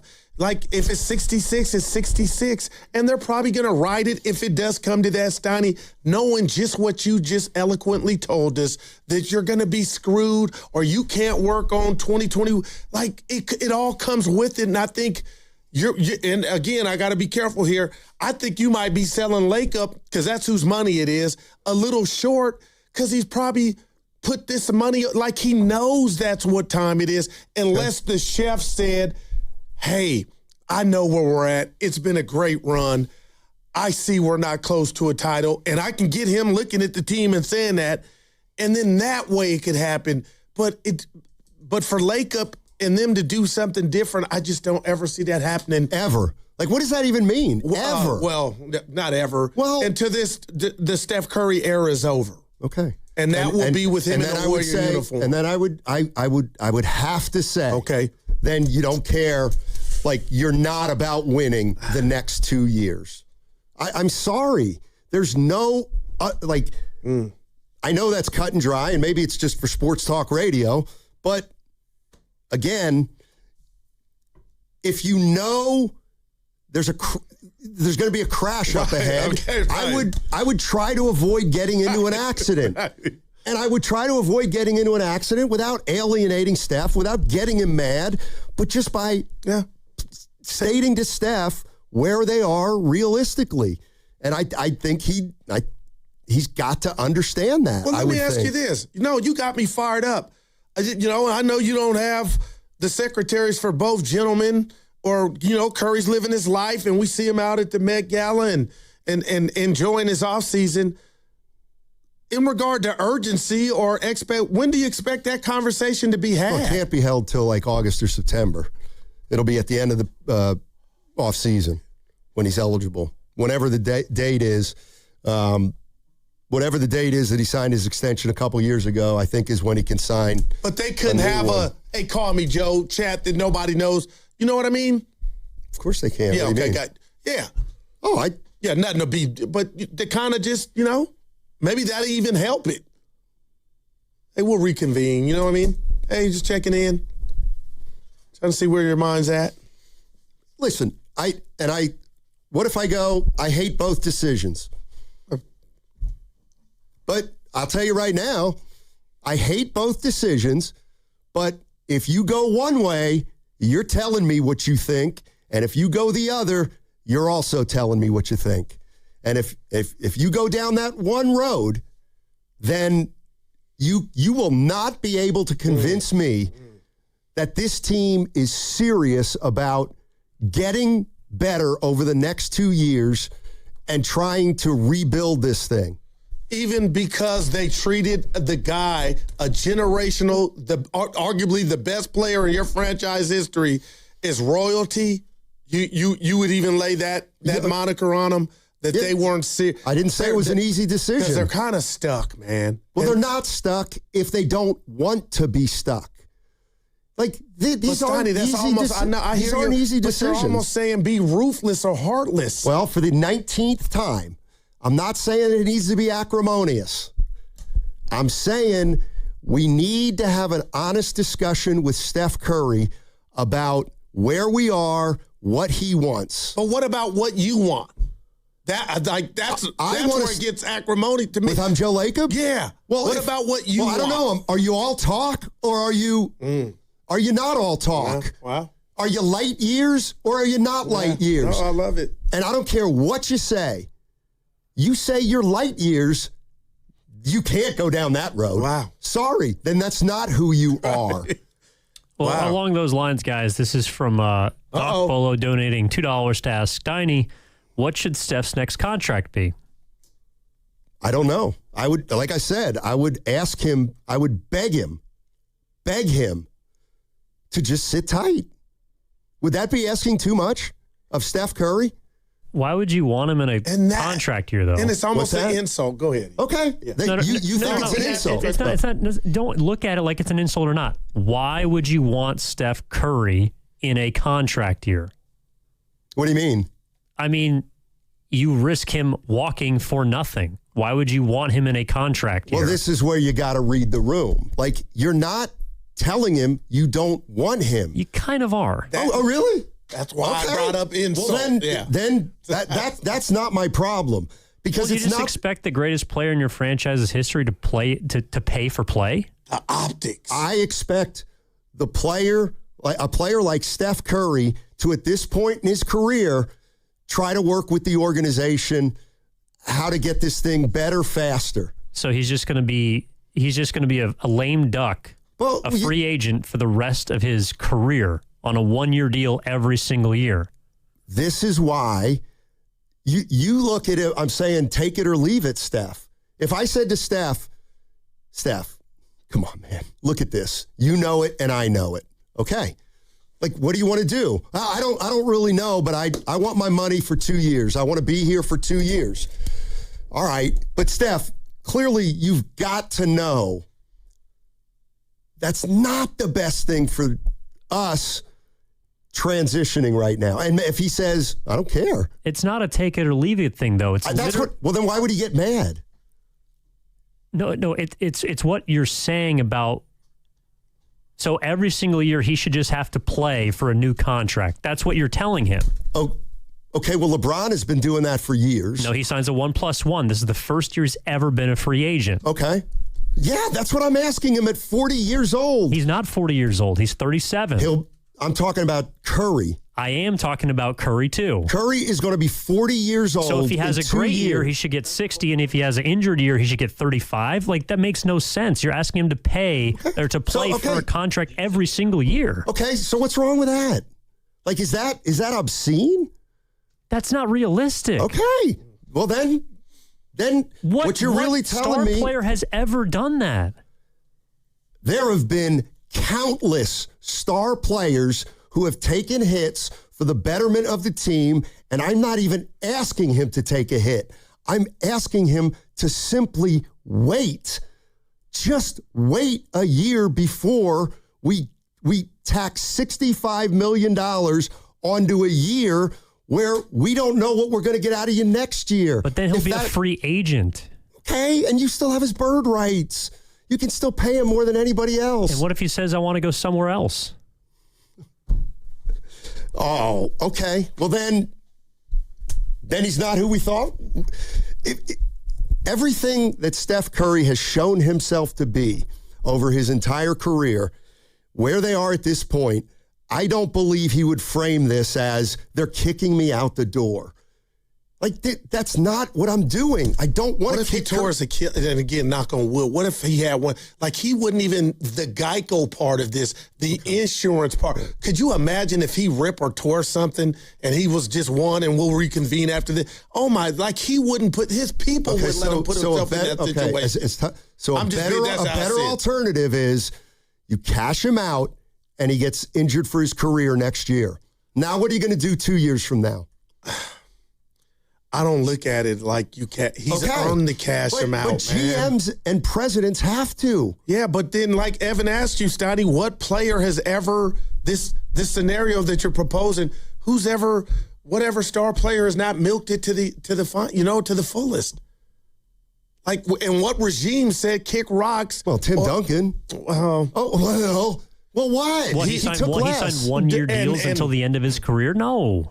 But look at the salary his last 3 years was significantly less than his salary when he was in his prime. But even you said it yourself yesterday. Why would Curry take less not knowing what he's going to get in return for it? I'm not asking him to take less. I'm asking him to wait. Just wait. 1 year. That's it. Like, have we never not taken care of you? Have we ever stiffed you? No, we've never done that. And why are we doing it again right now? So that you, Steph, and us can work together to make this the best transition it can possibly be. It sounds like you're asking him to wait a year so that he can prove if he can stay healthy I said that again. a week ago, Evan. Okay, and I guess that's the insult I guess part. that would be the insult of insults to me. for a 38-year-old player. No, the at likelihood the end of, of his it career. happening is, Joe, you're kind of the banana in the tailpipe. So let me get this straight. I might get hurt. No, that's a great strategy. He may get hurt next year, so let's give him a year after that, so he won't be high and dry if he doesn't get that. And again, I'm not letting you guys, and I am not letting you guys frame this as though I'm kicking him out the door. I'm asking if he's willing to work with us, period. And if he takes that as such an affront, then, well, we got to figure that out then too. Well, but okay, what if he does get hurt? And what if he doesn't perform it would well? be tragic. All right. From an organizational standpoint, they would be better off having not given him. He would not. Okay. And I don't think it would be worth it for them to be better off in the optics of Steph being hung out like that. Okay, man. so now the $60 million that you're going to pay him, he deserves that whether he plays or not. Kind of comes with the territory, Donnie. Then you're answering all my questions. When you say it comes with the territory. You know this. Yeah, I hear you. I don't know this. Not every player has been handled on the way out like the Warriors are handling Curry and their dynasty. In fact, many have done it differently. Let's go to JD in Oakland. Our man. What's up, JD? Jay. Fellas, I'm listening at you guys fight over this, and both you guys can be correct. But what has to happen when it comes to Steph? You have to get creative because Steph is not going to be able to do any more or any less depending on what you pay him. Regardless what you pay him, he's going to play 55 games, and that's going to be it, whether he gets $10 million or $700 million. So nobody is in the position to come here and help him. LeBron's not. Kawhi's not. So you go to Steph and you have a conversation and you say, can you play for as least as you can play? And then you give him some ownership. And the ownership doesn't care if he pulls a hamstring. The ownership doesn't care because he can make his money through ownership. And if the Warriors are worth $10 billion like they say, what is the problem with giving him ownership that's worth $100 million? It's something that and have him come into the organization, put a statue up, do any and everything you need to do, and then Steph is still ingratiated in the business. He loves the area. He does so much for Oakland, for San Francisco. You don't want to alienate him, but you can answer so many of these questions if you sit down and you have a plan on how to ingratiate him going further. A statue, ownership, and then you play as much as you can play, as well as you can play, and then we can then kind of mitigate the game, the team, the wins and losses moving forward. I don't suggest you go get another one of these old guys because they're going to have to get paid too. Kawhi is going to want $100+ million, and Steph, and LeBron is going to want that money as well. So you ask Steph to take a backseat and pay, give it to him back in ownership, give it to him back in good graces. Would they be allowed to do that? Would the league with the ownership part of that for Steph? Well, it's down the road. I'm sure they have promised him he can be a part of the organization as an owner. That probably is part of the equation down the road.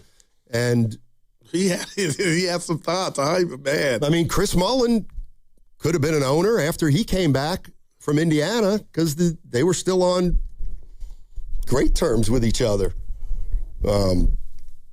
Just saying. Let's go to Gil in the East Bay. Hey, Gil. Mr. Steinmetz. Yeah. Mr. Steinmetz. First of all, let me help you out. I think there's a rule that says a player cannot have ownership of a team. I know. Guru, my advice to you is don't tell what your real age is, because I thought you were about 25. Don't tell anybody that number that you used. Yeah, okay, I got this. Because I don't think it's that. I'm looking at this right now on YouTube, and you don't look that old.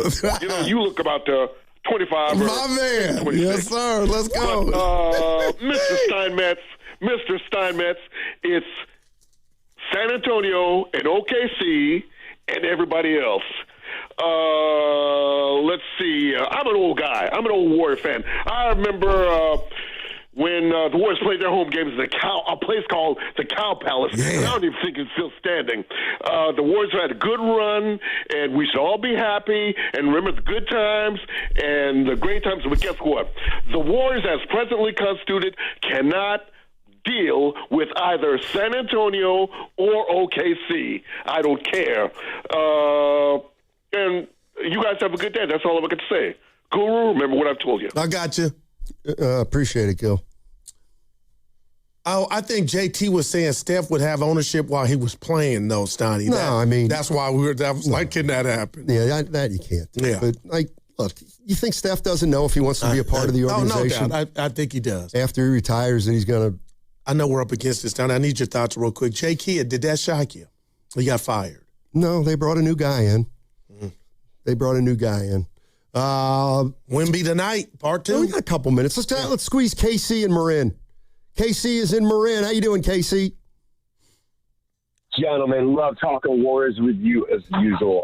My question is for Goo, and I just have a question. What is more important to you? Is it Steph Curry or is it the Warriors franchise? It's the Warriors franchise, and I mean that. Okay, because all I'm hearing is we have to do this for Steph this and Steph that. And players come and go. This is about the franchise longevity. This is about not mortgaging the future for one player who is at the eclipse of his career. It's crazy to think that we as fans would want the Warriors to do something so stupid and give so much money to one player instead of doing what's smart, which is, do you want to play for a lot less or do you want to play for another team? This is about the front of the uniform, as always, for me. Yeah, and real quick, KC, that's one of the things I was thinking, too, is that, we talk about what's Curry? Curry's making 62 next year. Man. And, he's not going to take less money. Well, okay, so does that mean if he's a free agent, somebody will pay him 65? Well, I see. I know what street you're on. Yeah. I get what you're putting down. But I'm just saying, if Detroit had Steph Curry, they would still be playing. They'd probably be in the finals. Well, I don't know. I don't know that. Can he make it this deep into the playoffs anymore? Now, that's my biggest fear. Okay, well, then why would you give him a year after this? That's all I'm saying. Your biggest fear is he will get hurt next year and not be able to finish the year.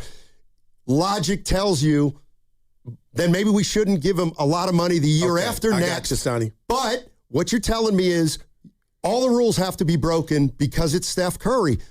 I'm still with you. All right. But then don't tell me that it's about you know what. No, this is where I think we veer off, and everybody out there. And I meant that answer. It's the Warriors. Come on now. Steph is incredible. Stoney, Janet Jackson had a saying in a song, "What have you done for me lately?" That doesn't apply to Steph. This contract is going to be a lifetime achievement award. Well, you're not going to win like that over the next 2 years. Okay, now that's a different story. No, it's not. They're going to try to win. You're okay with that. That's fine. No, I'm just telling you it's coming.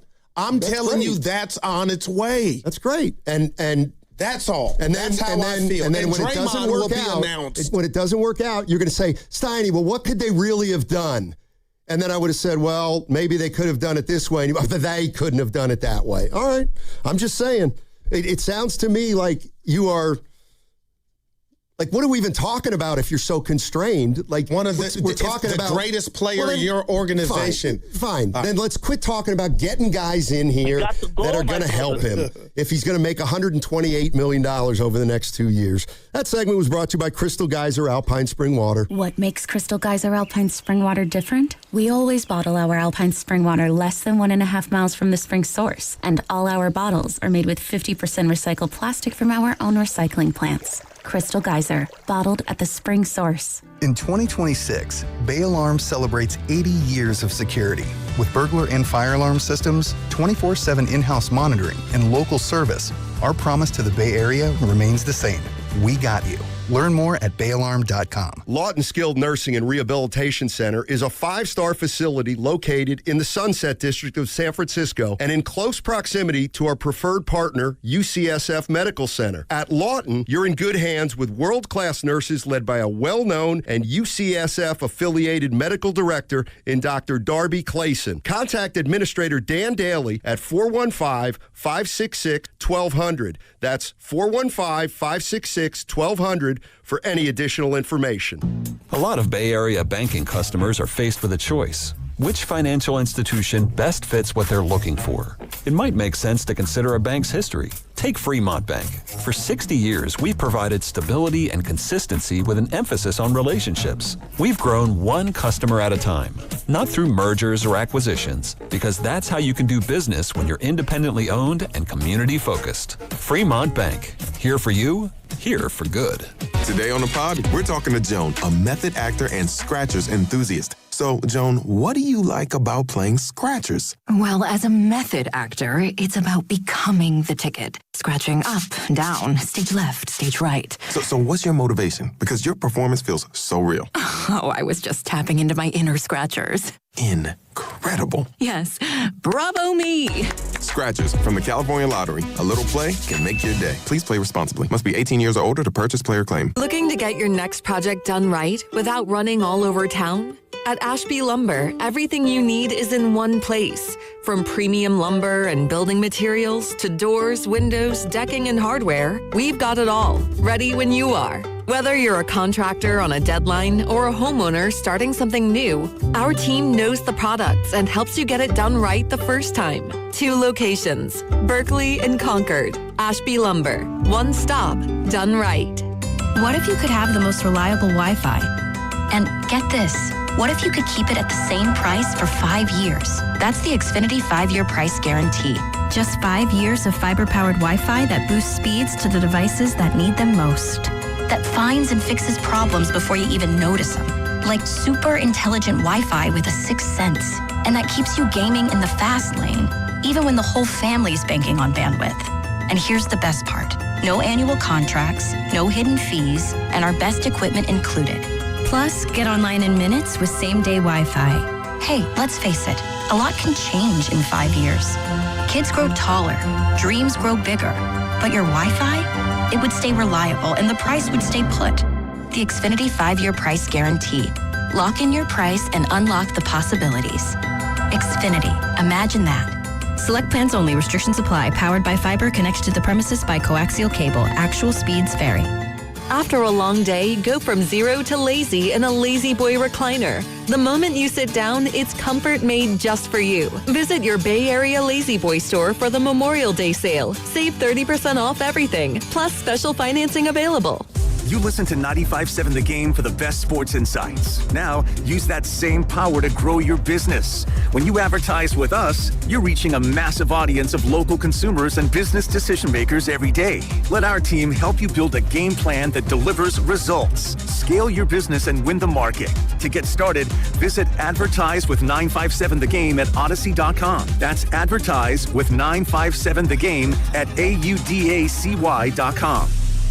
Get everything you need for the entire job delivered. From lumber to drywall, flooring, and fixtures, get it all delivered from the Home Depot. With same day, next day, or any day delivery, staying on track and on time is crucial to your job. That's why it's our job to get you what you need when you need it. We deliver the supplies. You deliver the results. Brought to you by the Home Depot. Finding great candidates to hire can be like, well, trying to find a needle in a haystack, but not with ZipRecruiter. Its powerful technology actively finds and invites qualified candidates to apply to your job. So while other companies might deliver a lot of hay, ZipRecruiter finds you the needle in the haystack. See why 4 out of 5 employers who post a job on ZipRecruiter get a quality candidate within the first day. Try ZipRecruiter for free at ZipRecruiter.com/team. That's ZipRecruiter.com/team. ZipRecruiter. I need a little range. Step to the range. Range, come on, meet me at the range. Introducing Introducing the new Chick-fil-A Jalapeno Ranch Club sandwich. With that juicy Chick-fil-A chicken on a buttermilk ranch bun, jalapeno ranch sauce, and pickled jalapenos, it's a little ranch with a lot of kick. The new Chick-fil-A Jalapeno Ranch Club with original spicy or grilled filet. Available for a limited time only. Order ahead on the Chick-fil-A app. Don't miss Chance the Rapper and his Coloring Book 10-year anniversary tour at the Masonic in San Francisco on September 22nd. Buy your tickets at Ticketmaster.com. And for your chance to win your way into the show, courtesy of Live Nation, visit the contest page at 957thegame.com.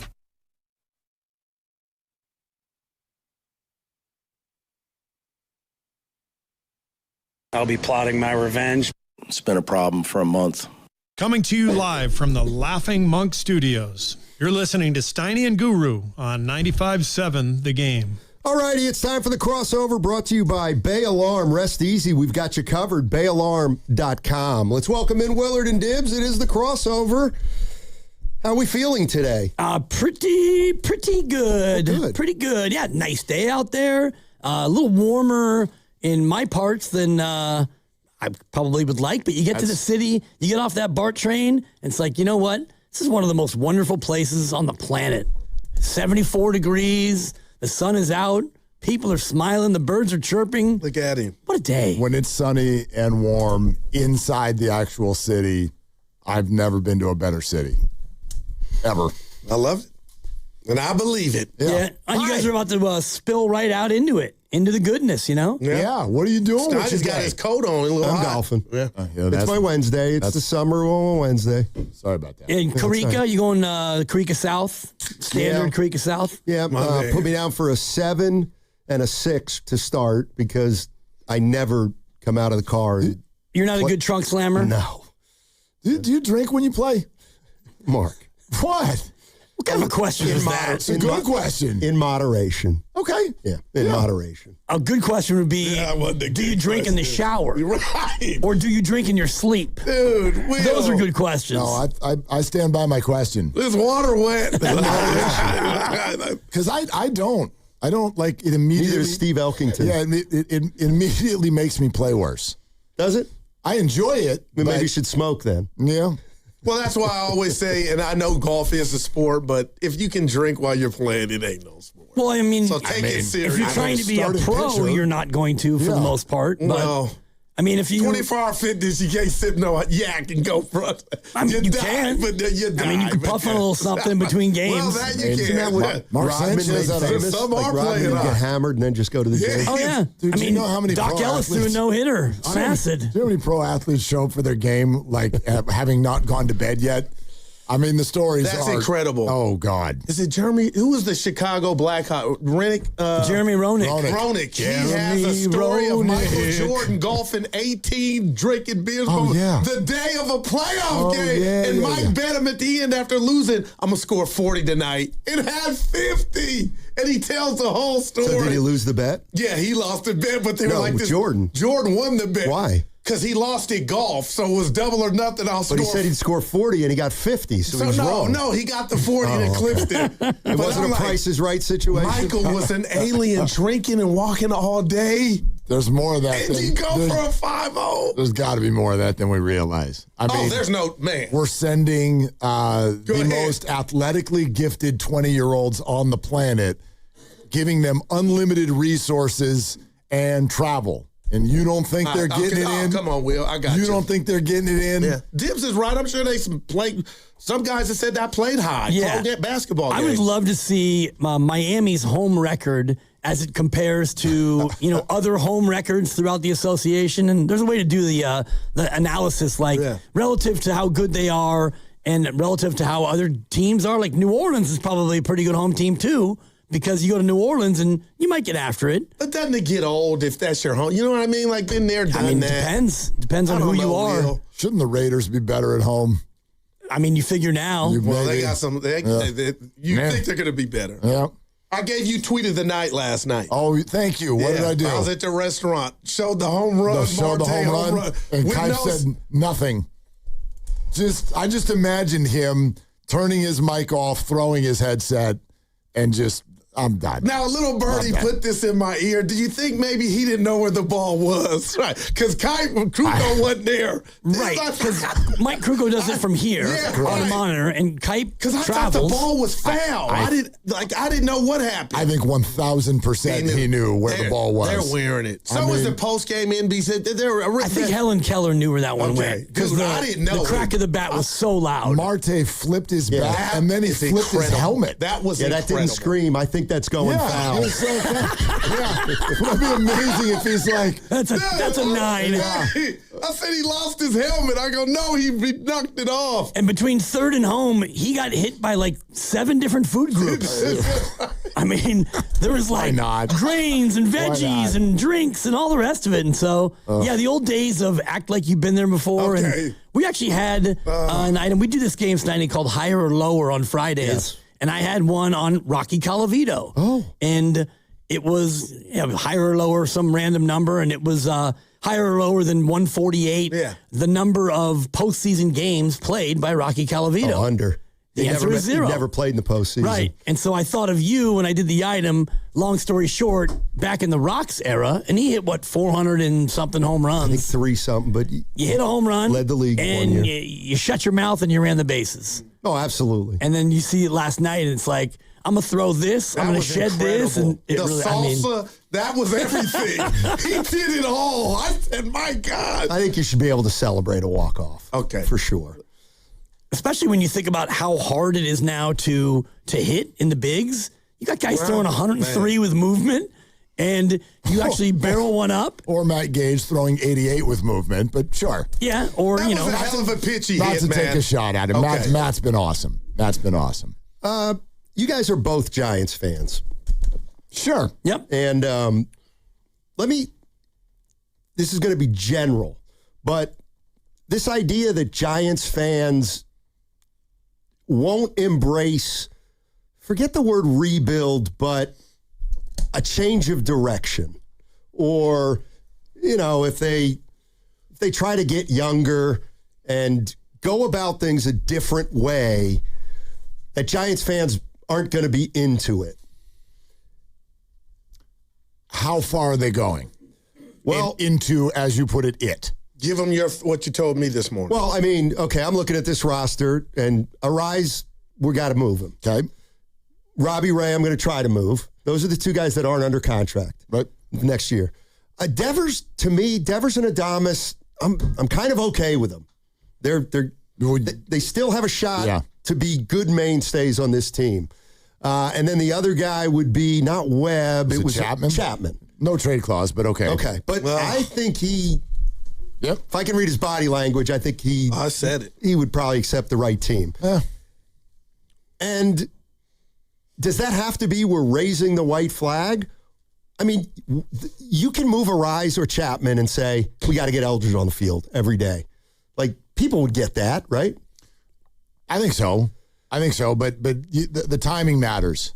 I actually still think it's just a wee bit early to do that now. That's fine. You have plenty of time to do that, and it may well get there. I'd even call it likely at this point. Well, when was the Devers trade? June. I think after 60 games? June 15th, I want to say. Okay, so we're getting there. We're getting there.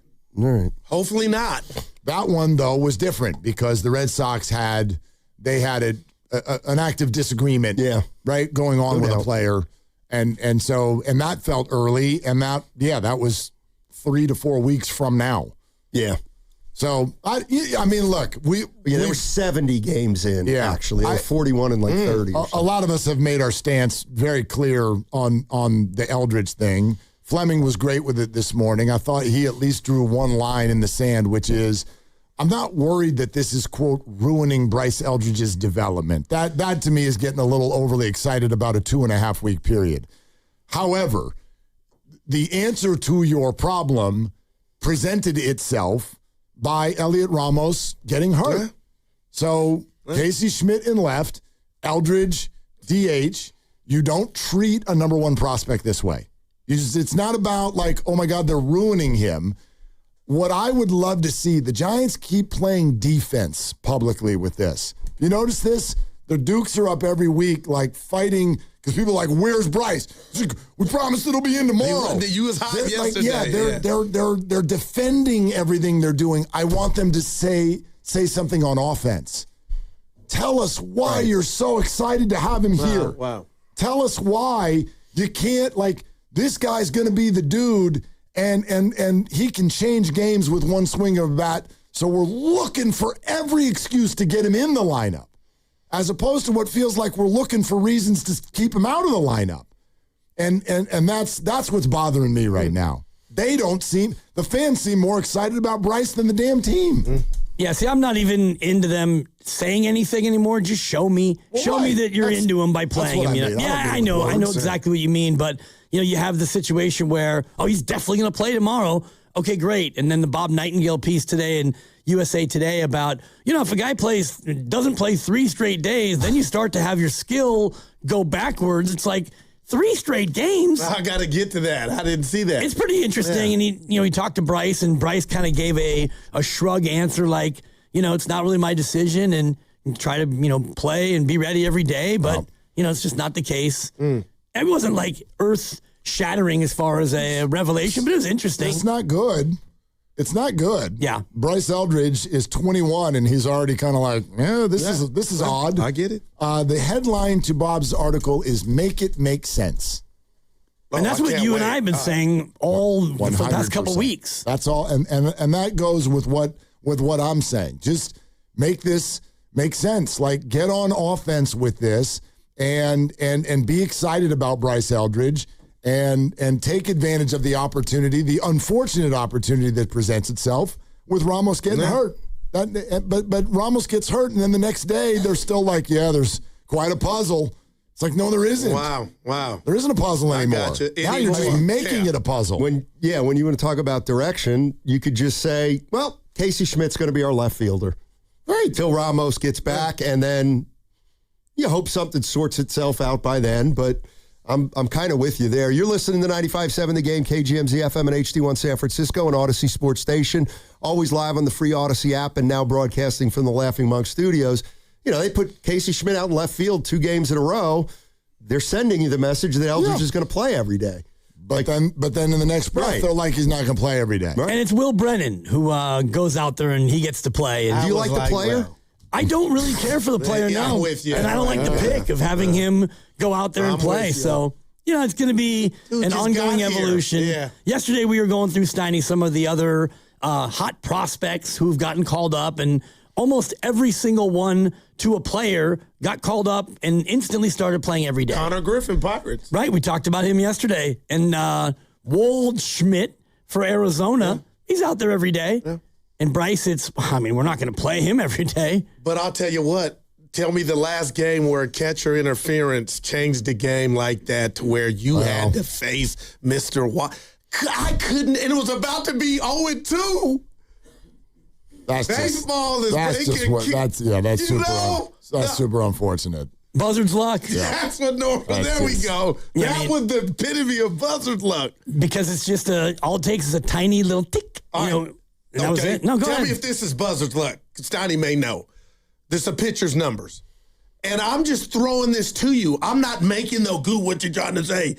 4-1 record, 38 innings pitched, 2.09 ERA, 48 strikeouts for 5th in the National League. Those are Kyle Harrison's numbers.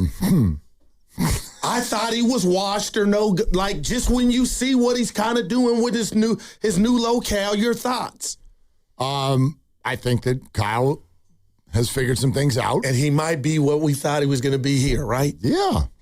I mean, he dealt with some weird injuries that I think messed with his velocity and blah, blah, blah, and all those things. And, you get with new coaches and you get healthy, and nobody who drafted or developed Kyle Harrison that I know in the Giants organization ever thought anything but he's going to be really good.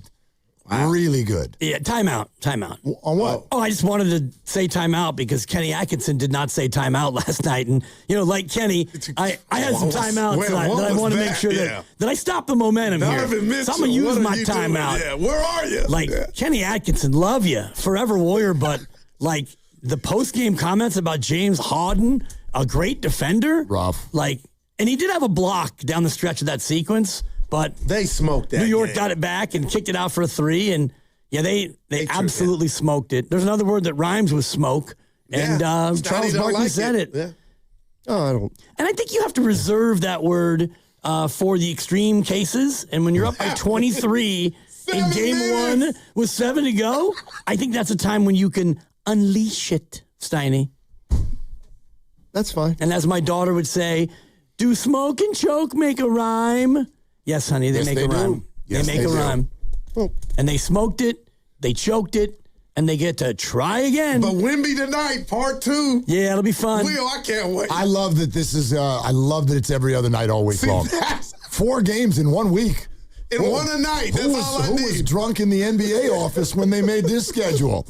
I mean, that's almost like having a back-to-back in the playoffs. Yeah, but I love get it. what you're I putting love it. down. This is the deal. I wonder if geography plays in.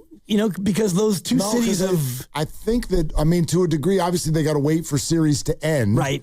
But then they become a little bit based on what the TV networks want and, what's going on in the other series and all that. I don't know. Well, and also the NBA Finals is a fixed position thing. The Finals is, yes. So whenever that other series ends, the second round, and you look at how many days you have, and you want to build a couple on the back end after a possible Game 7, that probably governs more than anything how you're going to go about these the schedule. But you mentioned it yesterday, and I was like, this is awesome. Outside of NFL games, how often do games happen where you're like activated to sit down and watch that don't involve your team? Because that's what tonight is for me. Yeah, it doesn't happen. You're talking about outside of football, right? Yeah, outside of Joke with me. I watch it all, but Guru. No, but Guru's like there's tennis on in Qatar. No, I'm not there. That's dibs in heaven. Yeah. Steiny, how would you answer that? Because I'm gonna say all of it. I would say that this is a great series. OKC and San Antonio. The only time that I do what Mark's doing is if I have a personal vested interest in it. Gotcha. Yeah, I know somebody or like a player or want to keep up with somebody. But this is different than all those. Yeah, I don't. You just want to watch Wemby play. Tournament, Mark, or that's too. Yeah, I guess. That's bracket. That's gambling. Right, that's gambling. Well, I don't mean like I'll watch it because we'll watch almost anything in the absence of a game that is your team. But I mean, like I hear you. I'm counting down the minutes till this game starts, kind of a thing. Early LeBron for me. Yeah. Okay. What time does it start? 5? Sure. Sounds about right. Yes. Before, Whatever. Stoney walked out of the room. I just got to get this Vitello take off. 5:30. This is a big boy league, and I'm rooting for Tony, and he's wearing it, man.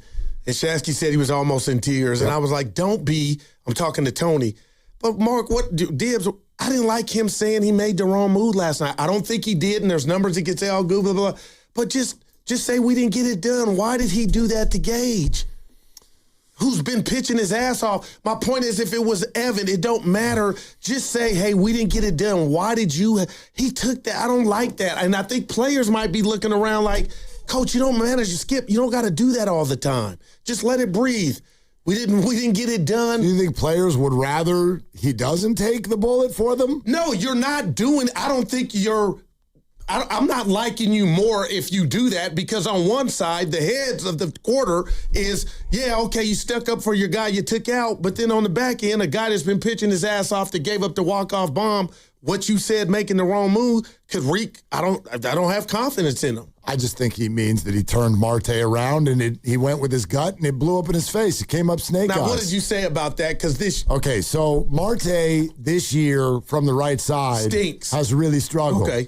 But if you go back over the last 5 years, he is one of the top 5 damage doers against left-handed pitching in all of baseball. So did they get it right or wrong, Mark? Well, I mean, they got it wrong. Yeah. But that, you know what I mean? Like you make a move and sometimes it's like once you make the move, it's out of your hands. He could have swung at that and grounded to third. And the way they got out of the 7th and 8th inning jams, I'm like, well, Notre Dame, the Leprechaun, you guys are like...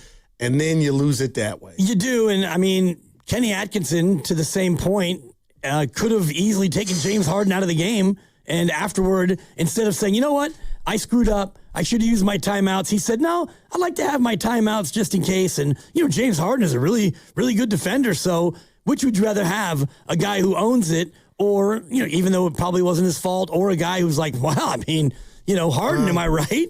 He's like the glove part 3. I mean, it's what coaches do. It's almost a form of coach speak. It's what they do. I know you were bothered when Steve Kerr did that with Draymond this year. Which time? Did it make you feel better when you read the article that Draymond apologized to? Yeah, and then Steve saying, hey, mentally, we got to have a reset. Just the whole Draymond experience, I need to hit the reset button. I'm like, okay, that's how it lasts. But think about guess what would the opposite be? So let's go to that Draymond-Steve Kerr situation. You didn't like it when Steve Kerr came out and said, I apologize to Draymond for my part in this. Because I feel like the kid's getting away with the mischievous. So do what you would have liked Steve to say. This stuff's got to stop. Like, this dude's killing us, man. Come here. And now we've got a 4-alarm fire. And selfishly, I think that's what I wanted for Draymond. But you're right. But we saw that on the court in that famous shouting match where, Steve was like yelling at him, Draymond, stop yelling at the ref. And Draymond's like, don't yell at me. And it's like, get the blank in the huddle. You get the blank in the huddle. I'm blank and am in the huddle. And so, it's tough when you have to confront an athlete that is volatile and also a critical part of what you're trying to do. Sometimes you got to be kid gloves. And Gage has been really good this year. Really good. Man. So that might have something to do with it, too. He's like, I don't want to throw this guy under the bus when he's been real solid for us out of the bullpen, and maybe I didn't put him in the best position. Well, and I think different coaches, different strokes for different folks as far as to what level they can throw somebody, whether we throw them under the bus, whatever. But Steve Kerr is Steve Kerr. Steve Kerr and has at times gotten away with things like, Draymond can't do that anymore, or we need that guy to be better. Now do a college coach who just arrived somewhere and is talking about a longtime veteran player and how that's going to go over in a clubhouse. I mean, he gets put in a tough position. Season not over, but 20-29, man. Is it over for Cleveland, though? That's my question. I don't think so. But that was bad last night. That's just me. You've just struck a chord, that's all, and I don't want to get into something at 2:10. Stephen A. Smith says, if the Thunder lose game 2, they're done. It's like, right. No team has ever come back from down 2-0 in a best of 7. Stand that. Yeah. Oh, boys, it's going to get series over. Actually, has anyone ever come back when you're down 2-0 when the 2 games were home? Yes, I'll have those numbers for you on the other side. It's like once or twice, though, right? It's more than that. Was it Miami against the Mavericks? The Mavericks lose game 1 and 2 in that series, or I can't remember where they I think that was the 1-1. LeBron meltdown. Yeah. Anyway, all right. Well, you guys bring it home today. And what's the over/under on your round? 91. No, 89. under. How about 89.5? Yeah. All right. I got you for the under. Thanks, Mark. But I'll see you tomorrow. Depends on. All right, I will. Yeah. The freshening breeze on the back nine. Hello, friends. Right. As the climate begins to shift. Okay. He's trying to leave. All right. You can leave. Bye, Stoney. On 95.7 The Game. Are they the smartest show in the Bay Area? You guys are an intellectual feast for the smart sports fan in the Bay Area. Wow. You're pretty much the smartest guys on the radio. I agree. Good Lord, how big is your ego? Are they the funniest show in the Bay Area? Give it a laugh. Come on. You're a funny guy. Come on. Give me a laugh. You are funny, dude. Hit that S again. Are they the coolest show in the Bay Area? And no white boys. They're cool. That's what people are saying. You guys are phenomenal. This is one of the most perfect ways that I could end my day, getting a chance to talk to Mr. Mark and Dan, We'll let you be the judge. Oh. All I know is it's a couple of Bay Area boys talking sports. I know nothing. Thanks. It's Willard and Dibs on 95.7 The Game. All right, let's get started. Anthony Slater is going to be on with us in less than 20 minutes. Slade. Yeah, we haven't talked to him in a while. It's been a while, yeah. I know he comes on the station all the time, but I like this time of year because he gets to shuffle it up. Other guys get to talk to Friedel. We get to talk to the Slates. I tell you what, we'll get to Giants a little bit later for sure. But yeah, Slater will be on in 20 minutes. And remember yesterday when I mentioned to you that I'm like, ooh, Lucas put out a banger. He put out one of those tweets that I knew was going to get a bunch of angry reaction, and it did. So can I, well, I got to pull it up here for a second, but can I run this by you? And then we should read some of the responses and then go from there. Because, look, I get it. Warrior fans are humongous Steph Curry fans. And the idea of not pushing all the chips into the middle of the table for his career sort of triggers people a lot.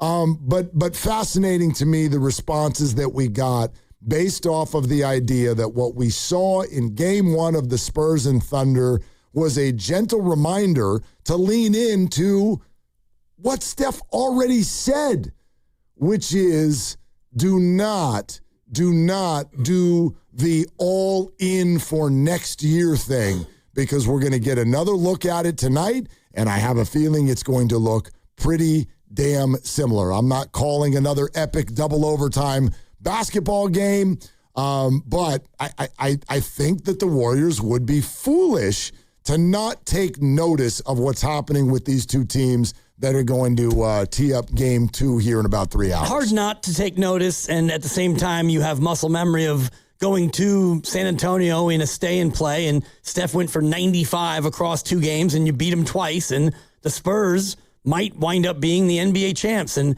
since 1984, Mark, the answer is 4 teams. 4 teams have dropped the first 2 at home and gone on to win in a best-of-7 scenario. So if OKC were to lose and drop the first 2 at home, there's precedent, but the odds are not good historically. But yeah, you can't help but look at those 2 teams, and you can even look beyond and see longer, younger, more athletic teams across both conferences. So the quote was this. What would you say to this? And again, there's the whole 40-second conversation that's on there, but we wouldn't ask anybody to actually go into details in 2026. I realize that that's not possible. Think about how many times I listened to you speak for 40 seconds across a week. Ooh. Probably about 614. I mean, it's only Wednesday. You're right. It's only Wednesday. Well, go ahead. Speak for 40 seconds. I'll be here. I won't speak for 40 seconds. I want to read just the quote that's up above our faces. Right. The little quote. My face made this one, huh? Maybe not. But anyway. I don't get paid by the face. That's fine. The quote is, do not go all in on the end of Steph's career. The Wemby era has begun, and it would be silly to not recognize it. That's one of the sentences in a larger conversation. But if you just read that sentence on social media, what would you say?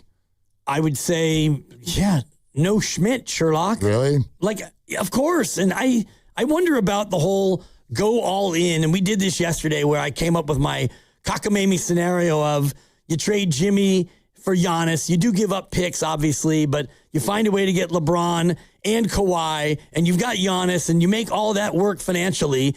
You still aren't better than Oklahoma City and San Antonio next year. So what are we even talking about as far as the logistics of an all-in move? Okay, so can I read some of what came in below our video? Yeah, take your time. All right, here's one. Man, what are you talking about? If Curry is still the best player on the team and producing at a top-tier level, why would you not go all in? This is some negative IQ logic. Okay. Would you say that Steph Curry is still producing at a high level? When he plays. Aha! When he plays. To me, if you're going to produce at a high level, that means you're going to play in, 65 games is their made-up barometer. But if you play 65 of the 82 and you play as well as Steph did in the, 44 games that he played or whatever the number is, then yeah. But for me, availability is the number one ability. Draymond had Wemby in prison, and Steph torched the Spurs. The Wemby era starts when Steph ain't got it no more. Okay. I mean, I think Draymond might have had him in jail. I wouldn't say it was full-on prison, but that is an interesting matchup because Draymond, of anybody who can maybe slow Victor Wembanyama, Draymond's pretty good at it. Meanwhile, back in reality, the Spurs were 0-2 against the Warriors this year when they had Steph LOL. Okay. Yeah. Yep. And those games were, as I mentioned, it was a stay and play in, was that November, I want to say? Yeah, it was early. Yeah, okay. It was early. They were liking it early. It's like they didn't watch how the season series against the Spurs went. The old season series. Let's see. Oh, and then there was the guy who decided to tag the chef. He's trying to get me in trouble with the chef. At Steph Curry, you dropped 95 points one day apart versus Wemby, and look at what they're saying about you, GOAT. On the flagship, too. SMH. Oh, gosh. It was November 12th and November 14th. Please release Willard from his duties of speaking crap takes on the radio. Can't do that. So basically, let's stop competing because Wemby is too good. You are a loser. Oh, boy. You should always try to compete even when the odds are against you. Who paid this guy to speak? Let me guess, it was Kerr, Dunleavy, and the Lakers trying to make Steph understand when they make mediocre moves to fight for the 8th seed while wasting more of what is left for Steph. Yeah! Okay. I mean, what a cowardly thing to say. How this guy gets paid to speak over the airwaves of a once proud Bay Area sports town and say this garbage is beyond ridiculous. Man, I would love for all of these people to come over to your house for a barbecue. Lay it out, lay it on out, like how you're all in for Steph this upcoming year. What does that actually look like? And then we can look at that roster and say, okay, how do you like your chances against, it's not only San Antonio, it's also OKC, and there are other teams as well. So that to me is the other piece of it, because I guess in the ether or in a vacuum, you could say, yeah, all in for Steph. You have to do that. Go get everyone. But the reality is, okay, you do that and you wind up as the 6th seed and get knocked out. You have no more picks, and Steph's going to be 40. Do you know what I find odd about this whole thing, though? Like the weirdest dynamic, especially the guy that's like, I'm going to tag Steph. I'm going to show Steph I'm going to show the GOAT what they're saying about him over there on that blue and gold 95-7 the game. You know what's odd about it? Steph said it first. You sound like an 8-year-old right now. He started it. Steph already said this. Steph said this. And I'm having the hardest time. Steve said it first. Fading dynasty. He started it then. Yep. Yeah. Yeah. Is that not what Steph is saying right here? I've only been in one locker room for the last 17 years, and before you win the title, there was only like those first 2 years, like you're building the foundation for what a championship team looks like, even though you had no idea what that really meant. Then you accomplish it, then everything else is based off of that, and it's been that way since 2015. So I think we can reshape the narrative, like knowing the back of our mind, like that is the ultimate goal, but we have to get back to the basics of what makes a good basketball team, a competitive basketball team every single night. Understand how, realize how hard it is to win in this league, but can we rethink, how we do things with the foundation that we've established? We don't have to keep saying championship every day, even though we've experienced that. Can we just build the foundation again with what this team needs to do, with the way that the game is played now, how fast it is, how young and athletic it is, all of those things, we have to kind of put everything on the drawing board to get back to just being competitive every single night. I hear him say young. I hear him say athletic. Fast. I hear him say that he wants to build a foundation. Does that sound to you like somebody who is out in the streets screaming, get me Kawhi and Giannis? Does that sound like that to you? I don't think Kawhi is young, fast, and athletic. I mean, he's very athletic. Yeah, he's not super fast, and I wouldn't call him young. They're NBA players, so they're all to a degree relative, athletic, though, except right? for Pods. But anyway, go ahead. Exactly. I don't know, even if they wanted to do that, if Steph wanted to go out in the streets and, go to Lacob's house and just I demand that you go out there and bring me some real ones so we can make a run at it. He just said right there, foundation, and it doesn't always have to be championship. I mean, I think that this is a core conversation that a lot of us have almost on a yearly basis about all teams. I think that there have been conversations today about the Giants that sort of touch this. I think we've had a lot of conversations about this with the Warriors, and one of the reasons I appreciate Kyle Shanahan so much, beyond the fact that he gives his guest room to me, is the fact that you know that what I value in a sports franchise more than anything, and that is annual relevance, period. I'm not here for this up-down, yo-yo thing that we often do, which is push all chips in the middle, go for it, and then you either get it or you don't get it, and then as soon as you get it or don't get it, you fall off a cliff and have everybody get mad and scream about how we need to blow it up and rebuild and trade off pieces so that we can get young and start over. And then this cycle, which I find to be toxic a lot of the time, just keeps going and going and going. I think what Steph Curry is saying right there, when he uses the word foundation, that's what any sports team wants. That's what the 49ers have. It's why they are able to, and whether they were kind of rebuilding a little bit last year or whatever, that's why they've kind of been able to stay competitive throughout this. They haven't gotten over the top, but I appreciate them so much because they have annual relevance. You know what I mean? I don't, and so if it is I don't ever want the Giants to look like the Marlins. I don't think that should happen in San Francisco. It absolutely should. And same thing with the Warriors.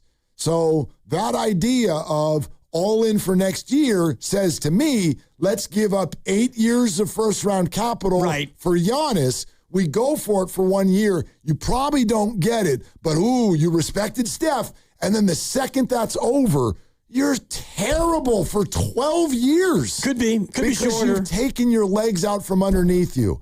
I don't think that should ever happen with franchises like we talk about. Well, if you are truly light years ahead, then you'll be able to get a free agent once this all ends and, F them picks because you are a destination. Mark Spears seems to think that this is a place where you could still attract top-level free agents after the Steph Curry era is over. Yep. But if you just think about the Warriors, the only time there have been 2 instances since Joe Lacob took over where you could look and go, yeah, that is kind of a tank. The one was when they absolutely did tank to keep the pick that turned into Harrison Barnes. I mean, that was just a flat-out tank job. Yep. And the other one was when Steph got hurt and Draymond shut it down, and it was the pandemic, and they went 15-50, and you wound up with James Wiseman after that. But other than that, they've been relevant every year. They've been phenomenal, and they've never been worse than just, not a great year, but 39-33, kind of in the mix. Slates joins us next. Love it. And we'll get into a little bit more of, now what comes next. I'm excited because this conversation gets to now move forward. Steve Kerr's back. The dust settles. Okay, strategically, conceptually, where to go from here. So Slates with ESPN joins us in just a moment. Your phone calls are always welcome, 888-957. 9570 is the number. You can be a Game Pass Pro member on YouTube. You know we're on YouTube all day. You search 95.7 The Game on YouTube. You'll find us if you want insider content, all kinds of behind-the-scenes stuff here at 95.7 The Game and the teams we cover. Become a Game Pass Pro member on YouTube. Search 95.7 The Game. This is Willard and Dibs.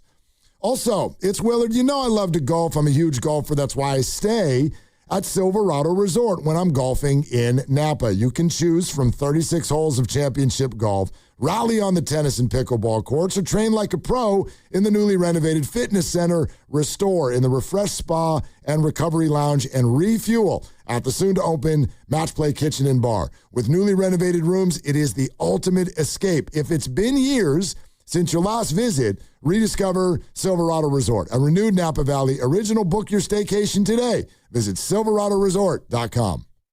In the market for a new mattress but overwhelmed by all the options? At Mattress Firm, we make it easy. Just drop in, answer a few questions, and our sleep experts will guide you to your perfect mattress. And with options for every budget and free and fast delivery, it's no wonder more shoppers choose Mattress Firm than any other mattress specialty retailer. And right now, save up to $700, plus get a free adjustable base with select Sealy mattresses. For the great sleep you deserve, visit Mattress Firm. We make sleep easy. Restrictions apply. See store or website for details. Today on the pod, we're talking to Megan, trapeze artist and scratchers enthusiast. So, Megan, what do you like about playing Scratchers? Well, they're easy to play when I'm hanging around. Oh, okay. Like when you're relaxing? No, like when I'm hanging on the trapeze. I swing upside down, then do a quadruple somersault, all while playing Scratchers. Watch this. Unbelievable. I know, right? Scratchers from the California Lottery. A little play can make your day. Please play responsibly. Must be 18 years or older to purchase player claim. All right, I need avocados, bananas, salad, steak. Wow, does your grocery list have multiple pages? No, but I skipped lunch, so now it's like my stomach is doing the grocery shopping. And besides, I'm earning cash back with Upside. Upside? What's that? Hold up, you haven't heard of it? Upside is a free app that gets you cash back when you shop at gas stations, grocery stores, and restaurants. And they added Lucky and Food Max stores, so we're pretty much covered wherever we go. All those stores? Yep, so not only are we getting a great deal on groceries, now we can earn cash back as well. Okay, downloading Upside. Now let me copy your grocery list. Great news! Lucky and Food Max are now on Upside. Download the Upside app and use the promo code SAVE8 to earn a 10% cashback bonus on your first grocery purchase. That's promo code SAVE8 for a 10% cashback bonus. Use promo code SAVE8. Offers vary by user and location at participating merchants. Go to upside.com for terms and conditions. Hi, I'm David. I'm Chris. And I'm John. We are the three brothers who own Jack's Restaurant and Bar. And we are here to... Not again. That's my line. That was my line. Boy, stop it. Mom? What are you doing here? Have you heard your commercials? They're terrible. That's not our fault. You taught us how to cook delicious food. Using only the freshest ingredients. And to treat all our guests like family visiting our home. But you didn't teach us how to write catchy radio spots. They remember that and get back to work. Yes, Mom. Jack's, serving delicious breakfast, lunch, dinner, and drinks the way our mom taught us. ilovejacks.com. Hey, it's Willard. Here's a real behind-the-scenes moment with Habas Law. We asked about their new billboards. Do you smile or not? Then it got real. Omar Habas said, we meet people in the hardest moments of their lives. It's on us to restore dignity and a financial future. Traumatic brain injuries, loss of a limb, spinal cord damage, a life changed in seconds. When everything's on the line, choose the team that understands that. Habas Law. They fight to make it right. Visit habaslaw.com. Omar Habas is a California licensed attorney. Offices in Northern California, including San Jose. Past results do not guarantee future outcomes. The Colonel's cooked up a new $10 bucket of the day just for you. Monday, 24 nuggets for $10. Tuesday, 8-piece fried chicken for $10. Wednesday, 10 wings for $10. Thursday, 8 tenders for $10. Friday, 24 nuggets for... Oh, you guessed it, didn't you? $10. Finger licking machine. The $10 bucket of the day deal. Every weekday. Only at KFC. It's finger licking good. Prices and participation vary while supplies last. Not available on third-party ordering platforms. Tax extra. This is the story of the one. As a procurement manager for a hospital system, she keeps every facility in her network stocked and ready.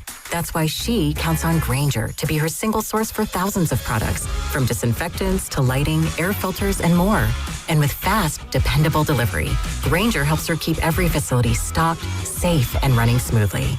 Call 1-800-GRAINGER, click Grainger.com, or just stop by. Grainger, for the ones who get it done. Summer means longer days and more deals at Lowe's. This Memorial Day, shop Miracle-Gro 0.75 cubic foot garden soil, 5 bags for $10. Plus, get select 1.5-gallon red, white, and blue annuals hanging baskets, 2 for $15 to show off your favorite plants. Stop traffic with stunning landscaping and save while you do it. Our best lineup is here at Lowe's. Valid through 5/27, excludes Alaska and Hawaii. Selection varies by location while supplies last. Straight Talk Wireless presents Pickup Truck Wisdom. If you're only good to your new friends, you're not going to have any old ones. Straight Talk gets it. That's why new and existing customers get free 5G phones on Verizon's 5G network. Pretty simple, really. You keep good people by being good people. Find us at straighttalk.com and Walmart. Straight Talk Wireless. Straightforward. Always. Taxes and fees apply. Plan purchase required for free phone offers. Copyright 2026 Verizon.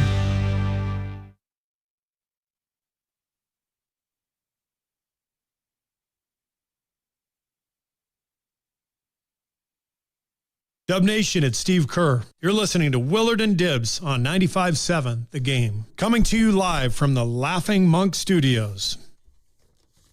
That right there, that's the voice of almost ex-Warriors head coach Steve Kerr. But still current, new 2-year deal. Let's see, Slates was all over that. He covered Spurs Wolves. He's on the River Islands guest line with Willie and Dibby. Where to next, Slates? Where you going?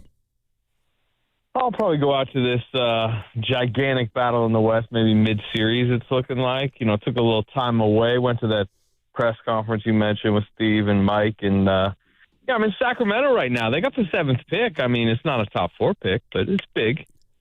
Huge. Huge. I know that fan base is already screaming about it all summer long. Will they go full Tyreek Evans and just botch the pick? Rookie of the year, by the way. Rookie of the year. Apologies to all the Evanses out there.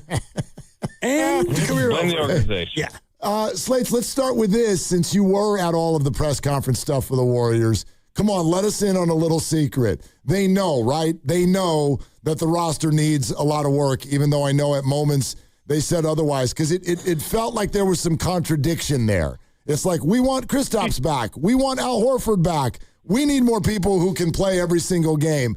What's the real on the inside, Slates? There's a lot going on. I would say that, I think what you heard from Mike was a frustration that organizationally they had, that they felt even before the Jimmy injury, they weren't maximizing that version of the roster, right? Weren't they like 13 and 15 at one point? Obviously, you heard just the turnover stuff, dripping. It felt organizationally, and part of the conversations with Steve Kerr was like the need to be able to squeeze more wins out of the roster. They did feel the roster is better than it was showing. And then the injuries just cascaded and everything fell apart. And then there was easy excuses on why they won 37 games. But as Mike said in the press conference, and I've heard from several members of the organization, it is pretty inexcusable to win 37 games in a season where 1/3 of the league is trying to lose games, right? You remember some of those games late in the year where the opponents were like trying to shovel wins in the Warriors win column.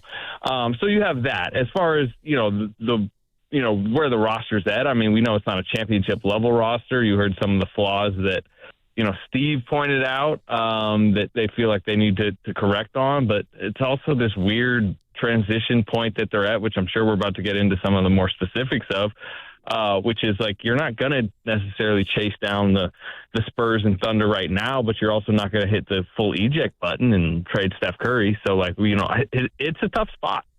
It's brutal, and especially when you start to think about who they still might bring back, and they need to be younger and more athletic and faster and all the rest of it. So when you start to think about this roster construction going forward, what really do you think they're going to go out there and target in terms of age of player? You probably want a couple more mid-prime. That's been, I think, the problem the last few years. Like even, remember you trade Andrew Wiggins. It's like, man, you trade one of the guys that was like late 20s, mid to late 20s. And even some of the lottery picks you had picked that were supposed to be aging into that, Kuminga's the obvious name, are gone. So, you don't want to be loaded with 19-year-olds and 37-year-olds. So try to hit that sweet spot, but also probably use the pick. I mean, you could find a really good right away type player with upside at 11, particularly in this draft. And, maybe you, instead of using the mid-level on, a Melton type, you try to, take a swing on a younger guy with some upside. And, I think there's a lot of options, but there's also handcuffed in a lot of ways. They're in this like handcuffed era over the next couple of years. I mean, Slates, what I'm hearing from you is that they're not actually big game hunting. I think they're going to cautiously enter those waters and strike if it's there, and strike if a team, it feels like Milwaukee's going to almost be forced to trade Giannis. Yeah. But again, I would say I think that this is just my read on it. I think they're not first in line, not second or third in line, really, at this point, as far as packages that appeal most to Milwaukee. I mean, we know by deadline time, Miami's was the one that the Bucks seemed to be contemplating. Minnesota's was. There was a chance for the Warriors, I think, to really bump their package up, which would have been if they jumped into the top 4 of this draft.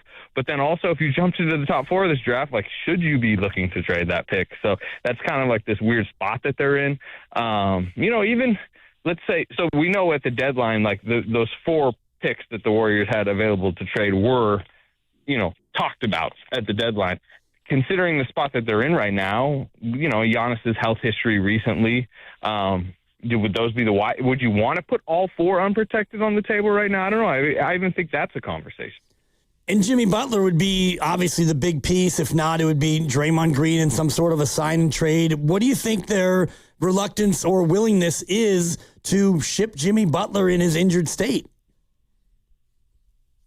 Well, number one, if you're just talking like spreadsheet, cold-hearted, like pure value, it's like a pretty bad time to do it. Unless the team is just like, they would be much more interested in the attached assets. And again, those are attached assets that can become young players that are part of, a rebuild. So I don't know that it's more about like, are you sure you want to attach stuff to Jimmy Butler, or do you want to see if Jimmy Butler can come back in February and show, some Wolverine type recovery and look like the version that you saw prior to the injury, which was still, a fringe all-star level version. And then, maybe if he does, you do talk extension with him for a couple of years, or if he doesn't, then he expires and he's off the books and it's part of, a financial reset in the following summer. So I guess, again, if a can't-miss Kawhi Leonard type deal is on their doorstep, I think that's something they certainly should and would take a look at. But I just don't think I don't sense a level of thirst that there maybe previously was, and I think you guys are kind of alluding to that fact that there doesn't feel like that much level of thirst from the Warriors as maybe there was in the last 18 months. Anthony Slater, ESPN, with us on Willard and Dibs 95.7 The Game. And let's maybe take that a step further. I don't know if you're making this direct line. Maybe they already knew this, but it felt like the NBA world saw Game 1 the other night, and they went, okay. Those two teams are they're way, way better. So what do you think the Warriors are thinking about their offseason as they watch these two teams? I mean, I think it's definitely a stark reality that hits you in the face that like, the Spurs are rising this quickly. I think there was already that realization by the time the Thunder won the finals last year that they're this Goliath of depth. And the other thing people aren't even mentioning, like both those teams are loaded with picks too, right? Like the Thunder has 12 and 17 in this upcoming draft. The Spurs have a bunch of picks that they can use to go, supplement their rotation in the next couple of years. So it's not just like they're on a 2-3 year type run, but I also don't think you just pull the brakes on and just expect, hey, Spurs Thunder is going to be the Western Conference Finals for the next, 8 years. Like unforeseen things happen in the league. I mean, last year the Indiana Pacers made the finals out of the East when the entire year we were just saying it was going to be Celtics. Tatum blows the Achilles. Like stuff does change, but I do think what you're seeing in the West right now should make you be cautious about immediate win now, trade 2 picks because you got to get, your seventh man in your rotation needs to be upgraded because a seventh man in your rotation upgrade is not going to catch you up to those type of teams. So I'll give you an example. Like you probably don't want to make the Desmond Bane trade this summer, right? The 4 first-round picks to go get a guy that is solid, fringe all-star, because I don't think that leaps you up into the next category and then you kind of ruin your future. So that's probably how I would explain it. Yeah, it's interesting because the other route they could go would be to try to, get Kawhi or get Giannis or bring in LeBron in some cockamamie, cheap sort of a deal. And I wonder if the Draymond contract isn't the thing that will get reworked in order to at least have some flexibility. Yeah, I mean, look, a rework with Draymond, as I've reported, and from my understanding, it would have to help them get a piece that would win now. You're not going to give him a 3-year deal right now unless that frees up the mid-level exception and with that mid-level exception you're going to go get this X player that you think is going to be a real find or will really help next year. So also his $27 million if he opts in is a vehicle to potentially be traded, or it's just expiring. They can reset their books over the next several years. They're not as dire of future situation as it may seem for 2 reasons. Number one, they're not tied to any crazy money long term.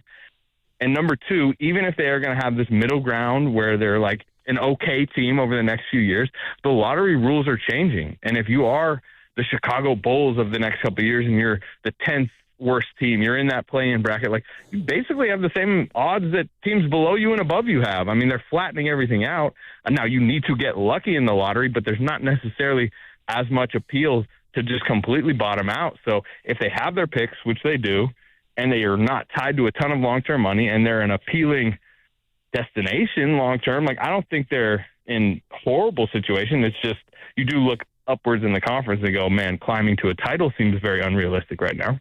Slates, earlier in the conversation, when I mentioned big game hunting, in your answer, you used the phrase mid-prime, players in their mid-prime. Can you give us an example or two of some people who might be available in their mid-prime? Yeah, look, like Trey Murphy, we've talked about him plenty, right? He's a perfect, like, mid-prime type player with some upside. Maybe he can have a little bit more creation if given an opportunity. He's a floor spacer out to 28 feet. He's a wing who can guard several positions. But again, like, you know, the price for Trey Murphy has been gigantic because Trey Murphy has been viewed by the Pelicans, number one, they're just gripping on everything in New Orleans, number one. But also, two, they've thought, hey, if you really, really want this guy on a cost-controlled deal, he has a long-term cost-controlled deal, and if you think he's a finishing piece on a title team, give us 3 firsts or whatever, you know, like give us a huge haul. Now, I think the Warriors need to be cautious in the sense of like not giving out the huge haul, but if you can find yourself, you know, those type of players, or like Atlanta is a good example, right? They went and they've smartly over the last couple of years, they got Dyson Daniels on a bargain. They gave Nickeil Alexander-Walker, like, you know, okay money last year. Like those two guys have exploded to a degree. You know, you got to find those type of guys with upside that, you know, maybe the full NBA world doesn't see yet as, you know, 3, 4, 5, you know, like the 3rd, 4th, 5th best player on a really good team, but they can become that. Yeah, and hopefully they can become that with a team that gets progressively better over time. And I wonder if Brandon Podziemski will be a part of that. What are you hearing about a possible Pods extension as he becomes eligible this offseason? I mean, those are September, October conversations, just historically. Extension talks, you know, off a rookie deal. That's just when that business typically gets done, unless you're just like an auto max guy, right? You know, you're Scotty Barnes, like the Raptors would say, here, look, we know what we're going to do. But I think, you know, the Pods negotiations are going to be a little bit more, you know, they're going to be fighting over different dollars and cents and years and what does make sense. And the Warriors need a lot more answers about what their roster looks like now, where the money is going. So because of that, I don't even really expect those conversations to happen for a while. Just like, you know, the Steph Curry extension isn't even eligible until August. Like there's kind of a dominoes of the summer, and the Podziemski extension conversation to me is like several dominoes away. Slates, it feels like there was all this Kristaps Porzingis positivity, and the second that the season ended, it changed. Would you put it at higher or lower than 50-50 that he's back on the team next year? Oh, it's a good question. I'm very curious about his market. I'm very curious about what sign and trade possibilities could materialize into. He makes a lot of sense on a bargain deal, but he's not necessarily at the stage of his life and career where he wants to accept a bargain deal. To me, he seems like a second, third, fourth wave of free agency type guy, right? That goes into June 30th, July 1st, July 2nd with ambitions, sees how the market shakes out, sees what trades and what big names go. And then, you know, either he does get a deal that he likes, or he gets, you know, water thrown in his face about what the reality of his market is. And I think the Warriors sit back in that third wave, and depending on what their roster looks like, what they're able to get done and not get done, then you know, maybe they do. I think he makes sense on a short-term bargain type deal, but I just don't think Porzingis at this current moment is ready to say, yeah, like I know that's my only option right now. To your actual question, 50-50. I don't know. I don't love putting percentages on it. I think it's probably somewhere like, you know, around 50, I would say. That's fair. I mean, and again, I like the way you did it with the waves, because it seems like a lot of these other Warriors are going to be even fourth wave, like Quentin Post and GP2. What's going to happen with some of these? Yeah, Melton. Are these guys going to be wave 4 or wave 5, and maybe at that point they could come back? Well, look, the Warriors had to wave 129 last year, right, with the commitment stuff. I mean, those are those tiers guys. And again, part of it is like, you know, Gary Payton is a great example where he's gone elsewhere. He's gone and got money in Portland and realized, hey, he loved the fit. He loved the vibe of the Bay. He loved the organization, the training staff, all that. And he's, over the last several years, including last year free agency, like just kind of turned down other opportunities because he wanted to remain with the Warriors. And if he's willing to do that, in Melton, I would put in that conversation. If he trusts the training staff enough and really wants to be on the Warriors and next to Steph Curry and coached by Steve Kerr, then he'll probably, I would assume, have to give up a little bit of money and years and security and all that. But he needs to decide that. And that's, what is it, mid-May right now? Like that's what all these guys are probably trying to come to grips with right now with their agency. What are their opportunities? What do they want to value? And then the Warriors then need to decide, are those the type of guys they want to go out, after with bargains and what trades they can get done. Slates, I'm going to ask you to speculate a little bit here, but especially since you're about to dive into this Thunder and Spurs series. Yeah. And you mentioned the Warriors don't have a lot of money that's locked up for years to come. What is your prediction on what will happen with the Spurs and the Thunder in the age of the apron and all of these things? With all of these young players, it feels like they can't keep them all. So, A, what do you think will happen 2-3 years down the road? B, are the Warriors positioned to take advantage? Yeah, I think you have a lot of thirsty teams out there looking right now at what the Thunder's books, for example, are going to look like next year. The Thunder's a little bit ahead on this financial reckoning than the Spurs are. And what's, Hartenstein, Caruso, Dort, those guys seem like they, over the next year to 2 years, may have to find new homes because Jalen Williams and Chet Holmgren's extensions kick in next year. They're monster money. Shai Gilgeous-Alexander leaps from like 40-something million to 60-something million 2 years from now. Again, Sam Presti's playing for this very well. You have Cason Wallace coming up underneath them. You have, A.J. Mitchell's making like $2.5 million. They have the 12th pick in this draft, the 17th. So they are, I think positioning themselves, Spurs also to relayer below, but that also means veterans who will be very appealing to teams like the Warriors or various other teams out there, Dort, Hartenstein, Caruso. Like maybe you will be able to obtain those type of guys. On the Spurs front, like De'Aaron Fox, to me, I'm looking at we're seeing what Harper is doing right now and Castle, and are the Spurs able to turn Fox's salary slot before those other guys get expensive into a wing, maybe? Do they even need to if they roll off and win the title this year? But eventually those guys will get expensive and they'll have to use some of these first rounders to re-supplement the roster. Then maybe guys like Keldon Johnson become available, stuff like that. Just looking at the ESPN experts' predictions, and you said Knicks in 6. How worried were you last night when they were down by 23? Well, I'll let you know a little secret. I take about 2 seconds to make those predictions. So I was not watching that.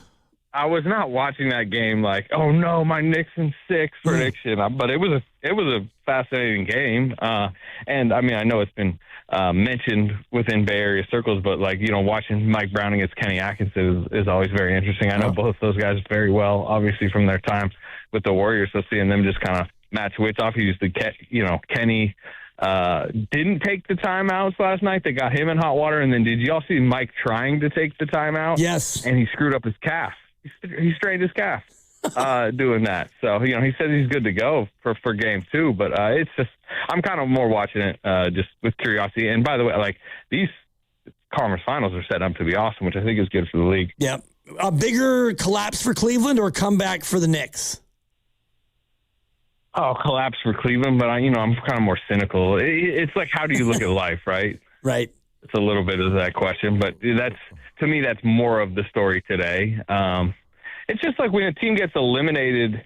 For example, I covered the Nuggets Wolves round 1, which was this awesome win for the Minnesota franchise, especially after Edwards went out. Like the toughness, they were able to win game 6 shorthanded. But it's like I had a choice post game. Do I go talk to the Timberwolves and talk about how great a win for the franchise is, or do I go talk to Nikola Jokic about does he need changes within the franchise? How bad of a loss is this? How embarrassing is this? I went to the Nuggets locker room. I wrote about the Nuggets because I don't know. I just feel like as a sports consciousness, we're kind of more inclined to talk about the collapse than the triumph. You're a hater, yeah. Slates. Team Dibley, not Team Willard. I like that, Slates. Anthony Hater from ESPN. Slater's a hater. I've been called that before. Okay. By the way, what was your Spurs Thunder prediction? I think I said Thunder in 7. Again, you can tell how much. In 6, yeah. You said Thunder in 6, Anthony. Yeah. Okay, there you go. Okay, 6. Look at that. Okay. Well, that's in jeopardy. That's in jeopardy. Yes, it is. All right. Well, whenever you go out there, enjoy it. Be safe. Thank you very much. All right, fellas. Okay. Anthony Slater. Anthony Hater from ESPN right here it's on a solid 4 for your Anthony Hater. Yeah. 4 times since 1985, the home team has lost the first 2 games and come back to win the series in a best of 7. 4 times. Okay. In the playoffs, 4 times. So what I think the point you're trying to make is tonight is not a must-win for the Oklahoma City Thunder. It's really not. If they lose tonight and then lose on Friday, well, then you would be in a must-win situation because no team has ever come back from 3-0 down. And literally, if you lost the next game, you would be going fishing. How fun would it be to be able to speak about this series the way Anthony Slater just did? Hey, what's your plan for the series? I might go out there for, I don't know, game 3. Just drop in. Maybe game 4, Alamo, Riverwalk. Yeah. Just check it out. But then again, maybe not. It just depends. Maybe I just sit here. Or maybe you see how it's playing out and you decide that you'll go game 5 in OKC if it's 2-2, I think that you look at it if you're Anthony Slater and you wait and see what happens tonight, and that might determine where you go next and when. I think a very significant piece of that conversation is something that we can continue to talk about, not just next, but all summer long. He very much, both in terms of tone and actual words, stated that this idea of the Warriors and big game hunting has been shelved. Will it come up in an opportunistic sort of way? And then would the Warriors look at it? Yes. Is it what they are actually waking up in the morning and trying to do? No. So that thing that I think a lot of us just sort of felt in our gut, which is, boy, I don't even know the whole, Giannis for 4 picks. Does that make sense? LeBron on a mid-level, what are we talking about? The Clippers want to do a deal with the Warriors on Kawhi. Doesn't feel that way. Those senses, those gut things that have been going on inside all of you, they're correct. They're correct. They're not big game hunting, and they shouldn't. Right. Which is essentially what I think what we were trying to get at yesterday. And we've been really going through it, and even if they are trying to do that, is that going to be good enough? And they're telling you that they don't think that would be good enough. Now, you look at Trey Murphy, and that becomes an interesting one, right? Where, he's a guy who it could be expensive. Don't know how expensive. Yeah, exactly. But at least he's under team control for a few more years. So you'd get a player who is mid-prime. And I like the way he broke that down. There's, mid-prime and then there's post-prime. And right now, and he said, you don't want to have a team full of 38 and 19-year-olds. And that's kind of what they have right now. They did. Yeah, kind of what they did. Okay, so we'll continue to chat that out coming up next. Big game hunting. The Warriors might be out. Are you? Or do you think they should still be in? Is it a smokescreen? We'll take some calls on that. 888-957-9570 is the number. We're brought to you by Fremont Bank. Here for you, here for good, Willard and Dibbs. And it's Dan Dibley here. All right, summer is basically here. And with this weather, you know that summer may, in fact, actually be here. And so if you're out there trying to figure out your weight loss, getting ready for summer, well, come on. The do-it-yourself thing only gets you so far. That's why I want to tell you about Jumpstart MD. These guys are local. They've been helping people around the Bay Area for so many years, and you work with actual clinicians who will build a personalized plan just for you. I've been building my plan all week and meeting with the clinician and getting ready to drop all those pounds. And if you do want access to GLP-1 medications, they have some of the most affordable rates you can find around. If you've been waiting to get serious before summer, don't wait any longer. Don't wait until June and panic. Start now and get ahead of it. Give them a call, 855-JUMPSTART. That's 855-JUMPSTART. Or go to jumpstartmd.com today. Once again, 855-JUMPSTART is the phone number, or go to jumpstartmd.com. We all hear the radio ads about the IRS. They tell you to be afraid, to be scared, and they try to frighten you into calling. I'm not here to do that. Tax Relief Advocates is different. TRA is here to tell you that if you owe money to the IRS, whether it's $5,000, $50,000, or $500,000, we have a solution. It doesn't matter if you're sitting in your car, at work, or with your kids. No matter where you are, call now. 800-497-8091. Don't lose hope. TRA can eliminate or reduce what you owe to the IRS. Generous programs are now available that can give you a fresh start. Our passion is taxes and helping individuals fix their IRS problems. We have over 1,000 5-star reviews on Google and an A+ with the Better Business Bureau. You don't need to be afraid of the IRS any longer. End your tax nightmare today by visiting us online at TRA.com or call 800-497-8091. That's 800-497-8091. Tax Relief Advocates. Real solutions for real people. In the market for a new mattress but overwhelmed by all the options? At Mattress Firm, we make it easy. Just drop in, answer a few questions, and our sleep experts will guide you to your perfect mattress. And with options for every budget and free and fast delivery, it's no wonder more shoppers choose Mattress Firm than any other mattress specialty retailer. And right now, save up to $700, plus get a free adjustable base with select Sealy mattresses. For the great sleep you deserve, visit Mattress Firm. We make sleep easy. Restrictions apply. See store or website for details. Bay Area, listen up, because Ceremony Ford has one of the biggest Ford offers of the year. From now through July 6th, Ford is running its American Value for American Values employee pricing event. And yes, that means employee pricing for all at Ceremony Ford. So here's the deal. You pay what Ford employees pay on most new 2025 and 2026 Ford vehicles in stock. That's below MSRP employee pricing, available to the entire public, not just employees, not just insiders. Everybody gets a seat at the table. We're talking Maverick, Bronco, F-150, Mustang Mach-E, Bronco Sport, Explorer, Super Duty, and Ranger, truck, SUV, hybrid, electric, work rig, family hauler, weekend warrior. Ceremony Ford has the inventory, and Ford has the offer. American Value for American Values. Get to Ceremony Ford right off of 280 in Colma and Daly City, or shop 24/7 at ceremonyford.com. Ceremony Ford, your Bay Area Ford dealer. Reach your saving goals with Miristar Momentum Savings. Progress should come with perks. Every $25 you save earns an entry to win cash prizes. We're drawing winners for $1,000 monthly, $5,000 quarterly, and an annual grand prize of $10,000. Saving has never been this rewarding. Apply today at miristarfcu.org. Insured by NCUA, no purchase necessary. Terms and conditions apply. See website for full details. Is reviewing life insurance on your to-do list? Now's the perfect time to add it. A friend recently told me that securing life insurance sooner rather than later can help you lock in lower rates for years to come. So I bumped this up on my list and got it done. I called SelectQuote and couldn't believe how easy and affordable life insurance is. I'm 40 and got a $500,000 policy for $16 a month. My husband's also 40 and his $500,000 policy was only $18 a month. Plus, with SelectQuote same-day coverage, there was no medical exam required, and we were covered by the time we hung up. Knowing I have this checked off my list feels amazing, but the peace of mind knowing my family is protected feels even better. Call SelectQuote at 1-800-329-1010. That's 1-800-329-1010. Or go to SelectQuote.com to get your free quote today. That's 1-800-329-1010. Details on example rate at SelectQuote.com. You know that Big Bargain detergent jug is 80% water, right? It doesn't clean as well. 80% water? I thought I was getting a better deal because it's so big. If you want a better clean, Tide Pods are only 12% water. The rest is pure, concentrated cleaning ingredients. Oh, let me make an announcement. Attention shoppers, if you want a real deal, try Tide Pods.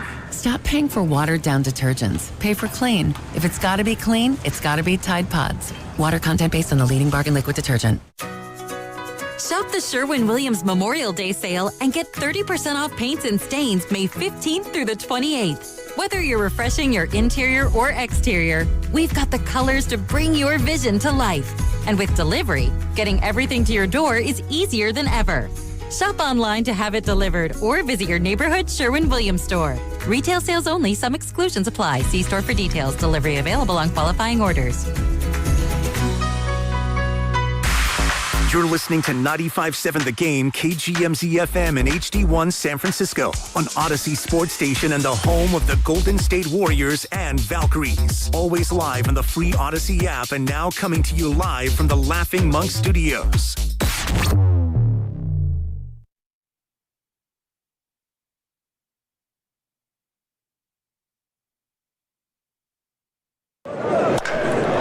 Way out into into right center field. And gone. Boy, did they run into a hot hitter. And he ropes him down the line. That's a fair ball. 2 runs are going to score. And it's a double.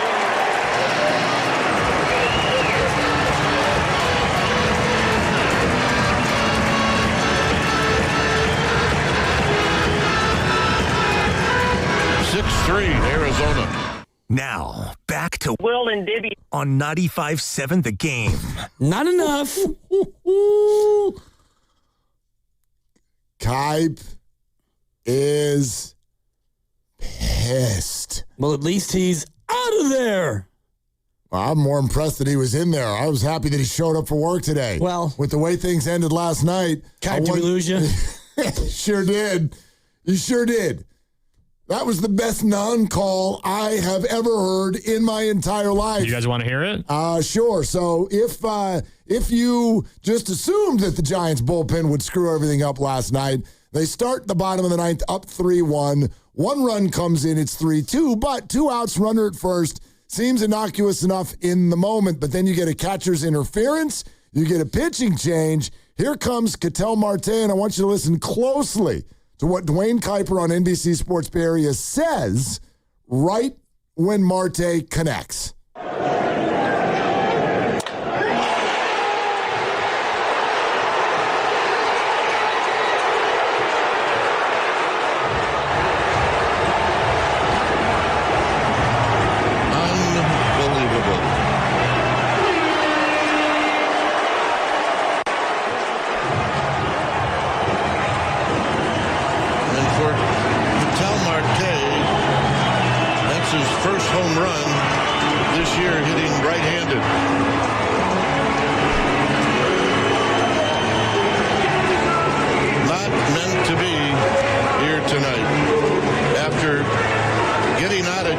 In the 7th and the 8th, they cannot get out of this one here in the 9th.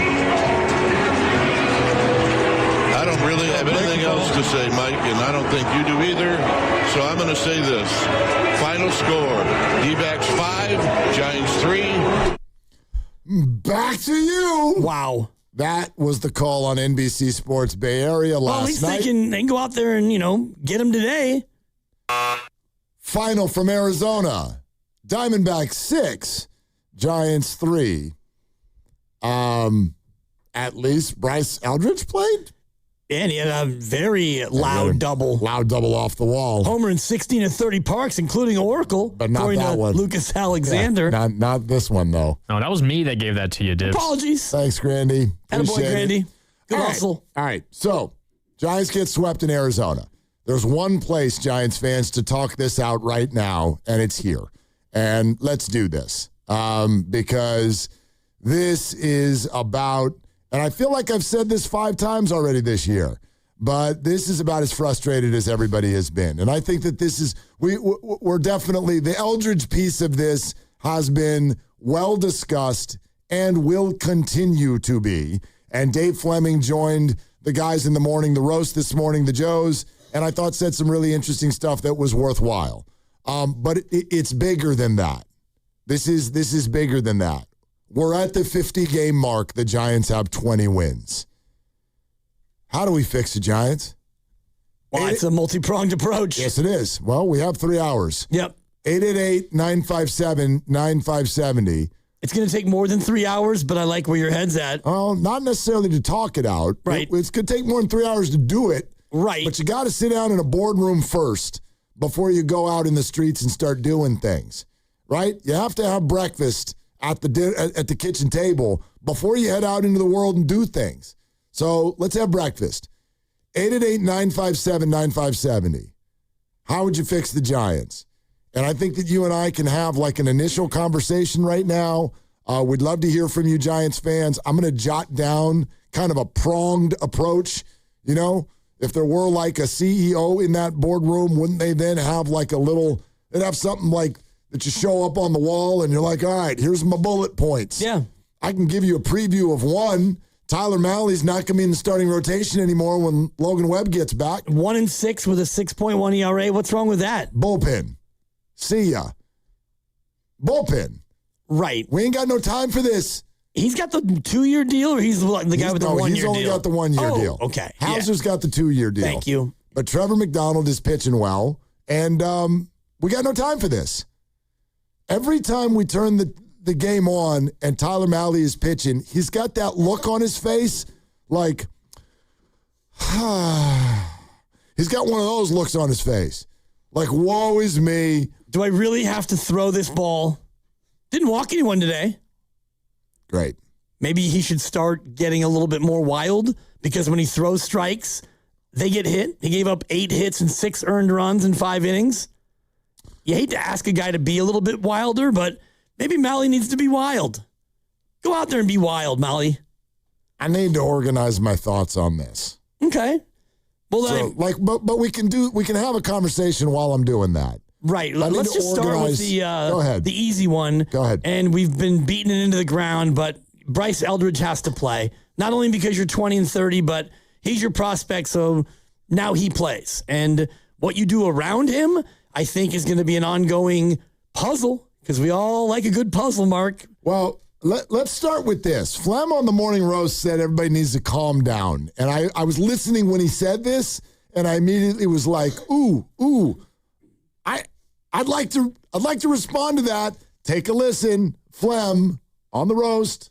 There are counterpoints to that. If you think this is killing his development, that would be a negative. That would maybe motivate you to make a move in the other direction. He's been here for 2 weeks. This is not killing his development. Everybody needs to chill out. Like, he's working with the best coaches this organization has every day, grinding it out, studying video, taking extra batting practice. That is, I'm not saying that's as important as playing in games at AAA, but you could make an argument that it is. Okay. So this whole thing has got a lot of legs to it. A lot of different pieces of this conversation. Dave actually, and we'll play it for you in a little bit, he got upset too. Yeah. He used the word stupid. Yeah, I mean, Dave used the word stupid. People need to chill out. Okay, so one of them is, and what he, actually, let's just go ahead and play it. Here, listen to this. You need to collect your thoughts. I need a pen. I need a pen. Let's see. The thought that the Giants are ruining Bryce's development. Listen. Bryce is going to get there, but it is a problem right now. And so I get the frustration of Giants fans, but I guess here's my main pushback. My main pushback is the idea that they're ruining his future by not playing him every day. That's baloney. And I want to stop hearing that.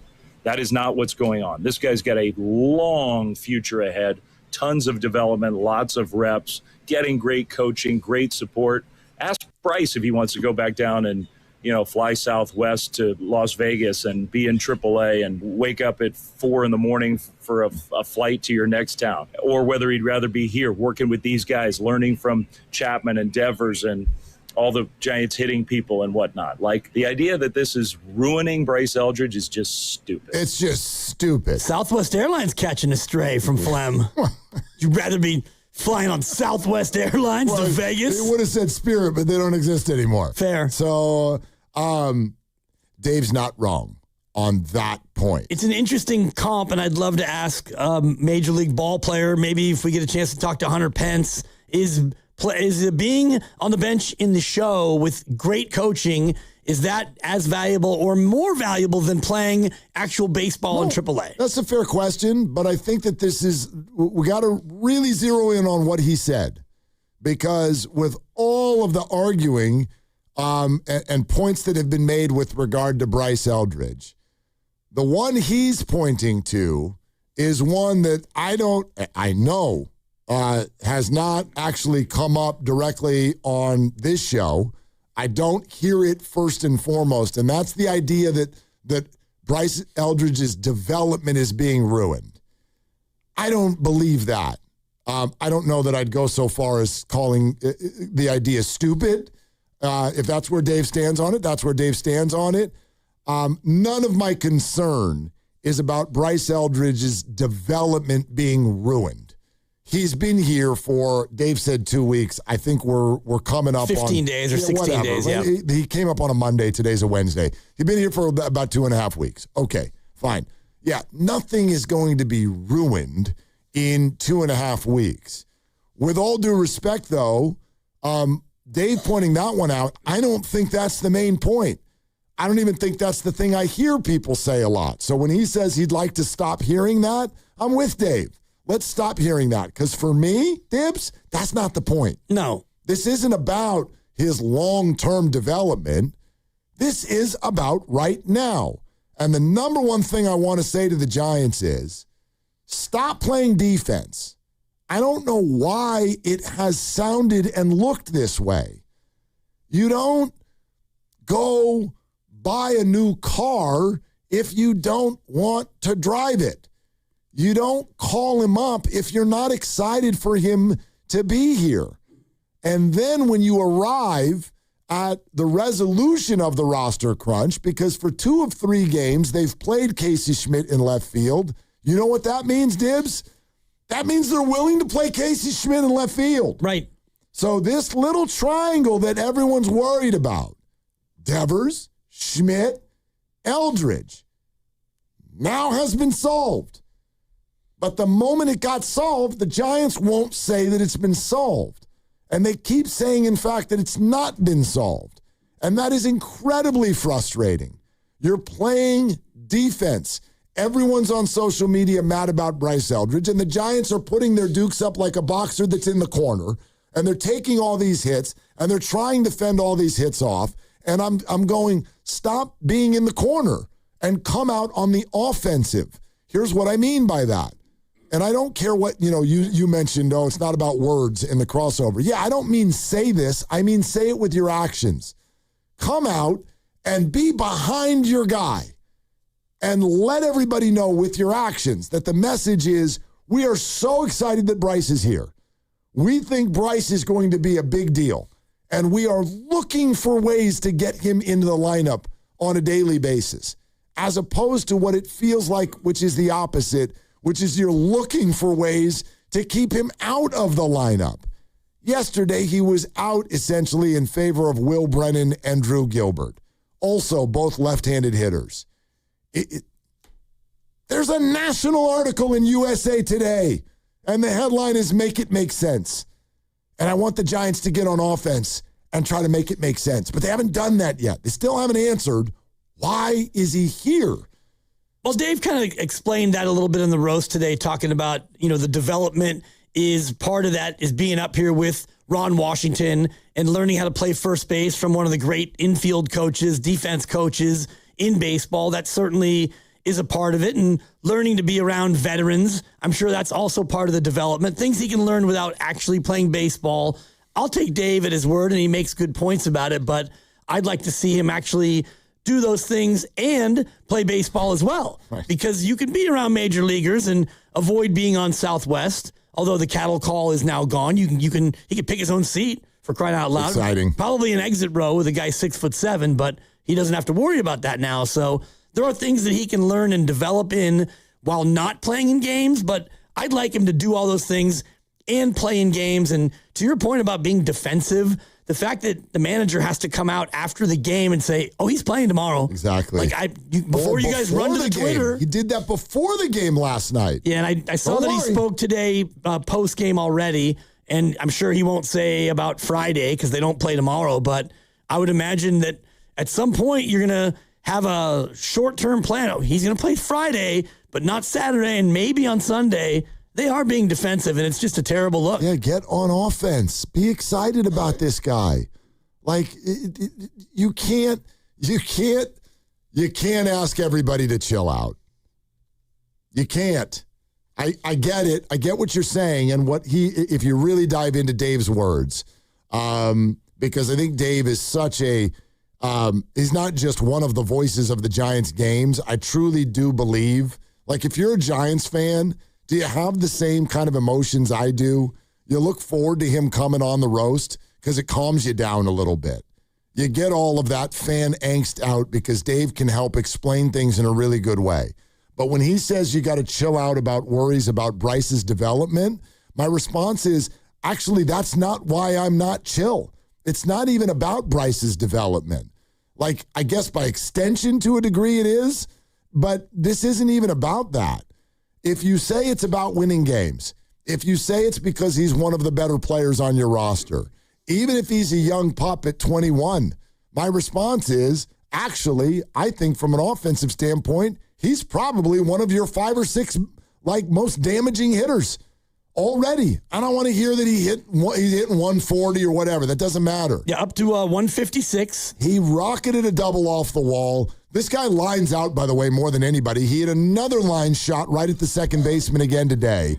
The ball jumps off of his bat. He gives the Giants the best chance to win based on the options that are currently available. You got to have Brennan in there at all times. Another 0 for today. He's hitting 0.56. So, and he's your leadoff hitter.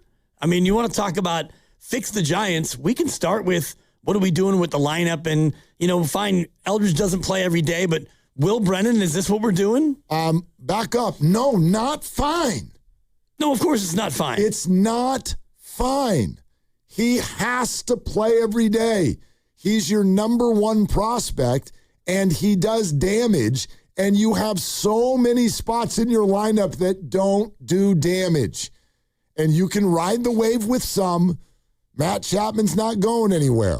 But out here, Patrick Bailey, automatic out, go play for Cleveland. If you've got other guys, Harrison Bader, Drew Gilbert, I know Drew drove in a run today. That's fine. But, y'all just went to Arizona. What'd they score in the first game? 2? You just scored 8 runs. 2. In 3 games in Coors Field South. You don't. And that Monday game was a roof open, 87-degree, ball was jumping for one team day. Bryce represents potential damage every time he comes to the plate. I am not worried about 2028. I'm worried about right now. I'm also worried it's not even about his development. It's about the message you're sending him. He is 21. That means his prefrontal cortex is not even done yet. And you are... Can't even rent a car. You are when he gets off the Southwest flight. You're telling your number one prospect that you don't really have that much confidence in him right now. You have already... Listen to me. Tony Vitello has twice now. There was one game where he said, look, we want to get Bryce in the lineup, but we also want to win. How's he take that? Now, last night, why is Bryce not in against a right-hander? Well, he's got reverse splits and he's tough on left-handed hitters. Yep. So we're going with Will Brennan and Drew Gilbert. Brennan hitting under 100, Gilbert hitting under 200, and both they get the call. Handed. Right. So what are you telling Bryce? I'm not worried about 2028, but what's the message you're sending him? Let me read a couple of quotes from Bryce in the USA Today. Today's article from Bob Nightingale.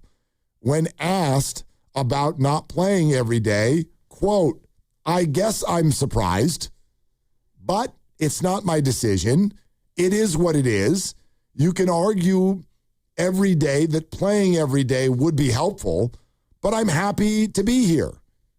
Obviously, it's a little bit different, but this is where I've always wanted to be. I've just got to continue to earn my stripes here.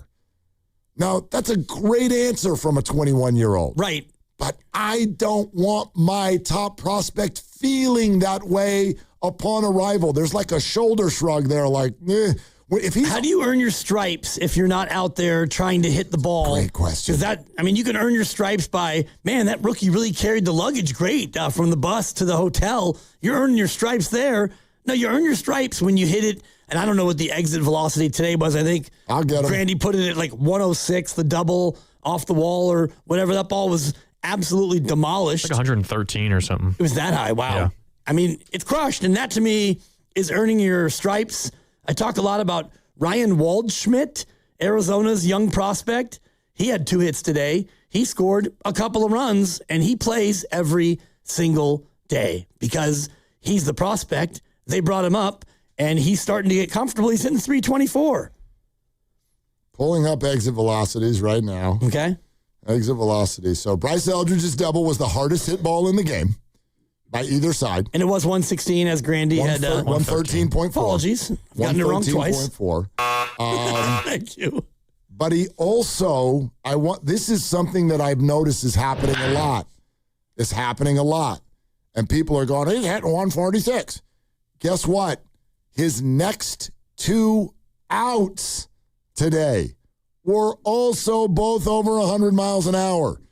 He also had a 101.4 mile an hour fly out. He had a 100.8 mile an hour line drive to second base.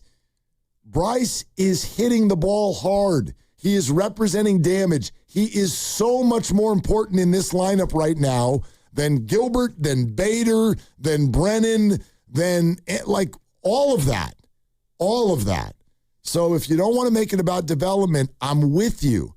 But here's what I never want to make my top prospect feel.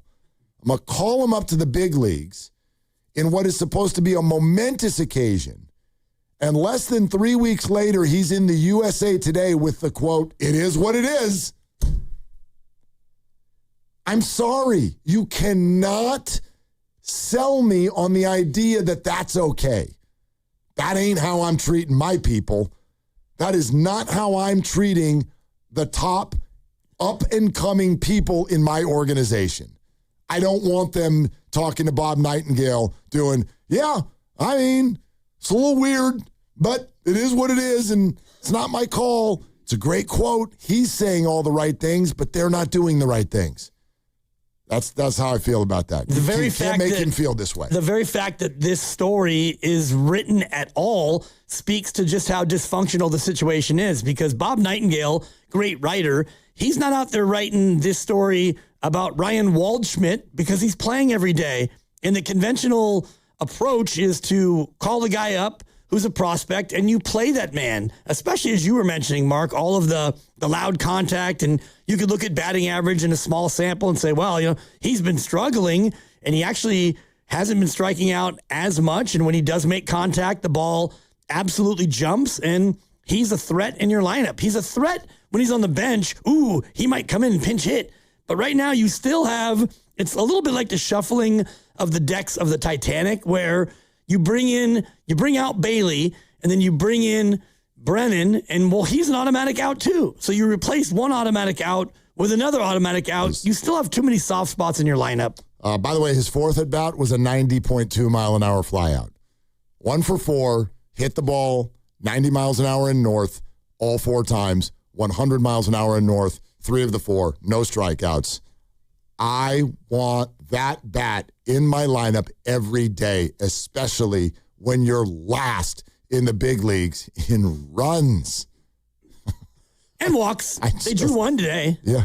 Jesus Rodriguez. That's a huge, what a bump up. Yeah. And Matt Chapman snapping out of it. He had 2 hits. One of them was 55.6 miles an hour off the bat. I know. And that might have been the dribbler. He had a dribbler and a bloop. But hey, sometimes that's all it takes to snap you right out of that funk. Yeah, Chapman had the second slowest hit ball of the entire game, and it was a hit. Ketel Marte, 33 miles an hour. Yeah. That's a base hit. Yeah. Yeah, Chapman had a 55 mile an hour hit and a 77 mile an hour hit. And an 82 mile an hour pop out. He's just not seeing it. He's just not seeing it right now. But yeah.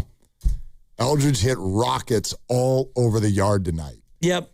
So if you want to talk about how do you fix it, and, you know, we got 2.5 more hours, right, and we really have about 4 or 5 months. And I know you have a pen. You're welcome. I flipped you a pen. So you can start to scratch out exactly. You can do micro. You can do macro. We can look at the big picture, the small picture, 888-957-9570. Pretend it's Bob the Builder. Can you fix it? Yeah. Yes, we can. We're sponsored by the San Mateo County Fair. Adam, you'll lead us off coming up next. 888-957-9570. That is the number. Let's go. As Dibbs just said, it can be big picture, small picture. It can be some of both. But how you fix the Giants? They get swept in Arizona. 50-game mark. They're 20-30. This is Willard and Dibbs. It's time for the San Mateo County Fair, powered by tradition, inspired by innovation, blue ribbon moments, fun, and bottle care! where experiences bloom everywhere you go. San Mateo County Fair. They call this one Bill. Whoa, aliens? Am I in a spaceship? Affirmative, Bill. What's with the laser saw? Relax. We are cutting our bill in half. What? An Xfinity mobile transmission says you can cut your bill in half. Oh, your mobile bill, not me, Bill. Xfinity Mobile also says we can try it free for a year. Free. Yes, with no commitment. Can we put the saw away? I am reluctant. But we will find another being to bisect. That's not sci-fi, it's Xfinity Mobile. Xfinity Internet members cut your mobile bill in half. Plus, try Xfinity Mobile free for a year. No commitment. Learn more at xfinitymobile.com. Xfinity. Imagine that. Restrictions apply. Xfinity Internet required. Savings compares one line of Xfinity Mobile Select to comparable plans from T-Mobile, Verizon, and AT&T as of 3/24/26. Taxes, fees, extra. $30 monthly discount limited to new mobile customers only. After 12 months, regular rates apply. Hey, I'm Pick. And I'm Bull. My partner here is making his first do-it-yourself fix-your-own-car video. How do I look? Like you need a shave. I'm serious. Go. Hey, this Friday through Monday during Dollar Days at Pick and Pull, every part you pick and pull from the yard is 50% off. You're such a DIYer and social influencer. From doors to fenders, every part is half off. Yeah. Seats are just $15. Doors are $25. Floor mats are just $1. Are you posing? Yeah, influencers pose. This Friday through Monday, fix your car yourself and save 50% off any part during Dollar Days at Pick and Pull. Looking for a place where your kids can learn, play, and grow this summer? At the YMCA of Greater San Francisco, camps are more than just fun. They're a chance for kids to build confidence, make new friends, and try something new every day. From sports, outdoor adventures, arts, STEM, and team building activities to unforgettable overnight camp options in the beautiful Santa Cruz Mountain Redwoods. Every day is packed with discovery. With programs for ages 4 to 17 and trained staff creating a safe, supportive environment, your child can thrive all summer long. Give your kids a summer they'll never forget. Visit ymcasf.org/camp to learn more and register today. Jay Vineyards returns as the official sparkling wine of the Golden State Valkyries. As Jay celebrates its 40th anniversary, the team invites all wine lovers to experience the artistry, hospitality, and California soul that defines Jay Vineyards. Every offering at Jay is an invitation to discover the bounty of Sonoma County, where guests explore local ingredients paired with Jay's celebrated sparkling Pinot Noir and Chardonnay wines. Make Jay your next wine country destination, located just 70 miles from Chase Center in Healdsburg. Injured at work? Don't wait. Every moment counts. You may be entitled to medical care and financial compensation, but time matters. The attorneys at Boxer & Gerson are here to protect your rights and fight for the treatment and support you need. Boxer & Gerson have helped thousands of people across Northern California who were hurt on the job. Don't wait, don't guess. Get answers. Call Boxer & Gerson today at 510-835-8870 or visit boxerlaw.com for a free consultation. Boxer & Gerson, your life is worth the fight. Okay, kids, let's get these firefighter uniforms on and start acting heroic. Welcome to SF Fire Credit Union. Why are you all dressed like firefighters? We'd like to open an account. You don't have to be a firefighter to do that. Anyone can get lower fees than banks, the top-rated mobile banking app, and service inspired by heroes. Wow. I guess we'll just keep the uniforms in case the barbecue gets out of hand. SF Fire Credit Union. Banking for heroes and anyone who wants to be treated like one. This institution is not federally insured. The credit union is not insured by any state government. Privately insured by ASI. Hi, I'm Richard Estrada with Atco Pest Control. What's bugging you at home? You can grab a spray or set a trap, but real pest control starts with identifying the source of the problem and keeping them out of your home. Atco has been servicing Bay Area homes since 1985. We take the guesswork out of it so you can move on. Go to atcopest.com. Trust Atco for the solution. Ready to get rid of that old car? Donate it today to carsforkids.org. Call 1-877-CARS-FOR-KIDS. Donation is super easy, and your car can be picked up as soon as tomorrow. Call 1-877-CARS-FOR-KIDS to donate your car today. That's CARS with a K. One of life's greatest mysteries has finally been solved. Who let the dogs out? It's Spruce, the weed and grass killer that's safe for use around people, pets, and bees. When used as directed, spray the leaves for visible results in just 1 hour and dead weeds in just 1 day. You spray, they play. Spruce, pet friendly, weed deadly. Find wherever weed killers are sold. Hey, Mom, now that I have an after-school job, I think I want to buy a drum kit. Okay, Rockstar. Let's look at your account. When kids start making money, Chase has easy-to-use tools and expert bankers to help them learn how to manage it. And next month, I'll buy the bass drum and the cymbals. Oh, and maybe some noise-canceling headphones for you. Aw, you've thought of everything. Help kids save, budget, and build financial independence, all with Chase. That's good for kids and good for parents. Visit your local Chase branch and get started. Account subject to approval. J.P. Morgan Chase Bank, N.A. member FDIC. Check engine or ABS light on? Take the guesswork out of your warning lights with O'Reilly Veriscan. It's free. Ask for O'Reilly Veriscan. O'Reilly Auto Parts. Snakes, zombies, public speaking. The list of fears is endless. But the real danger is in your hand when you're behind the wheel. Distracted driving is what's really scary and even deadly.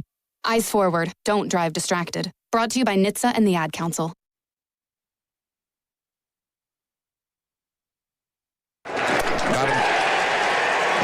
And that's the ball game, and that completes this three-game series. It completes this road trip where the Giants came into town thinking that they could pull off a nice road trip, and they end up losing all three to the Arizona Diamondbacks.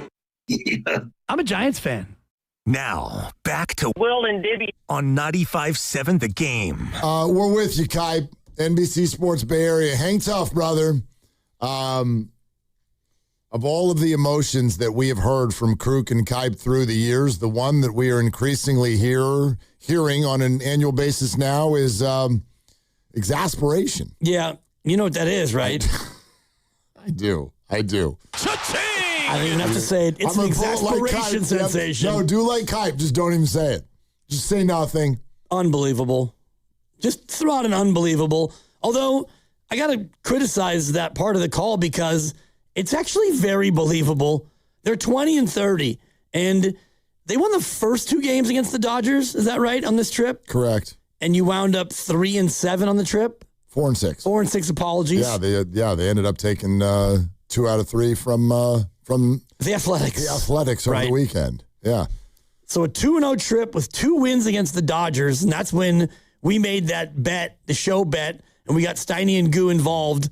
It might have actually been after the first game that we made the dinner bet. I think it was after the first game. Yeah, I don't even remember. Will the Giants touch 500 at any point this year? You now have 112 games to go to just get to 500 for a moment. Mm-hmm. It could be between a doubleheader.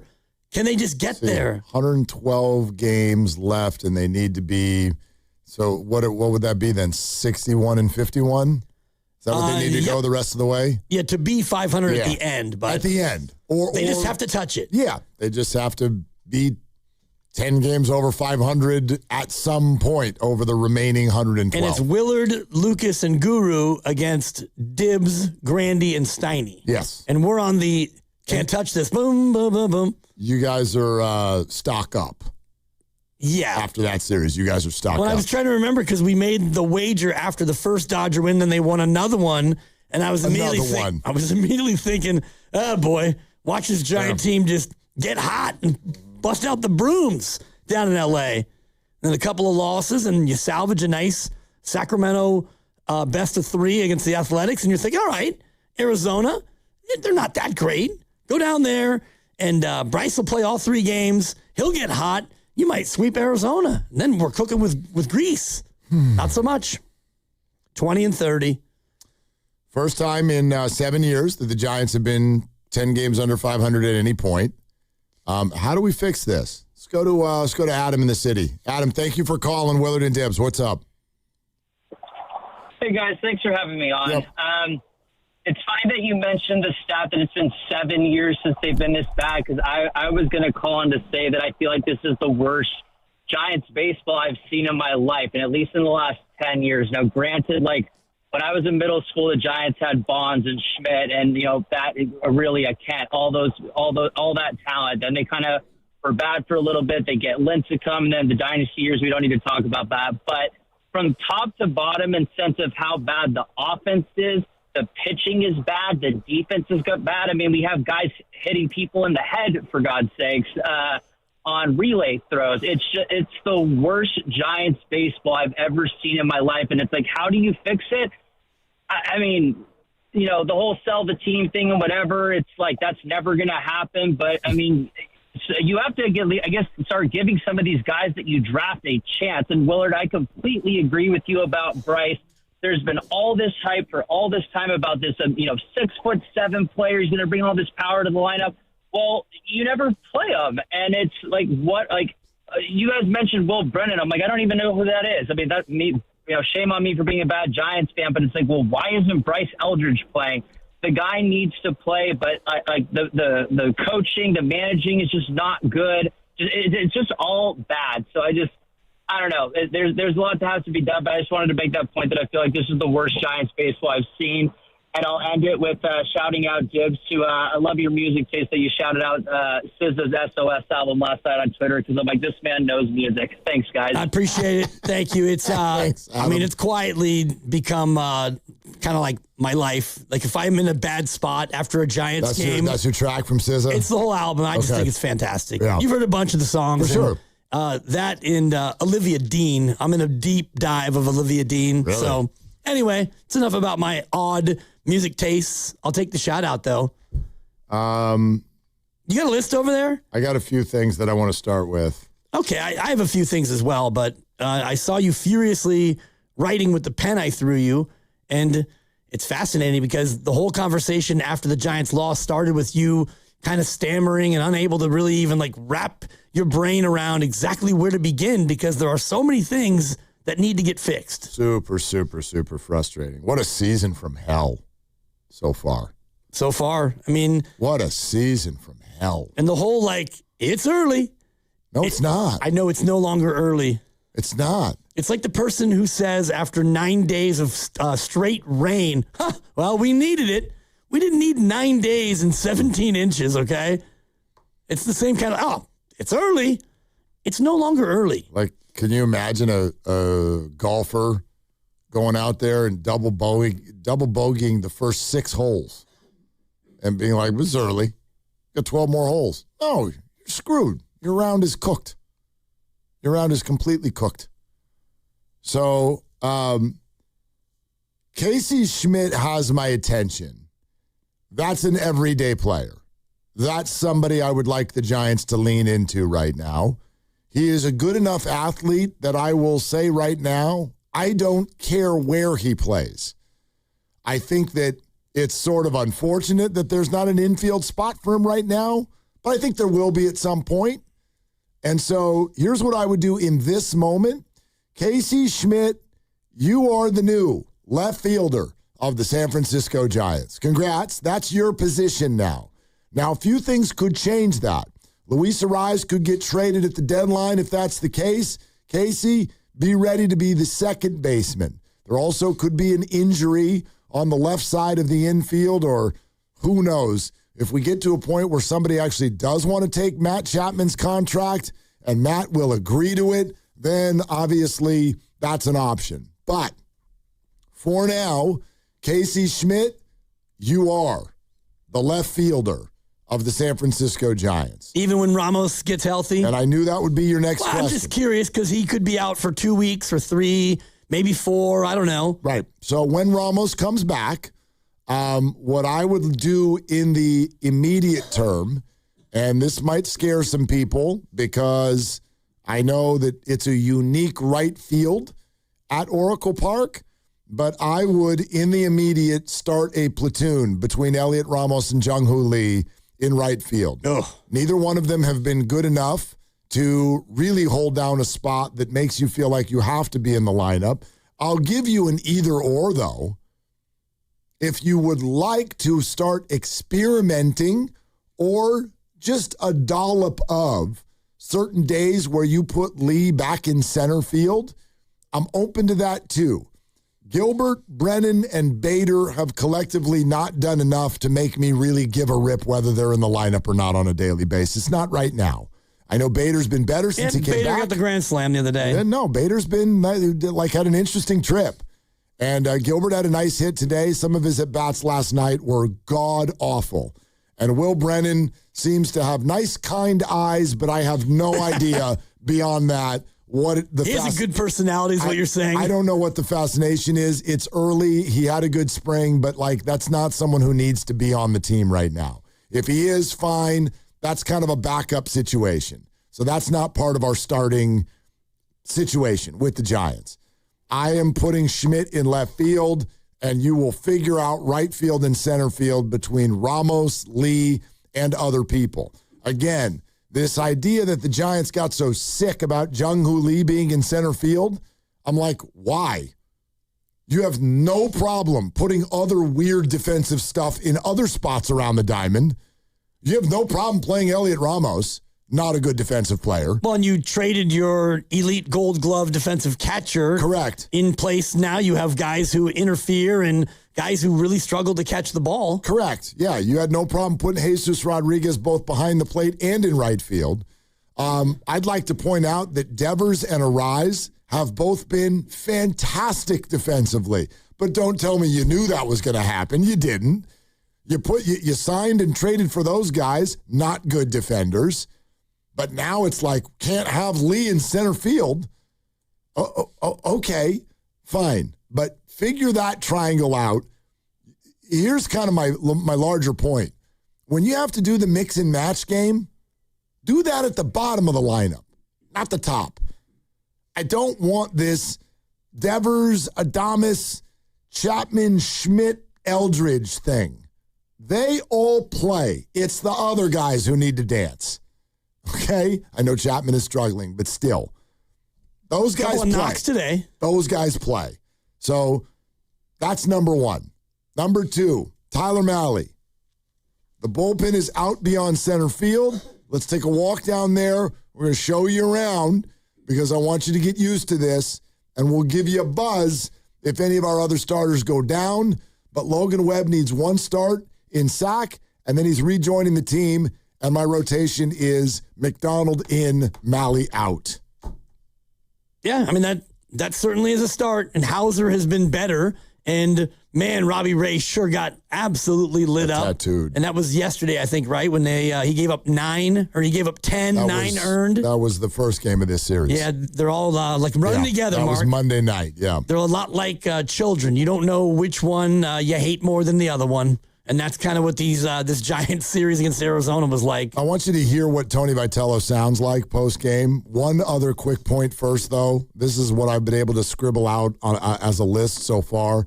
I almost feel like you need to just ride with the bumps and bruises of whoever your closer is, but this team needs to know who it is.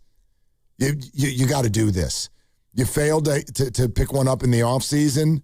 Circle a name, and let's ride this for a little while. You want to do Caleb Killian? Let's do Caleb Killian.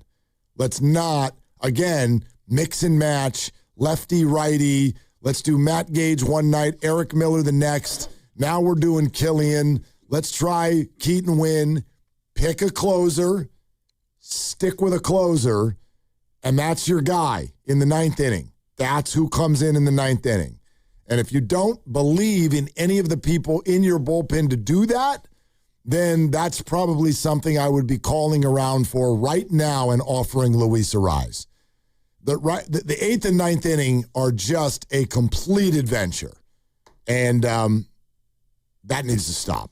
Yeah, honestly, when you look at just stuff, and we talked about this earlier, I think off the air about they don't have any pitcher that has like wow stuff. It's Peguero, and I'm just looking at his pitching today. He threw, 101, 100, 100.4, 101. So he probably is not good enough or polished enough right now to be the closer, but you're 10 and 20. How about we just see what we've got with the only fireballer you have on the entire staff? I get it. You get into a spot, let's see what Peguero can do. And, you're going to have to, have some bumps and some bruises along the way. And I know Tony V really wants to win games, and that's good. But at the same time, you have to start finding out what you have from these guys. How do you want to fix the Giants, Giants fans? 888-957-9570. Let's listen to Vitello talking about the last two games. Today's about today, but a little bit of it is from yesterday. You can't say if and buts, but if you win that game, even with a disappointing outcome today, you're 500 on a really difficult road trip. So wins and losses obviously don't meet the criteria, but I think the way the guys played defense, ran the bases, at times pitching. So a lot of other positives from it, but it doesn't help anybody on the flight home at this point. Okay, so that's one comment from Tony. Here's the other, asked kind of just how you turn this around. I think to continue the momentum we have as far as the style of play, just from my vantage point, the way guys are playing together, the energy that's involved, whether it's Rafi diving all over the place, Willie getting down the line, other examples too, and we got some young guys that are going to help us. So I think the more experience they get, the better off they are, and then there's a lot of new faces in that locker room and clubhouse. So I think the more familiar everybody gets with one another, I'd like to think we'd improve. Oof. Tony. Man. I mean, it's a struggle. It's a struggle. Guy, and this poor guy. He's 50 games in, and, he's figuring it out, the rhythm and the routine of what's going on. And I've said this before, but when he was at Tennessee, you have a weekend series, usually against a conference opponent, and then you're off Monday. Tuesday, you have a cookie, whether it's Austin Peay or if it's a directional Michigan team, whatever. It's a Tuesday exhibition. A couple days off, and then you go right back into an SEC series. Well, now this rhythm and routine is 10 games, 10 days, road trip, 3 cities, go out there and get them. And he's trying to figure out in real time, who's my closer, who's my 7th and 8th inning guy, who's my right fielder, my left fielder gets hurt, the guy who's my best hitter doesn't really have a true position. I've got catchers who aren't really good at catching. I've got a starting rotation that is somewhat in shambles with my ace hurt. My second ace got lit up. My number 5 starter probably needs to go to the pen. And my best pitcher of late is a guy who likely is getting optioned to Sacramento at some point. This thing is in shambles. It's shambles, Mark. And if you want to, I haven't done a full list yet, but the one thing that I keep going back to, it's macro, and it's been a problem now for a long, long time, and it's scouting and development. And if you go back through their drafts, and I can't compare it to every other team, but you look at the top, 8 to 10 rounds of their drafts, they're not finding good players.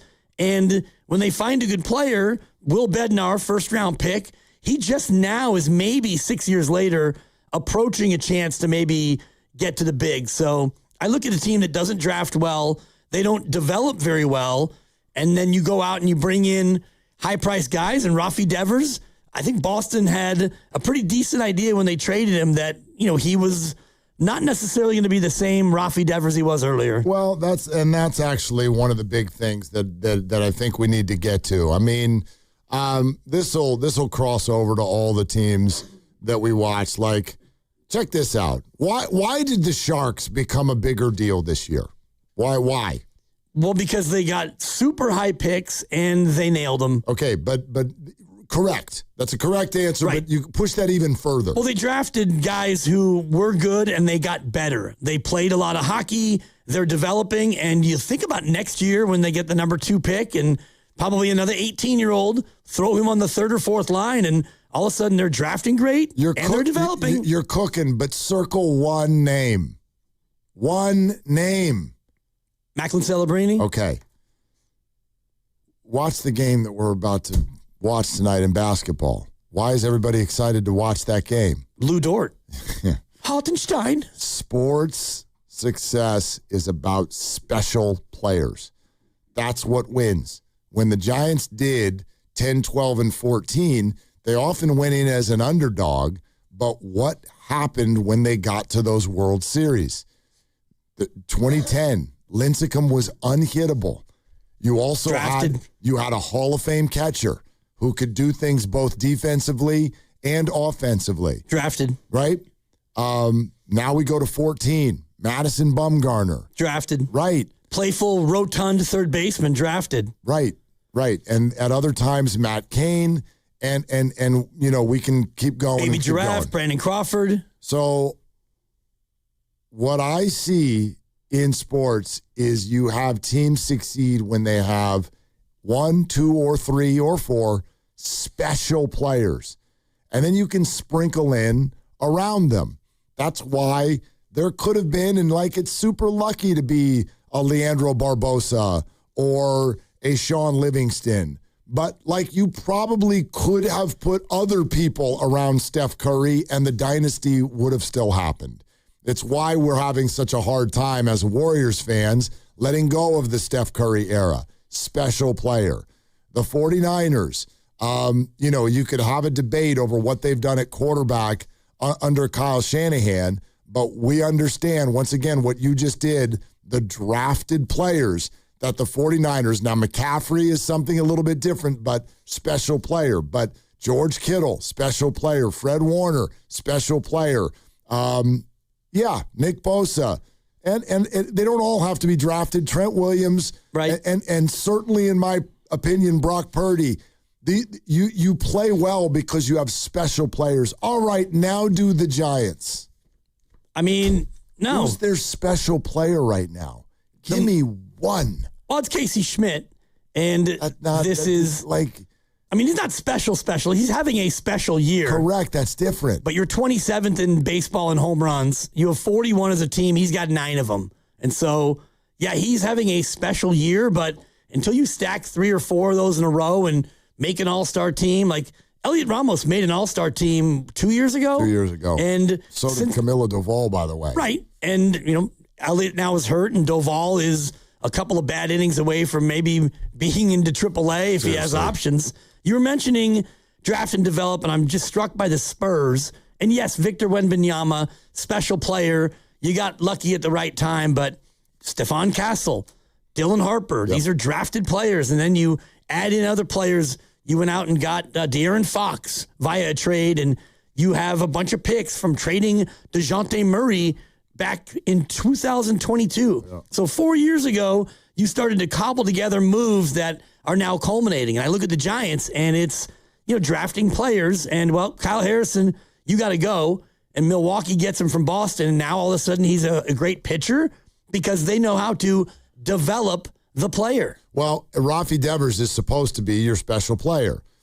So far this year, he hasn't quite been that. I'm still very, very behind the guy. The guy is starting to hit the ball. He's doing in May exactly what a lot of people said he would do, which is shake off April, and here he comes. He had another rocket off the center field wall today. So I don't even worry about Rafi so much, but so far he has not played like a special player.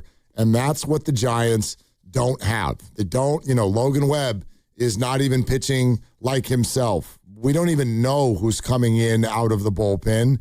And that's why I think this is striking such a chord. This is why it's bothering people so much about Bryce Eldridge, and why I would tell Dave Fleming, I totally get your sentiment, but everybody is not going to chill out. They're just not, because this is kind of personal. How many people have we had text and tweet our show in just the last handful of days that, oh my God, the Giants are Bryce Eldridging the way that the Warriors Jonathan Kuminga'd? And it's like, I don't know if he's going to be special, but he might be, and he's kind of the next chance for someone to be, and you don't have any of that, so it should be higher on your priority list to go find out. And just let people get excited over it. And the one thing, and I know we got a dip here, but 888-957-957, we'd love to hear from you. My big question is, ringing in my head, it's Kevin Durant. Who are you? Like, who are you, Giants? Mm-hmm. You're not pitching in defense. You're not offensive firepower. You're not hit and run and a lot of speed. Who are you? You have no identity as an organization. Right now, you're fodder for the other teams. Sorry. I mean, that's what you are right now. Fodder? Yeah, right now, you're the Washington Generals. We're brought to you by Fremont Bank, here for you, here for good. Would you all be open to some sort of a rebuild? Keith Law weighed in on this earlier. We'll play that for you next. 888-957-9570. This is Willard and Dibbs. And Dan Dibley here talking about summer. It's basically here. And if you're still trying to figure out your own weight loss program, well, come on. That do-it-yourself thing only gets you so far. And that's why I want to tell you about Jumpstart MD. It's a local outfit, and they've been helping people around the Bay for years, and you actually work with real clinicians who build a personalized plan for you. My personalized plan is being formulated right now. I'll have more details on that as we get into next week. And if you're curious, yes, they do offer access to GLP-1 medications, and they are some of the most affordable rates you can find. Don't wait for summer and then panic that you don't have your summer body. Get started now. Get ahead of it. Call 855-JUMP-START. That's 855-JUMP-START, or go to jumpstartmd.com today. Get started on the new you. Do it today. 855-JUMP-START. That's 855-JUMP-START, or go to jumpstartmd.com. You know that Big Bargain detergent jug is 80% water, right? It doesn't clean as well. 80% water? I thought I was getting a better deal because it's so big. If you want a better clean, Tide Pods are only 12% water. The rest is pure concentrated cleaning ingredients. Oh, let me make an announcement. Attention shoppers, if you want a real deal, try Tide Pods. Stop paying for watered-down detergents. Pay for clean. If it's got to be clean, it's got to be Tide Pods. Water content based on the leading bargain liquid detergent. Shop the Sherwin-Williams Memorial Day sale and get 30% off paints and stains May 15th through the 28th. Whether you're refreshing your interior or exterior, we've got the colors to bring your vision to life. And with delivery, getting everything to your door is easier than ever. Shop online to have it delivered or visit your neighborhood Sherwin-Williams store. Retail sales only. Some exclusions apply. See store for details. Delivery available on qualifying orders. Bank of America is the official bank of FIFA World Cup 2026. Helping people achieve their goals is what we do. So if your goal is owning a home, we're here to help with guidance and resources, including up to $17,500 in select markets when combining down payment and closing cost grants. Visit BofA.com/home team. What would you like the power to do?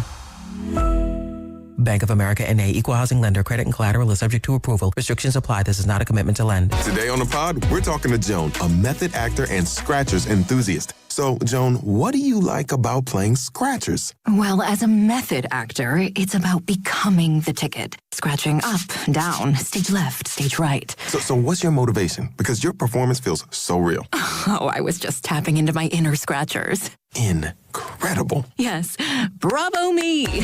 Scratchers from the California Lottery. A little play can make your day. Please play responsibly. Must be 18 years or older to purchase player claim. Running a small business means juggling a lot. Your network has to handle it all. That's where a fiber-only provider falls short.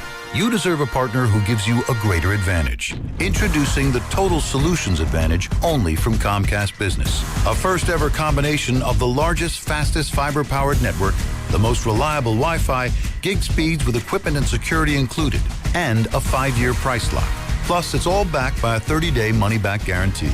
The Total Solutions Advantage only from Comcast Business. A new standard for small business with reliability, security, and savings in one. When you add it all up, no one does business like Comcast Business. Switch today. Get started for $60 a month for 12 months when you add an advanced solution to a qualifying internet package. Limited time offer. New customers only. Requires 300 megabits per second internet, security edge, and additional qualifying service. 1-year agreement, paperless billing, and autopay with bank account required. Taxes and fees extra. Most reliable Wi-Fi based on Open Signal Awards USA Fixed Broadband Experience Report, May 2025. At Ashby Lumber in Berkeley and Concord, you'll find Fiberon composite decking, made to capture the look of real wood without the constant upkeep. No sanding, no staining, just durable, low-maintenance performance. Discover Fiberon's Concordia line, including the Aster collection, with rich, multi-tonal colors and long-lasting protection, backed by a limited lifetime performance warranty and a 50-year stain and fade warranty. Get expert guidance for your next project at Ashby Lumber. Visit Ashby Lumber in Berkeley or Concord today. Fiberon, built for life outdoors. For years, Gone South has been a podcast about crime in the American South. But for our new season, we're widening the lens. Through deeply reported, narrative-driven stories, we're digging into the myths, scandals, and power structures that still shape the South, and, in a lot of ways, the country itself. Follow and listen to Gone South Season 5, an Odyssey podcast. Available now on Apple Podcasts, Spotify, or wherever you get your shows. We all hear the radio ads about the IRS. They tell you to be afraid, to be scared, and they try to frighten you into calling. I'm not here to do that. Tax Relief Advocates is different. TRA is here to tell you that if you owe money to the IRS, whether it's $5,000, $50,000, or $500,000, we have a solution. It doesn't matter if you're sitting in your car, at work, or with your kids. No matter where you are, call now. 800-575-9834. Don't lose hope. TRA can eliminate or reduce what you owe to the IRS. Generous programs are now available that can give you a fresh start. Our passion is taxes and helping individuals fix their IRS problems. We have over 1,000 5-star reviews on Google and an A+ with the Better Business Bureau. You don't need to be afraid of the IRS any longer. End your tax nightmare today by visiting us online at TRA.com or call 800-575-9834. That's 800-575-9834. Tax Relief Advocates. Real solutions for real people. You're listening to 95.7 The Game, KGMZ-FM and HD1 San Francisco on Odyssey Sports Station and the home of the Golden State Warriors and Valkyries. Always live on the free Odyssey app and now coming to you live from the Laughing Monk Studios.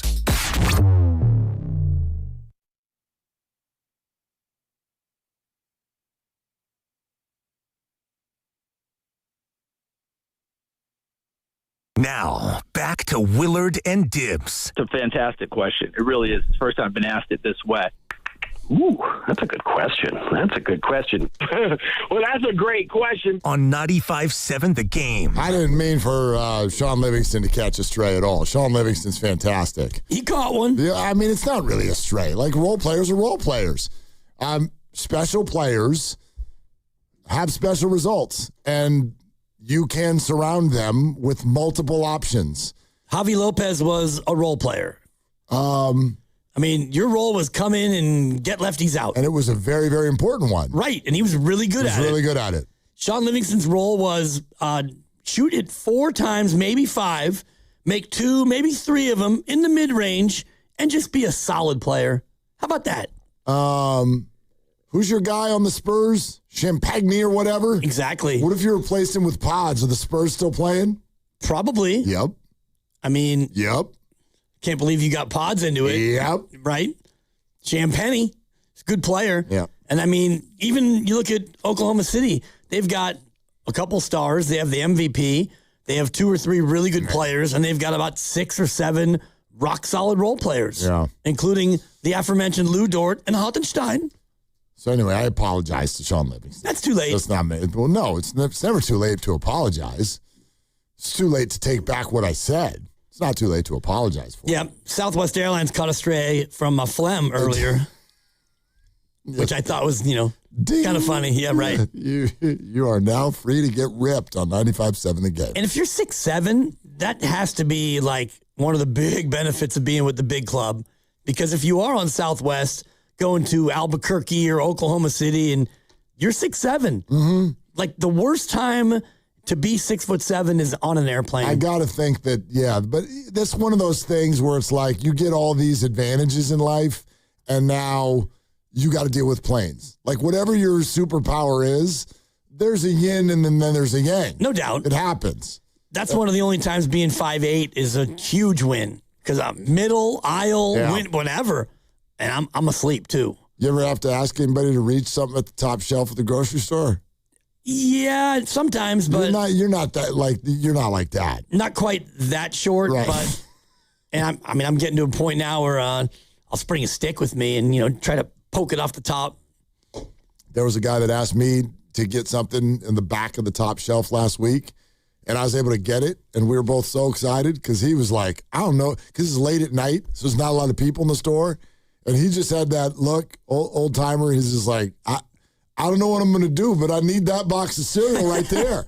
And he's like, can you get it? And I'm like, I think I can get it. And I got it. And then there's a lady who worked. I saw her in the aisles. She came around the corner. She was bringing one of those step ladders. She had lugged that all the way over. And then right as I was reaching for the cereal, she goes, I got it. And then I'm like, well, I kind of already got it. Right. Literally, I have it. I got it. So I handed it to him, and he was like, thank you so much. And she was like, ugh. She was all upset. She went all the way to get the step ladder. All the way over there for no reason. The other alternative is for me to get one of those like grabber things that people pick up garbage with, It's like you pull the trigger and it just grabs. So I'm going to be grabber guy in the grocery store here pretty soon. Oh, my God. I just had a visual of you as a 78-year-old. Oh, yeah. And I would like Wright Thompson to follow you for a year and write about it. Dan Dibley was walking his dog, Lucy, slipped and broke his hip. You are going to be the oldest fuddy-duddy, angry, with your little snipper-snapper. Grabber. You ever see the movie Up? Yes, I have. The animated film. You know what that is? It's an animation sensation is what it is. Yeah, it is. And the main character is a really old guy. Right. And glasses, and you've got that walker, and just mad at everyone. What's that Clint Eastwood movie where he wants everybody to get the hell out of his lawn? What was that thing called? It's named after a car. Yes. Not El Camino. Something like that. Gran Torino? Gran Torino. Grandy Torino. Always Grandy. Always Grandy. Lucas? So it's a movie about, never mind. Anyway, that movie. Yeah. That's going to be some Dibbers vibes in about 20 years. That's a little bit, He is a little aggressive, though. And racist. So I'm going to go ahead and say that's not going to be me. Without the racism. Sorry, guys. I was working on virality. I've seen Gran Turismo. I like it. Gran Torino. Also that. Torino.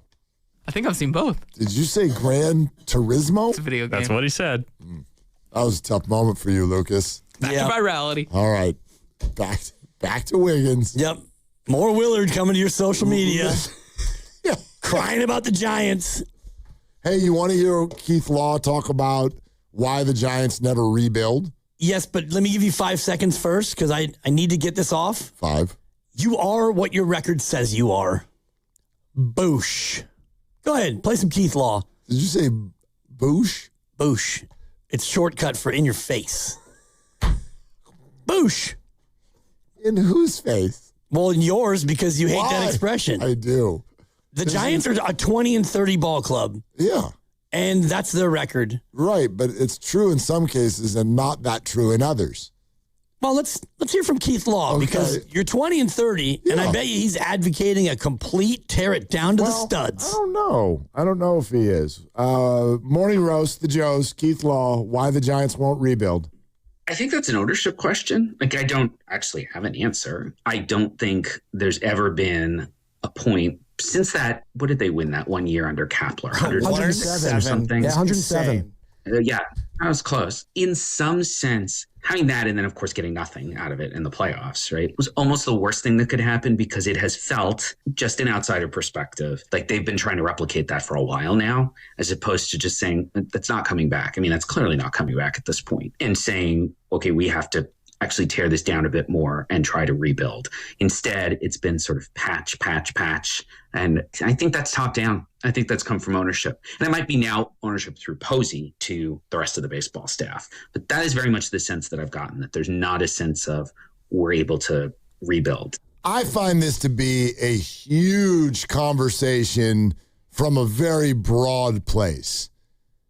I want to say, and I might need another minute or two to think about if I fully want to back this point, but I would like to say that a rebuild, like a full rebuild, should never happen in this market. That should never, ever, ever happen.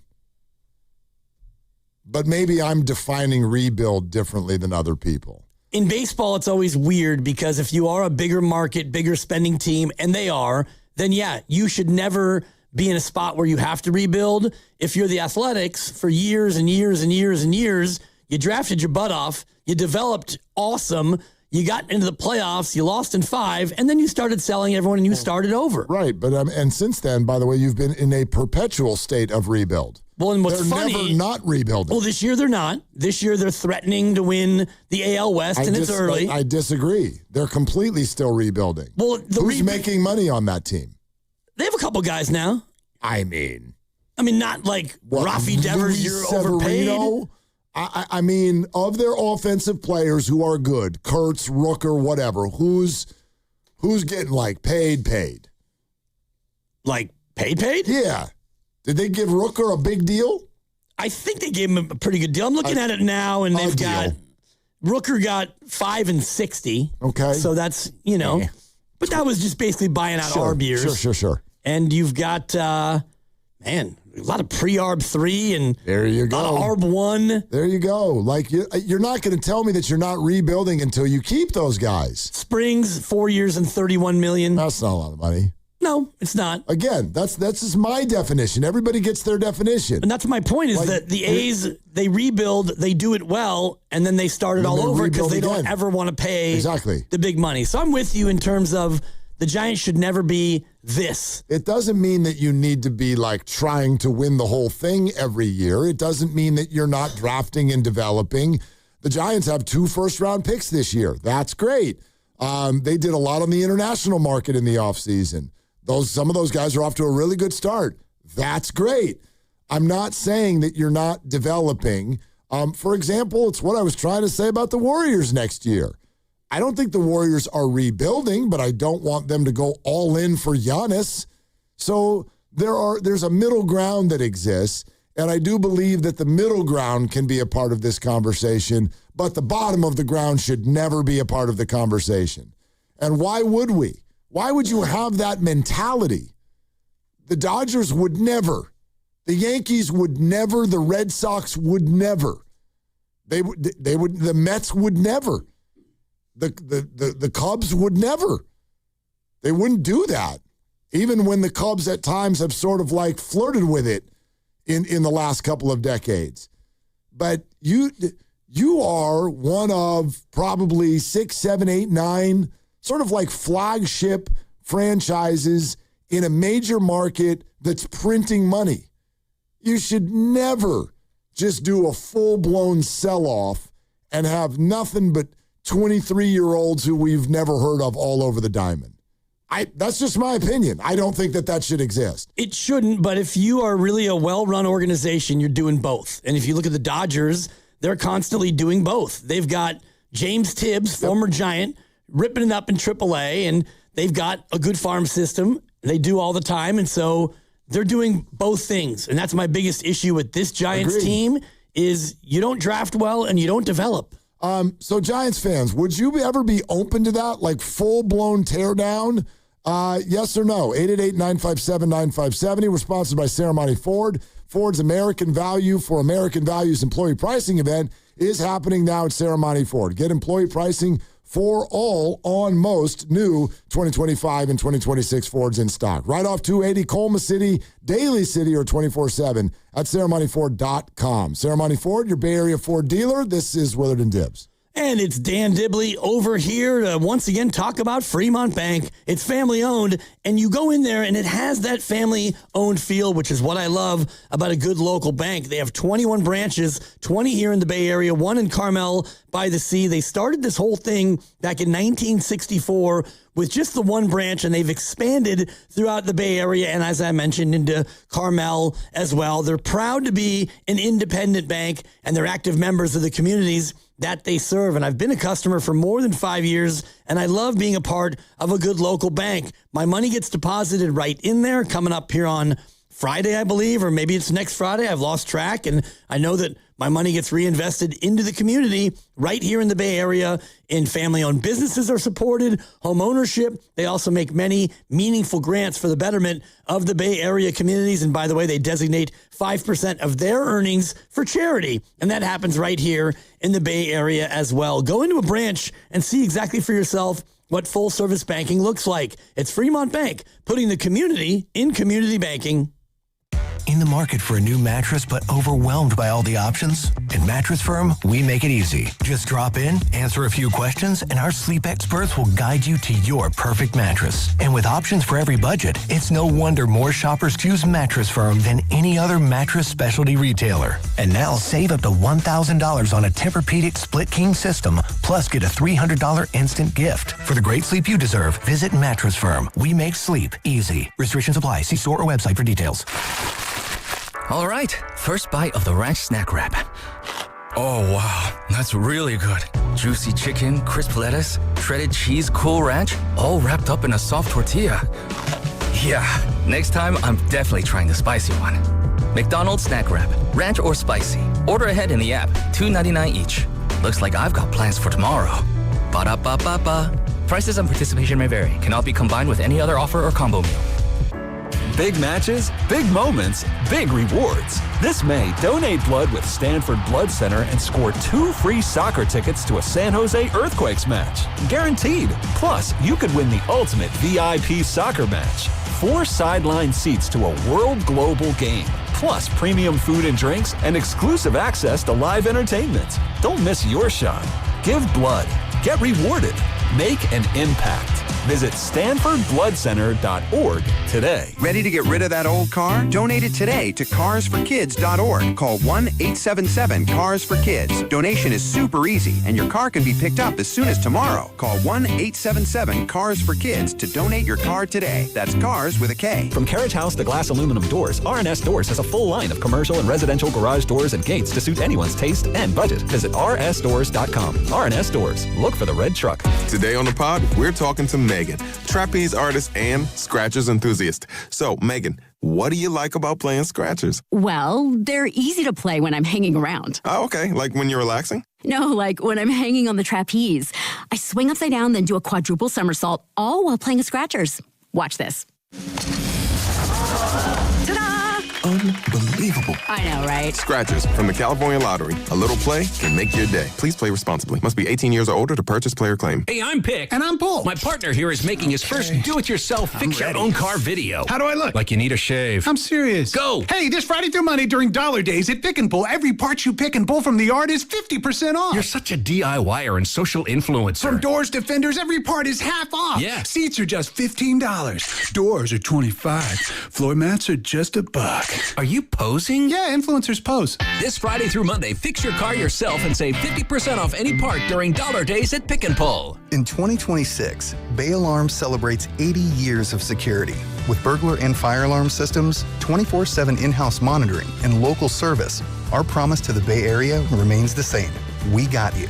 Learn more at bayalarm.com. I'm Piera Palazzolo, VP of Digital Marketing for the American Management Association, a company focused on the management training skills needed to enhance the careers of business professionals. We did our research when it came to the best companies for website development and chose AmericanEagle.com. And we couldn't be happier. AmericanEagle.com worked closely with us to understand the front and back end requirements needed to launch an e-commerce website that could handle the complexities of running thousands of seminars nationwide. Our robust new website and improved SEO saw immediate increases in site traffic and web revenue. If you're in need of managerial effectiveness and success, visit our website at Amanet.org. If you're in need of a website that provides an unparalleled consumer experience, I highly recommend AmericanEagle.com.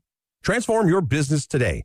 Dial 877-WebNow1 for a free digital consultation with AmericanEagle.com. San Francisco will be clear and breezy tonight with a low of 53. Weather brought to you by Capital One. Capital One offers no fees or minimums on checking accounts. What's in your wallet? Terms apply. See CapitalOne.com/bank guide. Capital One NA, member FDIC.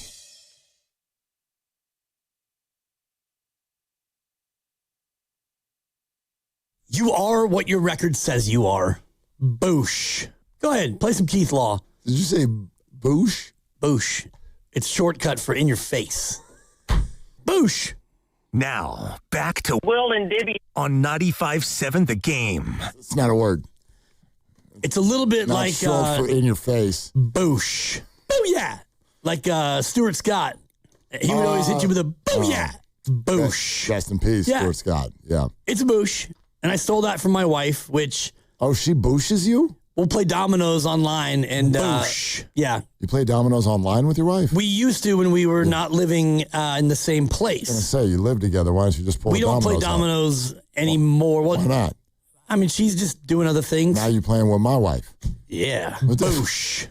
Exactly. Yeah. And it's my turn, Christy. I'll get to it. As soon as Mark goes into one of his long forms, I'll play my turn. You want to play a turn? I will. I can unload if you want me to. You will. I mean, I could. Virality's waiting for you. And for those of you who aren't inside baseball, that's how we get the hot takes. And we just pump them out there on social media. And it's Willard The king of virality, Boosh. That's right. The king of virality.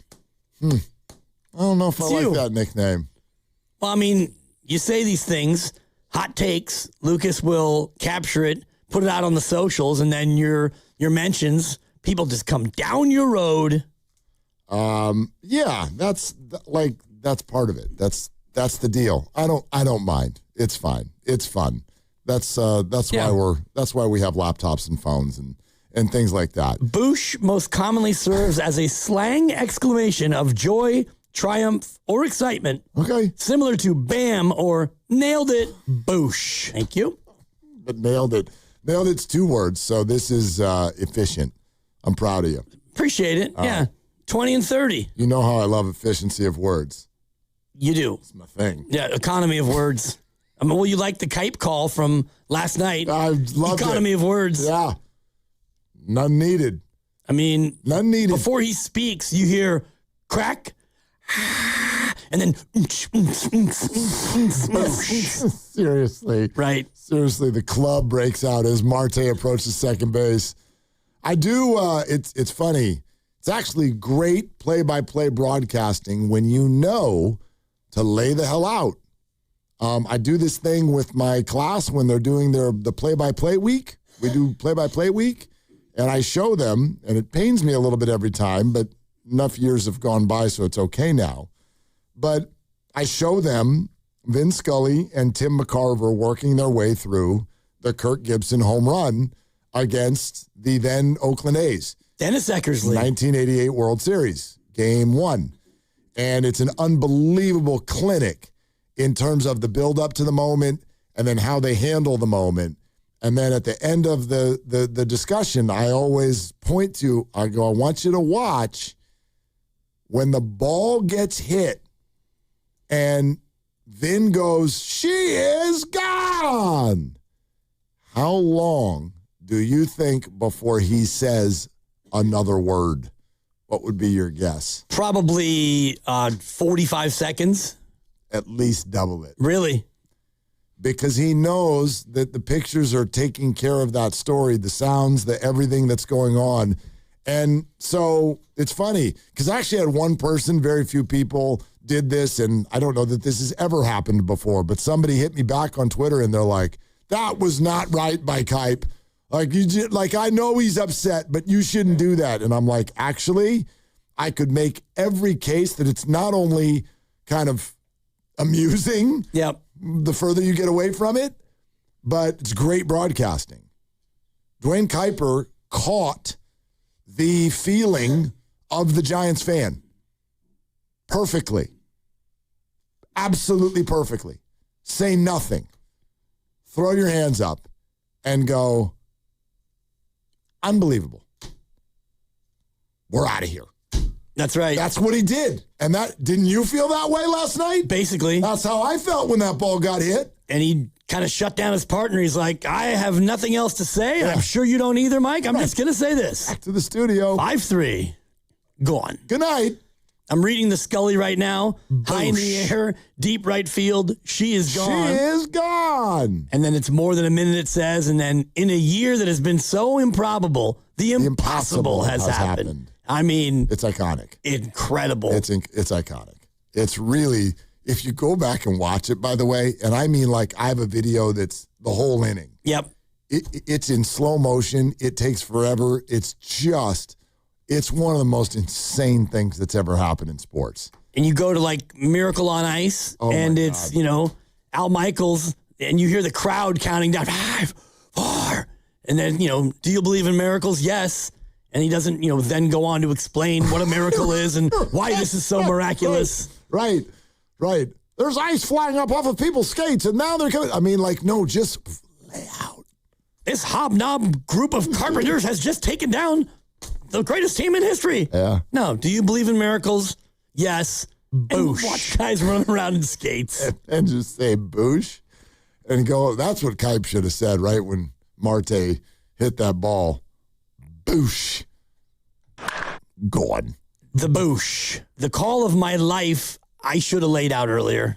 Not that one. That was a sideline report. What do you mean? What do you mean? What was the call? Earthquakes against the Galaxy. Yeah. Stanford Stadium, and it is the Classico.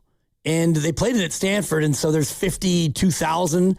Quakes have a player sent off due to a red card, and they're down a goal, and they scored twice in injury time to snatch it from the jaws of defeat. And I went into a full, Gordon. I lost it, and then I should have just stopped at 5 or 6 Gordons, and then I went on a little bit further and said something that I thought was kitschy and clever, and I should have laid out in retrospect. Well, did something bad happen? No. Oh. But I just kind of... What'd you say?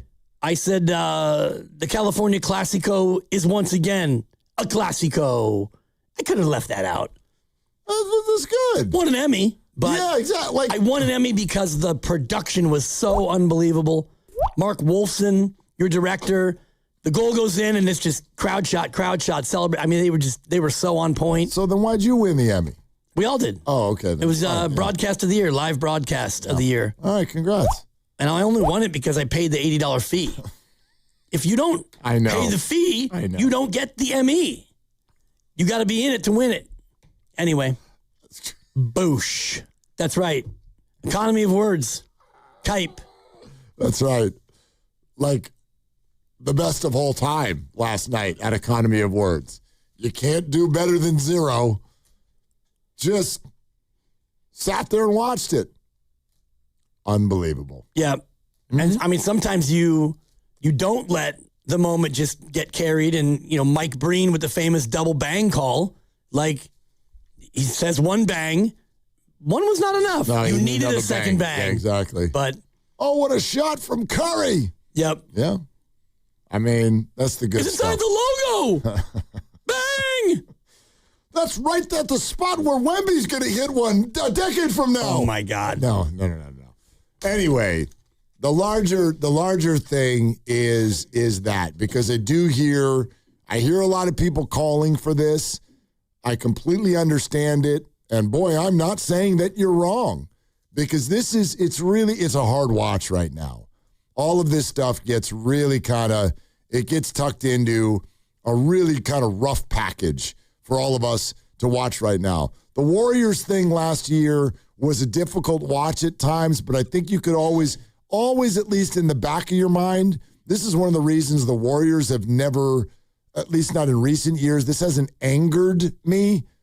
I get that you can be bummed that it doesn't look the way you want to look, or you haven't had the breaks go your way, but everything that's happened with the Warriors in recent years, maybe outside of the whole Kuminga and Wiseman thing, everything that's happened, I'm like, I get it.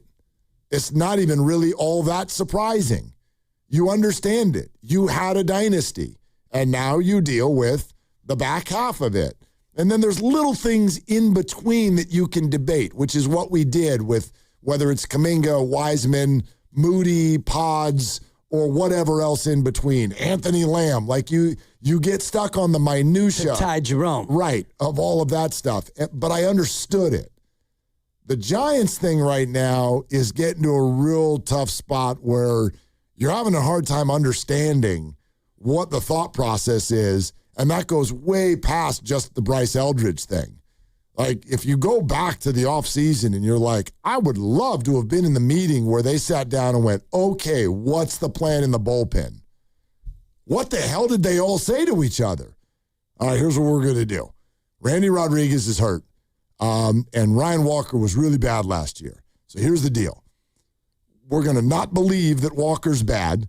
We're going to stick him out there again, but don't worry. Plan B is we'll surround him by a ton of people you've never heard of. Oh, Rocky. All right, meeting is adjourned. Where do you want to eat? I would love to know, and I know that wasn't the plan, but that's what it feels like the plan was. Well, it's like the old adage about an NFL team, if you've got 3 quarterbacks, you don't have a quarterback. Yep. And if you have 5 closers, you don't have a closer. You've got guys who might be the freshest that night to try and get 3 outs in the 9th, but it usually isn't going to work out that way. So just give it to Peguero. Let him throw 101 and be a little wild and get touched up or be great. Yeah, but wild, closers. You don't want wild. Wild drives you nuts. Worst thing in sports is the closer who comes in and walks the first batter. Good freaking Lord. Don't do that. Did you watch Eric Miller last night? I'm like, and I love Eric Miller. Yep. Friend of the program. Eric Miller is the owner of my favorite moment of the season this year. Like you? F you, F you, and F you too. But, dude, you can't come into a ball game in a high-leverage situation as a reliever and do that. You just can't. That is, to me, that is almost as inexcusable as what Willy Adames did in L.A. The only reason the Willy Adames thing is worse is because it's 100% mental. And the reliever that comes in not throwing strikes obviously has a physical aspect to it. Though I would let people know, major league pitchers usually can throw a strike. Like, why do you think that 3-0 pitch is always in the damn box? They can throw a strike. They're major league pitchers. Yeah, Mahle threw a lot of strikes today. He only walked one guy. Sure did. And so I would like him now. Conversely, I'd like him to walk more people. Yeah, be a little wild. Yeah, don't throw the ball through the strike zone. Not so often. So, I mean, it's a number of things, but I keep going back to what I said earlier, and it is, what's your identity? Because you went out and spent a lot of money on some high-priced, good hitters, middle of your order, and they're not necessarily the biggest problem, although Chapman is struggling. And so you've got a good 1-2 punch, and if you throw in Roop at the top of your rotation, you figured we can pitch. We can pitch with a lot of teams, and Logan's been shaky. Is it the knee? Probably. We'll find out. Roop has been good. Robbie Ray's been really good except for the last outing, but your fifth starter's a problem. You have no bullpen identity, and defensively, you don't know who you should play where because you have a pretty good defensive team, but those guys can't hit, and you have some good hitters, but Casey Schmidt doesn't have a position. You have no identity. And I don't think an identity is tear it down and start over. So I think it's a snap reaction when things aren't going well. And I do think it's layered. There's more to it than that. What's the Giants' identity right now? I really hate this answer, but want to know what the answer is? Real estate. Right. Which is it's actually why they can't tear it down. That's why. And it's not that I'm terrified that the building will be empty for a year or whatever. I would find a full-blown tear-down rebuild of the San Francisco Giants to be offensive as a fan. To me, that's offensive. You cannot have that real estate and the surrounding real estate, that beautiful ballpark, those prices in this area with this clientele, et cetera, and put out a starting nine that's all 24 years old and younger. It's such a terrible look. And there is plenty of room, as I think you aptly pointed out, with the Dodgers. The Yankees went through a dynasty 25 to 30 years ago, and they were dotted with homegrown players. Posada, Bernie Williams, that whole group. Rivera, Jeter. Yep. I mean, that I know, and you can augment A-Rod, all of that. The Dodger thing is a little bit less organic, but at least it did. I think it started to a degree with some homegrown nature to it. But those teams bring up good young players. Those teams have a farm system. It can be done. And when you have the resources and you have the power, I don't believe you should ever present an extended period of irrelevance to your fans. And that's what a perpetual rebuild, an A's, a Marlins, a Pirates, that's what that is. And no, that should never happen here. It's not going to happen because you have the money to spend. And I just wonder about the direction because Bryce Eldridge is your number one prospect, and ostensibly he is going to be a first baseman, you would think, and yet you have a first baseman on the team who is signed through 2034 or whatever, so he's automatically blocked by Rafi Devers unless you want him to be a DH. I don't think that Bryce profiles as a corner outfielder. I haven't ever seen him go gazelle mode out there, but doesn't seem to me that he's anything other than a first baseman or a DH. So, you have him in the farm, and yet you go out and get a first baseman. And I look at their top prospects. Gonzalez, a shortstop. Hernandez, shortstop. Johnny Level, shortstop. Well, you've got a shortstop who's here until 2031, and these guys all have arrival dates of before then. So what are we doing? You've got 3 top shortstops in 17, 18, 19. I get it. They're still 3 to 4 years away, but in 3 to 4 years, Adames is still going to be under contract. Yeah, I mean, those guys are low-A players, so I get it. I don't think you can plan your big league roster around who you have that might still be 4 years away. Your point about Eldridge is a completely fair one. Now, I don't know exactly what was the right way to deal with that. You remember when you got Devers, there was the whole well, hang on a sec. He wants to be a third baseman. That's why he was mad at Boston. And the Giants, you have a third baseman, so what are you doing? And Devers very quickly pointed out, I don't have a problem being a first baseman. I had a problem being a first baseman there. Yeah. Because they promised me otherwise, and they went and got a new third baseman behind my back in the middle of the night. So that's what that was about. Is that a fair argument? That doesn't even matter. That's the way it went. That's the way it went. And we weren't really there for that whole argument, so I don't know who was right or wrong. But Rafi has been a good soldier. And by the way, quietly this year, he has played a pretty good first base. He looks good over there. Yep. He's making some plays lately. A little wobbly at the start of the year, but lately he's been really good. But your point is a completely fair one.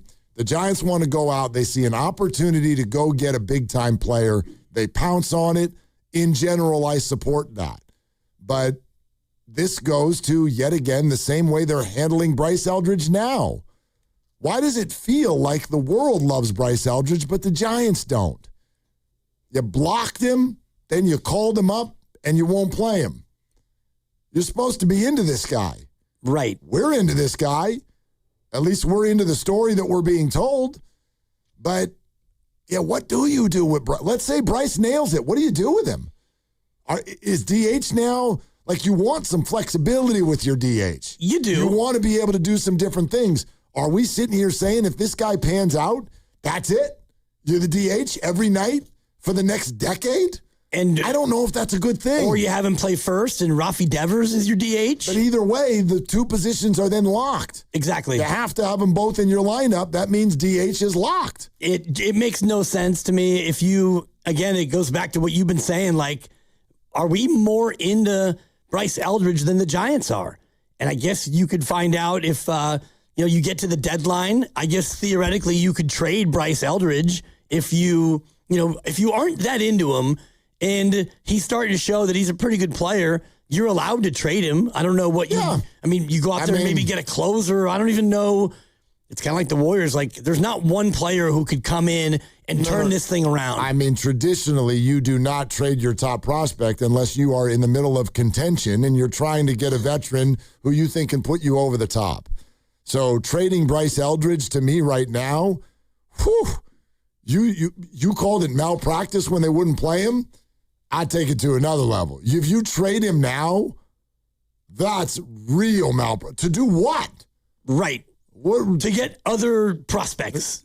Get a bunch of young guys who are really good. Unless you know something we don't. Unless you are just hell-bent that he's never going to be any good. But I don't know about you all. I don't box score dive on this guy. I watch every game. He is hitting rockets all over the field right now.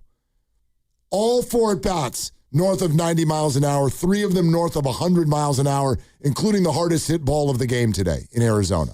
113.5 miles an hour off the wall out in left center. Dude, I'm excited by this guy. Why don't you want him in there every day? Right. That's why you keep defending why he's not. Why are you not on offense explaining to us why he is? That's what I don't get. And that's why, with all full respect to Dave Fleming, who I think is just the best, we're not going to chill out. It's not anger, it's confusion. I'm not mad. I'm confused. Right. I'm just disappointed. I'm totally and completely confused. And so is everybody else. Now, not even just Giants fans. Well, including Bryce Eldridge. USA Today is writing an article about how confused they are. The headline is Make It Make Sense. Right. And I don't know how you make it make sense. So confused. And today is a little bit of a bummer because the Giants had 11 of the 14 hardest hit balls in the ball game, and you lost. So a little bit of buzzard's luck because you did hit the ball pretty hard, but unfortunately right at some people. And the same old issue, Mark, is rearing its head every single game. You don't walk. You don't walk. Yep. And so even when you do string together a couple of hits, you have a couple of hits, but nobody got to walk around it to score. We're brought to you by Fremont Bank. Here for you, here for good. De'Aaron Fox is out again tonight for the Spurs. It did not cause them any problems 2 nights ago. So here we go. That game is 50 minutes away, game 2, Spurs Thunder. We'll get you ready for that for sure, but we're mostly talking Giants. How would you fix the Giants? 888-957-9570. Are you open to tear down / rebuild? 888-957-9570. This is Willard and Dibs. And it's Dan Dibley over here. Well, you know what? Summer is basically here. And if you're trying to figure out your own weight loss program on your own, come on. Doing it yourself is only going to get you so far. And that's why I want to tell you about the plan that works. And it works for me. It's Jumpstart MD. It's a local outfit, and they've been helping people around the Bay for many years. You work with real clinicians who build a personalized plan just for you. My plan is being put together as we speak. I can't wait to show you all the great results. And if you're interested in GLP-1 medications, they have some of the most affordable rates around. Call right now, 855-JUMPSTART. That's 855-JUMPSTART, or go to jumpstartmd.com today. Don't wait until June and panic because you don't have that beach body you were hoping for. Call today, 855-JUMPSTART. That's 855-JUMP-START, or go to jumpstartmd.com.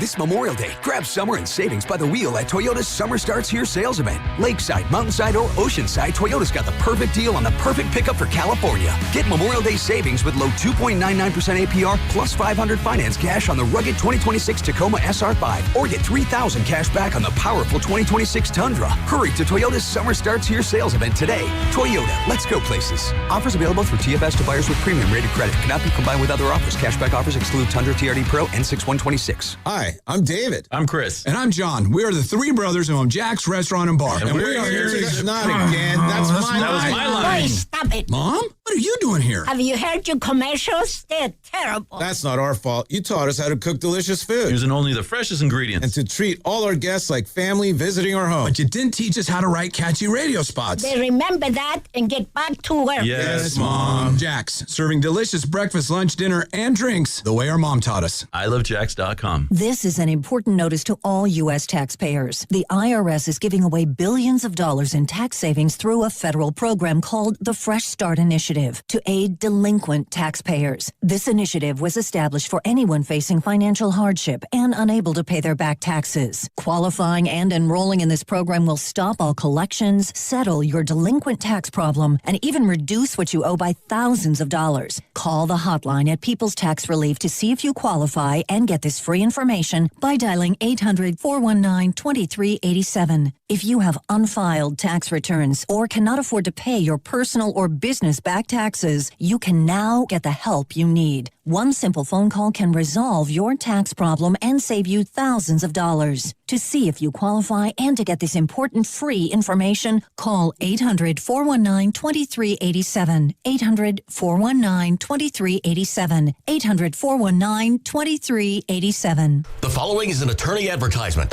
If you get sidelined by your workplace injury, the workers' compensation attorneys at Boxer and Gerson can help you get back in the game. Our team of skilled attorneys will fight by your side for the treatment and compensation you deserve. We care about justice for injured workers. That's what makes us Northern California's premier workers' comp law firm. Call Boxer and Gerson at 510-835-8870 or visit boxerlaw.com for a free consultation. Boxer and Gerson, your life is worth the fight.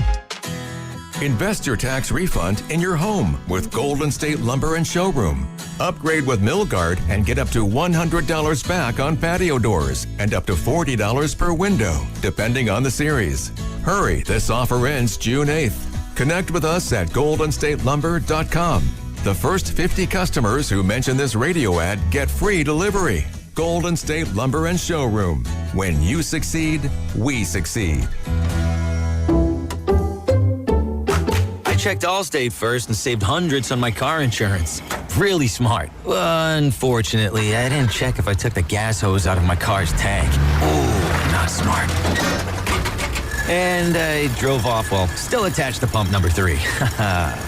Yeah, checking first is smart. So check Allstate first for a quote that could save you hundreds. Potential savings vary, subject to terms, conditions, and availability. Allstate North American Insurance Company and affiliates, Northbrook, Illinois. This is the story of the one.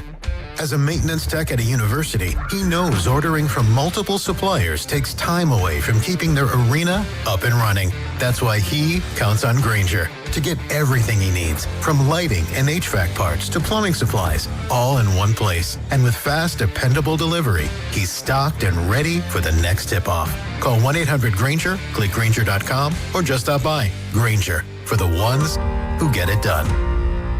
We all hear the radio ads about the IRS. They tell you to be afraid, to be scared, and they try to frighten you into calling. I'm not here to do that. Tax Relief Advocates is different. TRA is here to tell you that if you owe money to the IRS, whether it's $5,000, $50,000, or $500,000, we have a solution. It doesn't matter if you're sitting in your car, at work, or with your kids. No matter where you are, call now. 800-575-9834. Don't lose hope. TRA can eliminate or reduce what you owe to the IRS. Generous programs are now available that can give you a fresh start. Our passion is taxes and helping individuals fix their IRS problems. We have over 1,000 5-star reviews on Google and an A+ with the Better Business Bureau. You don't need to be afraid of the IRS any longer. End your tax nightmare today by visiting us online at TRA.com or call 800-575-9834. That's 800-575-9834. Tax Relief Advocates. Real solutions for real people.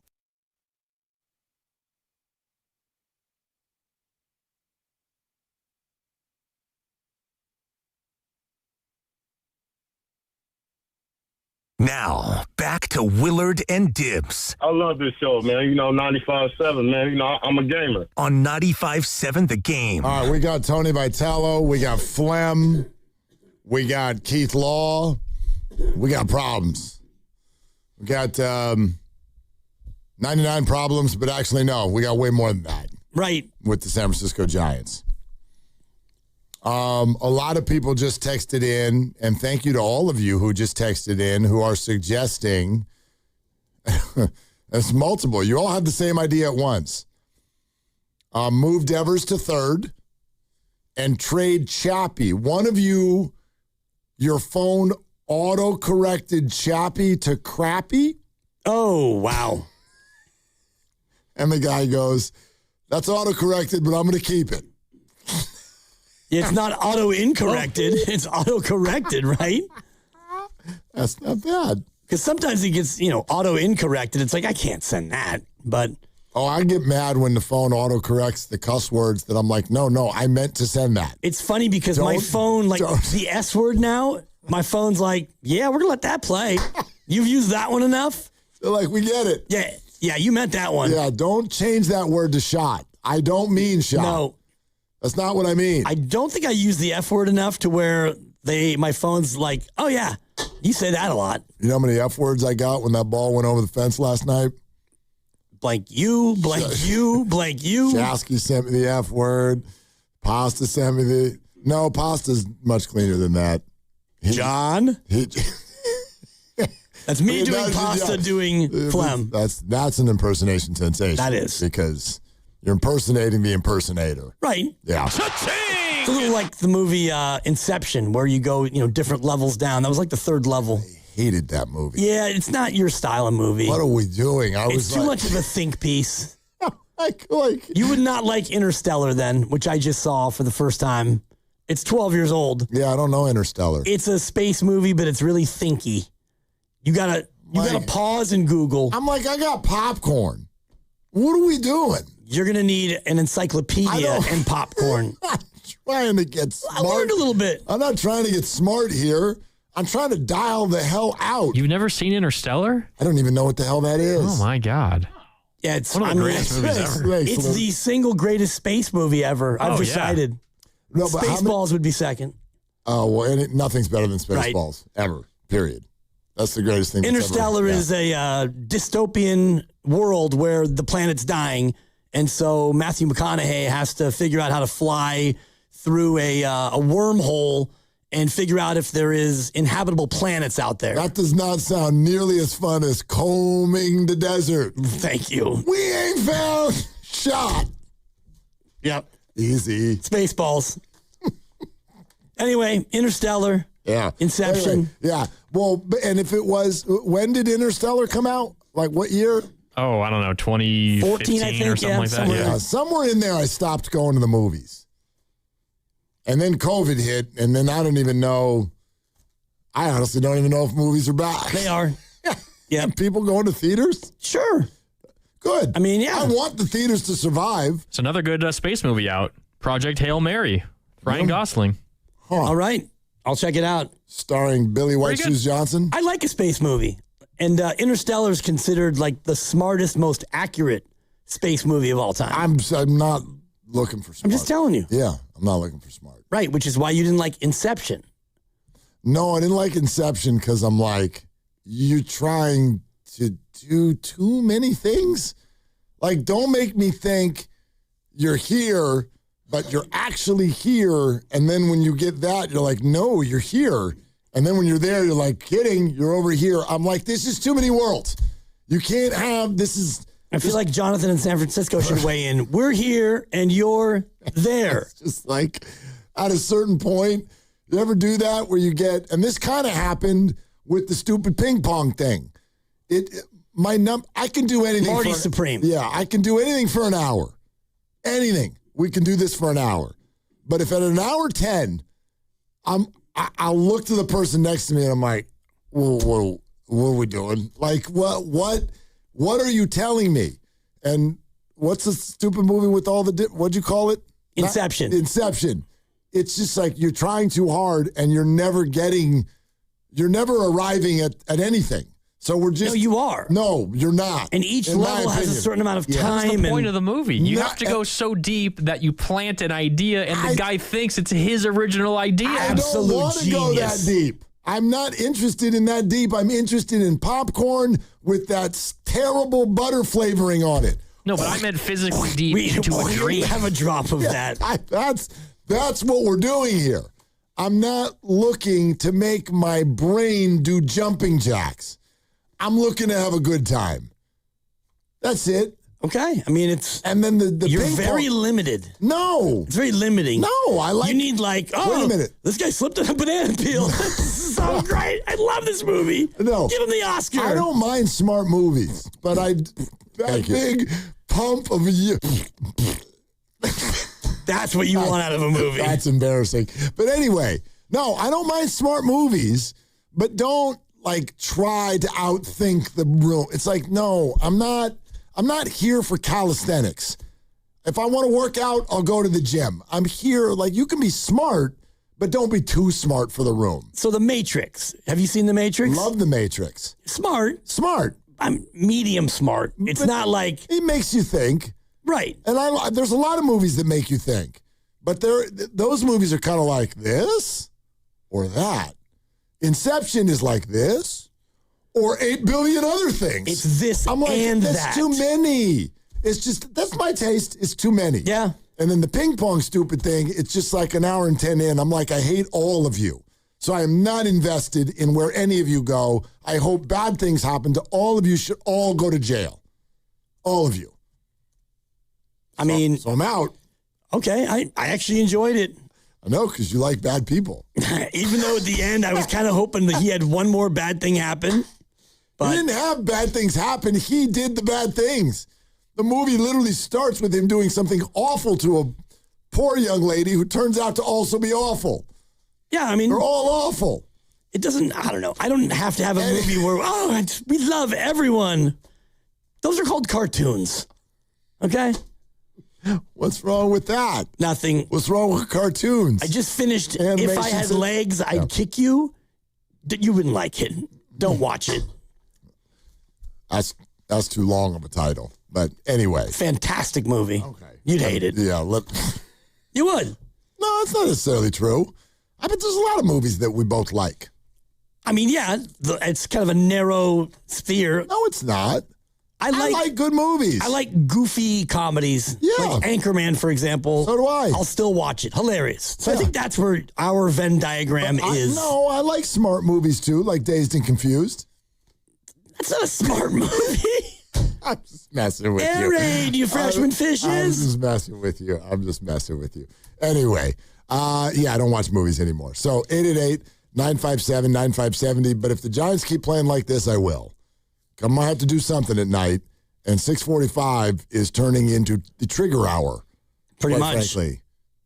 I mean, it's not over. It's early. It's not early. It's not over, but it's not early. Right. It's not early. If this were a horse race, for example, like the Belmont coming up the third leg of the Triple Crown, and it's 1.5 miles, so you're about a half mile in, and your horse is, 11th out of 12 and not looking great. Yeah, with a leg that looks like they're limping. Right. They're limping right now. But anyway, back to the text line. Everybody's sending in this. I think this was your brother's take, wasn't it?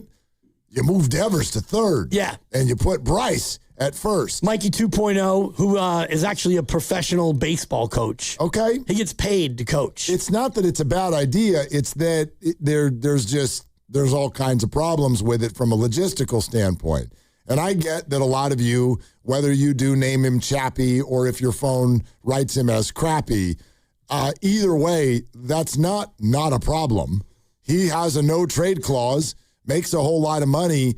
If you want to just bench him, you can, but that's a can of worms, number one. And number two, this is the one that I would really suggest to people. I think there are Giants fans that want Rafael Devers at third because they never watched him play third. Yeah, I didn't watch him play a lot of third. You didn't watch him play third. I know he played third. And so... He won a Gold Glove at third, according to my brother. He did not. Which was disproven. Some would call that fake news. He did not win a Gold Glove, and there's a reason. You want to know why he didn't win a Gold Glove? He was tremendous. He's not very good at third base. Right. He was traditionally, in fact, the worst third baseman in the American League, so much so that this guy is out here putting up huge offensive numbers, winning a World Series, and his team replaced him at third in the middle of the night without telling him. So that's what they thought of him at third. So you can put him over there, but he's not good.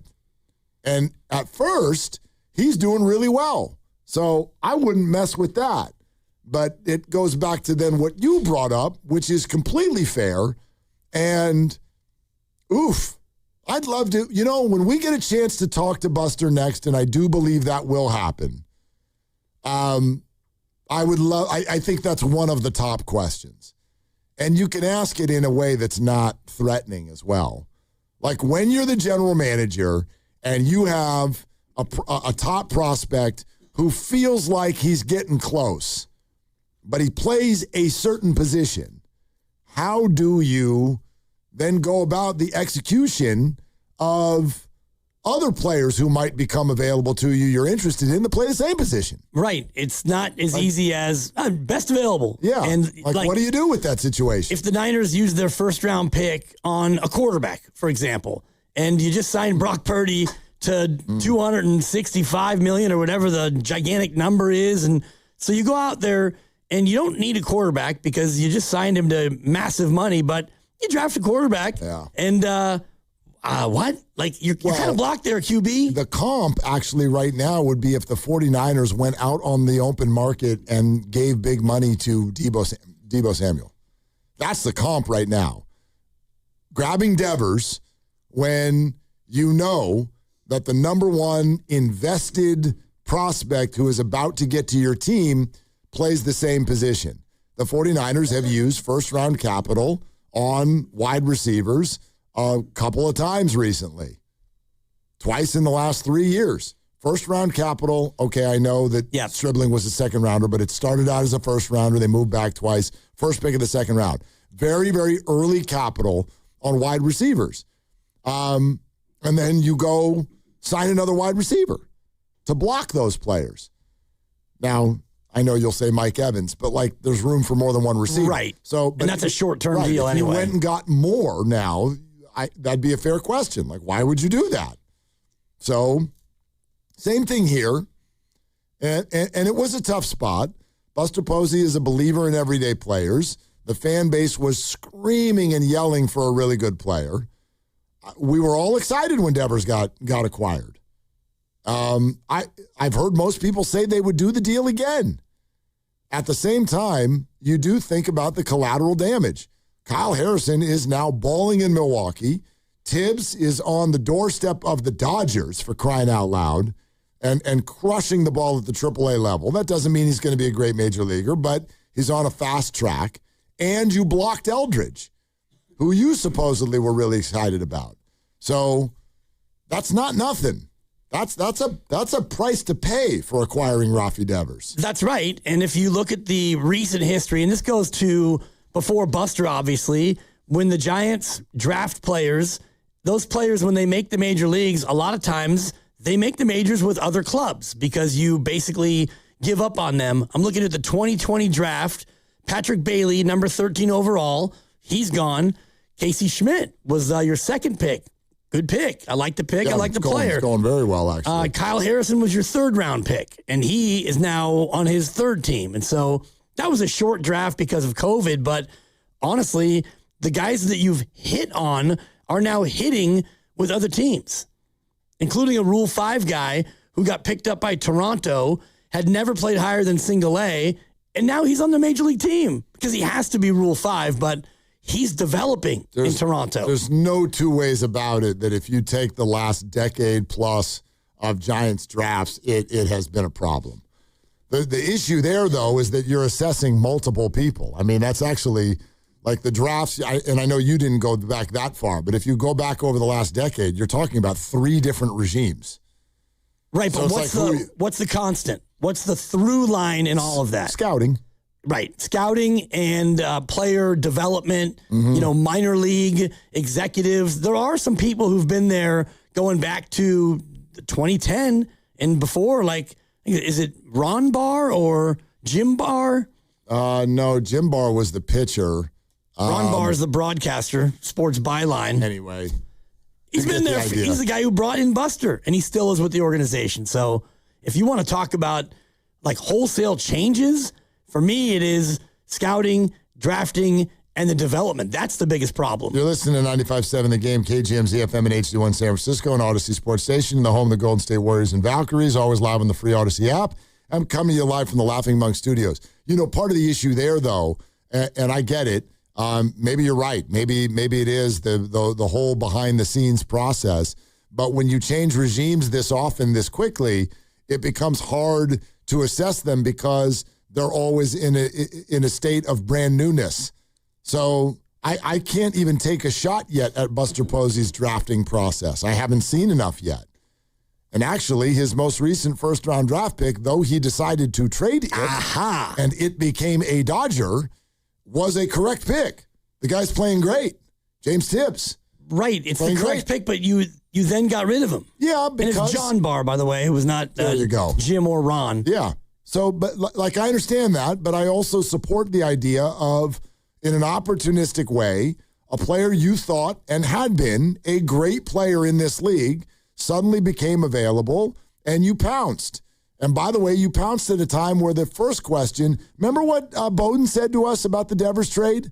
I mean, in that moment, he thought that Buster Posey pulled a fast one on the Red Sox. And the reason is he said, I don't mind if you're the Red Sox and you decide to trade Devers, but how do you not get Bryce Eldridge? That was considered a coup by Buster Posey to get Devers and not give up Eldridge. What I never thought of at the time and probably should have is how do you use both? Like, that's great that you kept him, but maybe you actually should have sent him out and kept Harrison or something like that, because what are you going to do with him? And there's so many people that, whether it's Devers or Schmidt, I know all of you want to replace Matt Chapman right now, but that's so much no trade clause dead money. And I know it's not all about money, but what do you do? What do you do if the Giants actually did dip their toe in that water of not playing Matt Chapman? Well, that was my suggestion about a week or two ago. It's not the worst one right now. Well, the way you get a guy to waive his no trade is by pissing him off and making it so untenable to where he is begging to get out of town. But does anyone want him? If you paid half the salary, yeah. Do they? I mean, even half the salary, that's still an undertaking for a new team. $50 million over 4 years. I think he's owed about $100. Yeah, it's not nothing. It's not, and it depends on the team. And there are a lot of teams out there with really poor third base play. And, Matt Chapman is better than what he's been, and he is still a very high-level Gold Glove caliber defender. Oh, I get it. I just, you would have to, no matter what you're paying, you would have to believe that Matt could re-find a little bit of himself. He is a plus WAR player right now. He is one win above replacement. So it's not like he's a nothing burger baseball player. But the OPS is barely over 600, and there's one home run. So you're not creating damage. And I think you've pointed this out a couple times, and I don't know the metrics of it, but it feels like he's still a really, really good third baseman, but he's not having his best year over there either. Right. I don't think he's necessarily doing anything better than what Casey Schmidt could offer. He's definitely doing better than what Rafi could offer over there. For sure. And, again, defensively, he is not your number one issue. I look at the catcher spot now where you had a plus defender, and now teams are running hog wild on you because they can. And you've got inexperience there with Rodriguez, and Daniel Susac is also young, so there'll be growing pains there. Arise has been a plus defender. I think Bader, when he's been healthy, has been good in center, but outside of that, is anyone else a plus defender defensively? On the Giants right now? Devers has been better than expected. He's probably about average, maybe a slight bit better. Yeah, he feels because he is like a bad third baseman is still a good first baseman. First base is where you stick some of the guys who can't do anything, and he's got a glove. So I still think he struggles a little bit with the decision-making on the ground balls in the hole. Like, that was an unbelievable double play that they turned last night where Arise got to the ball and then turned it. Adames, and I think it was Wynn that was covering first base when they got out of that jam. That was really well done. But Devers was he's ranging too far to his right on some of those ground balls, but the position is still relatively new to him. So I get that. Yeah, I think he's a plus at first base. And Arise has been, and I think you mentioned this, he's been better than advertised at second base for sure. But where on the Giants' diamond do they offer an above-average defensive player at any given position? Chapman, and then I guess Bader/Gilbert? And the face you're making is exactly... it's telling me the story. Bader's a good center fielder. Right. He doesn't play every day, but... And Jung-Hoo Lee's been fine and right. Yeah, he's fine. He's just, he's fine in everything. And it takes me back to my original point in all of this is the identity. You're not pitching in defense because your bullpen is an undefined... It's not a mess, but it's an undefined group. And your rotation is not rock solid 1 through 5. Your defense is not sterling. So what's your identity? You don't draw walks. You don't hit home runs. You don't score a lot of runs. Your pitching and defense are not elite. Your base running is an embarrassment in terms of, the third base coach, the stop-go conundrum, and also you don't steal bases. You go station to station. What's your identity other than you're bad? Do you know that Matt Chapman has never in his career, including his rookie year, he has never had a year where he didn't have double-digit homers, and he has never had a year where his OPS was below 700 in his career. This has never happened.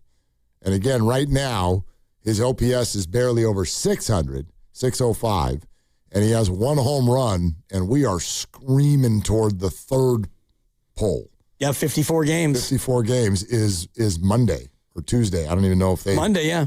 I'm assuming they play Monday, but whatever it is, yeah. But like 3 games against the White Sox, and then something happens. Something happens. There'll be a 54th game, and that is the one. He is on pace for 3 homers this year. That's not great, Mark. That's not great. Luis Arraez is on pace for more home runs than that. And he's been healthy. Right. He's played in all but 2 games. 2 games. Right, the 2 games that he sat, yeah. I thought one of those games he actually came in as a defensive replacement. I could be wrong, but... No, you're probably right. But right now he's at 48 games. I'm assuming that includes today. No. 49 games, so, yeah. 49 games. Not at 50. It just, it's just... Your identity, you don't have one. You've got 3 guys making a ton offensively, and one of them's blocking your number 1 prospect. Your shortstop is, man, what a delight it is to watch him interact with the opponent. It's really, I do enjoy the joy with which he plays the game. I actually do. At times it's misplaced. I know it's bothering people right now. It just bothers me when it leads to a mistake, and that's my interpretation. And that's fair. I think it also bothers people because they're losing. Right. How often did we love Steph Curry plays with joy? Well, so does Willy Adames. It pisses you off when they're losing. That's all it is. Does Steph Curry ever shimmy shake when he hits a 3 to cut it to 16? Does Willie celebrate when he hits a homer when you're down by 6? I don't know if that's actually happened. Yeah, like I don't think. We're comparing it to a shimmy. Well, the shimmy is like the pure joy of the moment, and you usually don't shimmy when you're getting crushed. Right. And hitting a home run's a little bit more rare than a Steph Curry 3, certainly. Yeah. So I guess I don't know if I saw the comp with Willy Adames, in other words, shimmying when you're down by 15. I don't think he's like inappropriate when they're getting their butts kicked. I know that picture that went viral this week, which I was like, I don't even know what's going on there. It's just a picture of Willie with his arm around Elliot Ramos in the dugout. But because it's Willie, it looks like he's hot dogging. Right. Like he's just got his arm around him. I have no idea what the hell's going on. Maybe Elliot's having a tough day. I have no clue. Like he's hurt. He's on the IL for a long time. Maybe Elliot was bumming. Willie's like, it's okay, big guy. Right. There are brighter days ahead. Exactly. Like who knows what he was saying? Hang in there, big guy. Yeah. It's just, I don't mind that as much. I mean, during the game and you're, yucking it up and then you make a mental mistake, that's annoying. Today, you had Luis Arraez. He was caught at the end of an inning. The third out was made, and he had run to second, and I think they made the play at first or whatever, and he went over to one of the Arizona players, and they're having a nice conversation for a hot second, but the inning was over. Like, I don't need you to hate the opponent and, like, don't even look at me. Like, what was that, the big dumper who did that in the World Baseball Classic to his teammate? Don't even look at me. Don't shake my hand. All right. I mean, that's going a little too far. How many times has Willy Adames been on a division-winning team? I wanted to Google. Let's see what AI says about that. 4 times. On a division-winning team. So this is what I want to say about Willy Adames and Rafi Devers. They are taking the lion's share of the conversation right now simply because of their name value and their money.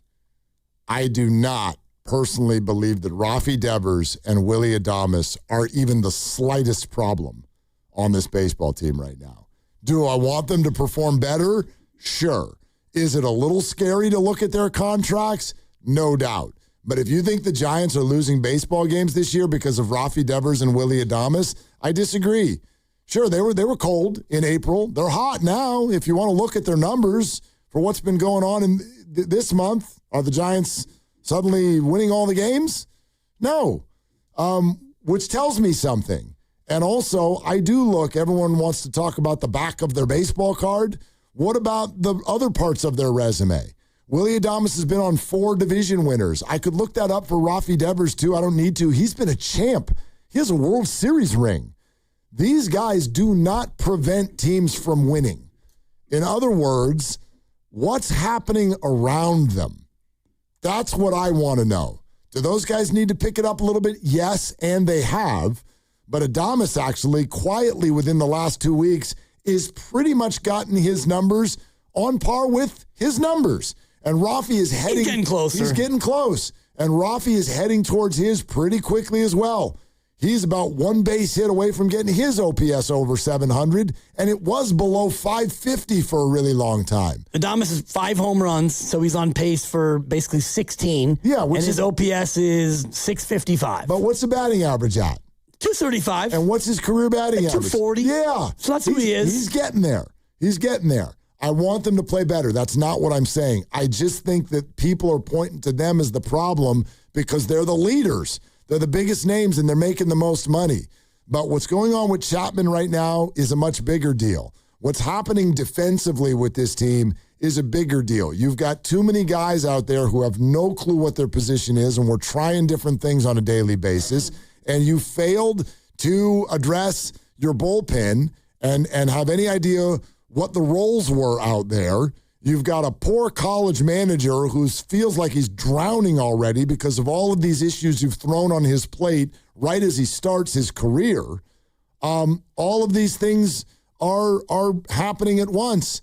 Oh, and you knew you needed 2 starting pitchers, and you went out and got 2 guys whose combined ERAs are about 11.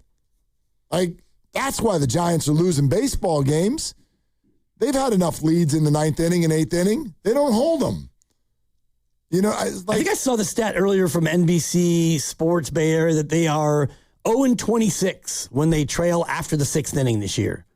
They're also 0 for when they score fewer than 3 runs, which is a kind of a staple of Giants baseball at Oracle Park. No 2-1 wins this year. No. None. No 1-0 wins. They'll lose some. Not a 2-0 either, huh? Nope.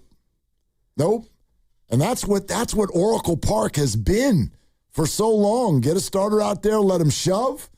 Give me my 7th inning guy, my 8th inning guy, my 9th inning guy. Deuces. Go home happy. Giants win 2-1. I saw this stat that was flashed on the television broadcast, NBC Sports Bay Area. I don't know if I have it 100% right. The number might be slightly different, but it was something like they're 0-23 when trailing after 6 innings. So there's no late inning magic either. Yeah. You already say that? Yeah, I did, Lucas, yeah. Oh, sorry.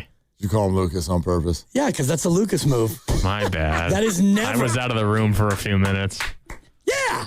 I mean, I was waiting for exactly. I'm mad at myself now. That's okay. We're not mad at you. No. We love you. Oh. And I might have said 0-26, so that might have been a cleanup on Isle Dibs. We'll have to go to the tape. But if you want to talk about who's to blame, yes, I'm with you. Adames and Devers, you're not the ones. I'm looking at Gilbert and Bader, who have combined to be a player. They've played in, Bader 83 at-bats, and Gilbert is sitting on 89 at-bats. That's 172 at-bats. That is a full-time player. Their batting average combined is 186 for one full-time player. They do have 6 home runs. Give me the group again. Bader and Gilbert. Okay. Gilbert and Bader. Yes. They combined to be one player so far. And their batting average is 186. Neither has an OPS of 600. They do have 6 home runs, but they're automatic outs. Jung-Hoo Lee, 696. He's just been a flat average player. He's another singular whole player. So as you start to go through, like, don't even get me started on Will Brennan, 18 at-bats, 1 hit. You've got too many guys on the regular who can't hit, and yet Bryce Eldridge sits. They don't hit, and he sits. Make it make sense, Bob Nightingale. You can't. You can't. Even the catcher position, and it's hard to add up 5 different guys. But if you take out the sack, like that, the catcher position is... Don't take out the sack. You can't. But, like, there's not a lot of production from that spot either. Yeah, that one, I just feel like the Giants are going to be on the wrong side of history on that one. And usually when people use that phrase, they're talking about some sort of a long play. Like I remember when the Washington Commanders had their former name, and Dan Snyder was doing his thing and trying to fight it, and everybody was like, "You're going to be on the wrong side of history here." And he was, and now he's not the owner of the team anymore. So sometimes that's obvious, but it's kind of a bigger issue and a longer play. Bryce Eldridge is on the team. I think he's going to stay on the team, and I think this will probably work itself out pretty soon.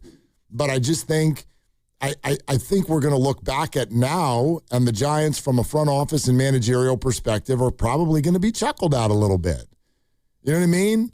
Like, I'd almost, what if we asked the Giants a question this way? And this isn't fair, and they maybe would say, who cares? But if you're Buster Posey and Tony Vitello, would it matter to you that every single, forget us, Tibbs, forget us, forget the fans in Section 29,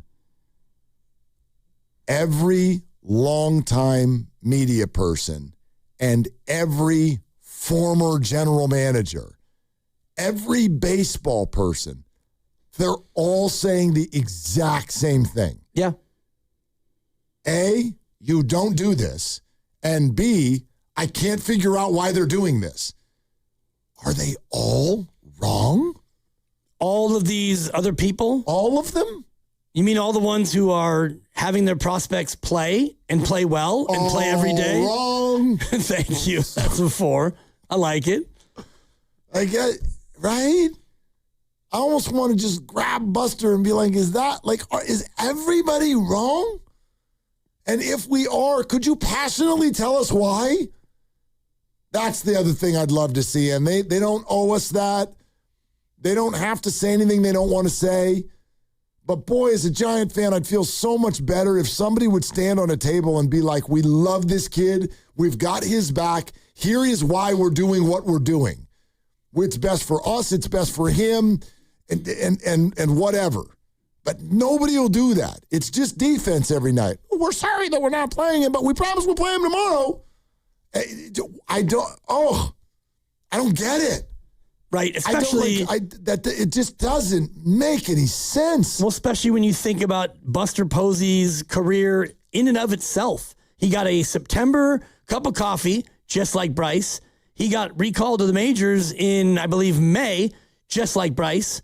And he got to play every single day, not like Bryce. No. So Buster literally lived this life of, you're our prospect, you're our guy, come on up and play.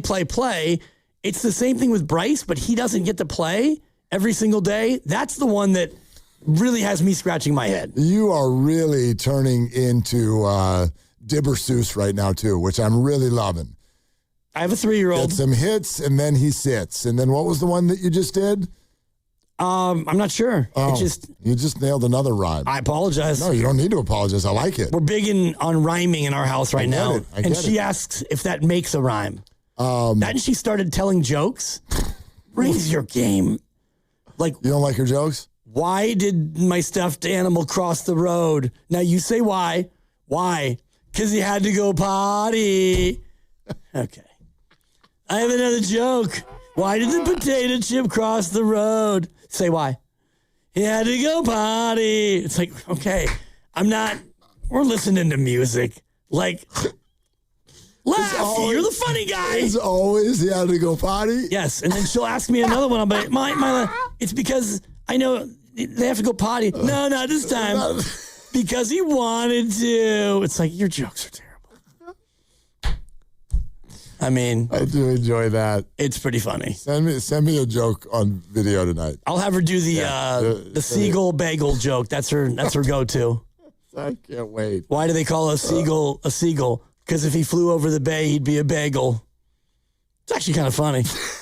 That's probably the best one yet. Yeah. All right. I gave her that one. We'll go. Hang tight. We're going to the phones in a sec. But Dave Fleming this morning on the roast, his message to Giants fans who think the season is done.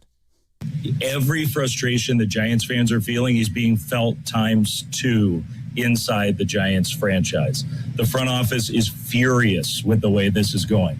The new manager is furious with the way this is going. The players are really unhappy. And, I don't want to use the word embarrassed, but I think the players are embarrassed to a degree about the way that they're playing. The frustration is totally legitimate. This season, the Giants had real playoff aspirations and expectations. And on paper, I thought they were a playoff team. And it's going to be real hard for them to recover from this. But here's the other thing I would say. This year, it doesn't mean, well, pack it in. We're done. Like there's tons of things you can still accomplish this year. And if you get to a point where you're really, things really aren't working, it's still way too early to just pull the plug and say we're benching this guy but if you get to a point, then you can start to experiment a little more and you can use the season to figure out how do we fit these pieces together and try something new. Does that make everybody feel a little bit better when he says every single thing you're feeling, it's being felt times 2 inside the building? Yeah, I think his multiplier's a little off. It should be times 10 or more, and I'm sure it actually is. His point is that if you think you're mad, these guys are probably having a hard time sleeping.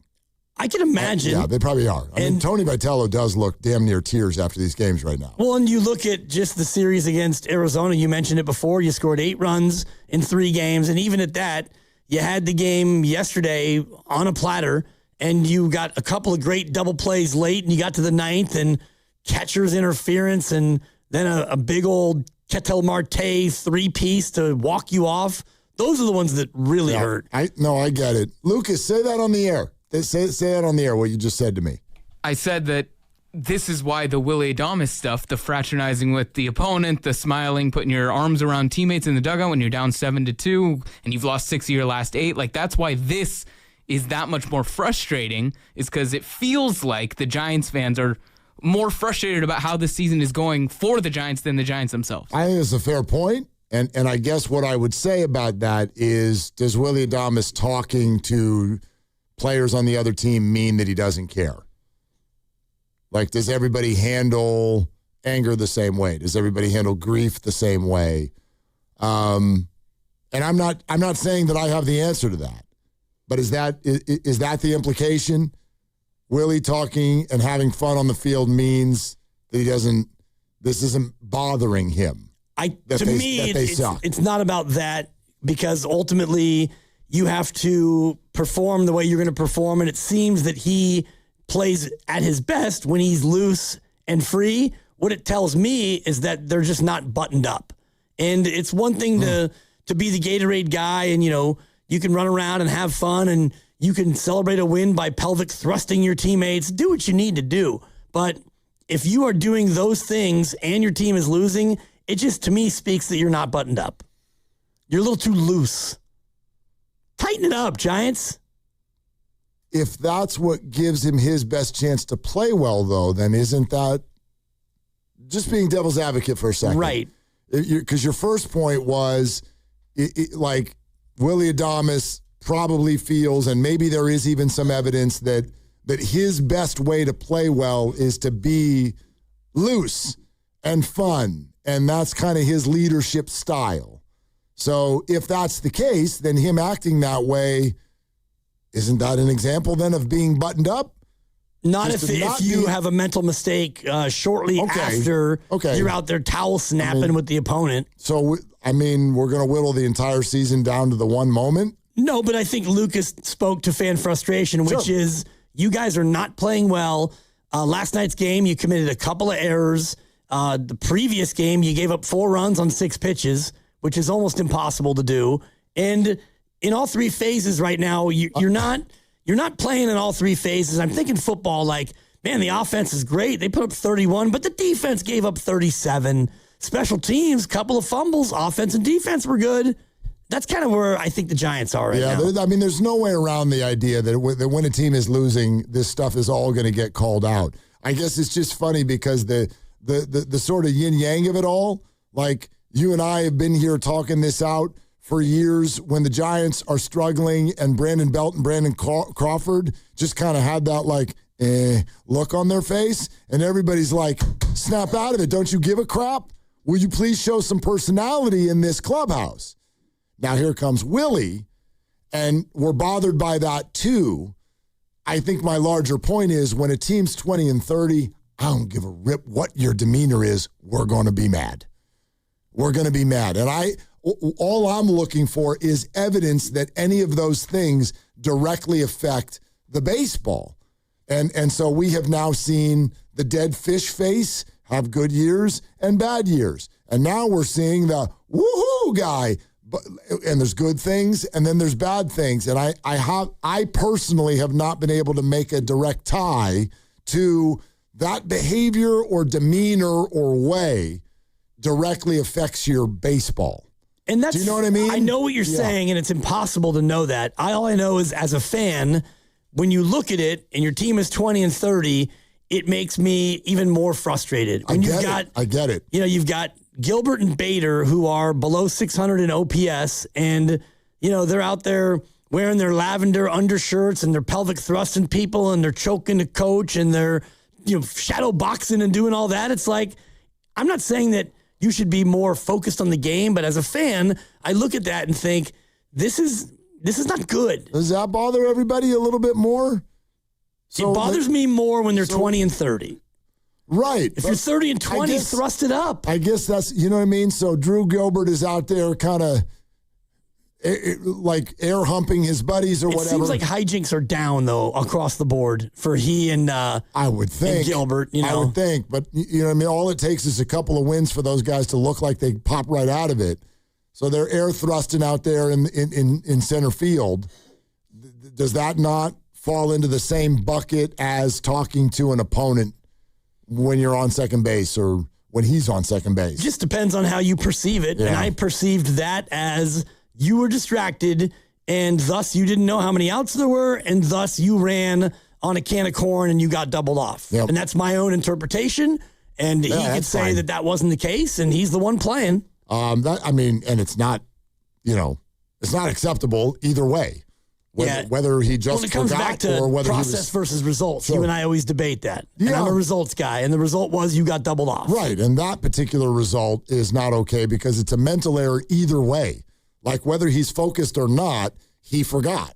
And that's, that's like the number one no-no in baseball is to not know how many outs there are. Mike in Fremont. Hey, Mike, what's going on? You're on with Willard and Dibbs. Hey guys, I'm kind of ready for Vitello to stop trying to be friends or caress these egos and start flipping a table in the locker room. I don't know if he has or not, but like for example, last night's post game press conference when he was talking about like, oh yeah, it's on me to make that call. No, or the matchups. No, it was on those pitchers to make a damn pitch. You know, like I'm waiting for him to say he doesn't have to call his players out, but he's got to be at least truthful. He's taken the brunt of it, and we're not hearing anything really from the players on like, that's my bad for making a bad pitch. That's my bad for not knowing how many outs there are. That's my bad for making that error. We're not hearing. I want to hear from the players because when we don't hear from the players, all we do hear or see is people like Adames and Bader and all those guys just looking like they're having a good time, and their coach is taking the brunt of it. And I think it's time for their coach to say, no, guys, you got to go out and play because I'm making the right calls. Because I think he made the right calls with the bullpen last night, bringing them in when he needed to bring them in, matchup-wise, all of that, and they just didn't execute. And I think they need to start publicly taking that responsibility. So, Mike, if I may, like I would throw out there that anytime you're making bullpen moves, when they do work, you get credit. When they don't, you don't. And that's, Bruce Bochy is going to end up in the Hall of Fame because of the way that he worked a bullpen. We could get into all the metrics of Marte from the left side, the right side. It's one at bat. I actually don't think Matt Gage even threw a bad pitch. That thing was down low and inside. It was out of the strike zone. So that part is debatable. But you know what I wanted to ask you? When you say you never hear the players come in and say, hey, I messed up, did you not hear when Willy Adames came in after forgetting how many outs there were and said that he'd never been more ashamed in his life playing sports? Doesn't that count for what you're asking for? I guess it does, but then, but at the same time in that same game, he's also laughing it up. So it just looks like it's not affecting them, and maybe they're trying to put it out of sight, out of mind and move on, but they're not moving on. They're not, it's only gotten worse. You know, it's only getting worse with the with the mistakes. And so even though they're trying to play this like, oh, if I don't think about it, I don't think about it, I don't think about it, it's still affecting their game. And to the point where, again, like for example, you said Bochy, you know, is going to go to the Hall. Absolutely, he's going to the Hall of Fame because of his choices.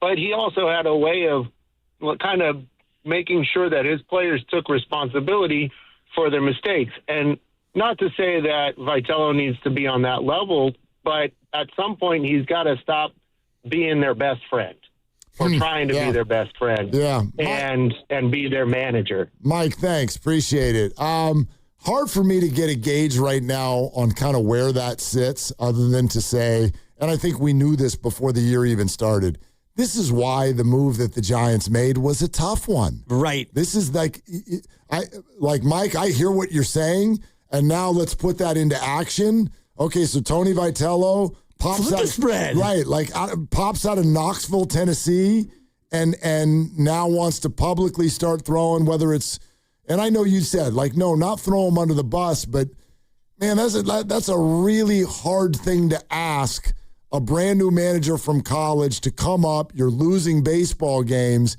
If the players get a whiff of Tony selling them down the river to the media, this thing's going to be over real fast. Yeah. Yep. Real fast. Before December 1st fast? I know that. I was sharing the Kalshi number. I know. The Kalshi markets, and they already have a prop for every manager. Will he be gone before December 1st? 30%, yes.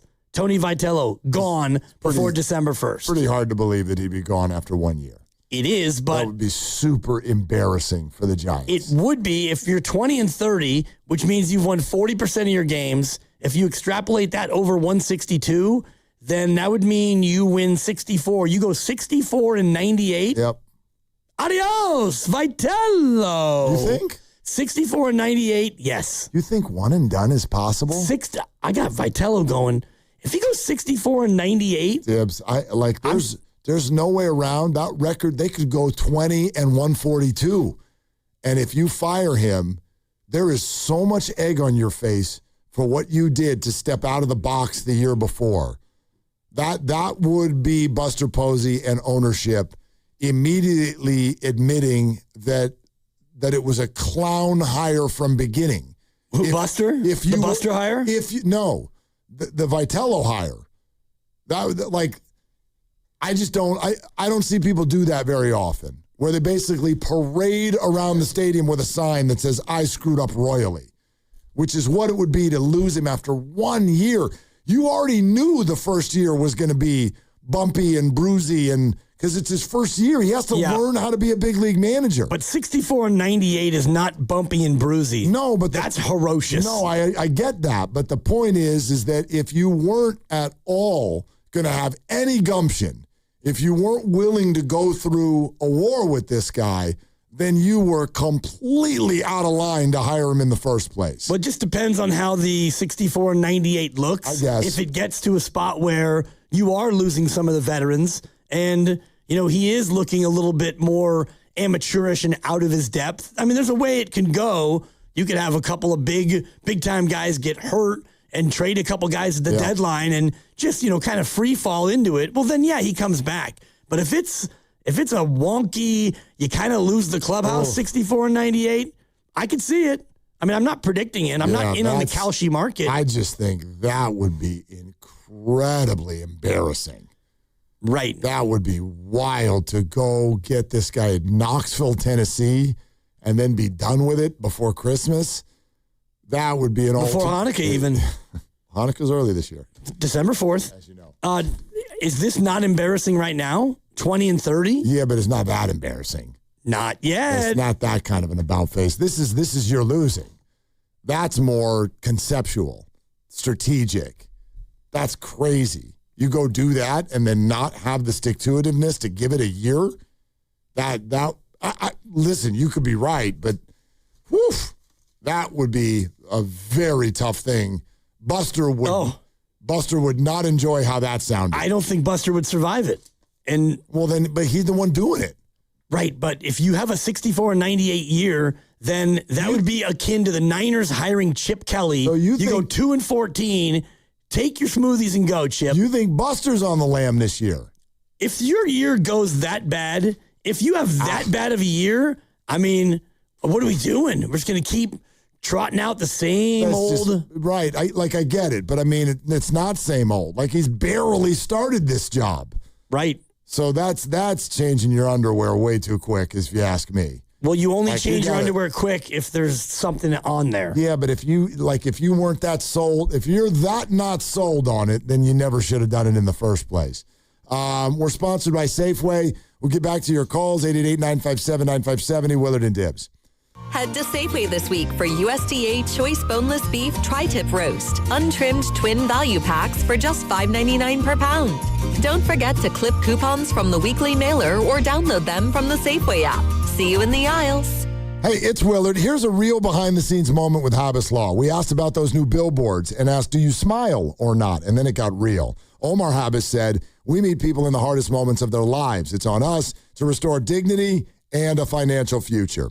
Traumatic brain injuries, loss of a limb, spinal cord damage, a life changed in seconds when everything's on the line. Choose the team that understands that, Habas Law. They fight to make it right. Visit habaslaw.com. Omar Habas is a California licensed attorney. Offices in Northern California, including San Jose. Past results do not guarantee future outcomes. J Vineyards returns as the official sparkling wine of the Golden State Valkyries, continuing its mission to uplift women across industries. J Vineyards and the Valkyries share a commitment to female leadership, ambition, and breaking barriers to support women who raise the bar in sports and beyond. So Valks fans, join us at the game, at home, or at Jay's Tasting Room in Healdsburg for a memorable experience. J Vineyards, raise a glass to excellence, on the court and in every bottle. As the official bank of FIFA World Cup 2026, Bank of America knows how much hard work it takes to achieve a dream. So when it comes to owning a home, we're here to help. Get guidance and resources to buy a home you love, including up to $17,500 in select markets when combining down payment and closing cost grants. Visit BofA.com/home team. What would you like the power to do? Bank of America N.A. Equal Housing Lender. Credit and collateral is subject to approval. Restrictions apply. This is not a commitment to lend. All right, first bite of the ranch snack wrap. Oh, wow, that's really good. Juicy chicken, crisp lettuce, shredded cheese, Cool Ranch, all wrapped up in a soft tortilla. Yeah, next time I'm definitely trying the spicy one. McDonald's snack wrap, ranch or spicy. Order ahead in the app, $2.99 each. Looks like I've got plans for tomorrow. Ba-da-ba-ba-ba. Prices and participation may vary. Cannot be combined with any other offer or combo meal. This summer, let your kids explore, learn, and grow at the YMCA of Greater San Francisco, including overnight camp options in the Santa Cruz Mountain Redwoods. From sports, arts, and outdoor fun to new friendships, every day is an adventure. Spots are filling fast. Visit ymcasf.org/camp and sign up today. Doors and loading dock equipment are a crucial part of your business, and one you probably don't think much about until they break. A broken door or dock leveler can be a real security threat, along with disturbing the flow of goods in your business. Luckily, RNS is here for all your commercial door, dock, and gate needs. From overhead doors and security shutters to fire-rated and personnel doors, RNS can provide your business with safety and security. Call 800-FIX-A-DOOR to schedule a free estimate or visit rsdoors.com. RNS Doors. Look for the red truck. Wait! Before you change the station, listen to this. 1-877 Cars for Kids. KARS Cars for Kids. 1-877 Cars for Kids. Donate your car today. 1-877 Cars for Kids. KARS Cars for Kids. 1-877 Cars for Kids. Donate your car today. Donate your car at carsforkids.org. That's cars with a K. Pickup is quick and easy. You'll also get a vacation voucher and a tax deduction. 1-877 Cars for Kids. KARS Cars for Kids. 1-877 Cars for Kids. Donate your car today. 1-877 Cars for Kids. KARS Cars for Kids. 1-877 Cars for Kids. Donate your car today. Donate your car today.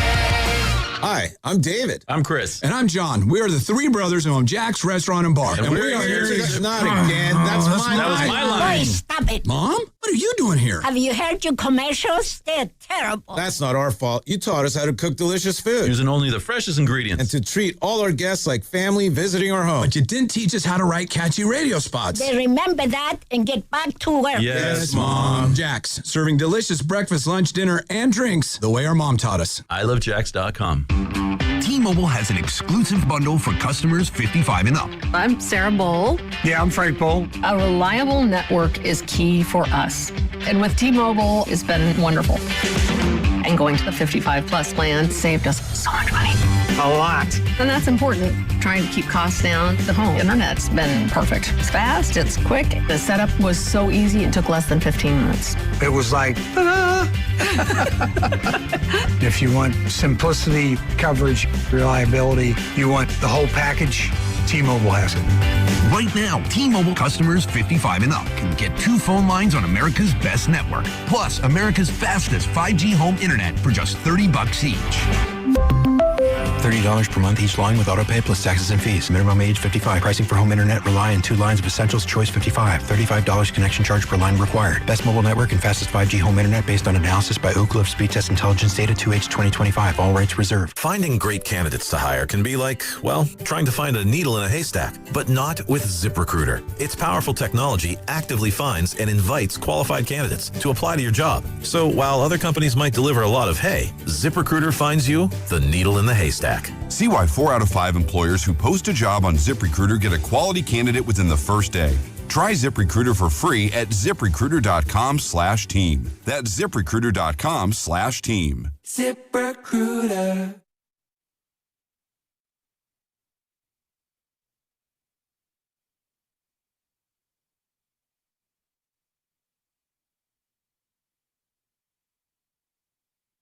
Boosh.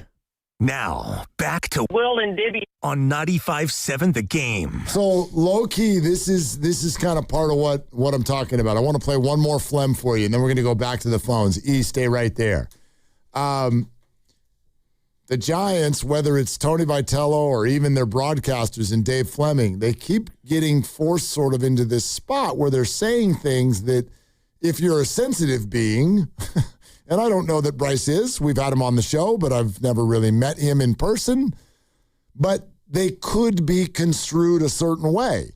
So check this out. Morning Roast with the Joes today. Flem was on, and he had this to say about fans who are unhappy with Bryce's usage.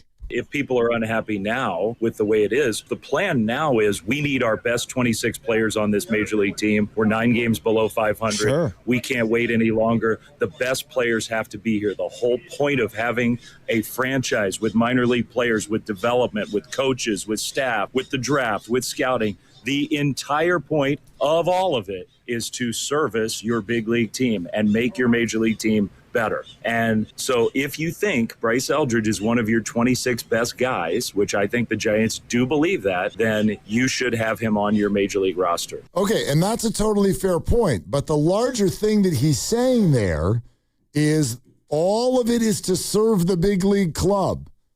So if I'm Bryce, am I going, so playing me all the time is not what's usually serving the big league club? Like me watching, and I get that. That can be, you could say, dude, that's overly sensitive. But I don't know Bryce, and he's already talking to Bob Nightingale going, well, you know, it is what it is, not my decision. It's a little different, which is the word you use when you're a rookie. Yeah. 3 years from now, it'll be like, yeah, not ideal.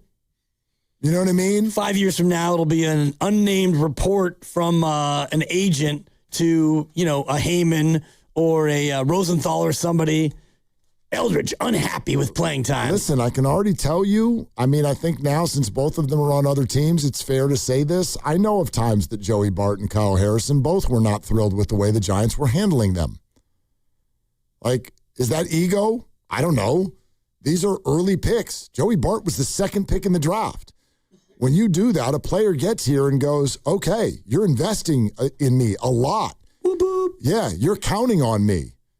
And yes, I'm a big deal. Like, I'm a top 100 prospect in this game. I'm a top 20 prospect in this game. I'm a big deal. I'm not saying like this should all go to his head, but I think it is fair just to ask, as a baseball team, as a sports franchise, do you treat your top prospects this way? I don't think you do. Well, you're allowed to. You're allowed to, but I don't think it's good business. Don't know if it's ideal. And just looking at his 162 total games with the Giants, he had an OPS of 623. He's been with the Pirates for about 30 more games, and his OPS is 738, 115 points higher. So did he find it in Pittsburgh? Did he get developed in Pittsburgh? Did he get more consistent playing time in Pittsburgh? All of the above. And that's my biggest issue with this whole Giants conversation is even when you find a player, and Joey Bart was probably overdrafted at number 2 overall, but he's turned into a good, solid part of a catching tandem in Pittsburgh, and you let him go. Yeah, no, there's no question. He's been better there. I do think that, those numbers you just threw out, like sometimes you have to go to a different team when you can be a big leaguer, but you can't be the big leaguer that the original team drafted you to be. When you're number 2 overall, I don't want a tandem catcher. I want an everyday dog. Well, I mean, Patrick Bailey was, 14th overall, and he's basically the same thing. And they traded him. Right. That's what I'm getting at. Like, now he'll arrive in Cleveland, and they've got a completely different baseline for him. They're like, yeah, he's really good at defense. He stinks at offense. Let's put him in there sometimes. And they're okay with that because that's how they acquired him.